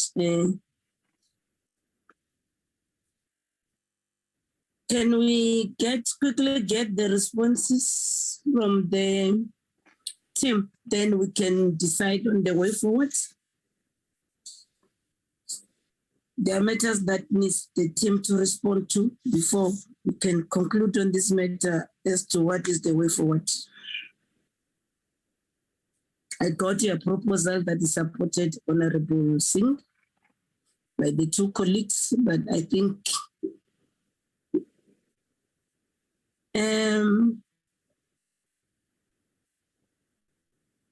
is the CEO in? Yes, Chairperson, I am in. Or you want me to allow one member of the stakeholder to comment on what they've heard and then we'll come later? You want to start first of them? Laura, Mr. McGrath, can you give a final word? I'm choosing you from others. On behalf of others, having heard what the minister has said, what the Isimangaliso has said, and the members have also deliberated, what do you think should be the way forward? Thank you, Chairperson. I'm putting you on the spot, eh? Thank you for that as well, Chairperson. Personally, really encouraged by the responses and the receptive manner in which the Portfolio Committee have heard the stakeholders, and a big thank you for that, as well as our Isimangaliso CEO for responding in the manner. We look forward to the timelines, and we will obviously remain committed to any advances to improve the situation for all. I have no further questions at this point in time, Chairperson. Okay. CEO, you heard the recommendations by the colleagues. Is there any difficulty in us proceeding the way these colleagues are recommending we need to do? Thank you, Chairperson. I think, as I indicated in my presentation, you need a solution which will be a long-lasting solution here. I do hear the recommendations, but let's go to what Honorable Phillips is talking about, the issue of sediment, removing the sediment, whether that is going to be a solution. The answer, a direct, urgent answer to her is that that will be a solution. However, it may not be a permanent solution, because to deal with this issue, you may have to go to the Mfolozi catchment rehabilitation as a broader plan, so that you don't remove the sedimentation here today or tomorrow, and then 2-3 months or even days down the line, you have the sediment, because you have not really fixed the actual problem. You have just dealt with the symptoms of a bigger problem. The bigger problem, as I indicated earlier on, is that it is coming from way afar, and that's what we need to deal with as this gathering. But what she is proposing as an urgent, immediate issue from a symptom point of view, yes, it can be, but it can't be a long-lasting solution. Okay. Then we need to come to the recommendation as proposed by Honorable Singh. Honorable Singh has proposed that the committee must resolve that the minister report to the committee within 7 days on immediate interventions while the panel is still doing its work to handle the medium to long-term solution.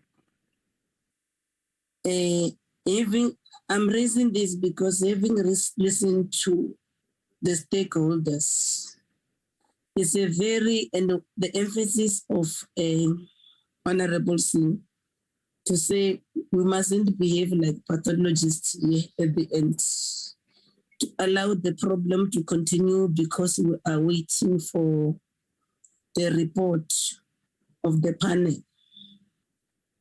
Then I should think along those lines what we're trying to say. You've heard of the most sad stories that there are crocodiles and hippos that are endangering the lives of the people living within the estuary, including those who are working in the farms. And then this is the issue that, and also the issue around the backflooding that is then also affecting the crops, whatever. So the issue here, DG, you must assist us in the absence of the minister as well. Because definitely having the minister met with the panel, there are some preliminary findings that can then impact on the way forward for the opening of the estuary mouth. So I should think we need to align ourselves with this recommendation by Honorable Singh, unless if there's a contrary view, but I've seen Honorable Modise, Honorable Phillips supporting it. Then this should be the way forward to say, in the time, even now, the recommendations, can this also go out some quick wins that can help us to prevent any loss of life, any further loss of jobs, any further loss of assets like the crops that these farmers are busy losing. And then in that sense, because the issue here, can Isimangaliso continue to engage with these farmers on finding a possible solution while we are waiting for the outcome of the panel? So that's the issue that I want to propose as a way forward.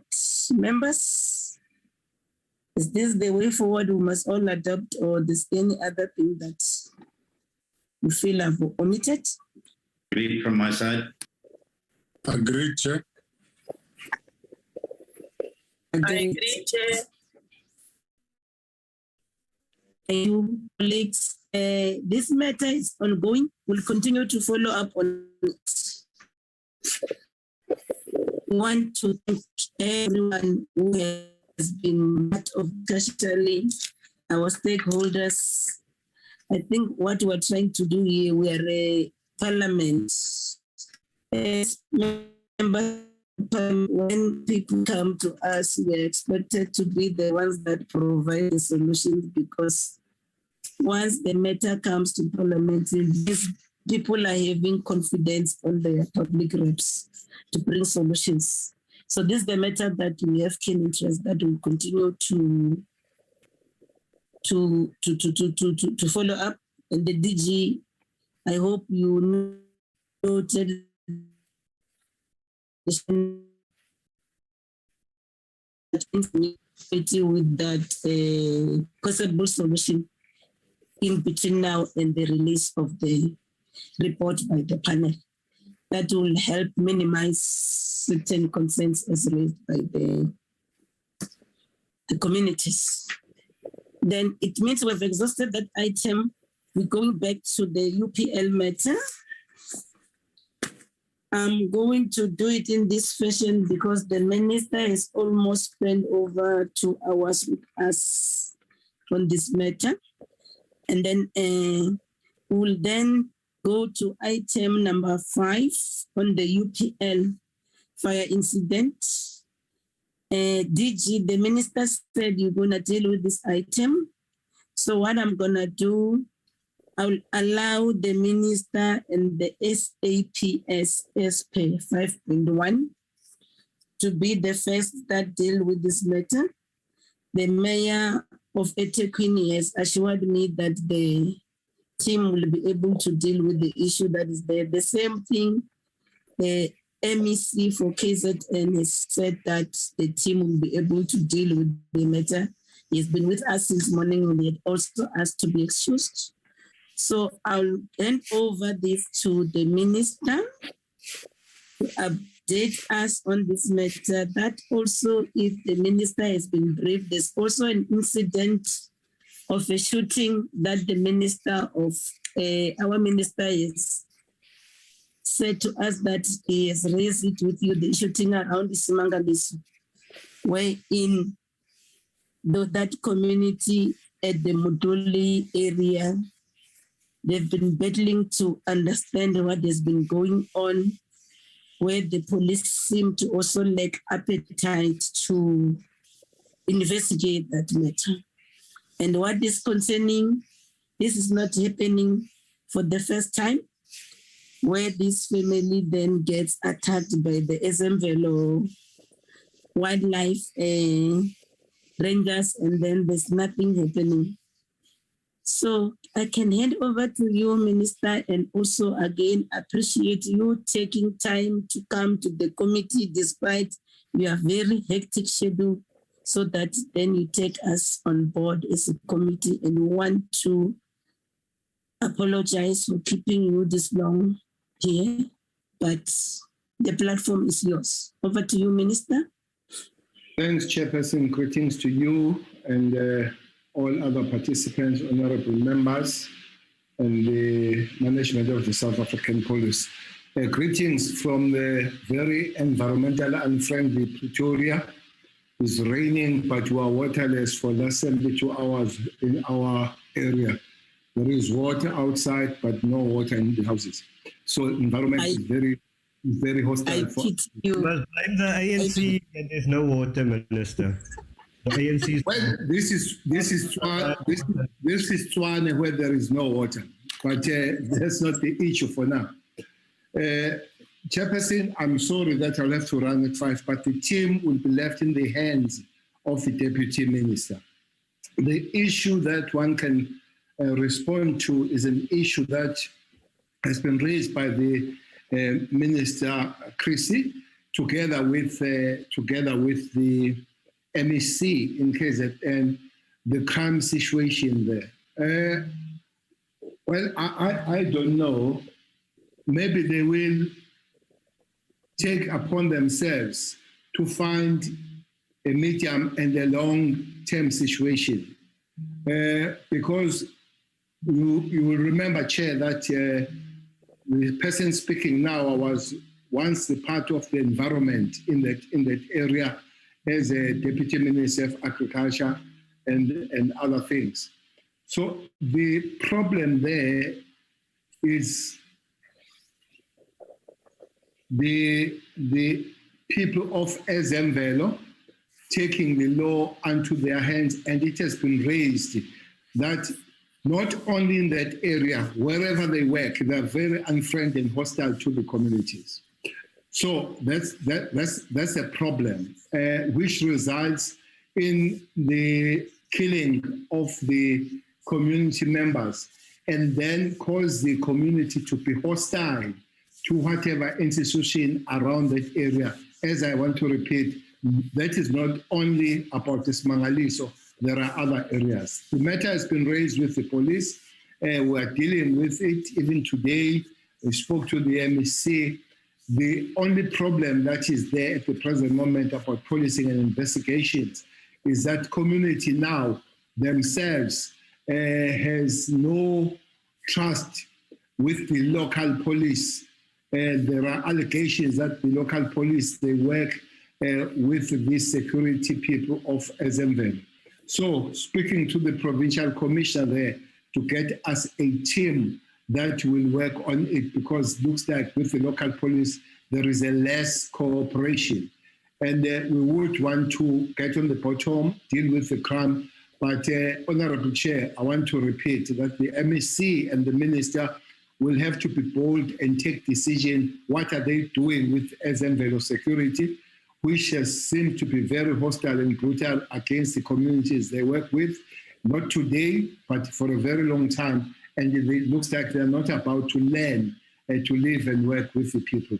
But on the case of the murder that happened there, the police will be looking at that.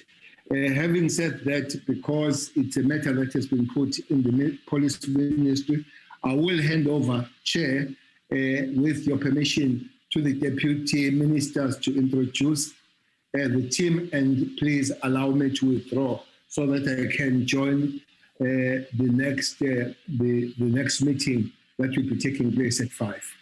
Thanks very much for the invite, Chair.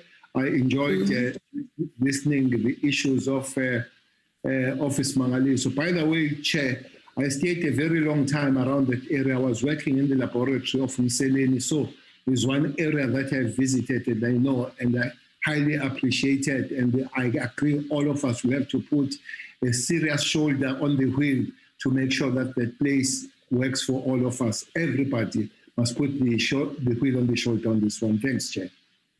Okay, thank you so much, Minister, for your time. I think we'll probably reschedule the will bring us progress. We have time. I must say we appreciate your coming, and then the team will take us through. And then, having said that, and if the Deputy Minister want to say something before I allow the delegation from the SAP to deal with these matters. Sorry, Chairperson, can I just check, will the Minister be taking questions? Minister, you can indulge us some few minutes before you go. No, but the questions are SAPs. SAPs will take questions. Oh, SAPs, ne? Yeah. Oh, the Deputy Minister, you are still here. You are here. Yeah. Yeah. The Deputy Minister is having another meeting. Unfortunately, he can't stay beyond this time. And he has up. No. It's fine, Deputy Minister, you are still here. Post the presentation, you will be able to take the questions that the Minister was going to take, Deputy Minister. Shocking. Then, National Commissioner, you are here on behalf of the SAPs. Chair. Also, Chair. I see, yes? Chair, one of your participants here is saying it's shocking. And I have a problem with what is it that is shocking. We were told to join here from that time until now. So I don't understand. Minister, tell me which participant's name. Can you see the participant's name? Chairperson, it was myself, it was me, it was Honourable Bryant, and I do believe that it's shocking that the Minister has arrived and then left without taking questions. It's fine. I think it's our... Can I deal with that? Can I deal with that, Minister? I simply say I've been sitting here. I must come to your... 3 o'clock, Chairperson. Yes. 3 o'clock I've been sitting. You've been here since 3. It's really shocking. Even that now. Thanks, Chair. Now, you have been here since 3 o'clock, Minister. I agree 100%. That's why I also concluded to say these are the matters which will follow up with you, time permitting in future, because indeed you have been here since 3 o'clock. And the Deputy Minister is still here. It's going to remain as the presentations are made. Then if there's any other issue that we need to raise with the Minister, the Deputy Minister will be able to take that. And the Minister is committed to come back should there be. These matters is just an update. They are ongoing. They will still be coming to us time and again to brief us. Can we deal with it in that order? Deputy Minister Matale, can you introduce the person who's going to present on behalf of SAPS and who's going to present in with regard to the DPCI. I've been given a delegation here, but I think it will be prudent for you to do that, Deputy Minister. Over. No, it's fine. You can do it, Chair, for the sake of time, because I think we should proceed. But General Muthala will lead with the presentation. The National Commissioner was supposed to be part of the team, and normally we'll ask him to present, and he will designate any officer who will be responsible for the presentation. And we are also joined by the Provincial Commissioner, General Mkhwanazi.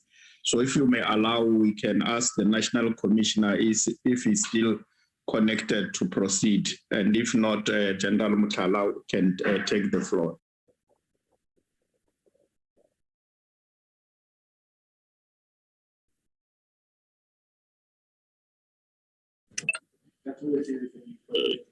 Can I proceed, Deputy Minister? Thanks, through you, Chair. Yes, you can proceed.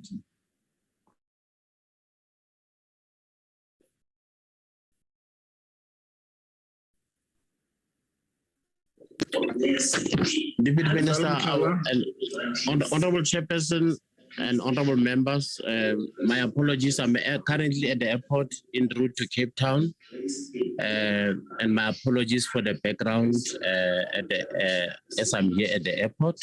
I hope it will not interfere with the presentation.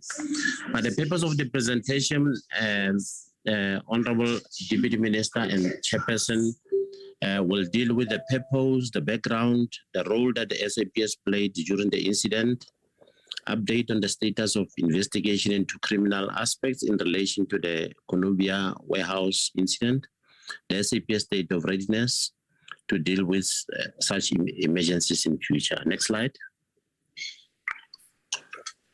The purpose is actually talking to the same issues that have been highlighted in the background. We can go to the next slide. On the background is that the unrest in KZN took place from the 9th to the 15th of July 2021. And due to the vastness of KZN, the SAPS districts were grouped into 3 smaller manageable zones. The SAPS deployed focus areas were as follows: at police stations, national key points, national roads, other critical government infrastructure, and also prioritized critical economic infrastructure. And the following strategic SAPS deployments were in the Konobia area at the time of the incident: N2 Freeway, Gateway Mall, Konobia Mall, and the UPL Konobia Warehouse. You can go to the next slide.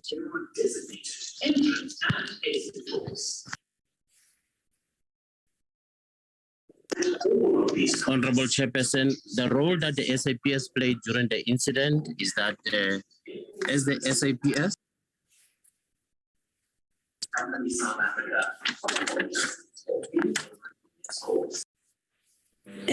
General Muthala, I think I need to ask Honorable Weber to mute your microphone. I can see you are being interrupted. Honorable Weber. Can you hear me now, Honorable Chairperson? I'm here, Chairperson, but I don't make a noise. But I'll speak. Your microphone is on, and it's interfering with your microphone. Sorry, Chair, I'll mute. Can you mute it so that he can then, it doesn't get interrupted, colleague. Okay, proceed, General. Thank you very much, Honorable Chairperson. Thank you, Honorable Chairperson. Yes. On the role that the SAPS played during the incident is that we received a complaint about the fire around 23:30 on the 12th of July 2021. And then the Verulam police station activated the eThekwini Metro Police Department, and then visible police members from Verulam police station were immediately dispatched to the scene. And then followed by, at the time of the incident at UPL Konobia Warehouse, SAPM members were already strategically deployed at Konobia Warehouse, around the area in Macro, N2 Freeway, Gateway, and Konobia Mall. On arrival at the scene, The eThekwini Fire Department identified that there were hazardous chemicals which was causing fire to be excessive and dangerous to the emergency response team. A case of arson and burglary at business premises was opened at Verulam Police Station, registered as case number 231 of July 2021. The statements were obtained as part of preliminary investigation, and the investigation is continuing. The SAPS maintain high visibility patrols in the vicinity of the UPL, Konubia warehouse and industrial area, as the fire department was dealing with extinguishing the fire. On the next slide, Honorable Chairperson, is just the footage, visual footage, which is showing where the UPL Konubia warehouse was situated. We can go to the next slide.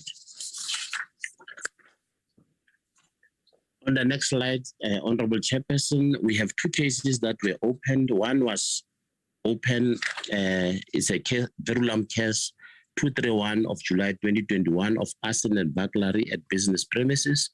The witness statements obtained, no suspects have been identified and arrested. The investigation is still continuing.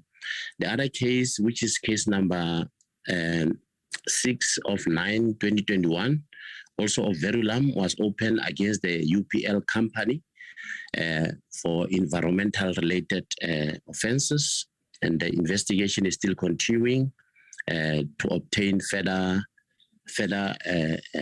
statements and also the samples that were taken for analysis for the forensic science laboratory.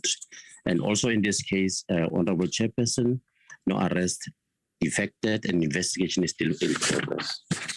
The SAPS, we can go to the next slide, which is dealing with the SAPS state of readiness to deal with such emergencies in future. We have actually activated all our police stations and certain operational units are operationally ready 24 hours per day to respond to emergencies in collaboration with 11 role players, both at local, provincial, and national level. We have actually also updated our mobilization orders to ensure that all the duty officers after hours can ensure effective response. The capacity and capability of the established emergency response services ensure that the SAPS is ready to deal with all emergencies in collaboration with all other role players.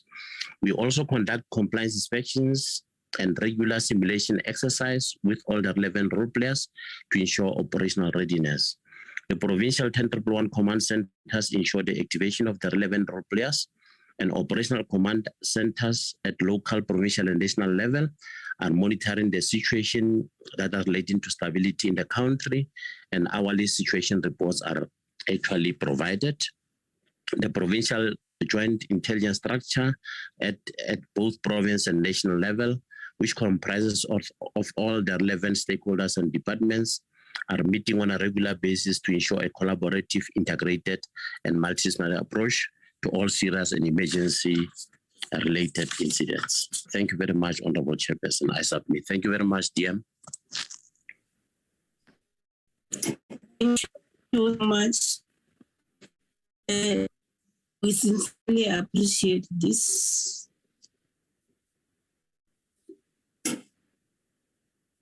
Then does the DPCI has a different presentation from the one that we got from the SAPS?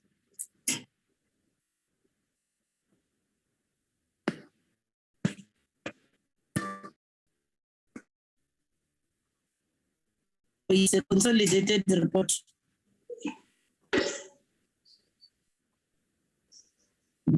Yeah, that's the presentation that we have, Chair. Okay. Colleagues?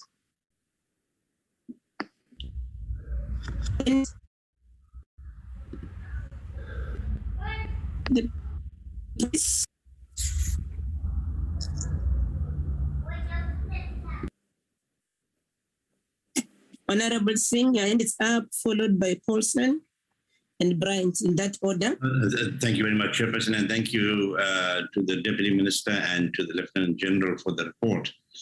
I think all we can say, I can say is, well, it seems the matter is still under investigation. There are still reports to be received. we don't want to talk generally about the unrest. There's another report that was commissioned, independent study, and I don't want to go into that. But in regard to this one here, I'd just like to know if they have questioned anybody from surrounding communities as possible suspects. Has anybody been questioned as possible suspects for the cause of the arson? And has anybody been questioned for non-compliance from the side of UPL, non-compliance with bylaws and other environmental management regulations that are in place? Thank you, Honorable Singh. Honorable Paulson. Thank you very much, Chairperson, and thank you, Deputy Minister. Thank you, General. Chairperson, I'm partly covered by Mr. Singh, where he says we need to determine, in terms of compliance, whether there was any compliance. But I would like to go further than that. I'd like to know who was paid off in that municipality and in that province, in order, or nationally, whose palms were greased in order for this facility to be set up in such close proximity to high density areas. Those are the things that are more concerning, because unless we get to the bottom of it, we're going to see more instances like the UPL disaster, the Engen disaster across the KZN. I mean, every year we have to go to KZN because there's always a disaster. It's like KZN is just a disaster waiting to happen. We need to know who is ultimately responsible for the fact that these facilities that are dangerous to our communities and to the environment for being established in KwaZulu-Natal. Thank you very much, Chairperson. Thank you so much, Honorable Person. I think the next is Honorable Bright. Over to you. Thank you very much, Honourable Chairperson, and thank you to the Deputy Minister and the General for availing yourself for questions and for the presentation.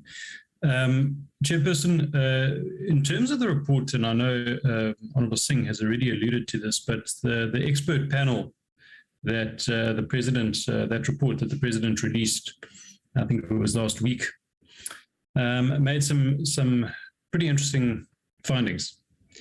And amongst them are a number of mentions around planned incidents of rioting that took place and damage to infrastructure. And it quite specifically mentions in one of the points, and I'm just going to read it, in terms of planning around these attacks, that the modus operandi demonstrated planning with advanced groups destroying CCTV cameras and sophisticated firefighting equipment, turning warehouses that stored chemicals into virtual fire bombs, close quote. So, Chairperson, in terms of that, I would like to know, and I've seen that there is obviously some action that's been taken by the SAPs in terms of trying to investigate and take witness statements.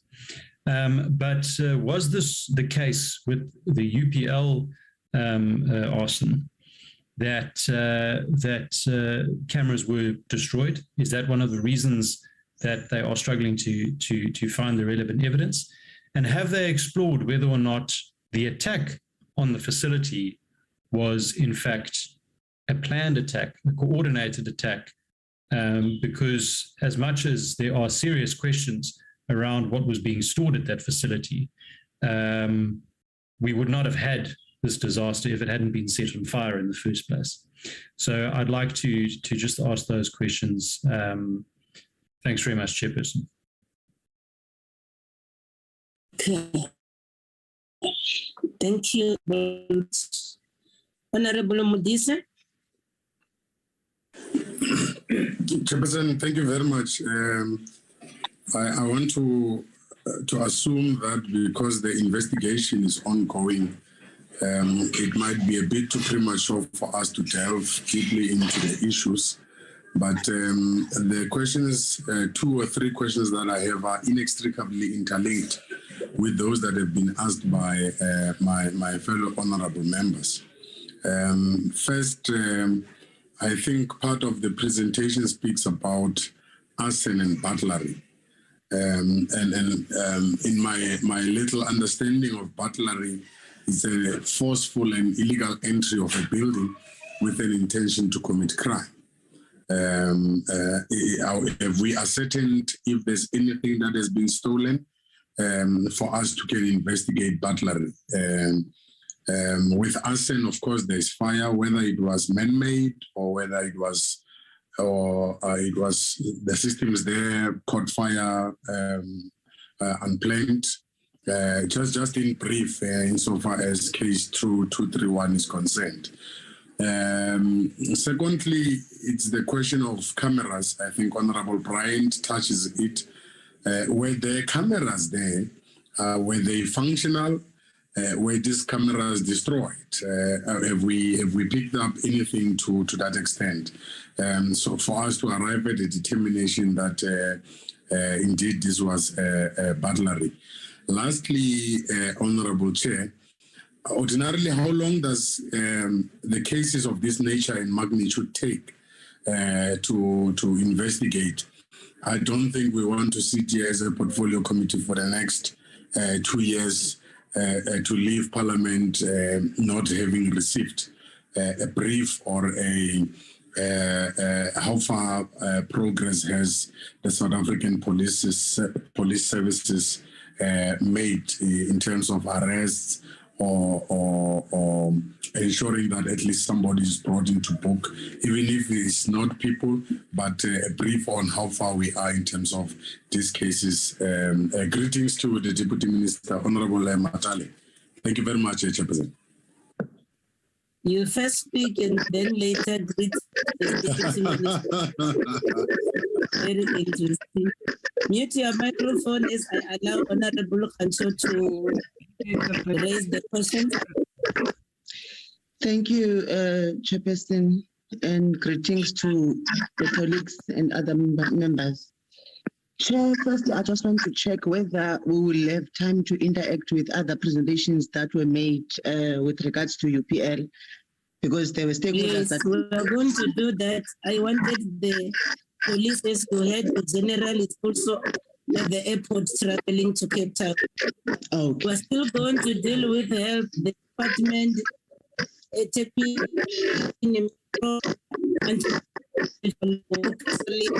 on the police report. Okay, now, okay, thank you. A lot of work with me. I wonder whose microphone is that, but I'll get the culprit. Okay, thank you, Chairperson. Therefore, I only have one question with regards to this report of SAPS. I wanted to check whether there were any security personnel on site on that day on the UPL building, or they only relied on the CCTV cameras. I just wanted to ask that question when it comes to SAPS presentation. Thank you, Chair.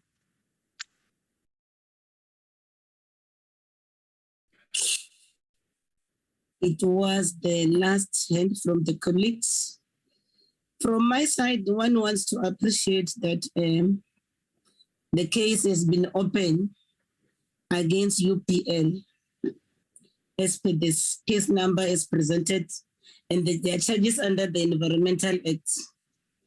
But then I think the eThekwini presentation will then have to come more clean on this, because there are allegations of them having operating without a license, and the provincial department will have to come to that, to talk to that. Then also the issue, can I get assurance from you, Deputy Minister, and maybe the General? Do we have the requisite capacity in the police service to prosecute environmental law cases? That's the general question that I'm trying to raise, because then thus far you are saying there are no arrests that has been made, maybe basically on the investigation that are taking place.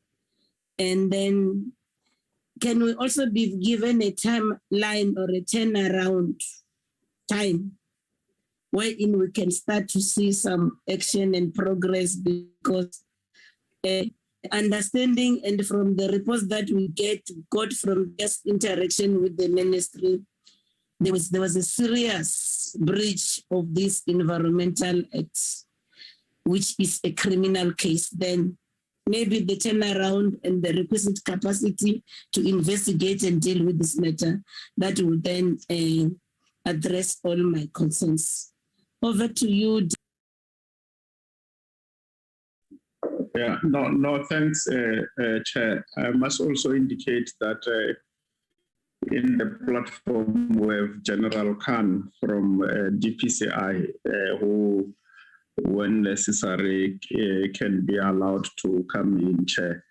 But I will allow that the operatives respond to the issues that have been raised. General Mkhala? We haven't seen the DM on the screen.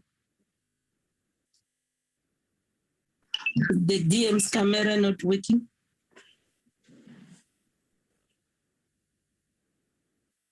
There you go. General Mutala, over to you. Thank you very much. There is the screen, Chair. Sorry, General Mutala. There is the screen, Chair. My apologies for having spoken without switching the camera. Thank you. Over to you, General. Thank you very much, Honorable Chairperson. I'm with Lieutenant General Mkonazi, the Provincial Commissioner for KZN. He will then give further details to all the questions that have been asked, and General Khan and General Motsepe will give further information that is relating to the investigation side. Thank you very much, Honorable Chair. Thank you so much. Can you follow that order, colleagues? Who wants to start first? My apologies. Let's start with the Provincial Commissioner, Chair, and then we'll come to General Kang and General Mutsepe. Thank you.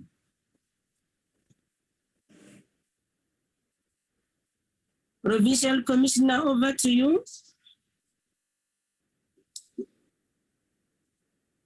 General Mkonazi.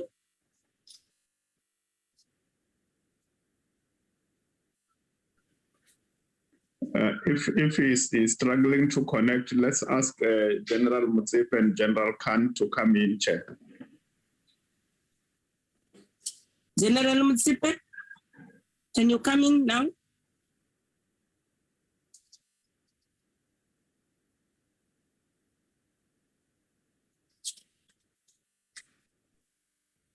Good afternoon, Honorable Chairperson and Deputy Minister, Generals.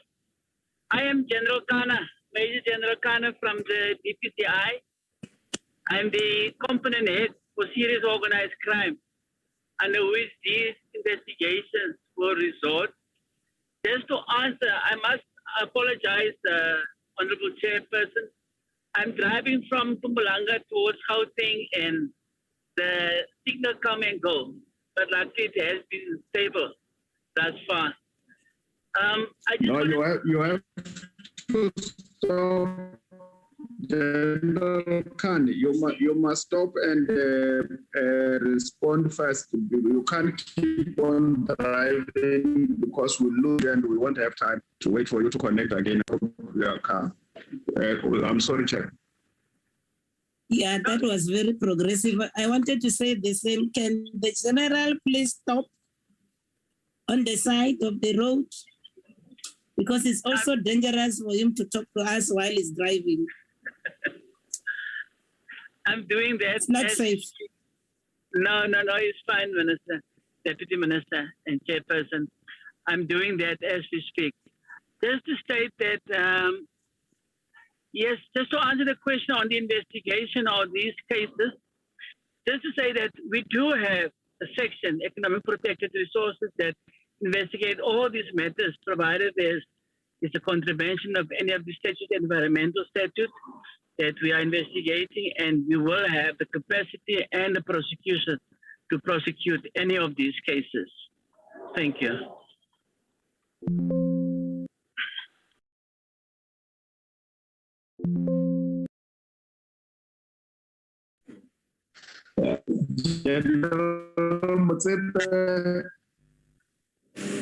Thanks, DM. Good afternoon, Deputy Minister. Afternoon, General. Yes, I lost connection because I just entered my hotel room from the forensic laboratory. I was in the lift. General, I can just allude that as General Mukala, the Divisional Commissioner for Policing, Visible Policing, stated that under the... Sorry, Chair, the presenter is very soft. You can't hear anything. Yes, can you come closer to a gadget or increase the volume of gadget, please, General Mutsape? We can't hear you. You can hear me now? Yes.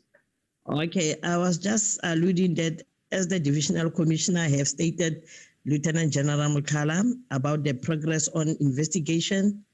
Myself, I'm acting Divisional Commissioner. My duty is to ensure that the outstanding investigation must be conducted.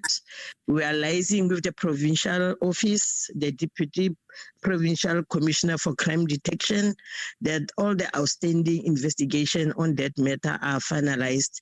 And then we gave them a brought forward of about a month, and on a 2 weeks, on a fortnight, they must report progress to us, and then we send it to the minister's office. Thanks, Chair. Okay, and then there's one Vani Govenda raising the hand. Maybe you must introduce yourself first before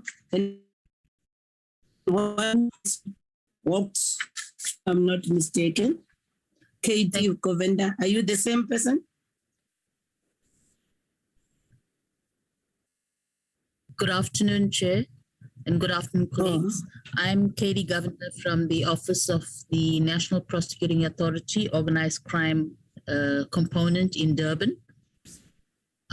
Just to advise the committee that this matter, the UPL matter, was referred to our office, and we are guiding the investigations in the matter.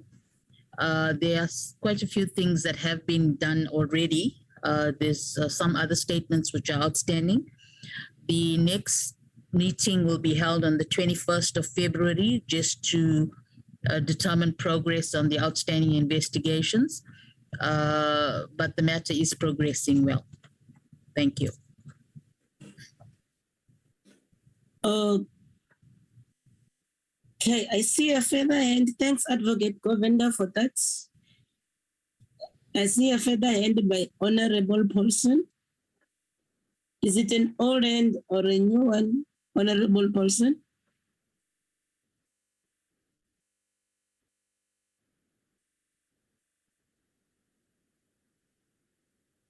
Okay. In the absence of Honorable Paulson, I just want clarity from either the NPA, the Hawks, or the police, just to have a clear understanding as to who actually opened the case according to all your records. I'm raising this considering that UPL has to answer a case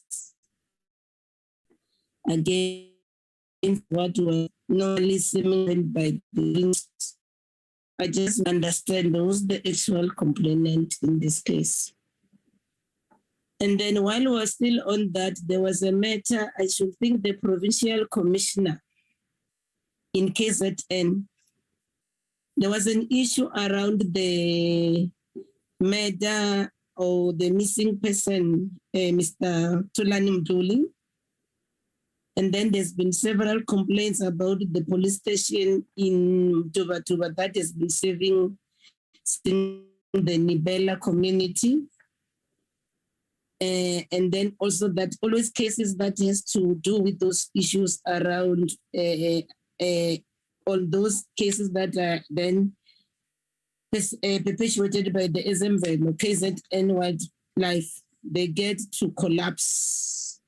We want to also understand how far are you with that investigation, because since the incident happened on the 12th of November, the community, including the family, don't even know what happened to their fellow citizen and family member. And then we have learned that there's laxity on the part of the police to investigate matters of this nature. That's why I earlier asked, I think the provincial commissioner, whether the province has the requisite capacity to deal with all these environmental crimes. So those are my last issues that I'll need clarity before we release you. Then also there's a follow-up by Honorable Bryant, and I hope Honorable Person now will be ready to ask other things. Over to you, Honorable Bryant. Thank you. Thank you very much, Chairperson. I'm just a bit confused as to who is answering questions or when the questions are going to be answered. I know everyone's introduced themselves. I'm just waiting for the questions that were asked by myself and Honourable Pawson and yourself and Honourable Singh to be answered. I'm just wondering who's going to answer those. But just as in terms of a follow-up onto that, the actual day of the fire on the 12th of July, there are conflicting reports as to when the fires were reported. I mean, I understand that there were security at the UPL factory, but they were intimidated and fled the scene. And UPL then, during the course of the day, did attempt to make contact with the police a number of times. I see the request formally only came through at 11:30, at which stage the officers were dispatched. So that's the one aspect. And then just the other thing, and this is a question more for the Deputy Minister, if you'll indulge me, there were a number of references made in that high-level report that the President released to a real breakdown in terms of intelligence in the run-up to this. Does the Deputy Minister, I mean, would he agree that there was a severe breakdown in terms of intelligence, and did this impact the UPL fire and the disaster that followed? Thank you, Chairperson.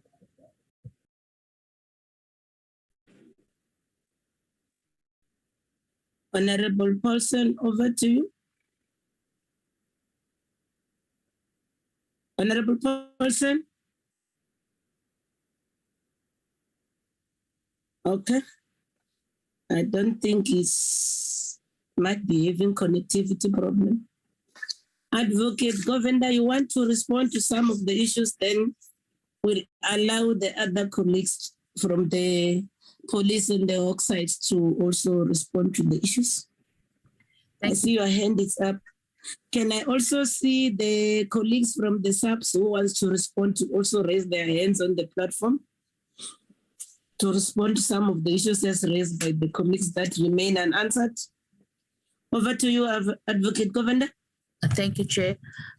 With regard to who is the complainant, the Department of Environmental Affairs and the DFFE are the complainant.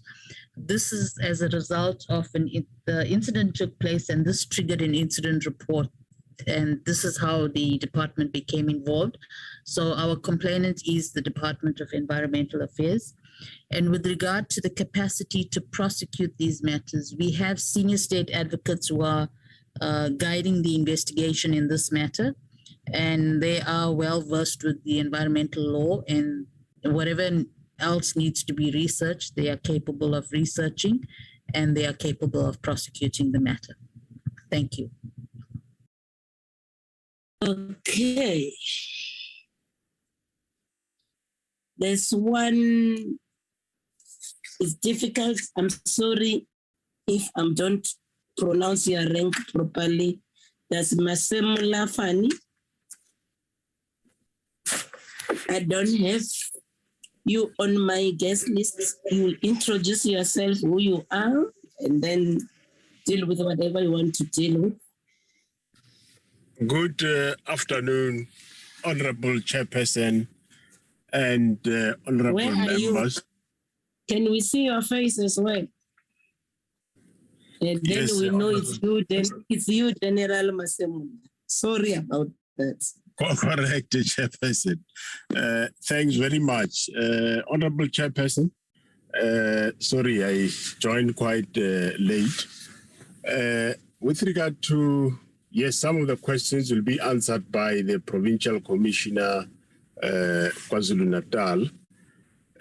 Just to say that there were questions asked about burglary and arson and so on.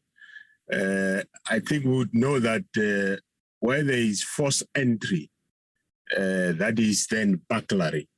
And with regard to capacity, I think it was explained, we do have capacity, but however, the Department of Environmental Affairs have also a capacity that jointly work with the SAPS in the investigation of crime. In this regard, it is also the case that the Environmental Affairs jointly with SAPS, they are assisting one another. And with regard to other questions of, I think is about intelligence and so on, one have to take note that it is not only the factory Konobia that might have phoned and there was a delay in response. It was quite a lot of clients did phone, and the response, yes, police were not able to respond quickly because they were all over. That is the reality of it. And so much so that some clients from KZN, from warehousing and firms, they were phoning us at National and asking for assistance, and we're channeling those messages back to the province of KwaZulu-Natal, where the provincial commissioner and his personnel were attending to the problems. But yes, we have to acknowledge that there was not speedily attendance. It is not only this one, it was quite a lot of it. But let me ask the provincial commissioner, I think, to talk more about the incident because he knows it better. Thanks very much, Chairperson. Yeah, and before he talks, Chair, is the Deputy Chair, General Masemula is the Deputy National Commissioner. I wanted to ask General Masemula to say, what is his title in the police? Deputy National Commissioner Policy. That's him. Yes, that's him. Yes. Okay. Then let's allow the Provincial Commissioner General Kwanazi to deal with the other issues as General Masemula has said. We called him first time, he couldn't come in. Is he available now? No, this is late. Oh. Good afternoon, Honorable Chair, Honorable members. I'm not sure if I'm audible enough. Honorable Chair. Yes, you can see you're also traveling. Yeah, no, Honorable Chair, I was busy arresting this car, so I had to get out of the car. I missed quite a lot of information because we were chasing this criminal here. Unfortunately, I will have missed some of the questions that the Honorable Chair or the members might have asked. Forgive me for that. My apologies. It's just a duty call at the wrong time while I'm busy in the portfolio committee meeting. Honorable Chair, the question I think I picked up, the Honorable Chair will then correct me or remind me of other questions. There was an issue about the camera that I had, which we could not say that there were cameras or no cameras because when we wanted, the police came and we wanted to respond or start investigation, the advice was that it's too risky. We'll then have to evacuate and leave the place until the whole factory burned down. So the investigation could only start afterwards. So as part of the investigation, we'll be able to discover whether were there cameras or no cameras at the time. So I'm not sure, Chair, whether any other questions that Jarma Simula did not answer that maybe I can be reminded so I can attend to them. My apologies. Can I ask General Masemola and Advocate Govender to lower their hands? Colleagues, here's the Provincial Commissioner at your disposal. Is there any other thing that you feel it was not adequately responded to, so that Honorable Mdise wants to pose a question to you while you are still the Provincial Commissioner? Honorable Mdise? Chairperson, thank you very much. It relates to the length of the cases. How long do they take? And the second one is that one of burglary. What criteria makes them to arrive at that determination that indeed they were burglary? Thanks. Honorable Bryant, is there any other outstanding issues that you feel the Commissioner must respond to as well? Thank you very much, Chairperson. Chairperson, I think there have been some responses, and I would like to thank the commissioners for their response. I also want to make a special mention of the Lieutenant General for his active service whilst on the meeting. Fantastic to see him working to pull over criminals whilst on a meeting. I wish we could all be so proactive. But no, aside from my question to the Deputy Minister, nothing at present. Thank you, Chairperson. Okay. The Deputy Minister will deal with that. Provincial Commissioner Mkonas, can you deal with the issues as raised by Honorable Modise? Then you can continue with what you are doing that side. Thank you so much, Honorable Chair.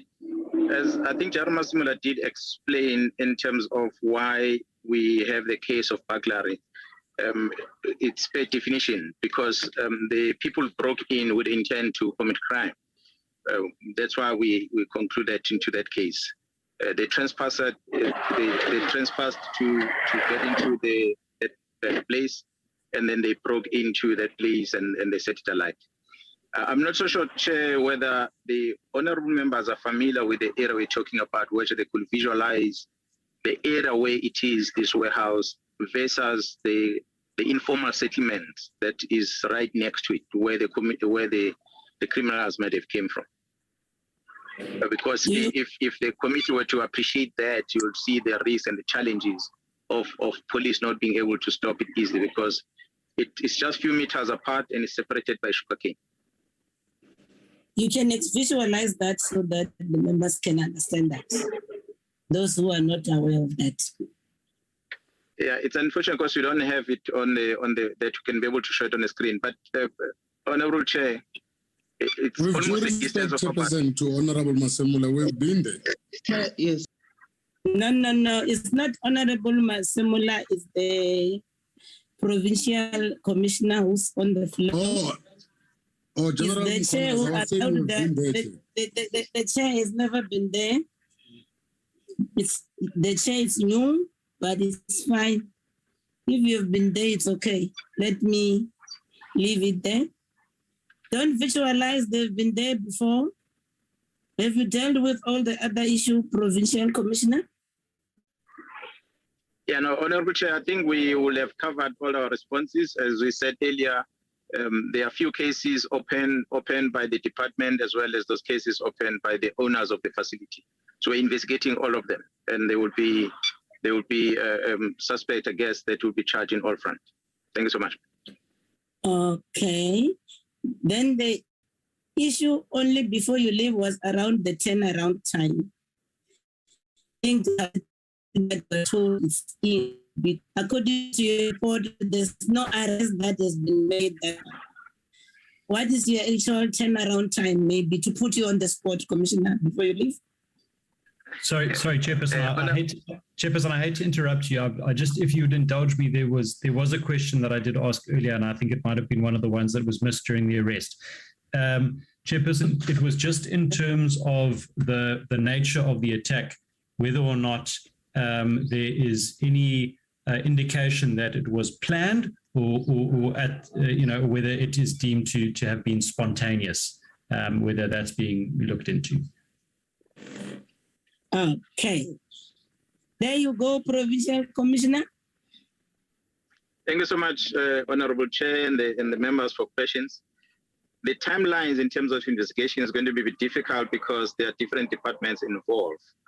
We have to get the reports as part of the investigation in terms of the fire, what caused the fire, in actual fact, how did it start and all that.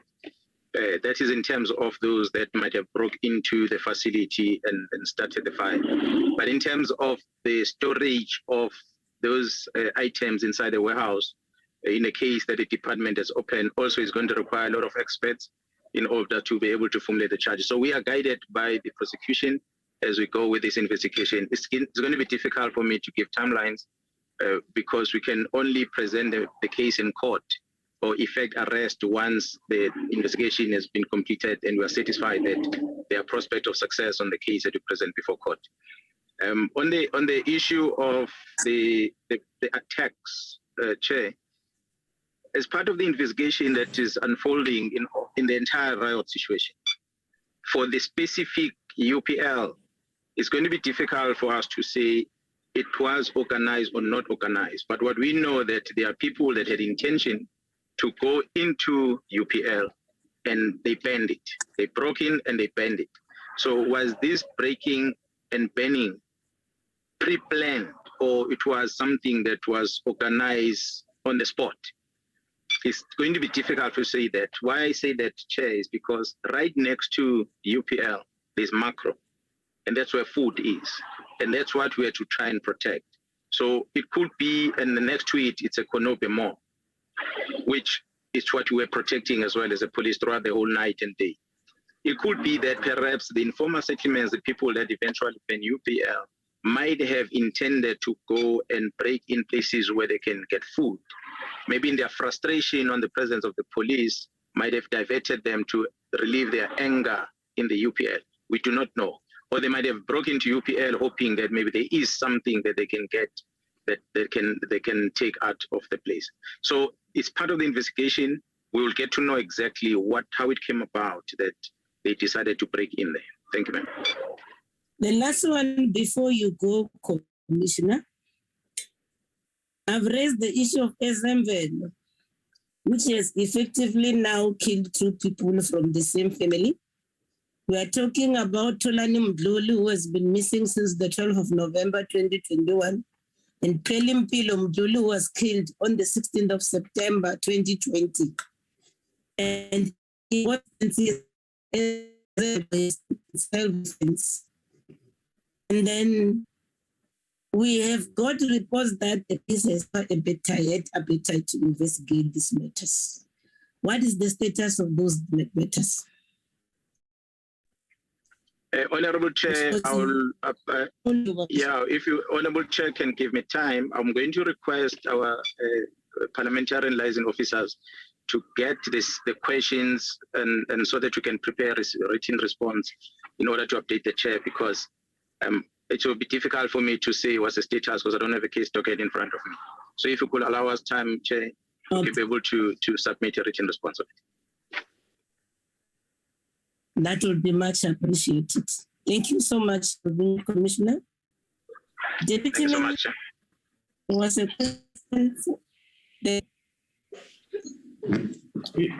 Deputy Minister Matana, over to you. Yeah, thanks. There was a question. Can we see you again? DM, can we see you again? My communication people in the sure. That's fine. I'm saying that there's a question that was raised with regard to the banning and how we responded. I think General Masemola spoke to that question.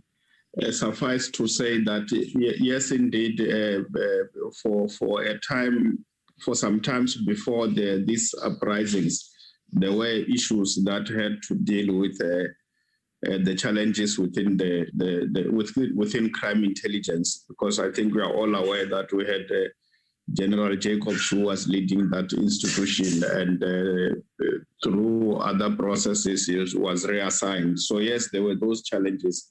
But I think that's what one can say to that. We can't say there were no challenges. They were there, and this is public knowledge but the response that General Masemula has given in terms of police responding to the banning, that should suffice. Thank you very much.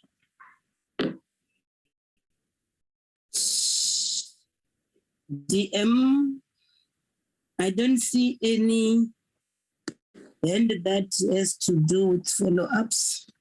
That means we have exhausted the presentation on the side of the police and the law enforcement agencies. That's what we are trying to say here.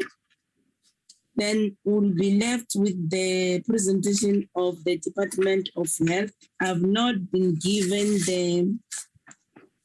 the list of the delegation from the Health Department. Can we be released? Yes, I'm trying to come to you. I'm going to excuse you now, DM. Okay, Let thanks. me then thank you with the entire team. This is the matter that is ongoing. In the next quarter, we'll create more time. I think some of my colleagues want to have the time with the minister. We'll send you a date and the proposed date of the meeting where we can only solely dedicate time to deal with you on these matters with no any other agenda item. We want to appreciate you as staying since 3 o'clock up to this time with the minister. Pass our sincerest gratitude and also appreciate the whole senior team from the police service, the NPA and the DPCI. Want to thank you for the time. We are excused. Thank you very much, Chair, and thanks to members of the committee for the opportunity to interact with the committee. Thank you. Much appreciated, DM. Thank you so much. Thank you, Chairperson from the NPA. Good afternoon. Thank you so much, Advocate Govenda. Thank you. Thank you. You can leave quietly so that we can proceed. It's much appreciated that you have been here, all of you. Thank you so much. I see somebody who seemingly come from the Department of Health. I was not given a list of the Health Department Good afternoon. delegation, but Mr. Ramatwa. Good afternoon. Minister. DM, when did you join? When did you join, DM? An hour ago. My apologies. Okay. Yeah. No, it's so many people in this table. Okay, proceed, DM. We welcome. Yeah, welcome, DM, and sorry we couldn't see you. Our apologies. Yeah, thank you very much, my chairperson, and to the portfolio committee members and ministers and deputy ministers logged in here. We were not able to provide you early with a team that was going to lead because our minister is in transit. He is flying to Cape Town. So we thought he was going to log in and lead us. So I am standing in for Minister Pasha, Minister of Health. I am joined by an acting DDG, Mr. Rampelane Moriwane, who's acting the primary health care focus, and also joined by a Chief Director, Ms. Annelieswa Ele, Chief Director in Environmental Health and Port Health. They will then assist us to lead on the presentation of UPL fire incident as far as health is concerned. If you do allow, Chairperson, I will allow these two officials to lead in the presentation. Thank you very much, Chairperson. Thank you, DM. You could have texted me that you are here. I want to apologize for not recognizing you on time. The other issue, I was not given your delegation. That's the thing. As they allow DG to lead on the matters, you are part of the stakeholder forum.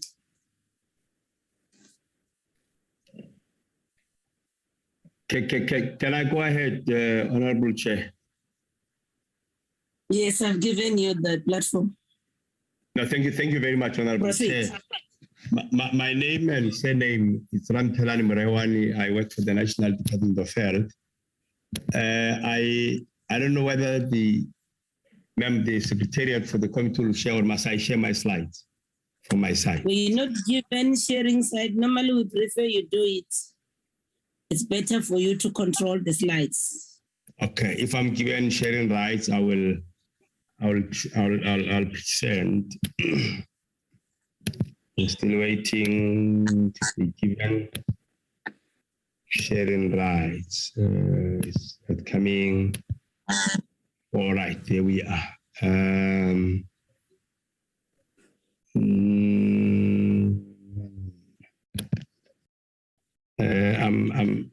getting the chair. I must close a number of these other presentations.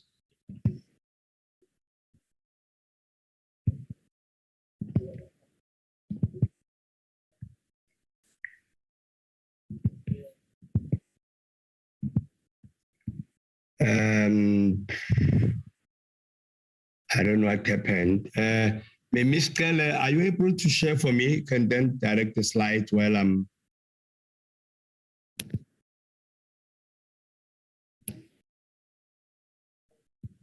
Oh yeah, no, here I am now. I found my slides. All right. Chair, are they visible? Yes, you can proceed now. Right. Chair, as the Deputy Minister said, that I'm with Mrs. Annelies Wakele, who is the Program Manager for Environmental Health and Port Health, and I'm going to be leading the presentation. The presentation is going to cover the following areas, which is background, roles played by the Department of Health during the fire incident, recommendations that were made by the Portfolio Committee at the time that the committee was on the ground, identified control measures to address health impact and way forward. Just as a background, that this story is known that it occurred on the 13th of July 2021, and the fire was at the chemical warehouse of the United Phosphorus Limited. And throughout the presentation, I'll keep on using the acronym UPL. And this was linked to the unplanned unrest and widespread looting that occurred in Gauteng and KZN, among others. And going on the ground, we picked up the affected warehouse, stored vast quantities of raw materials and pesticides. Both health services and the pollution control unit from eThekwini Metropolitan Municipality responded to the incident. Just the roles played by the NGOH in summary, that one of the functions of environmental health services is the management and control of hazardous substances, and this is in line with the Hazardous Substances Act. And NGOH administers and regulates the legal provisions of the hazardous substances under the Hazardous Substances Act number 73, which is Act number 15 of 1973, and the regulations R452 and R453 of 25 March 1977. So in summary, the Hazardous Substances Act is acronymed as HSA. This act provides for the control of substances which may cause injury or ill health or death of human beings by means of their toxic, corrosive, irritant, strongly sanitizing or flammable nature, or through the generation of pressure, thereby in certain circumstances and for the control of certain electronic products. The Act further provides for 1, provision of the division of such substances or products into groups in relation to the degree of danger. 2, provision for the prohibition and control of importation, manufacturing, sale, use, operation, application, modification, disposal, or dumping of such substances and products, and to provide for matters connected herewith. Now, the following are the further provisions of the same Act. In terms of this Act, the Honorable Chair and Honorable Members, there are 4 groups of hazardous substances under the Hazardous Substance Act, and the Environmental Health and NGOH regulates Group 1 and Group 2, Wild Radiation Control, which is now under SAPRA, South African Health Products Regulatory Authority, regulates groups 3 and 4. The group 1 hazardous substances are divided into category A, which is industrial chemicals, and category B, which is active ingredients and pesticides. A Section 4 license is required in terms of this act, which is valid for 1 calendar year, which is from January to December. And this license is generally issued by the Director General for the Department of Health. But in this instance, it has been delegated to the Chief Director, Environmental Health and Port Health Services in terms of Section 26 of that act, because that section makes provision for the delegation of the responsibility to the levels below that of the Director General. Now, following the incident on the 11th of August, the National Department of Health, led by the Chief Directorate, Environmental and Port Health, participated in the portfolio committee meeting, which was held in KZN, and a follow-up meeting that was convened on the 9th and 10th of September with the role of the relevant authorities and specialists. In that regard, we also participated. And the purpose of the meeting was to look at the statutory issues and update from the site.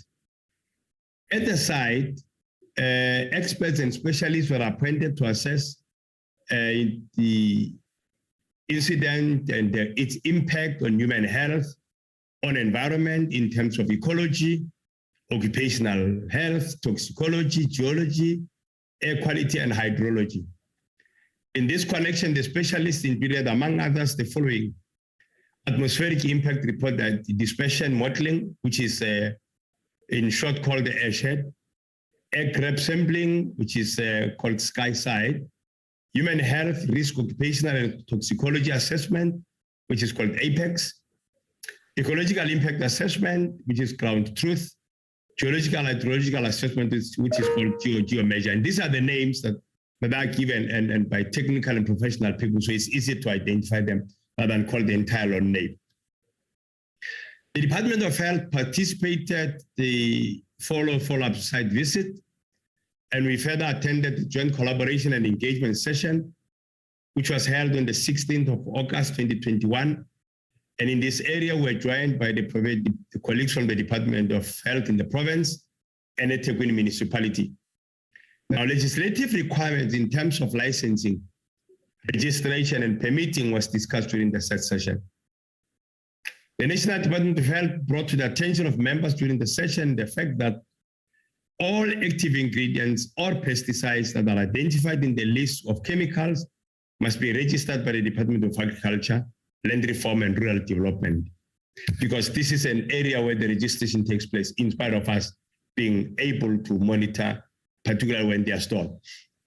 It was reported that the directive was issued by the Provincial Environmental Department to the UPL, and they issued this in line with Section 30 under National Environmental Management Act of 1998.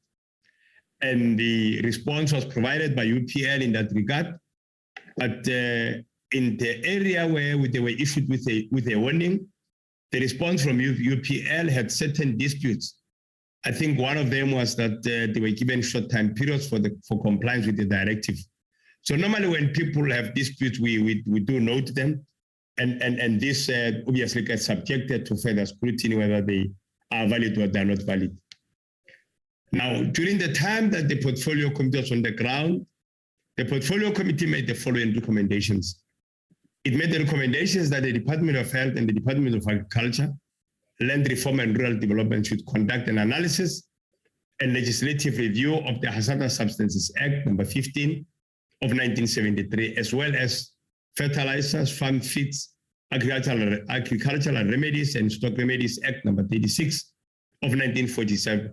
And this was with the purpose to identify gaps and areas that need urgent updating. In terms of Section 4, subsection 1 of the Act, the Director General issued to any person a license subject to prescribed condition, and such further conditions as the Director General may, in each case, determine.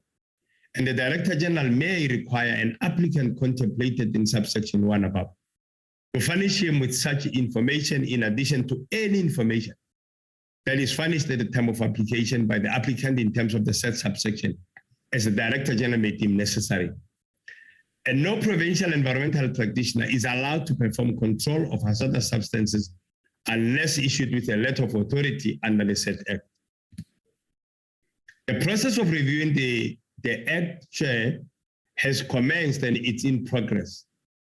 The fire incident at UPL warehouse does not necessarily warrant or require the review of the Act. In our view, this incident, whether we review the Act or not Act, I mean, if the provisions of the Act had been followed and that everybody had complied, we think we could have still addressed it, or even the current provisions of the Act would make sure that we could have avoided that similar situation. So therefore, we think that the incident necessarily does not warrant the review, but we do take note of the recommendations of the Portfolio Committee. The provinces will conduct quality checks and verification of information on all application forms and evaluation tools prior to forwarding to National Department of Health. And the provinces normally use application form and evaluation tool provided in the guidelines at all times. On the part of NDOH, what we do randomly do monitoring of the hazardous substances dealers in the provinces. So this is the work that we do because as a regulator, we are able to now and again go to the province to make a determination whether outlets, industries that are trading with hazardous substances are able to comply. Now, in preparation for this meeting, the department would like to respond as follows to the whole incident. We're saying there should be better and improved and further strengthened cooperation, coordination and collaboration between relevant authorities on chemical management. There should also be a joint inspection in terms of licensing, scheduled trade permitting conditions, and this is where that's applicable. There should also be a joint inspection regarding zoning and other relevant or applicable bylaws. The identified gaps in areas that need urgent updating have also been addressed. NDOH, in terms of areas that were identified as control measures to address the health impact, we also conducted capacity building and training in the province with the provincial EHPs on the uniform and standardized application and the implementation of the guidelines on license of Group 1 hazardous substances in terms of the relevant Act. We also calling for the names of all hazardous substances, category A and B, that must be included on the license issued by the Department of Health or legislated local authority at all times. And this was not done previously. And we're saying the quantities to be noted and recorded. And in this regard, we have now developed a tool that will be able to guide everybody that has got to handle this category A and B substances. Updated list of hazardous substances provided to the province when conducting inspection. All of these were control measures that were identified to address the impact of health on these matters. As a way forward, Chair, we think a better, improved and strengthened cooperation, coordination and collaboration between the relevant authorities in terms of licensing processes amongst the Provincial Department of Health and the municipalities is required. It's necessary that we have an improved and better coordination. Otherwise, we're going to be talking past each other. The above collaboration focuses on chemical management, joint inspection, scheduled trading, permitting conditions, and this is where that is applicable. Zoning and any other relevant applicable bylaws. I raised this matter in the earlier slides. Addressing the incident that occurred at UPL effectively and efficiently requires an integrated and a multidisciplinary approach by various national, provincial, local authorities, institutions, and organizations. Chairperson and the honorable members, this is where my story ends. I will therefore take questions, and Ms. Tel is also on the call to add where I may leave a number of areas that need to be responded to. Thank you very much, Chairperson.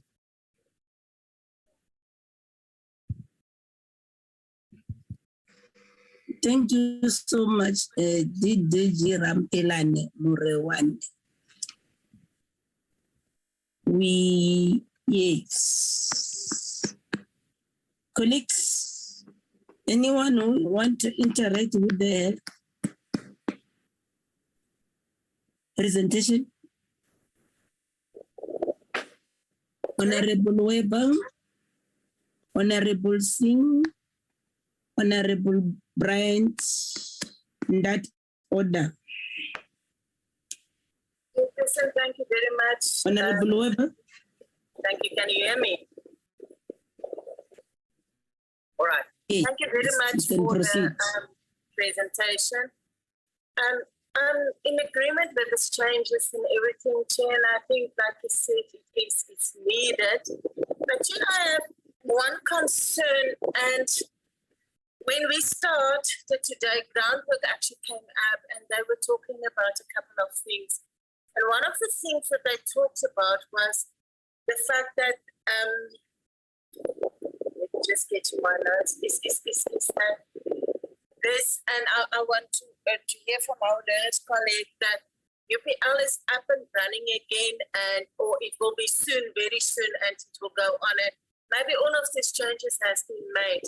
My question to this, with all these changes that we made here, we all know from the beginning and from the disaster that happened that UPL is at the wrong area. It shouldn't be so close to the water and residents and everything. So with all these changes that we're making, will it impact the permits that they obviously will request now? And if they do, how are we going to say, or how are they going to say yes to this? I hope this question makes sense. So in other words, HPL should not be there. I'm sorry, UPL should not be there. Or the area where they are, premises. It should be moved, because that was one of the big things that we thought is, besides all the permits that was not given, this is at a very wrong venue. So I would just like him to answer, because even if we approve all of this, we still sit with that problem. Thank you. Thank you, Honorable Weber. Honorable Singh. Over to you, Honorable Singh. Thank you very much. I thought it was Brian before me, but thank you very much. No, thank you for the presentation. I just want to know, in terms of IGR, your intergovernmental relations, where does the roles of the different spheres of government and the departments start, and where does it end? Are you just custodians of legislation and the others implementers, or do you also implement? And I'm asking you this question because there was the issue of the letter of authority, which you say the provincial environmental health practitioners require. Did anybody from the province have any letter of authority to authorize, or did eThekwini have authority to authorize this kind of activity in that particular area? And my last question would be, I think in our very initial presentations, we were told about certain exemptions for companies that operate within these, I don't know what they called it, free economic zones or whatever, but it was a special zone. Are there such things that are provided for in the legislation, in the Act, or in regulations, that notwithstanding the fact that these are hazardous substances they're dealing with, there are certain exemptions that should be granted to these companies? Thank you. Thank you, Honorable Singh. Can I hand over to Honorable Bryant?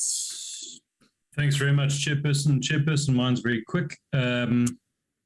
I think we have gone over some of this information previously, but I think it is at least heartening to see that, you know, some of the things that have been raised on numerous occasions, not only by our portfolio committee, but by civil society and the investigation, etc., are starting to be taken cognizance of going forward.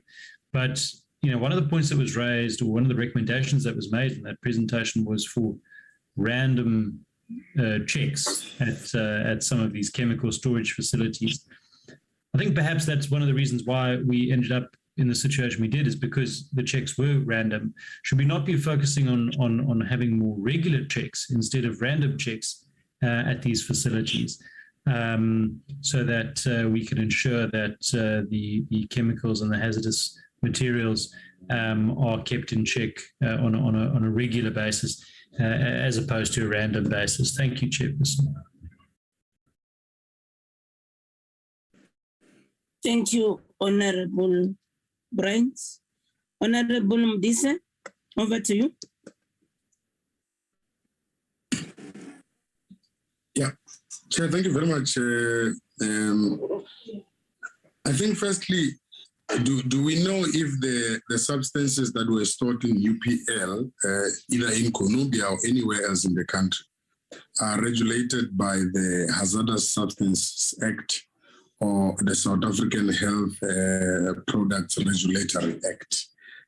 I think it is very important for us to get a bit of a sense that if indeed these were life-threatening, death or toxic substances, and which act are they falling under? That's one. Two, do we know at this point if indeed UPL had the letter of authority as per act outlined here by the DG to be in possession of such substances, whether governed by SAPRA or HSA? Lastly, the DG speaks about, I think it's an acknowledgement that this fire necessitated the strengthening and the cooperation and coordination amongst various government departments. Is this an acknowledgement to confirm that indeed it has not been happening, or this is a recommendation that it needs to be further enhanced? Thank you very much, Chairperson. Thank you so much, Honorable Modise. Honorable Gancho. Thank you, Chairperson. I am covered by Honorable Singh and Modise with regards to the issue of letter of authority, because I wanted to ask that because the presenter from Department of Health mentioned that when they wrote to UPL for them to register the chemicals, they refused, stating whatever reasons for them not to register the chemicals. So Department of Health was not privy onto what types of chemicals or what chemicals were there at UPL. So that's where the issue of letter of authority comes, Chairperson. So I'm covered on that. Chair, when the stakeholders were doing presentation, Mr. Msizazwe mentioned that when the community members were going to the clinics, they were not given reports or results. So I just want to check, is that allowed in the Department of Health? If I am going to a clinic, let's say I'm not feeling well, is it allowed for me not to be given the results or the main cause of me not being well? So I just wanted to check that. Thank you.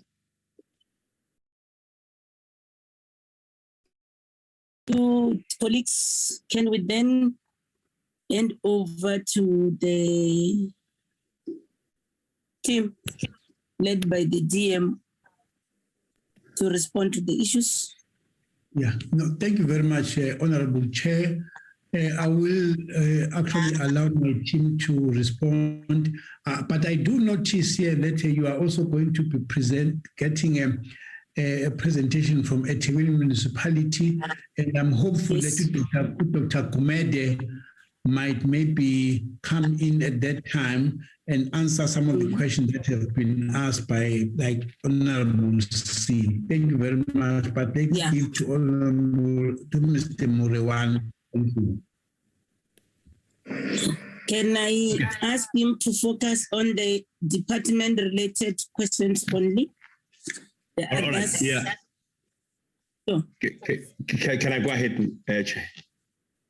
Yes, the others members, if they related to them, they will be noting the person when we deal with the presentations, then they will be able to address the issues. Okay, thank you very much, Chair.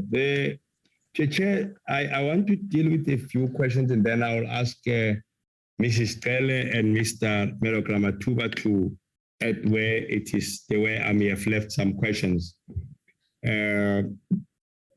Chair, let me deal with the question number 2, and Ms. Tel will deal with question number 1.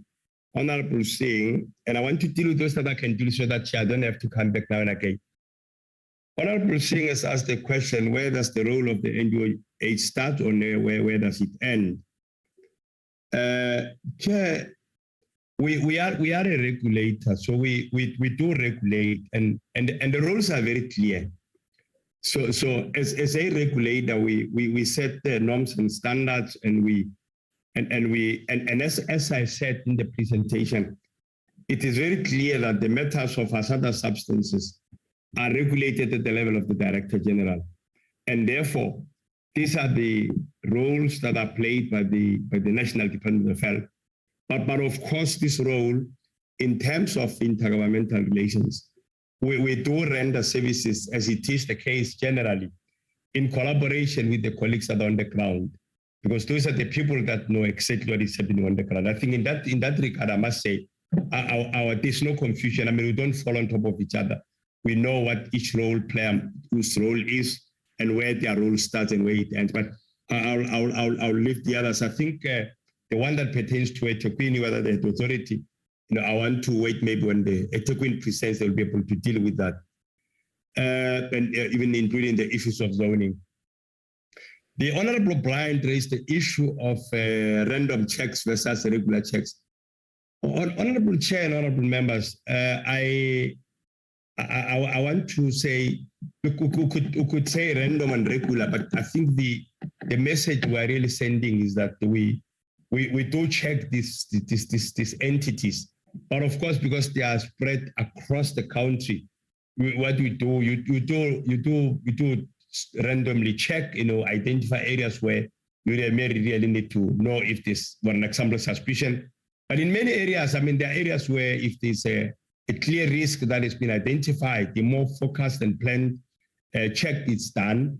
But I mean, frankly speaking, we do random checks like any other compliance enforcement. I mean, you do that, regularly. But of course, I mean, and random. But there are areas where regular checks may be necessary, particularly where it is evident that there's lapse in terms of compliance and adherence to legislation. Honorable Modise, I think that question I would leave to Mrs. Kele, but the third bullet from Honorable Modise, I think I've already dealt with it when I dealt with the issues of IGR, but the colleagues can still add on that, that the fire necessitated the cooperation, and whether by our own admission we think it is necessary. In fact, it's not just an admission. I think one of the principles of a district health system, which is where environmental health it's squarely based in terms of service delivery, and joins us to engage in intersectoral collaboration. So therefore, intersectoral collaboration is not a matter that is optional for us, but we are raising it to say we know that you see, when you deal with many sectors, you may pick up that, I mean, one or the other time, you don't necessarily have all stakeholders at the time that you want them. But we are therefore saying, if we strengthen this matter, we show that we can avoid similar incidents, but particularly in terms of non-compliance to legislation. So our own, it's not acknowledgement, it's not recommendation, it's our own, as we want to confirm that this is an area that we're working on, it's an area that we regard as key to our way of operations. The issue of whether Honorable Gantu, whether people must be returned without knowing the result, it could be the result of any other kind. In fact, the result of a patient are the result of a patient. So the patient is therefore entitled to get the result. But the difference, obviously, in the public sector is that there's certain records that belong to the clinic, there's certain records that belong to the state. But I mean, in terms of the result, when somebody has been tested, because it's the samples taken from their body, they must be favored with the result. If we get to know, Honorable Chair, which clinic that is, we'll be able to follow up, and through the necessary processes, we should be able to appraise the committee in that regard. But I'm going to stand back and ask Mrs. Taylor in terms of other areas of technical nature that she may want to weigh in. Honorable Chair, let me step back and if Chair allows, without usurping the powers of the Chair, I would step back, and then I'm sure the other colleagues would. Thank you very much, Chair. Hey, yeah, can we then allow Ms. Pele to deal with the issues that said she's going to deal with? Thank you very much, Chair, and afternoon to you, Chair, and the members of the committee, our Deputy Minister. Thank you so much. Maybe just to respond to some of the issues that have been raised by the honorable members. One of them, the concern that the UPL will be up and running again. I must confess that we have learned a lot in terms of this incident, and it has actually assisted us in terms of strengthening our systems. We have looked at the licensing system itself, and we have seen where are the weaknesses, as acknowledged in our presentation, to say we really need to work in a coordinated manner. Yes, Hazardous Substances Act gives powers to the Director General in certain aspects of the key functions, but however, it doesn't gives us a leeway to say we must ignore other pieces of legislation. So it means that with this incident, we really have to work in a coordinated manner. So as the presentation indicated, that the license is actually valid for 1 year. So from January up until December, already we have received certain applications because we received application from all over the country. In terms of licensing, the licensing resides with the National Department of Health through by the Director General. But however, in terms of implementation, food soldiers that are going out and doing the inspection, because we are thin on top in terms of National Department of Health, there is a special arrangement with the Provincial Department of Health where environmental health practitioners employed by the Provincial Departments of Health, they are the eyes and doing all the inspection. Also, as the presentation indicated, there is a process of authorizing them. They are not just as EHPs just go there. There is a special provision within the Act to say they must have a letter of authority. So just to bring, go straight to the question that the member has asked, to say that the UPL will soon be up and running. We are watching the space. I can confirm that with the licenses that have come through, we have not received the application that talks to it.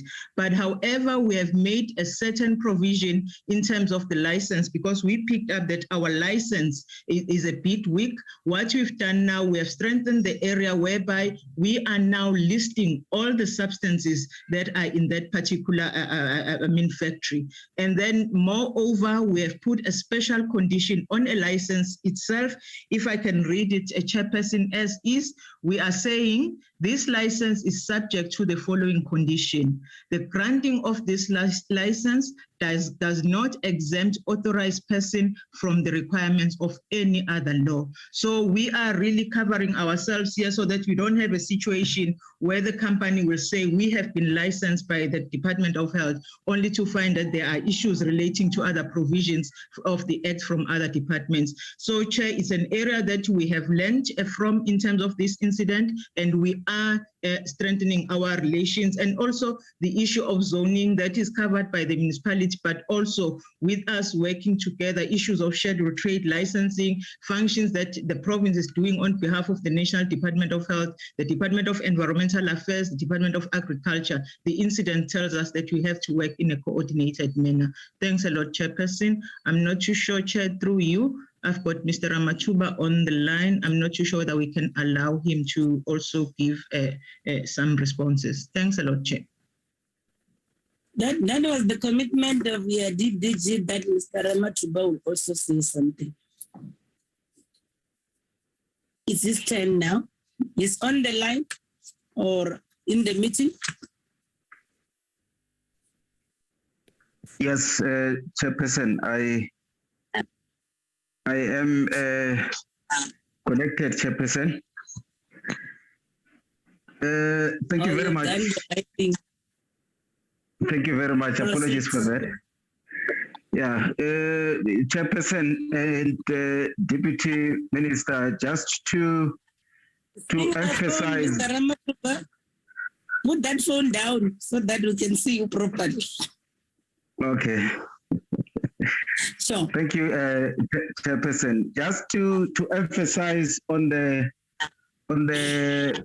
issue of collaboration, which is key. I think the issue of IGR that honorable member raised, the collaboration that takes place as far as hazardous substances is concerned, it's broad within intersectorally in various departments as well as in the various spheres.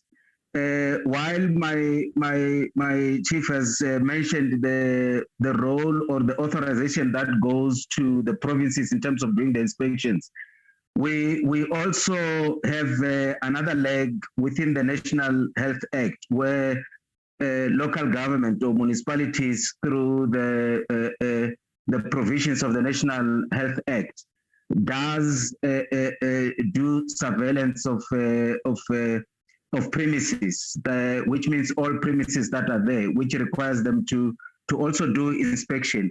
So the random inspection that our leader mentioned earlier on was more on us as national doing some sort of oversight, while we know that local government is on the ground as well as the provinces to do the regular inspections on the ground. But I think lastly, just to also emphasize the fact that we have improved our licensing, as my boss has indicated. We have improved the licensing to make sure that we know exactly what are the chemicals that are in any plant that has been issued with a license, which is one of the additions that came from the experience that is here. Otherwise, I think the presentation has covered basically everything that was raised. And I think in terms of the questions that were asked, the speakers before me were able to address what needed to be addressed. Thank you very much, Chairperson. Thank you so much. Before I allow follow-ups from the colleagues, I think there is the issue that one wants to raise. According to the presentation by the department, you are saying that the names of all hazardous substances, both categories A and B, as well as their quantities, must be included on the license issued by your department or legislated local authorities all the times. But from this, we can all see that this was never done. So I want to get the department's comments as to whether as UPL, does UPL has a case to answer in this regard in terms of the applicable health legislation? If the answer is yes, then I want to know, because earlier you were there, some of you in the presentation with the police, we've only heard that it's the Department of Health of Environmental Affairs that has opened a case. Now there's a legislation that you are responsible for. Did you as a department also open the case against UPL? I don't answer, but it's directed to all of you, the three presenters with three speakers from the DDG, I think.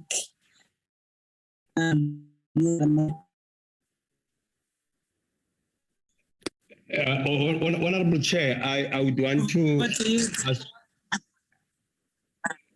Yeah, can I go ahead, Honorable Chair? Yes. Yeah, can I ask? I'll ask Mrs. Teller to handle this one. Mrs. Teller, if through you, Chair. Thank you very much, Chair.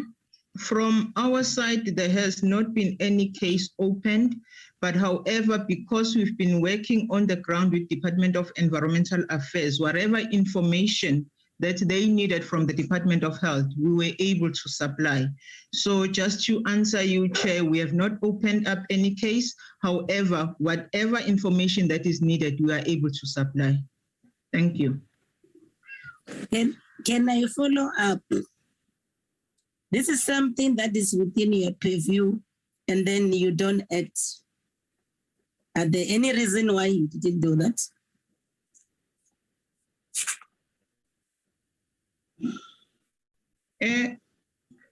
Thank you very much, Chair. We have looked at the provision of the Act, and which is something that we are still trying to analyze also from our side. Because this was an incident, and in terms of the contravention, we could not pick up anything within the Hazardous Substances Act that actually was the clear contravention on our side. However, which is something that is also still being investigated in terms of the inventory. We have learned that there were some chemicals which were found in the factory itself, which might have not been disclosed as we were doing the inspection through the province. So, Chair, with all those investigations still being on the ground, I think we will be in the position once we know exactly what has transpired in terms. So, Chair, I do understand the question you are asking. We might have to go back to the Act and go clearly be clear in terms of, are there any other contravention incident itself? But yes, Chair, we have not opened any case on the side of the Department of Health. Before I allow the other colleagues, if they've got, assumingly they don't have, I don't want us to have a dialogue on this matter. Maybe I'll ask you, Mr. Le, to present this response in writing. Because the issue here, this is a requirement in terms of the license that you issue. Thank you. As a National Department of Health. Those license conditions are that the names of all hazardous substances, both category A and B, as well as their quantities, must be included on the licenses that you issued. Unless if you're wanting to tell us that there was no license that you issued to UPL as required by the law, it's on your own presentation, Mr. Le. Or you want to tell us you are also the culprits here, when in maybe as a department you dropped the ball. So that's why I'm saying that response, I don't think it's sufficient. Can I give you time? Because this, we picked it up from your own presentation. So that you give us maybe, and let's understand what was your involvement maybe, and this critical requirements of you issuing licenses as a department. Because I think throughout having listened, especially for you who are still going, I would prefer that you don't leave the meeting yourself now, so that we also hear the municipality, the provincial department, and also the nationally in terms of the roles played. Maybe then we can better then deal with this question. But you understand my line of questioning. I'm glad that you are prepared to present that thing in writing, so that we understand what have you done yourself as the Department of Health. Having said that, colleagues, one is of the view that we need to take the presentation from the municipality at eThekwini. Then we'll take the presentation from Isimangaliso, the presentation from KZN Provincial Department, and then the department will be last. Can I first plead with you that we take a 10-minute break? Being a chair, it's a difficult one for me because I need to sit throughout here and listen to whoever is presenting or asking questions. Then we'll reconvene at 22. Recording stopped.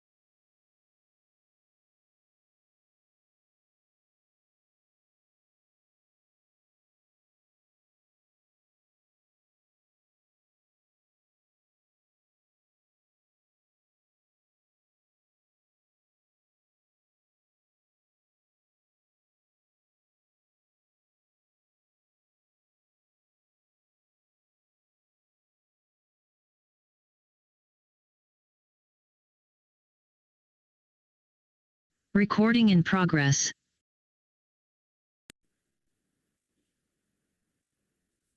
Is eThekwini ready?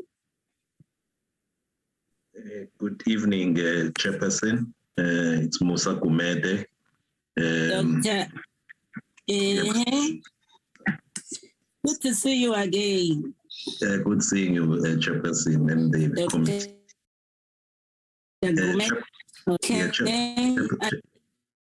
Can I request control, Chairperson, so that I can share? Are you the leader of the delegation? Yes, Chairperson. Or you've been assigned? Where is the acting city manager? The apology that I got was that the mayor who was in the meeting will release him. I was told the acting city manager will be here. It will be yourself. It will be the head of fire and emergency services. Is he here? Chairperson, we also had the National Treasury midterm assessment today. So he was leading a team that was at National Treasury. So I apologize for him as well. But fire and head for the city manager. The fire is here, including the health units. Yes, and the two regional commanders, they are all here. They are here, including so you coastal are the leader of the delegation in Africa. Okay. Then we are fine. Can you give Dr. Gumede the sharing rights? There you go.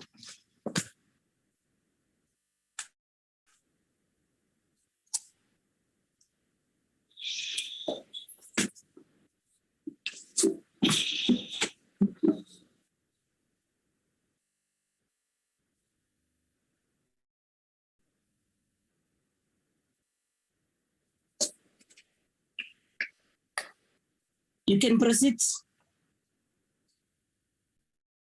Can I mute yourself, Dr. Gumede? We can hear you. You're muted. Unmute.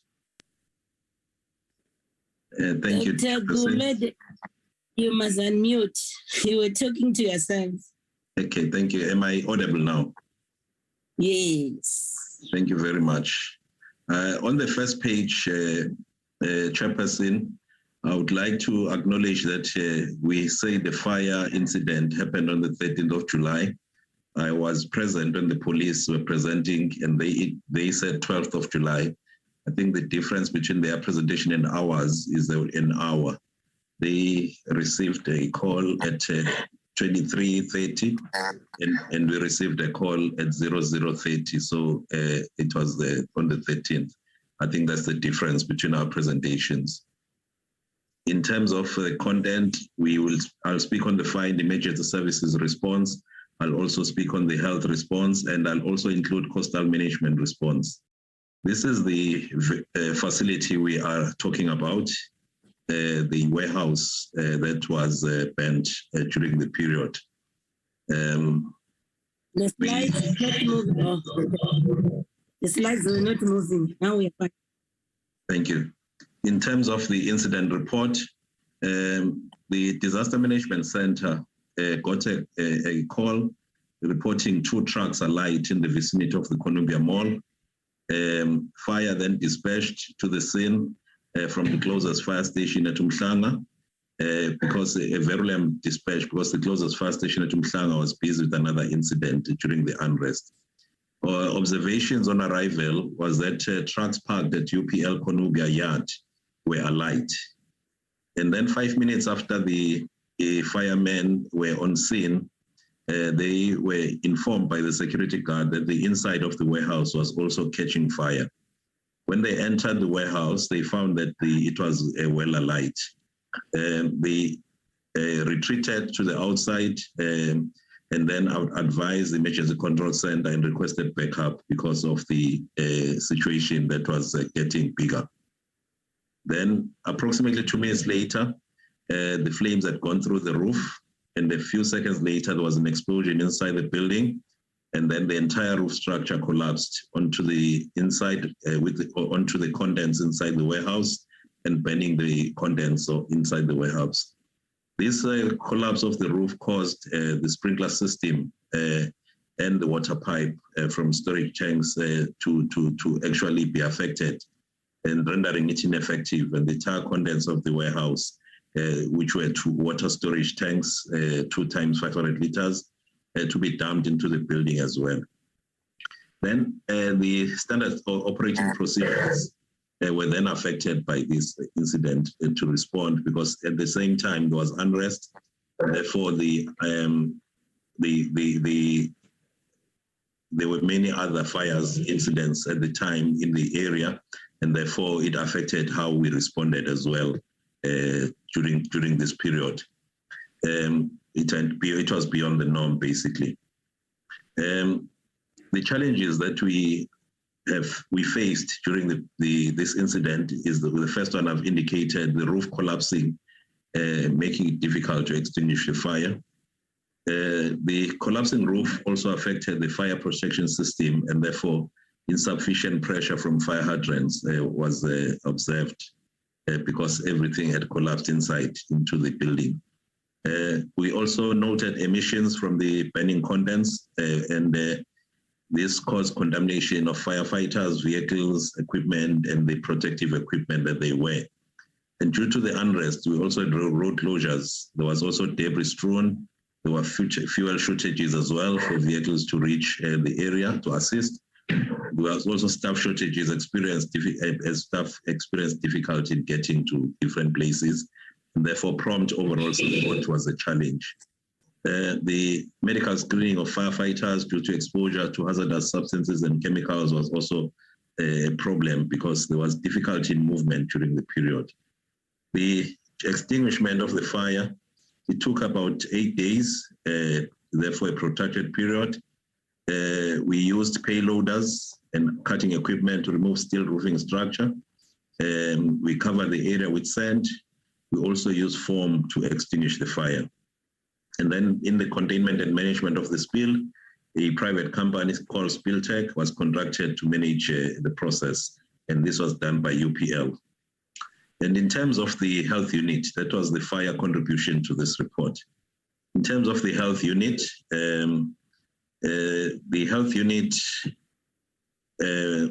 also at the same time on the 13th of July, got a message that there was this fire. As per Section 30, as indicated by province, they were advised of the fire incident at UPL, which had occurred during the unrest and engulfed the city. They advised that the warehouse stored numerous types of pesticides, herbicides, fungicides, pigments, and packaging used in the agricultural environment. On investigation, it was ascertained that they did not have necessary permits, scheduled permits as per the municipal health bylaw. I will explain that later, and fire will also explain why that is so. In terms of their response, a quality officer and a meteorologist visited the site, but due to the intensity of the fire, they couldn't access the immediate surrounds of the warehouse. The observation by air quality and meteorologists of the wind direction was that for the first 2 hours, the wind shifted from north to northeast, and a further 2 hours also from north to northeast, initially from south for the first 2 hours, then shifted from north to northeast in the next 2 hours. There were also dark plumes in the southerly direction. They then alerted communities through media alerts, which advised people to shelter indoors and refrain from any outdoor activities.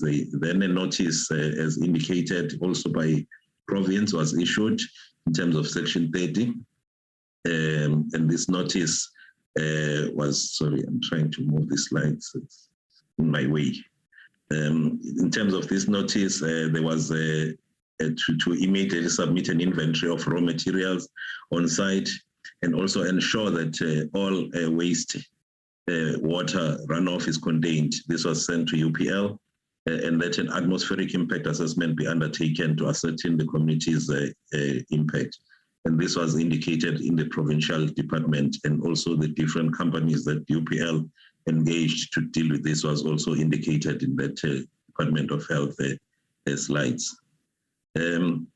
We then, UPL contracted 2 waste disposal services providers on site to contain the contaminants and to manage the runoff and collection of dead marine life. We also had community awareness in terms of water courses and air quality health impacts through media alerts. We also did door-to-door. We also provided pamphlets in the area. There was loud hailing and notices also in the area. And in terms of our air quality management, the worst air pollution impact was during the first 6 hours, with the peak pollution rate during the first hour. And then the impact reduced by 35 to 80% when being indoors, if people were indoors. The municipality only has a responsibility to monitor criteria pollutants, and these are PM, particulate materials, SO2 and O2, carbon monoxide, ozone. And during this unrest period, there were fires in lots of areas in this municipal area. Thus, it was inevitable to observe a spike in the particulate matter at air quality monitoring stations. For a few stations in the city, and these were monitoring this. The acute exposure guideline limits exceeded for particulate matter, for sulfur dioxide, for nitrogen dioxide, and for hydrogen chloride, hydrogen cyanide, and bromide. And this AEGL of 2 means there's a possibly irreversible health impact. And this below graph indicates the stations and what they monitored during the period, during that period. In terms of the atmospheric impact report, the fire was most intense from about 20 minutes after start to the first few hours. The after smoldering for approximately 8 days continued.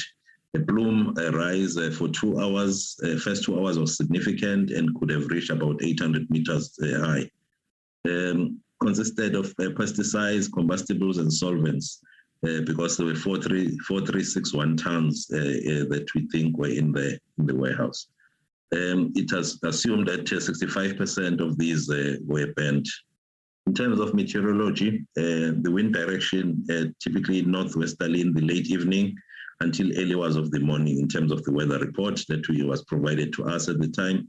And the land breezes are experienced before sunrise, which are westerlies, typically during the day, northeasterly and easterly, and then higher wind speeds bend flame towards the ground. And these affected communities as the wind moved in each of those directions. In terms of the coastal management, we closed beaches from Umgeni River to the northern boundary on the 17th of July as a precaution. We tested sea water and estuary water, commencing 2 weeks, commenced and then two-week intervals as well. This was done by the Marine and Estuary Research, and this continues to be done up to date as well. Then there was a beach opening report, which was produced by UPL specialists on the 22nd of September, which was used to actually open the beaches. The Provincial Department of Economic Development, Traditional Affairs and Environmental Affairs appointed an international specialist, Professor Jay Weeks, to peer review the beach opening report. Professor Weeks provided his review on the 28th of October 2021, and then the beaches were reopened on the 2nd of November 2021. In keeping with the specialists and the reviewers' report, we still retain a 1 kilometer no-go zone, which was put in place around the estuary mouth to mitigate against the chemical pulses which enter the sea during the beaching. In terms of community engagement, we had media updates with regards to the fire and possible impacts and community response during the period of the fire. We worked with the commercial fraternity in the area of Konobia to advise them on the reopening of retail stores during the period of July, August. There was active communication also with the Redham School with regards to the precautionary measures that they needed to take in reopening. There was health education within the community of Blackburn through loud hailing and pamphlet distribution, including posters warning them with regards to air quality and food safety. We conducted door-to-door as well, campaigns within the Blackburn community, and we reached about 340 households during this period. UPL, as indicated by province, appointed a service provider called Apex to conduct a survey in the same community as well at the same time. We received complaints. The municipality received complaints directly, 15 complaints directly, and then community leadership provided 39 complaints during the engagements we had with them, and UPL received 103 complaints. So in total, through their hotline, in total, we got 157 complaints. We continue to encourage communities to stay indoors and avoid outdoor activities, and to seek medical assistance at any healthcare service establishment, including our own mobile clinics, which we're servicing Blackburn community, and it continues to do so even now, every Monday. The health impact service point was a decision taken as the Consolidated Authorities Directive. UPL was then instructed to provide a fully resourced mobile clinic in the impacted area. This radius of the impacted area was informed by the dispersion modeling and complaints database. It is purely for the assessment of community members who were exposed to the acute phase of the fire and were experiencing either secondary and post-exposure to the fire, and those who have been identified to have chronic exposure or health effects as a result of exposure to the fire. The health authorities engaged with UPL representative to agree to a protocol in terms of reference for the implementation of this health impact service point for the assessment of incident-related ailments and referrals to specialist clinicians where they are required. So this was then housed. This clinic was housed in Umdloti to enable the communities within a 5-kilometer radius. And this was informed by the dispersion modeling as to where the facility could be placed. The decision could be reviewed if is required. It began on the 18th of December on a 3-day-a-week basis. That is between 7:30 and 4 o'clock, and on Saturdays between 8 and 12. And then UPL provides transport at 2 specified times during the day at the identified points to and from these health impact service points. Further pamphlet distribution and loud hailing was conducted on the 4th of January 2022, and the media alert was released on the 19th of January to further sensitize the communities about these new developments. Our records indicate that 28 people have accessed the service point so far and have been registered on the database. Of these 28 people who've were assessed, and 26 of them were from Blackburn, and 2 of them were from Mount Edgecombe area. And then there is a report, which is still initial report, to indicate if there's anything to worry about in terms of their health. That is, that report is still awaited from the health authorities. In terms of the risk assessment, human health risk assessment, we've had engagements took place between the specialists appointed to undertake these risk assessments. They included the Provincial Department of Health and other government departments. It culminated with the directives issued on UPL. The final health risk assessment report is imminent. A health monitoring program, which is the medium to long term, is being developed for the implementation in the area, which will include, but not limited to, assessments to detect any increase either in respiratory, eye, or skin diseases, as well as biological monitoring for communities, vulnerable groups identified as being the most affected by the exposure. This will be guided by the final airshed, and airshed, as indicated by Provincial Health, doing the air monitoring, and the human health risk assessment reports will give us these guidelines. These are some of the pictures as we're doing the community mobilization in the area that were taken as evidence that we were there and we're doing this. In terms of the post-fire incident compliance, the business, as far as we understand, is currently shut down. Fire and Emergency Service Unit has no role at the moment to play this stage. In terms of the environmental health perspective, There has been an application for demolition, which was approved with condition that the ambient air quality is monitored and reported on. And then we're monitoring the waste removal from this process. This is the report that we have prepared, Chair. There are questions that were asked during the other spheres of government. Just withhold it a bit. Yes, we'll deal with it. We're presenting now. We're allowing Ezemvelo to do the same, the department, the provincial department and the department. And questions will come after everybody has presented. Is Ezemvelo ready?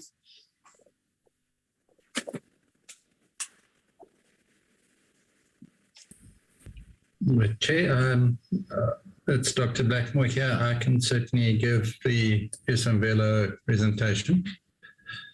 Where's the acting CEO? It's no longer in the meeting.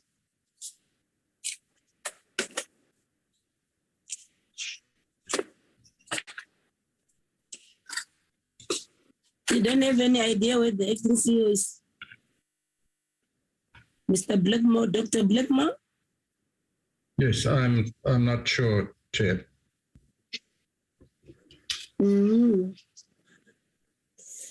We might be having connection problems. Is the HOD around here from KZN Department of Economic Development and Tourism? Yes, Honorable Chairperson, I'm in the meeting. Can you check where is the acting CEO? Well, Dr. Blackmore is busy presenting. No, I'll do it I right didn't now. have his apology. I think the apology I have is for the MEC. It's the MEC who apologized and the mayor of eThekwini. Okay. Proceed, Dr. Blackmore, in the meantime. And then is the executive authority in the meeting, Dr. Blackmore? Again, Chair, I'm not sure. I'm quite remote. You're not sure when? Mr. Nkotwana? Mr. Nkotwana? Yes, Honorable Chair. We were told that this entity is run by the executive authority, who's an individual. Seemingly, how do they live? Not knowing that they still have a presentation to make and you are still here, but not they are not here. Can you also check where this executive authority is? I will do that, Honorable Chair. I'm puzzled myself because they should be here. That's ill-discipline and disrespecting the decorum of these proceedings. As a chair, I'm taking a very strong exception on that. I'm raising this because you are the most senior person in the absence of the MEC. These are the things that you need to take further with the MEC and give us a report back. Ne? Okay. Understood, Honorable Chair. Yes. Ideally, we should be dismissing this presentation now because we will say absent, but it's just that Dr. Blackmore has been here. In a normal functional, we will say go back, or maybe they must present last when everybody is in the meeting. Yeah, but proceed, Dr. Blackmore. I hope it's happening for the last time. We share our concern, Dr. Blackmore. Chairperson, sorry if I may. Colleagues. Yes. Chairperson. Yes, Chairperson. who's calling the chairperson? It's Isimangaliso. You should have long gone yourselves. We are done with you. Yeah, I've just spoken to the CEO below. He's struggling with network, but he's trying to connect. But you could have sent that message to the HOD or yourself because you work together. I shouldn't have asked this things now. Yeah. You know what I'm trying to say. That's what we normally do. Okay. Proceed, Dr. Blackmore. Thank you, Chair. In the absence of your in the absence of your colleagues and seniors. Honourable Chair, I thank you very much for your patience. I certainly would not like to have sat here the whole day for the short presentation and then for it to be set aside before I could present it. But nonetheless, good evening, Honourable Chair. That's the only reason that I'm allowing you to do it, Nene. Otherwise, I will be dismissing you. The mere fact that you've been here the whole day. Thank you, Honourable Chair. I'm certainly in your debt. I would like to give a very short presentation and not take up too much of your time. I will need to take control to present.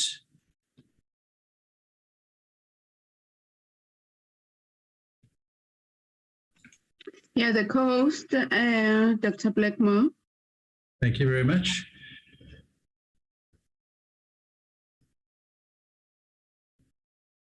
I might have to be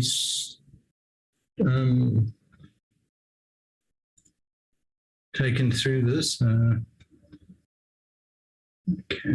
let's have a look at number 2.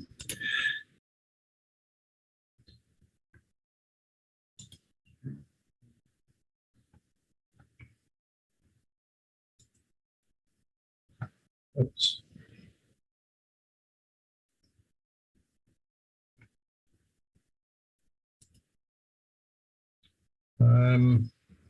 Does that look, is it flighted properly, Chair? Yes. Thank you, Honourable Chair. You can proceed. Yes, you can proceed. Thank you very much. As you correctly pointed out, I represent KZN Wildlife in this, and my presentation is a very short one. Who KZN Wildlife is, the position and stance of this organisation on the UPL matter. Very briefly, I'll take you through the Umhlanga Nature Reserve and the surrounds, because that's predominantly our focus. The post-spill considerations, and then I think the most important of all is at this diagrammatic presentation or display of the recovery process, so we can understand in simple terms where we are. KZN Wildlife is the conservation authority for KwaZulu-Natal. We're a creature of statute, established in terms of the KwaZulu-Natal Nature Conservation Management Act. And our primary responsibility in this case is to exercise and implement the Protected Areas Act, and then parallel to that, the Biodiversity Act, both of which fall under NEMA.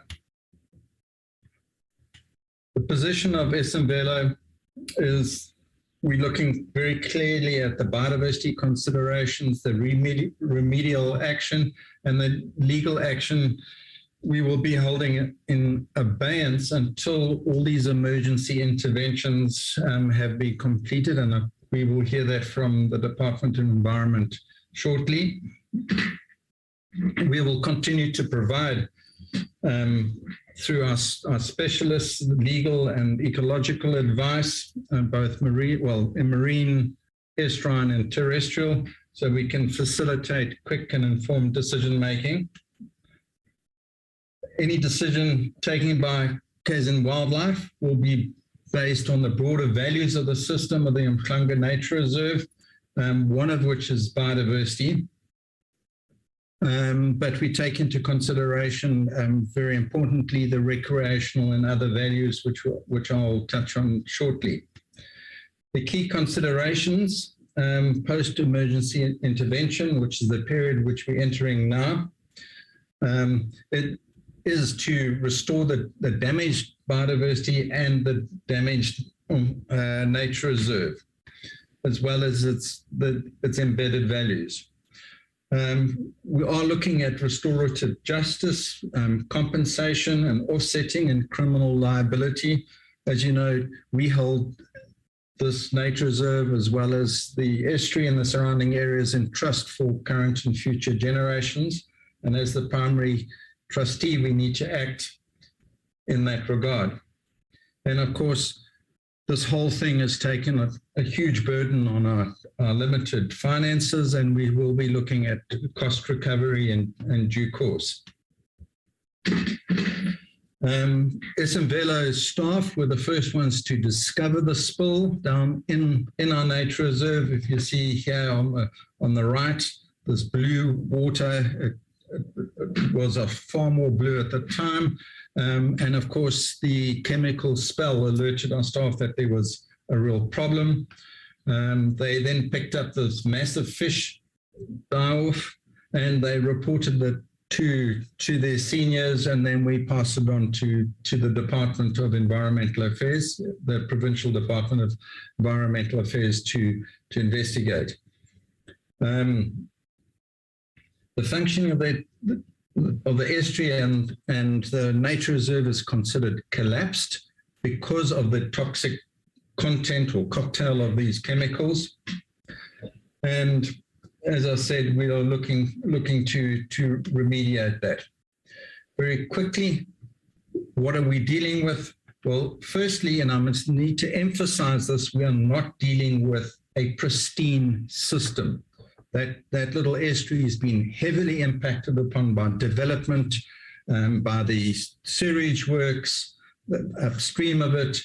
And as a result, there has been over a protracted period of time, and I should mention the sugarcane and so on, the other farming practices that took in the place, the loss of wetlands in the system, have all had their toll, taken their toll on the system. So we're looking in terms of a status, a very much degraded system, but a very functional one. Then we had the chemical spill, and which severely harmed the system into something which is not what we consider is no longer functional, bearing in mind that the estuary and the nature reserve provides recreational values, it provides protein to our neighboring communities, it provides a stopover point for migratory species, be they avian or fish. And we heard similar discussions this morning with the St. Lucie estuary. This is not very different other than its size. But we can get it back to a remedy system and hopefully attain a no net loss. And at the beginning of this process, UPL were opening discussions about a net gain and to add value to that environment.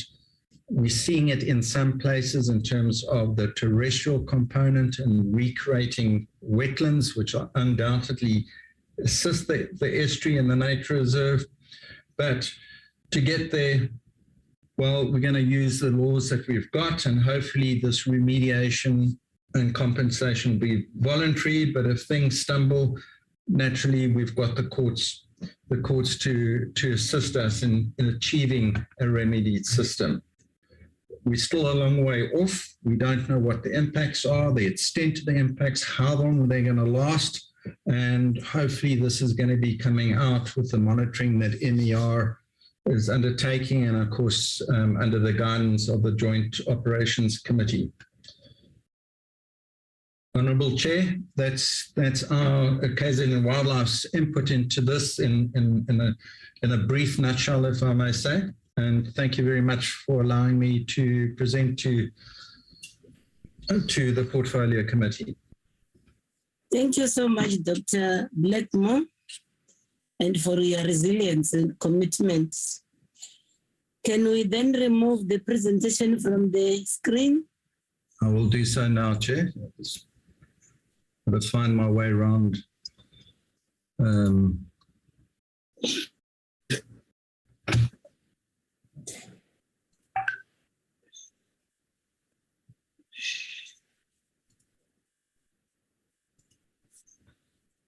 Sure.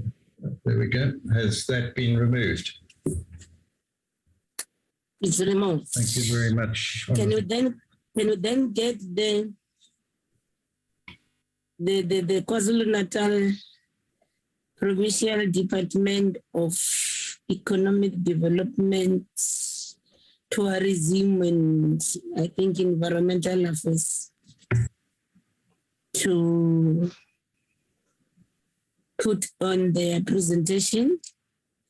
There's a document on the screen. Whose document is this one? Huh? It's not yours, Dr. Blackmore. Sorry, missed that. There's a document on the screen.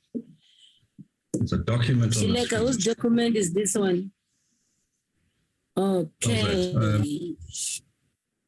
My apologies. You can just help us by muting on your muting off your microphone now. There we go. Who is sharing this document? I suspect this is the leader of the delegation in the absence of the MEC. Can you introduce yourself and deal with this presentation? It's called Economic Development, Tourism and Environmental Affairs, EDTA. Chilek. It's EDTA. TEA. Over to you, HOD. That's correct, Honorable Chairperson, and greetings to you and to the honorable members. I'm not sure I've switched on my video. We can see you. We can see you. Yes, no, thank you very much. Thank you, Honorable Chair, for the opportunity for us to come and account to the committee. Here with me, I have colleagues that will be part of the discussion and contribution. I have Mr. Sabelo Ngobo, who will be leading the presentation, who is also the leader of JOC, Ms. Noloiso Walingo, Mr. Alfred Macheke, Mr. Omar Pak, and Mr. Yukeshni Pillay. These are the colleagues that will be part of the discussion. Some of the issues in the presentation, Honorable Chair and Honorable Members, have been covered in other presentations that I've made earlier. I will then, because of the time constraints, I will then hand over to Mr. Ngobo to take us through the presentation. With your indulgence, Chairperson, thank you very much. Thank you. Over to you, Mr. Ngobo. Good evening, Chair. Thank you very much for the opportunity to present. Good evening, members of the Portfolio Committee, HOD, and colleagues. My name is Sabelo Ngobo. I'm Director within ETIA Environmental Services. As already indicated by the HOD, some of the issues that we are covering in our presentation have actually been covered by some of the colleagues. Your screen is blank, as good as you switching it off. If we can see you down on the camera, just seeing some black stuff, not you like the HOD. We're able to see the HOD, but you can't see yourself. Let me see. Or are you sitting in the room? Let me see what but you can close it and focus on the presentation because it's becoming late. Just switch it off then completely. Let's focus on the presentation. Yes, Chair. As the HOD had already indicated, some of the aspects that we're going to be presenting, we're going to be running fast through them because they've already been covered by some of the colleagues that have presented before us. Our presentation, I'm trying to move to the next slide. For some reason, my screen is just frozen, Chair.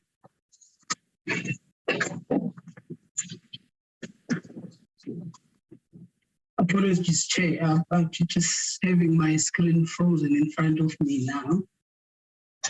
Trying to sort that out. Yes.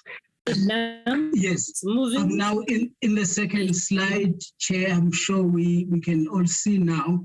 It is the background, the roles and responsibilities of ETIA, the executive interventions and stakeholder management, including the multi-stakeholder forum, the Konubia Environmental Information website, which is the reopening, which has been covered by eThekwini. So we'll just run through that particular slide, the issues of administrative enforcement, and also ongoing coordination and the way forward.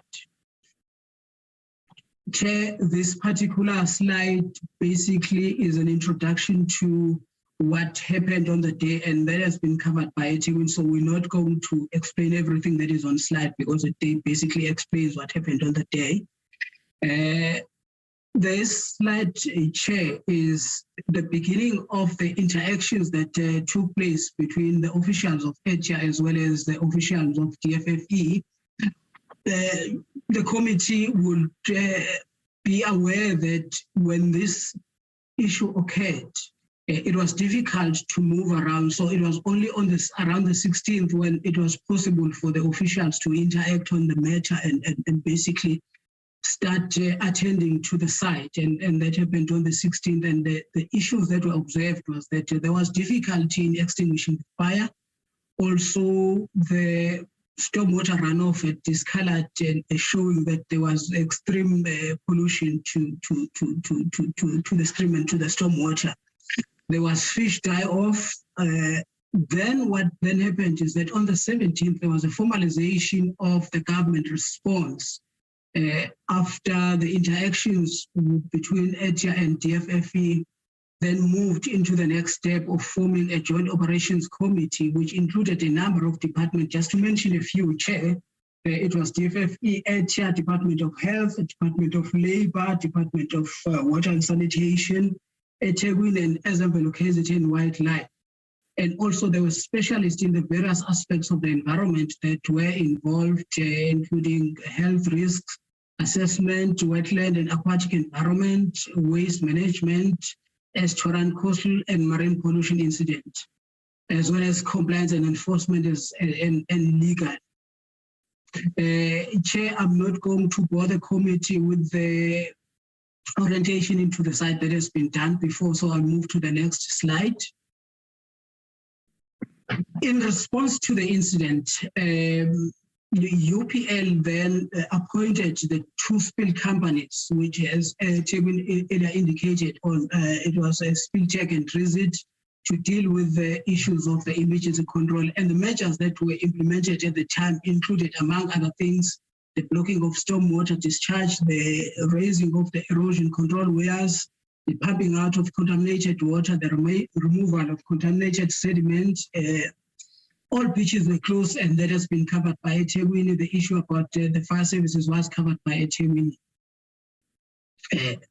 At the time that the officials arrived on site, the company had an issue, they had a challenge in dealing with the disposal of the disposal of the waste from the site, and the intervention of the officials led to that problem being resolved through exemptions that were issued for the transporting of the liquid waste to Gauteng, and also the other waste, which is solid, was taken to the Dolphin Coast landfill management.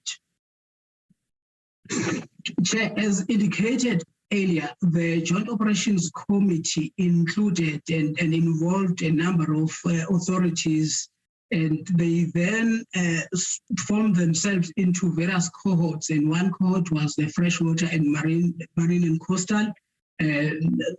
eThekwini have already covered some of the issues that were dealt with under marine, but my colleague Grant, when he presents from the National Department, will also cover some of the issues that were covered under this particular aspect. Also, there was pollution and waste cohort. There was air and human health. eThekwini have covered this aspect. And also there was compliance and enforcement. I will cover a bit of that, but my colleague Grant will also cover that.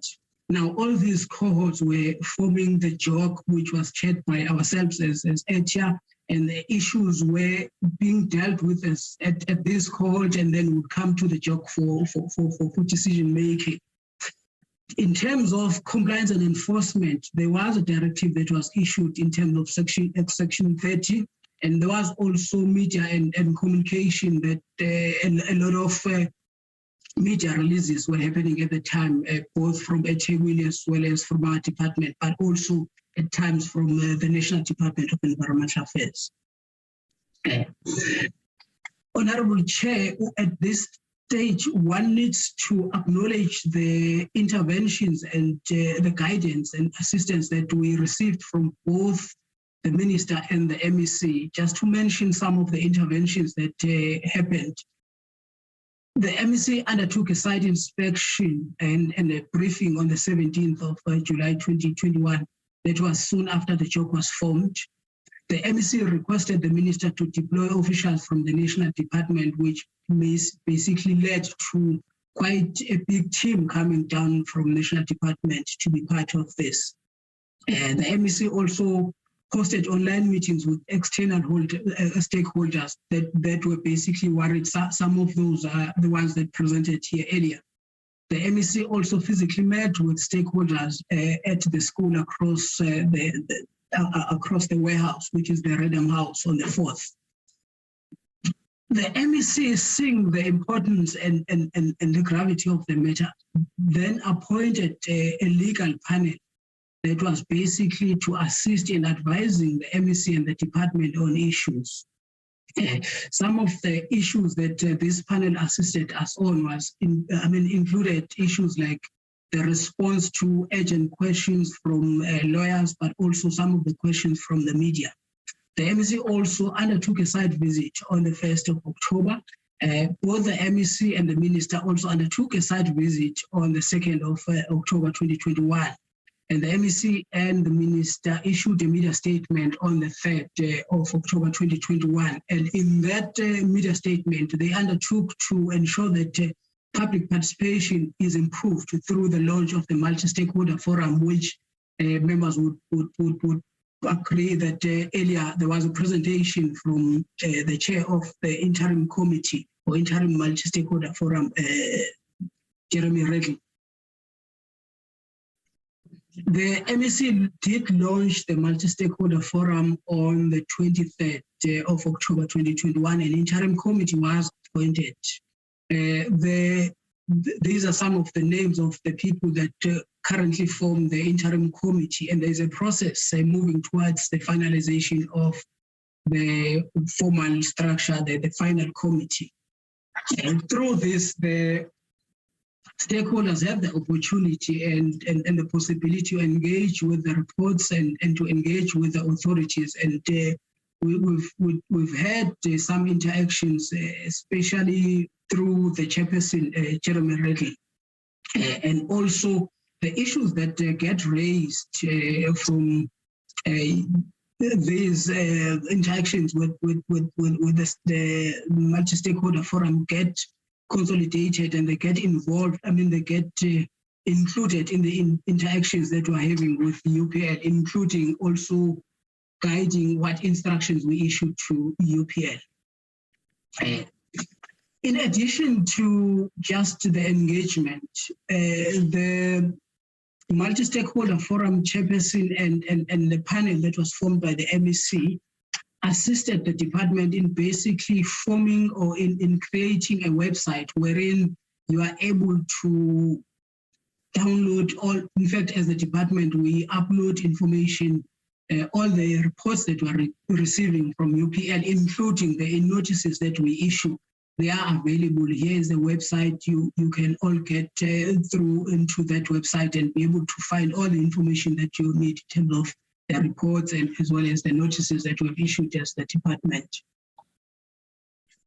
The website provides the opportunity for various stakeholders making up the team to provide reports to the public domain, with the main objective being to ensure that the information is dispersed to the public as soon as possible.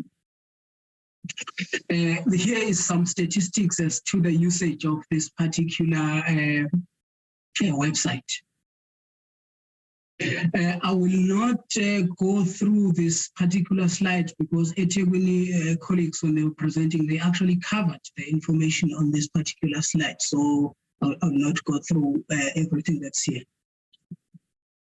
In terms of the further report, again, this is the matter that was actually covered by eThekwini, which basically looks at the time when we received the report that was recommending the opening of the beaches, which was then referred to Professor Weeks, who then agreed with the conditions that were earlier outlined by eThekwini.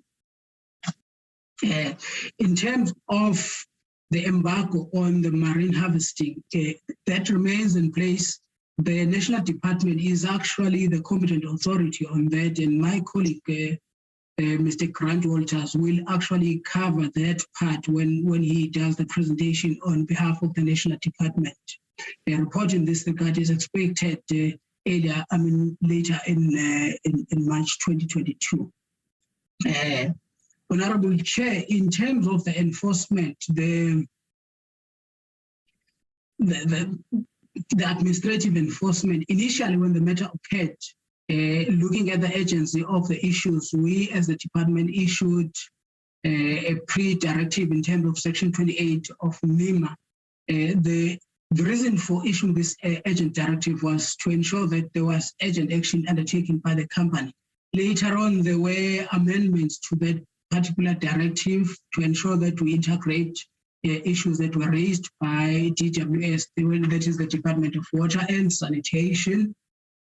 Later on, through the advice from our internal lawyers, it was agreed that actually the tool that must be taken on going forward was in terms of the Section 30 of NEMA, and therefore there was initially a pre-directive that was issued on the 11th of August. A directive was then issued in terms of the same piece of legislation on the 17th of August. It was then based on the developments and the new findings on what was happening on the ground based on the reports and also the site visit. It was seen prudent that a further pre-directive be issued, which was basically an augmented one, and it was issued on the 29th of September. And then a directive in this regard was issued on the 28th of October. I must indicate, Chair, that the reason for this lapse is that there was a lot of engagement between UPL and the authorities. So one would look at the fact that a pre-directive was issued on the 29th and think that there was a lapse because the directive was issued on the 28th, but one needs to indicate that there was a lot of to and fro, including warning letters that were issued.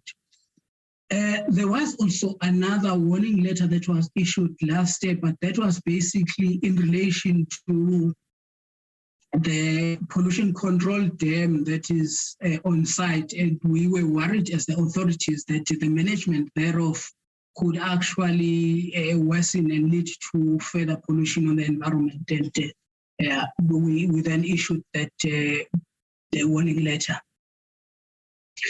Just some of the reason why we issued the further the further directive that was issued, the augmented one. It was basically to instruct UPL, which had not submitted some of the information, to submit some of this report, which included the air quality impact assessment report, the estuarine, coastal and marine specialist study report, the vegetation specialist study report, and all of these other reports. Now, what then happened is that UPL actually appealed that particular directive with the MEC. And even though they had appealed, they then requested that due to the importance of dealing with the matters, to ensure that whilst we are dealing with the appeal, they don't stop undertaking the actions that needed to be taken in order to deal with the situation on the ground. They requested that we continue to engage. Initially, we were worried that we would be having an appeal on the side, but also on the other side, engaging with the UPL. But we advised that in the interest of the environment and the public, we must continue engaging with UPL, but we advise that such interaction must not include discussing the merits of the appeal. As a result, on the 8th of November, we did meet with the UPL representatives, and some of the outcomes was that UPL agreed to submit some of the reports, even though they had still appealed. They still appealed the directive that we issued. Just to indicate, one of the issues that was a sticking point is in the appeal was that they did not feel, or they felt that they were not supposed, or they did not have the legal obligation to participate in the multi-stakeholder forum. As indicated, that the pre-directive was issued on the 29th of September, and later on we issued the directive. We then received representations from UPL on the 15th of October, and we issued the directive later. And the UPL appealed that directive, and that appeal was actually considered by the MEC.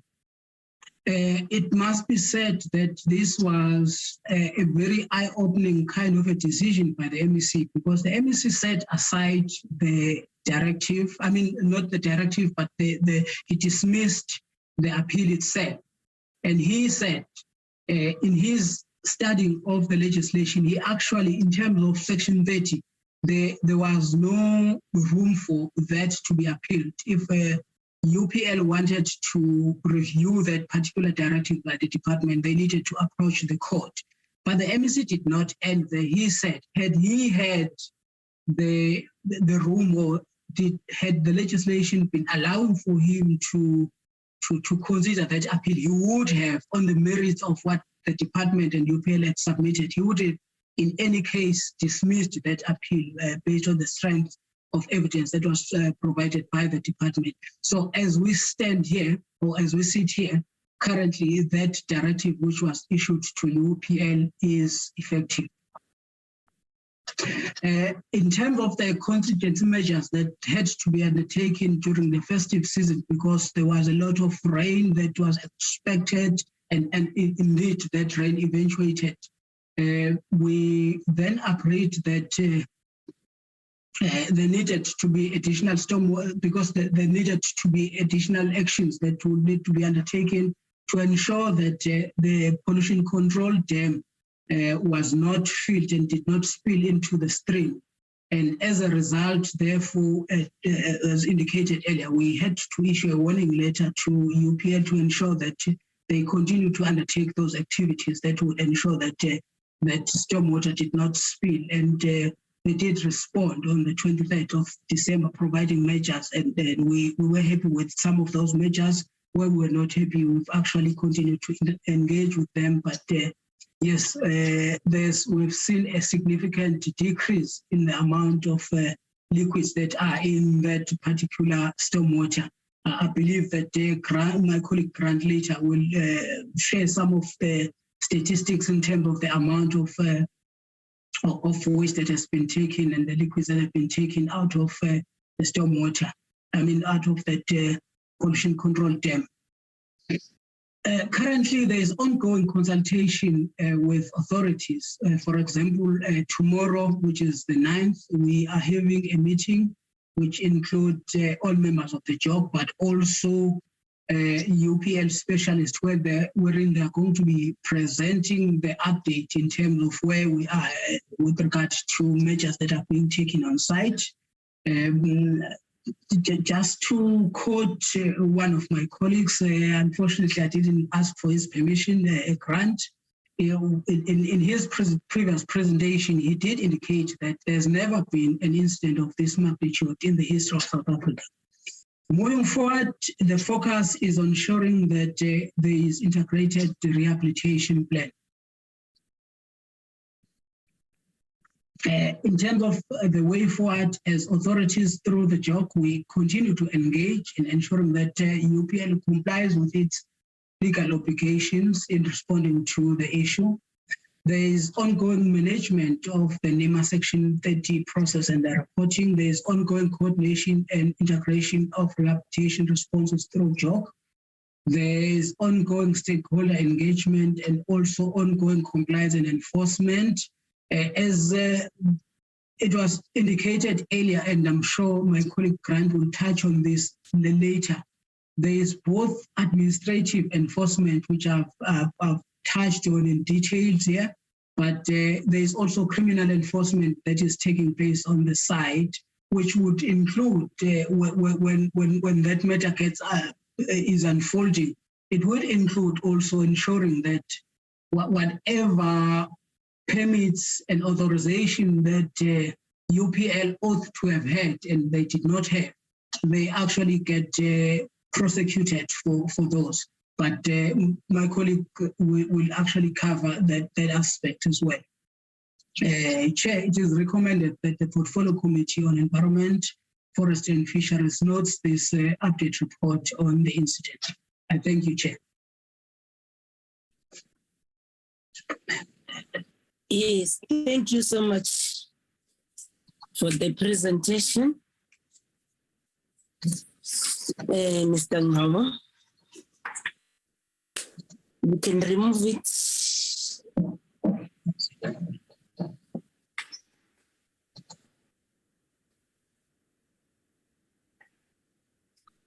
It's still on the screen.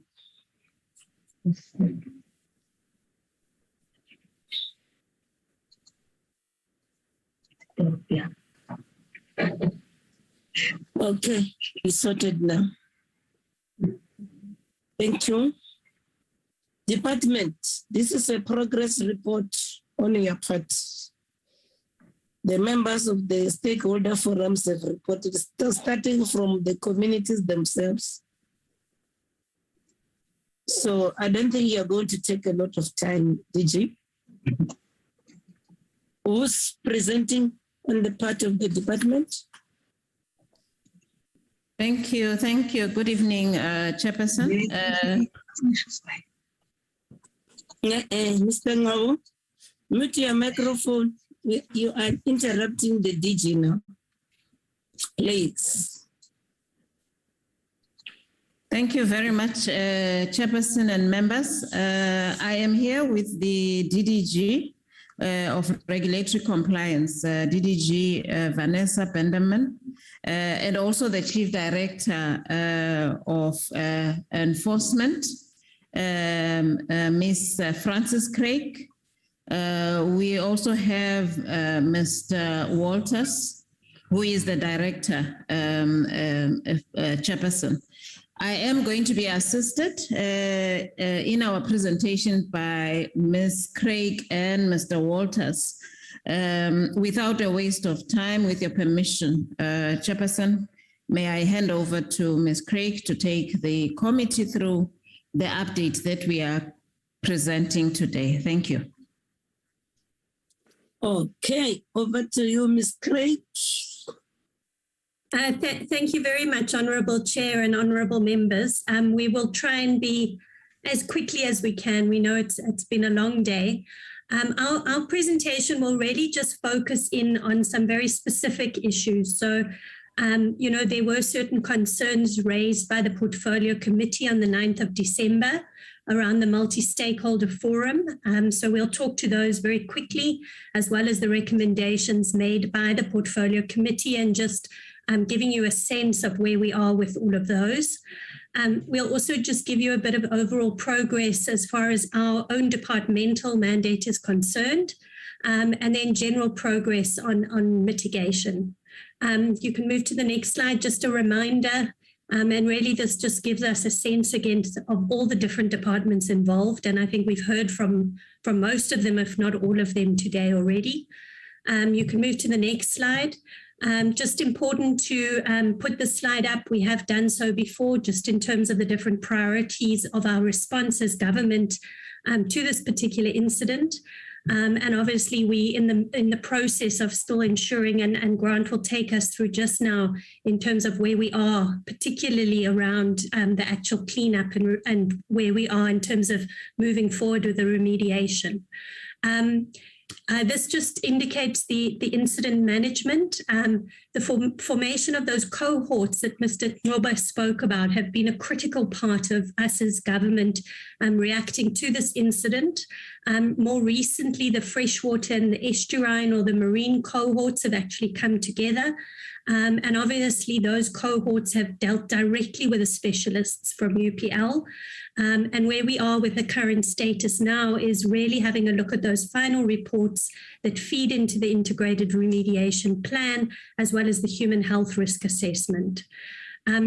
With regard to the interim multi-stakeholder forum, we did hear from Mr. Riddle this morning, so I'm not going to go on about the dates, etc. We know that the interim committee was formed in October, that there was a launch of that interim forum in October where about 40 members were involved, and that 8 community representatives were then selected for that interim committee. And there was a wide grouping from Blackburn, who we heard from this morning, to the fishermen, to NGOs, attorneys, and business. They then had a certain period of time within which to finalize the terms of reference. That was extended a little bit, if you move to the next slide. And on the 9th of December, the multi-stakeholder forum hadn't yet finalized the terms of reference. As Mr. Riddle indicated, there had been some challenges in doing so, and the MEC then granted that extension until the end of January.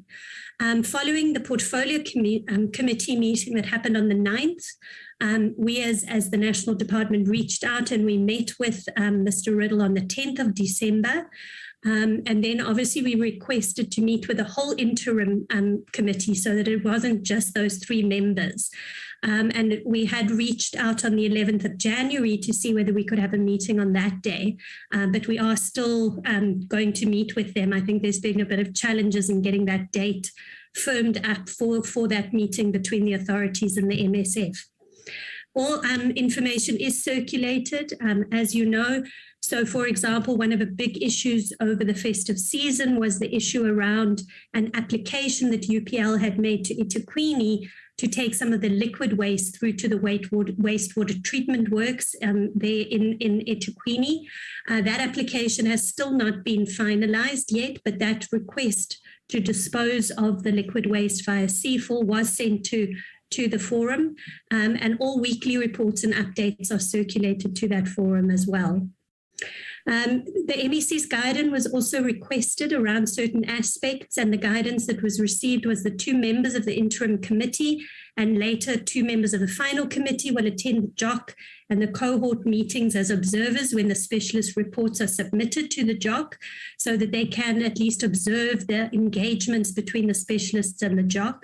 But the decision-making process of that JOC is an exclusive government function, and therefore it's difficult to involve that forum within those decisions.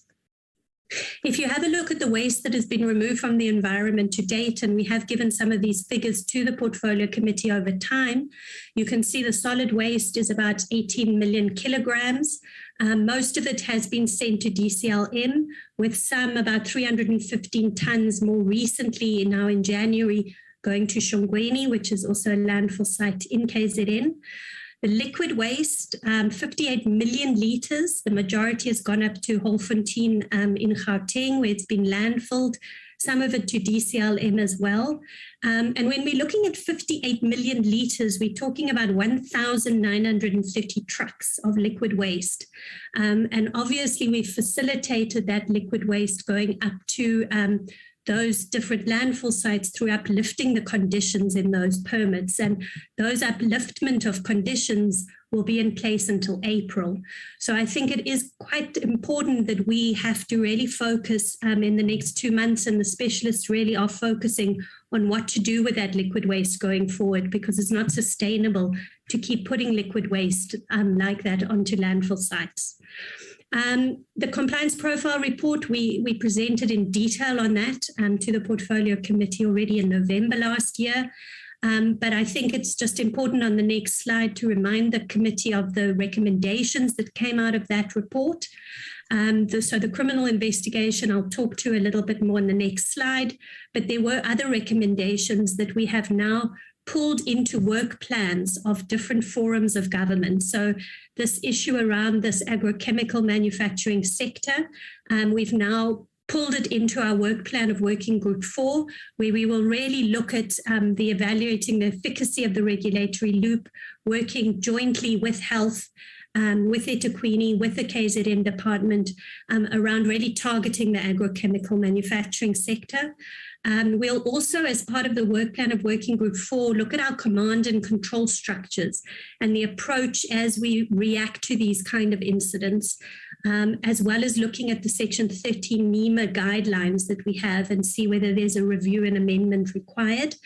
We'd also talked about engaging with the Environmental Assessment Practitioners Association, which we will do in terms of this issue around specialists and, you know, the bias that is involved in terms of polluter paying for the specialists, but how do we eliminate that bias that is coming through from those specialists?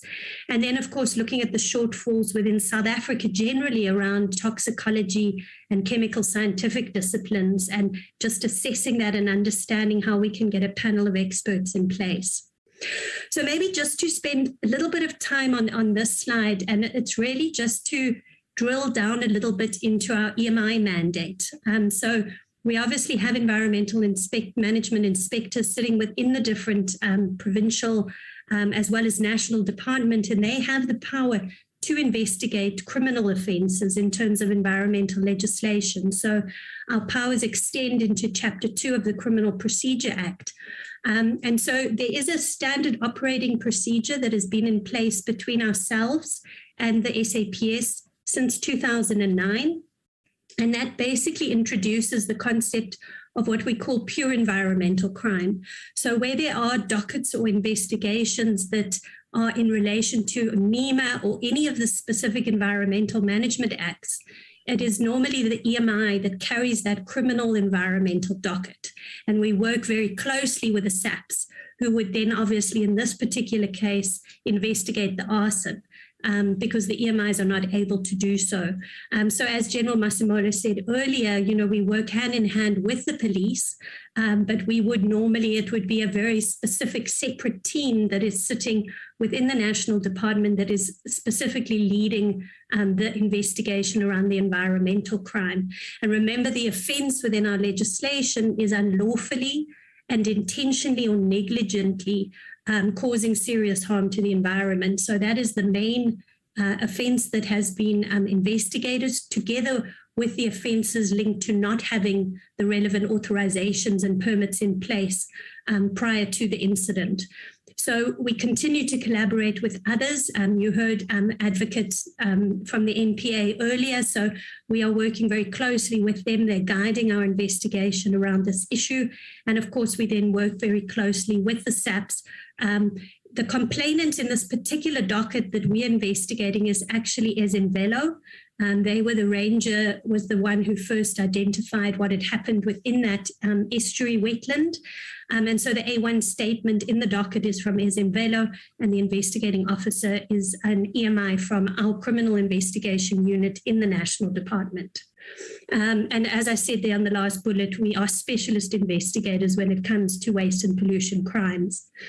The next couple of slides really just touches on those recommendations made specifically by the Portfolio Committee.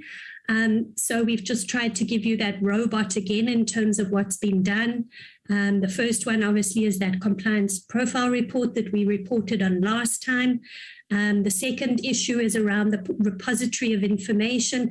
And I think just to add on to what Mr. Ngobo said earlier is that within that repository that's been created, there's actually a folder specifically that talks to these recommendations from the Portfolio Committee. So you can go directly using that link into that folder, and you will see all the reports that actually talk to each of these recommendations. So if you have a look at number 3, that talks to the multi-stakeholder forum issues. You can move to the next slide. We then touch on the compliance profile report again. Number 7, eThekwini has talked a lot to those issues, and at the last briefing in November, the reports were sent through on that recommendation, and on recommendation 8, that had already been provided to the Portfolio Committee. You heard the Department of Health today. We have followed up with both of them, as well as the Department of Agriculture, and we have received specifically a response from Agriculture in that they are reviewing their pesticide regulations, mainly to improve issues of safety associated with pesticides. and where they are going to try and see if they can introduce a license or an authorization that is going to be needed from the national department or local municipality. With regard to number 10, which was the site inspection that the portfolio committee requested that the province and eThekwini do at the other UPL facility, that inspection was conducted in November last year, and the report will be formally submitted to you. It is within that folder that I spoke about on the repository, but we can send that via email as well if that is required. The only one that is looking as red at the moment, which is number 12, in terms of that human health risk assessment, you would have seen eThekwini talking about those reports being imminent. And so as soon as that becomes available, that will also then be sent through to the portfolio committee. I think let me stop there and just allow Grant to really give you a sense of where we are, what's happening on site, and where to from here. Thanks. Good evening, Honourable Chair. Thank you so much, Ms. Craig. Over to you, Mr. Waters. Good evening, Honourable Chair, Honourable Members, leadership of all government institutions. The following slides, Honourable Chair, is just to show the Honourable Members what is actually happening or what we are seeing on the ground. As Mr. Ngobo has said earlier, is that there has been quite an irreversible impact as a result of this particular incident.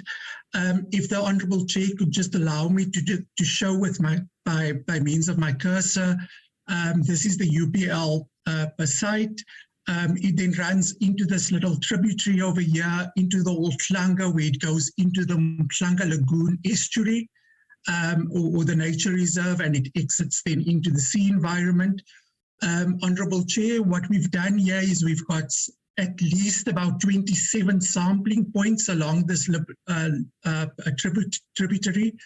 There are 36 deeper aquifers as well that we are currently monitoring as part of the sampling monitoring regime.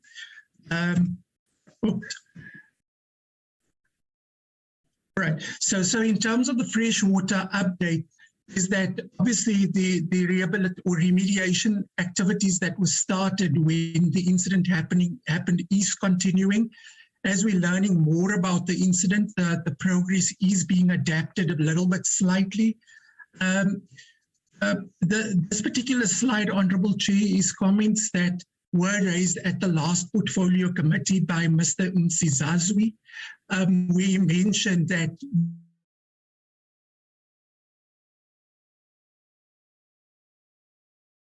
Honourable House could just follow me on my slide. This is where the Blackburn community is, or settlement is.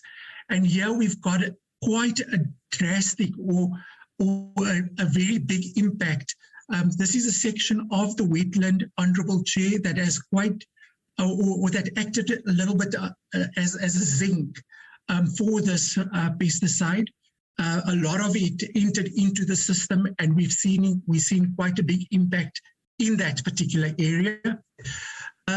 We have tried, or the UPL specialist team together with our specialists have tried quite a number of interventions to almost put in place unintrusive methods in the form of scavenger wells that actually suck out the pesticide.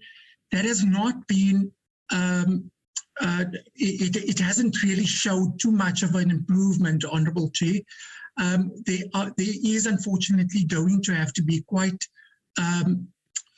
drastic interventions that will be employed by UPL in getting this particular product out of the system, and we'll get there shortly.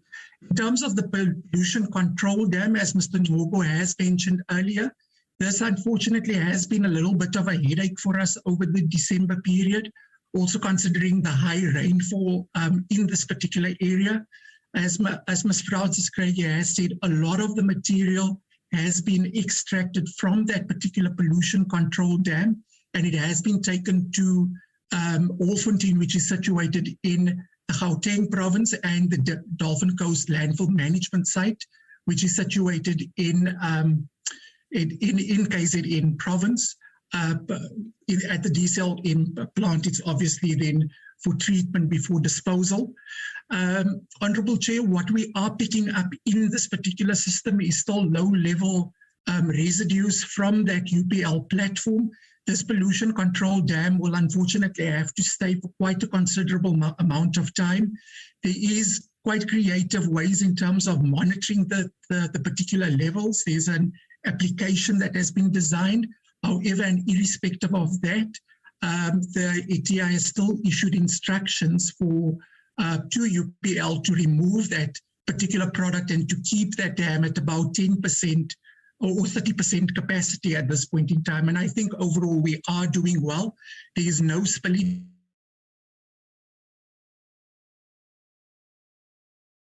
quite well at this point in time. Honourable Chair, I put up a couple of slides for Honourable Mbata, who I see is not in the meeting today, but Honourable Mbata has given us quite good advice in our previous portfolio committee meetings. This relates particularly to the sampling methods that has been used by the UPL team that has been adapted. We've also commissioned a very particular report that talks about occupational health. That is a standalone report. Some of the specialists that were involved in that particular report is Professor Gulumian, and she's from the National Health Laboratory Service. In terms of the residue that was picked up, if the Honourable Chair on the previous slide, that was as a result of sampling that was done on the 20th of August.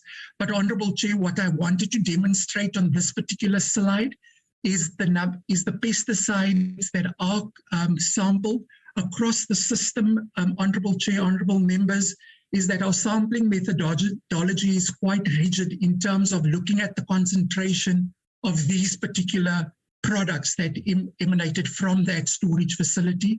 We are still picking up dibuthiron and triclopyr, and the reason why these, amongst others, were chosen was because of the bioaccumulation of these products within the marine environment and its persistent presence still in the environment over a long period of time.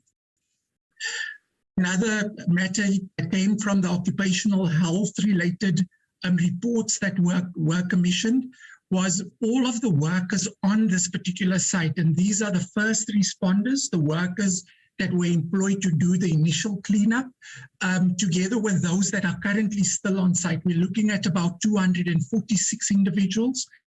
These individuals, by means of various biological monitoring, were retested. So there was an initial test that were done and then retested. In terms of exposure limits, it wasn't quite that particularly high, and that could just be attributed by the personal protective equipment that was deployed by the eThekwini fire department, as well as then the spill response companies that reacted to the situation, and that is still on the site, Honourable Chair. In terms of the mandate of our particular environment, or our particular mandate as the national department, there was the report, as it was indicated earlier by Professor Weeks. That particular report was a peer review that was commissioned by the MEC of the province. It literally did a double take on some of the recommendations that were recommended by the UPL specialist team. We were comfortable around about the 2nd of November then to reopen the beaches as a result of that particular report. The report does state that the beaches are safe as far as recreational use and swimming is concerned. However, there are restrictions still in place in terms of the commercial harvesting of the marine life in that particular area. So the fishing embargo, which we call, which also captures the harvesters of the oysters and mussels, that is currently, and it still remains in place. We have decided to apply the precautionary principles, and I'll show the Honourable Chair and members in a moment what are the levels of pesticide concentration we are picking up in that 1 kilometer, 2 kilometer exclusive no-go zone at this point in time. We have decided to apply the precautionary principle in this regard. and the next sampling, or there has been sampling that has been taken place, but the report is due to the authorities in March. In March, we will then review that particular reports and then make final decisions or interim decisions in terms of overall upliftment of those particular instructions.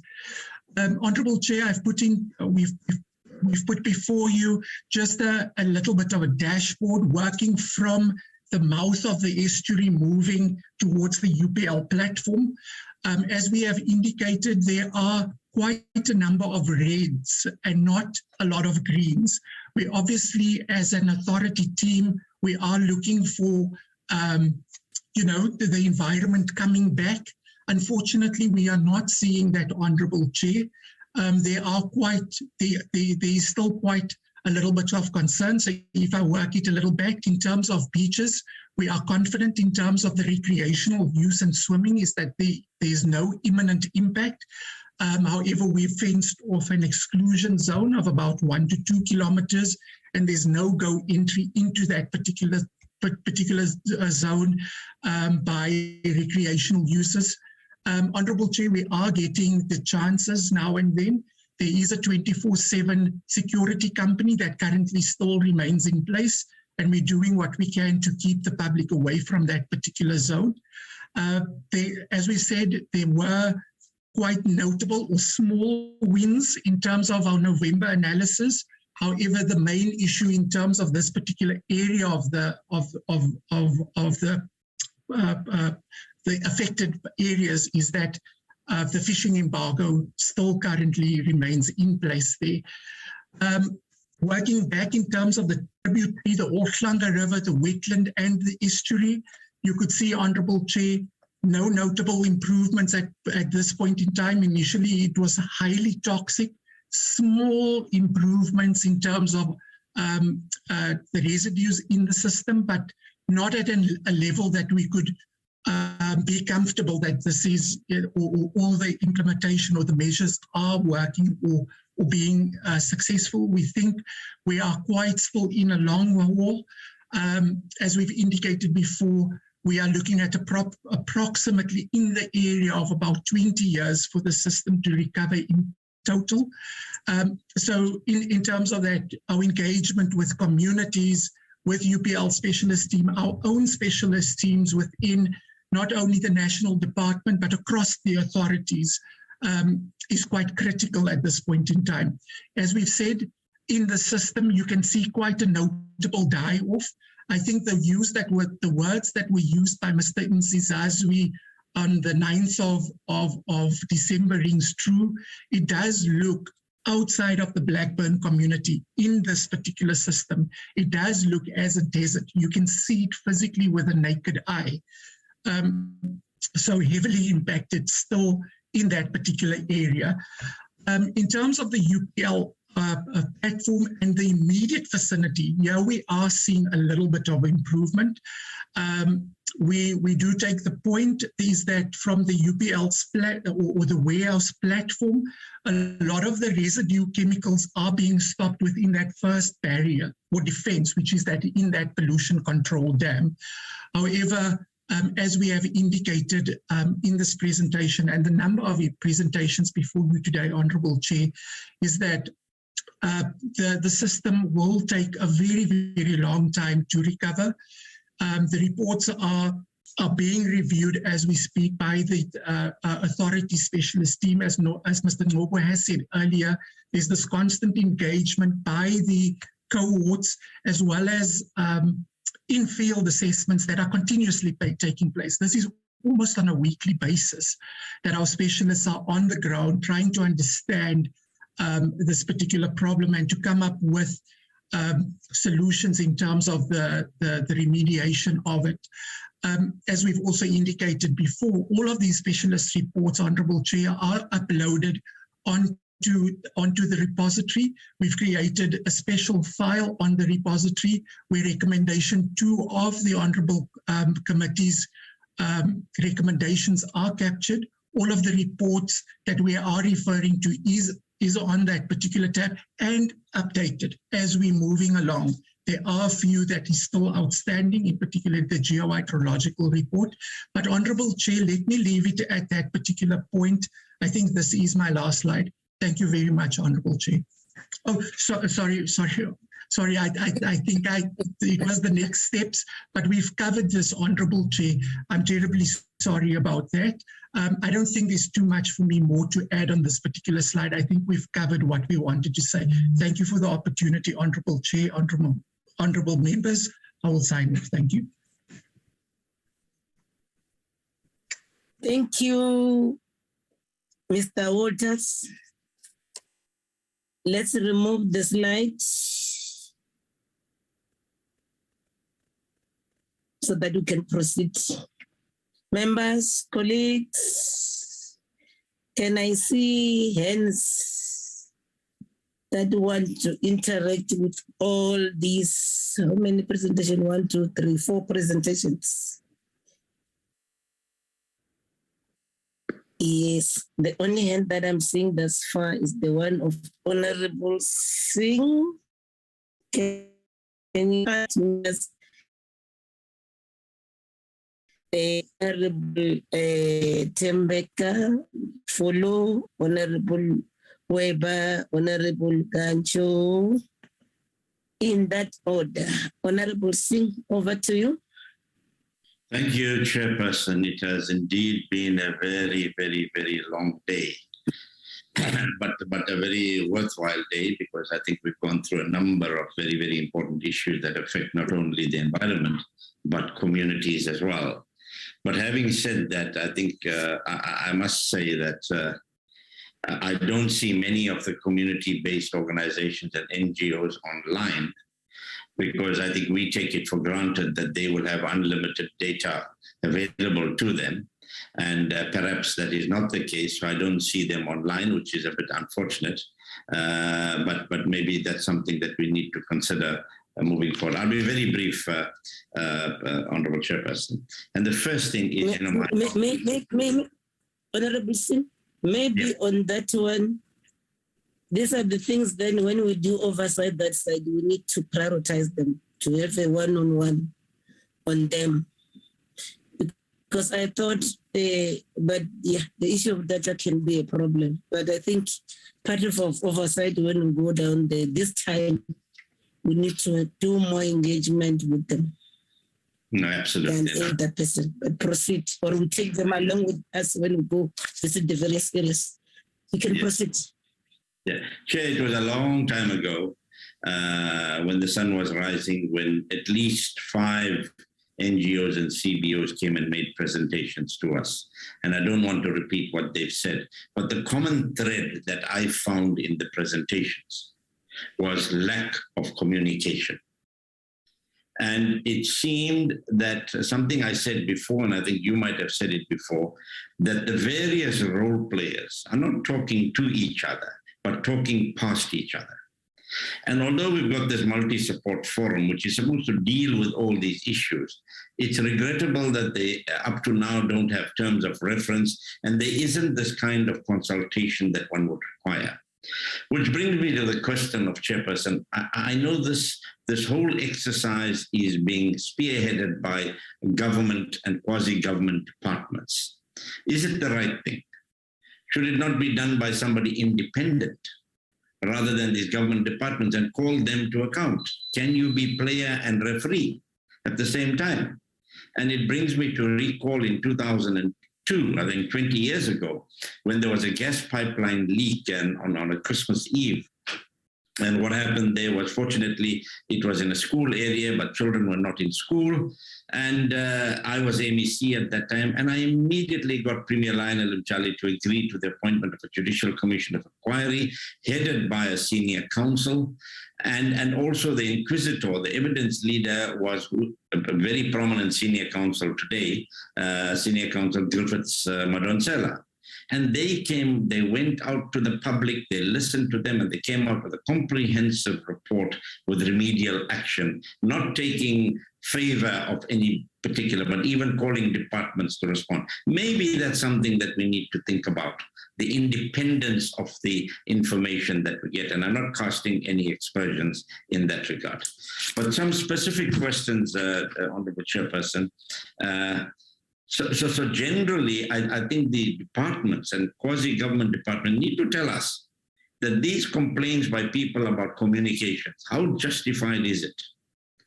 Are they communicating? You know, going loud hailing and doing all sorts of things. We have the clinic person complaining, everybody complaining. Loud hailing, is that a means of communication? So we need to know. Right, on eThekwini, and thank you to everybody for the presentations. And then in eThekwini's presentation, they say, on investigation, they found that UPL did not hold the necessary permits, the scheduled activities in brackets in terms of bylaws. Now, have they opened up criminal charges or whatever charges against UPL for not complying with the bylaws? So that's a one question that I'd like to ask them. Then in terms of the disposal of hazardous waste, we heard a representative from STCSCA saying that, you know, they are monitoring it and they're doing all sorts of things. Are the government departments satisfied that the disposal of these waste substances is being done in a manner that is acceptable to the environment, and do these people who are doing this have the necessary authority to do so? Then on Isimangaliso, thank Dr. Blackmore for his presentation. Now, he did say in his presentation that this Mhlangane lagoon or estuary can be compared to St. Lucia. Now, I want to know if the mouth is open. And Chair, you'll forgive me for asking that question. What happens with the estuary here? Is the mouth open all the time? Or is it closed like in St. Lucia? So we need to know that. DFFE, I think I've said as well, and we thank them for the report, the player and referee kind of view. Because, Chair, I was not satisfied when the initial report came about, where they were blaming UPL. And I know UPL has to take a lot of blame for what happened, right? But the local authority, two spheres of government, either the city or the provincial government, were not fingered in any way in terms of blame for any contravention of their own laws and regulations, like even authorizing this company to perform wherever they are. The last question, I don't know if we asked it before, is does UPL have sufficient liability cover? Because at the end of the day, I believe that they will be held responsible for all these costs. And we heard Isimangaliso saying that this is a very, very costly exercise and they will have to recover costs. And if they can't recover it in a normal way, they might have to go through the courts. Have we ascertained whether UPL have sufficient millions of rands liability cover that if they are found to be responsible, that they need to pay through the insurance companies for all this remedial work that's taking place? And I must say, I was there about 2 weeks ago, and I still saw a lot of activity in that area. And perhaps we need to know, when is that kind of activity going to cease and things return to normality in terms of the lagoon, and not in terms of the toxicity, like we said, it'll take 20 years to recover. Thank you very much, Chairperson. Thank you so much, Honorable Sue.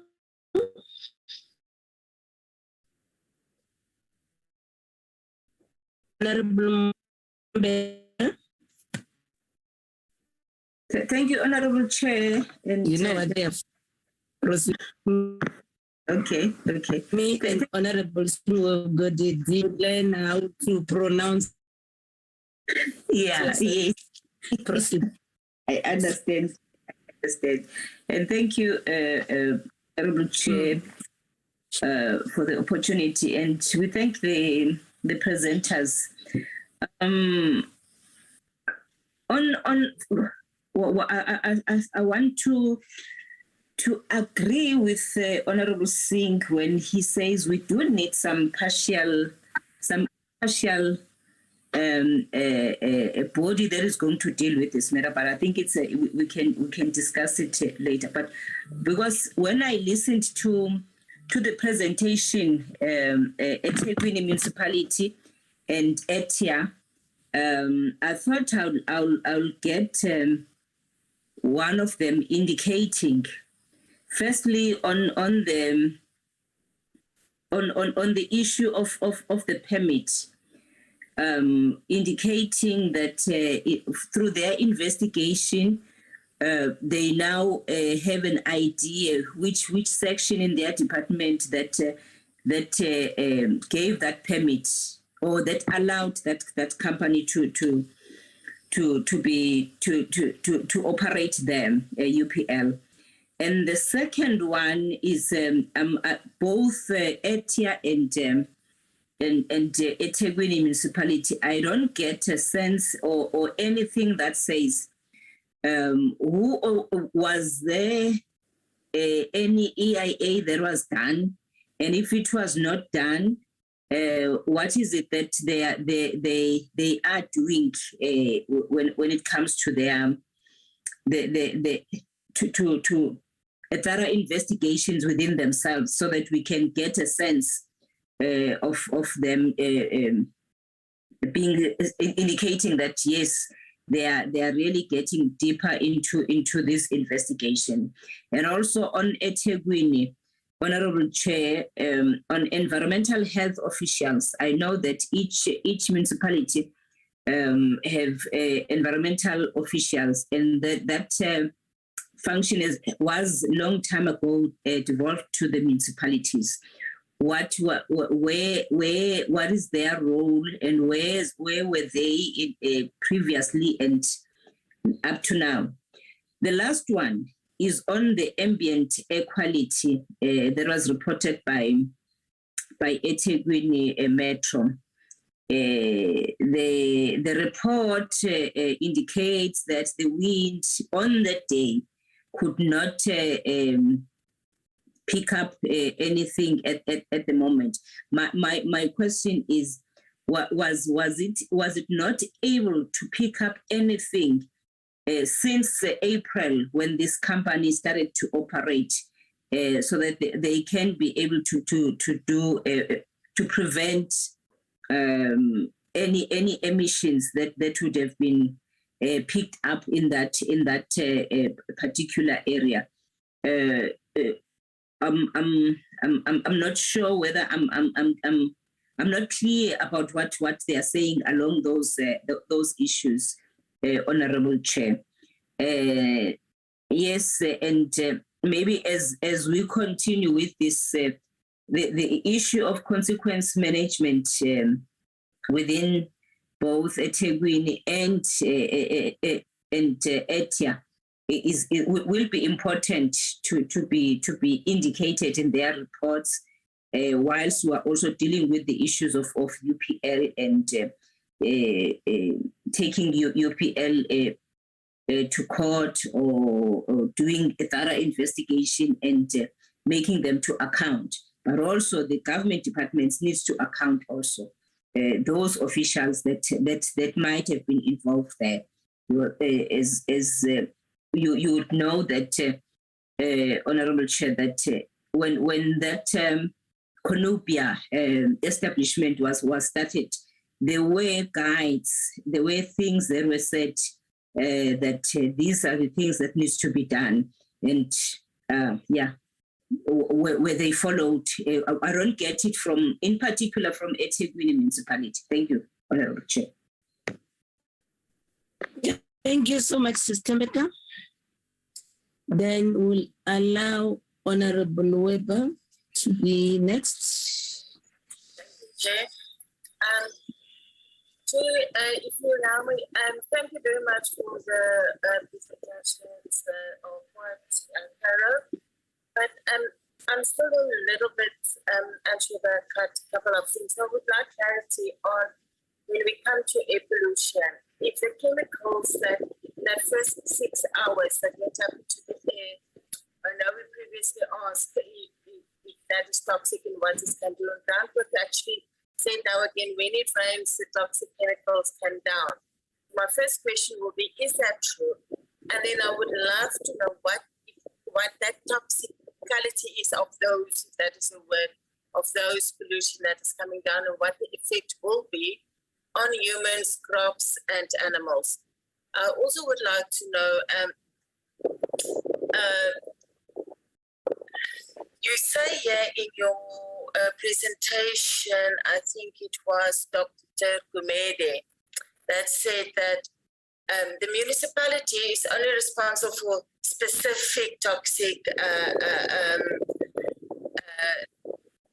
I don't know what's the word, but they're responsible for particular matters, sulfur dioxide, nitrogen dioxide, nitrogen chloride, and these toxic things. So my question to you is, did airshed go into the actual toxic elements that went up into the air, and what are they?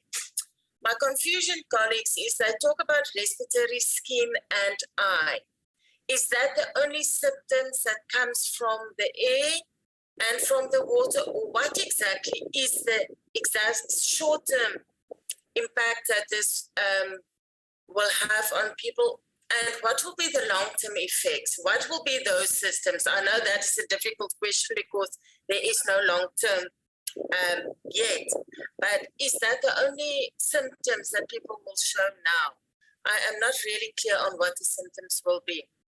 Like I said, the wind moved these pollution, these emissions.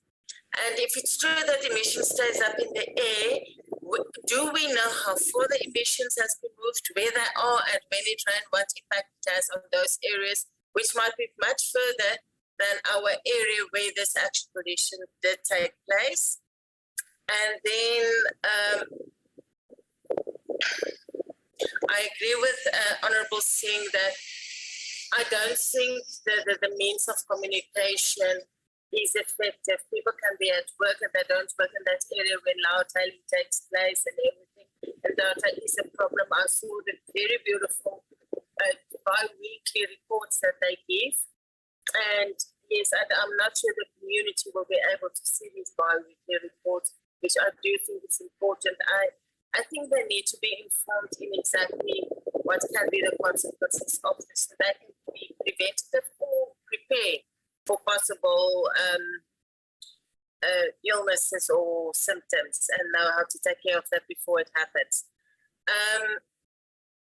Then I just want to know this, you talk about this specific area close to the estuary where you no fishing is still allowed from that UK guy, that Mr. Weeks, that came in. I would like to know if there's no more fish that is dying, how keen is to see that certain areas is open and the beaches could open, but there's a certain area where people still cannot fish, which is sometimes their bread and their butter. What would be the specific reason for that? And if the area in the coast is still polluted, what exactly are we doing to ensure that so that people can go back in earning their money? Thank you very much. Thank you so much, Honorable Weber. Honorable Gancho. Thank you, Chairperson. Let me also appreciate the reports. Chair, I wish to concur with your proposal of prioritizing the stakeholders. It is unfortunate that now they left, they are not part of the meeting. And I've also picked up that there's a gap in terms of information sharing between government departments and the stakeholders. So I would advise that they close that gap. And seemingly the stakeholders, they are left in the dark. Earlier, Mr. Disa reported that they have established a JOG, and he mentioned that there's only community members who are in that JOG. So there's no government officials, no UPL, no information was shared. So that is where I pick up this gap, Chairperson. They really need to close it. These communities are the more affected ones, so we need to really prioritize them. Also, Chair, there's a person who who mentioned that UPL is erecting the building again. I just want to check who gave them the permission pending this investigation, because I don't think they're supposed to erect or rebuild that building yet. They're still under investigation. So I just wanted to check who gave them the permission. Lastly, Chair, when the eThekwini municipality was presenting, they mentioned that the clinic is situated 5 kilometers away from the Blackburn community. I want to check, were there any provision made for people who cannot walk that distance? Because honestly, there's elderly people and others, people who are disadvantaged. How did they manage to go and be tested after this incident? And if people can walk that distance, I don't think everyone would reach the clinic. So I just wanted to check whether there were provision made for people who cannot walk such distance. Thank you, Chairperson.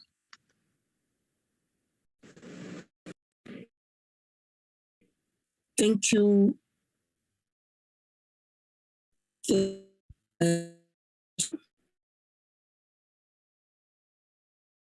Next piece. Over to you, Honorable Phillips.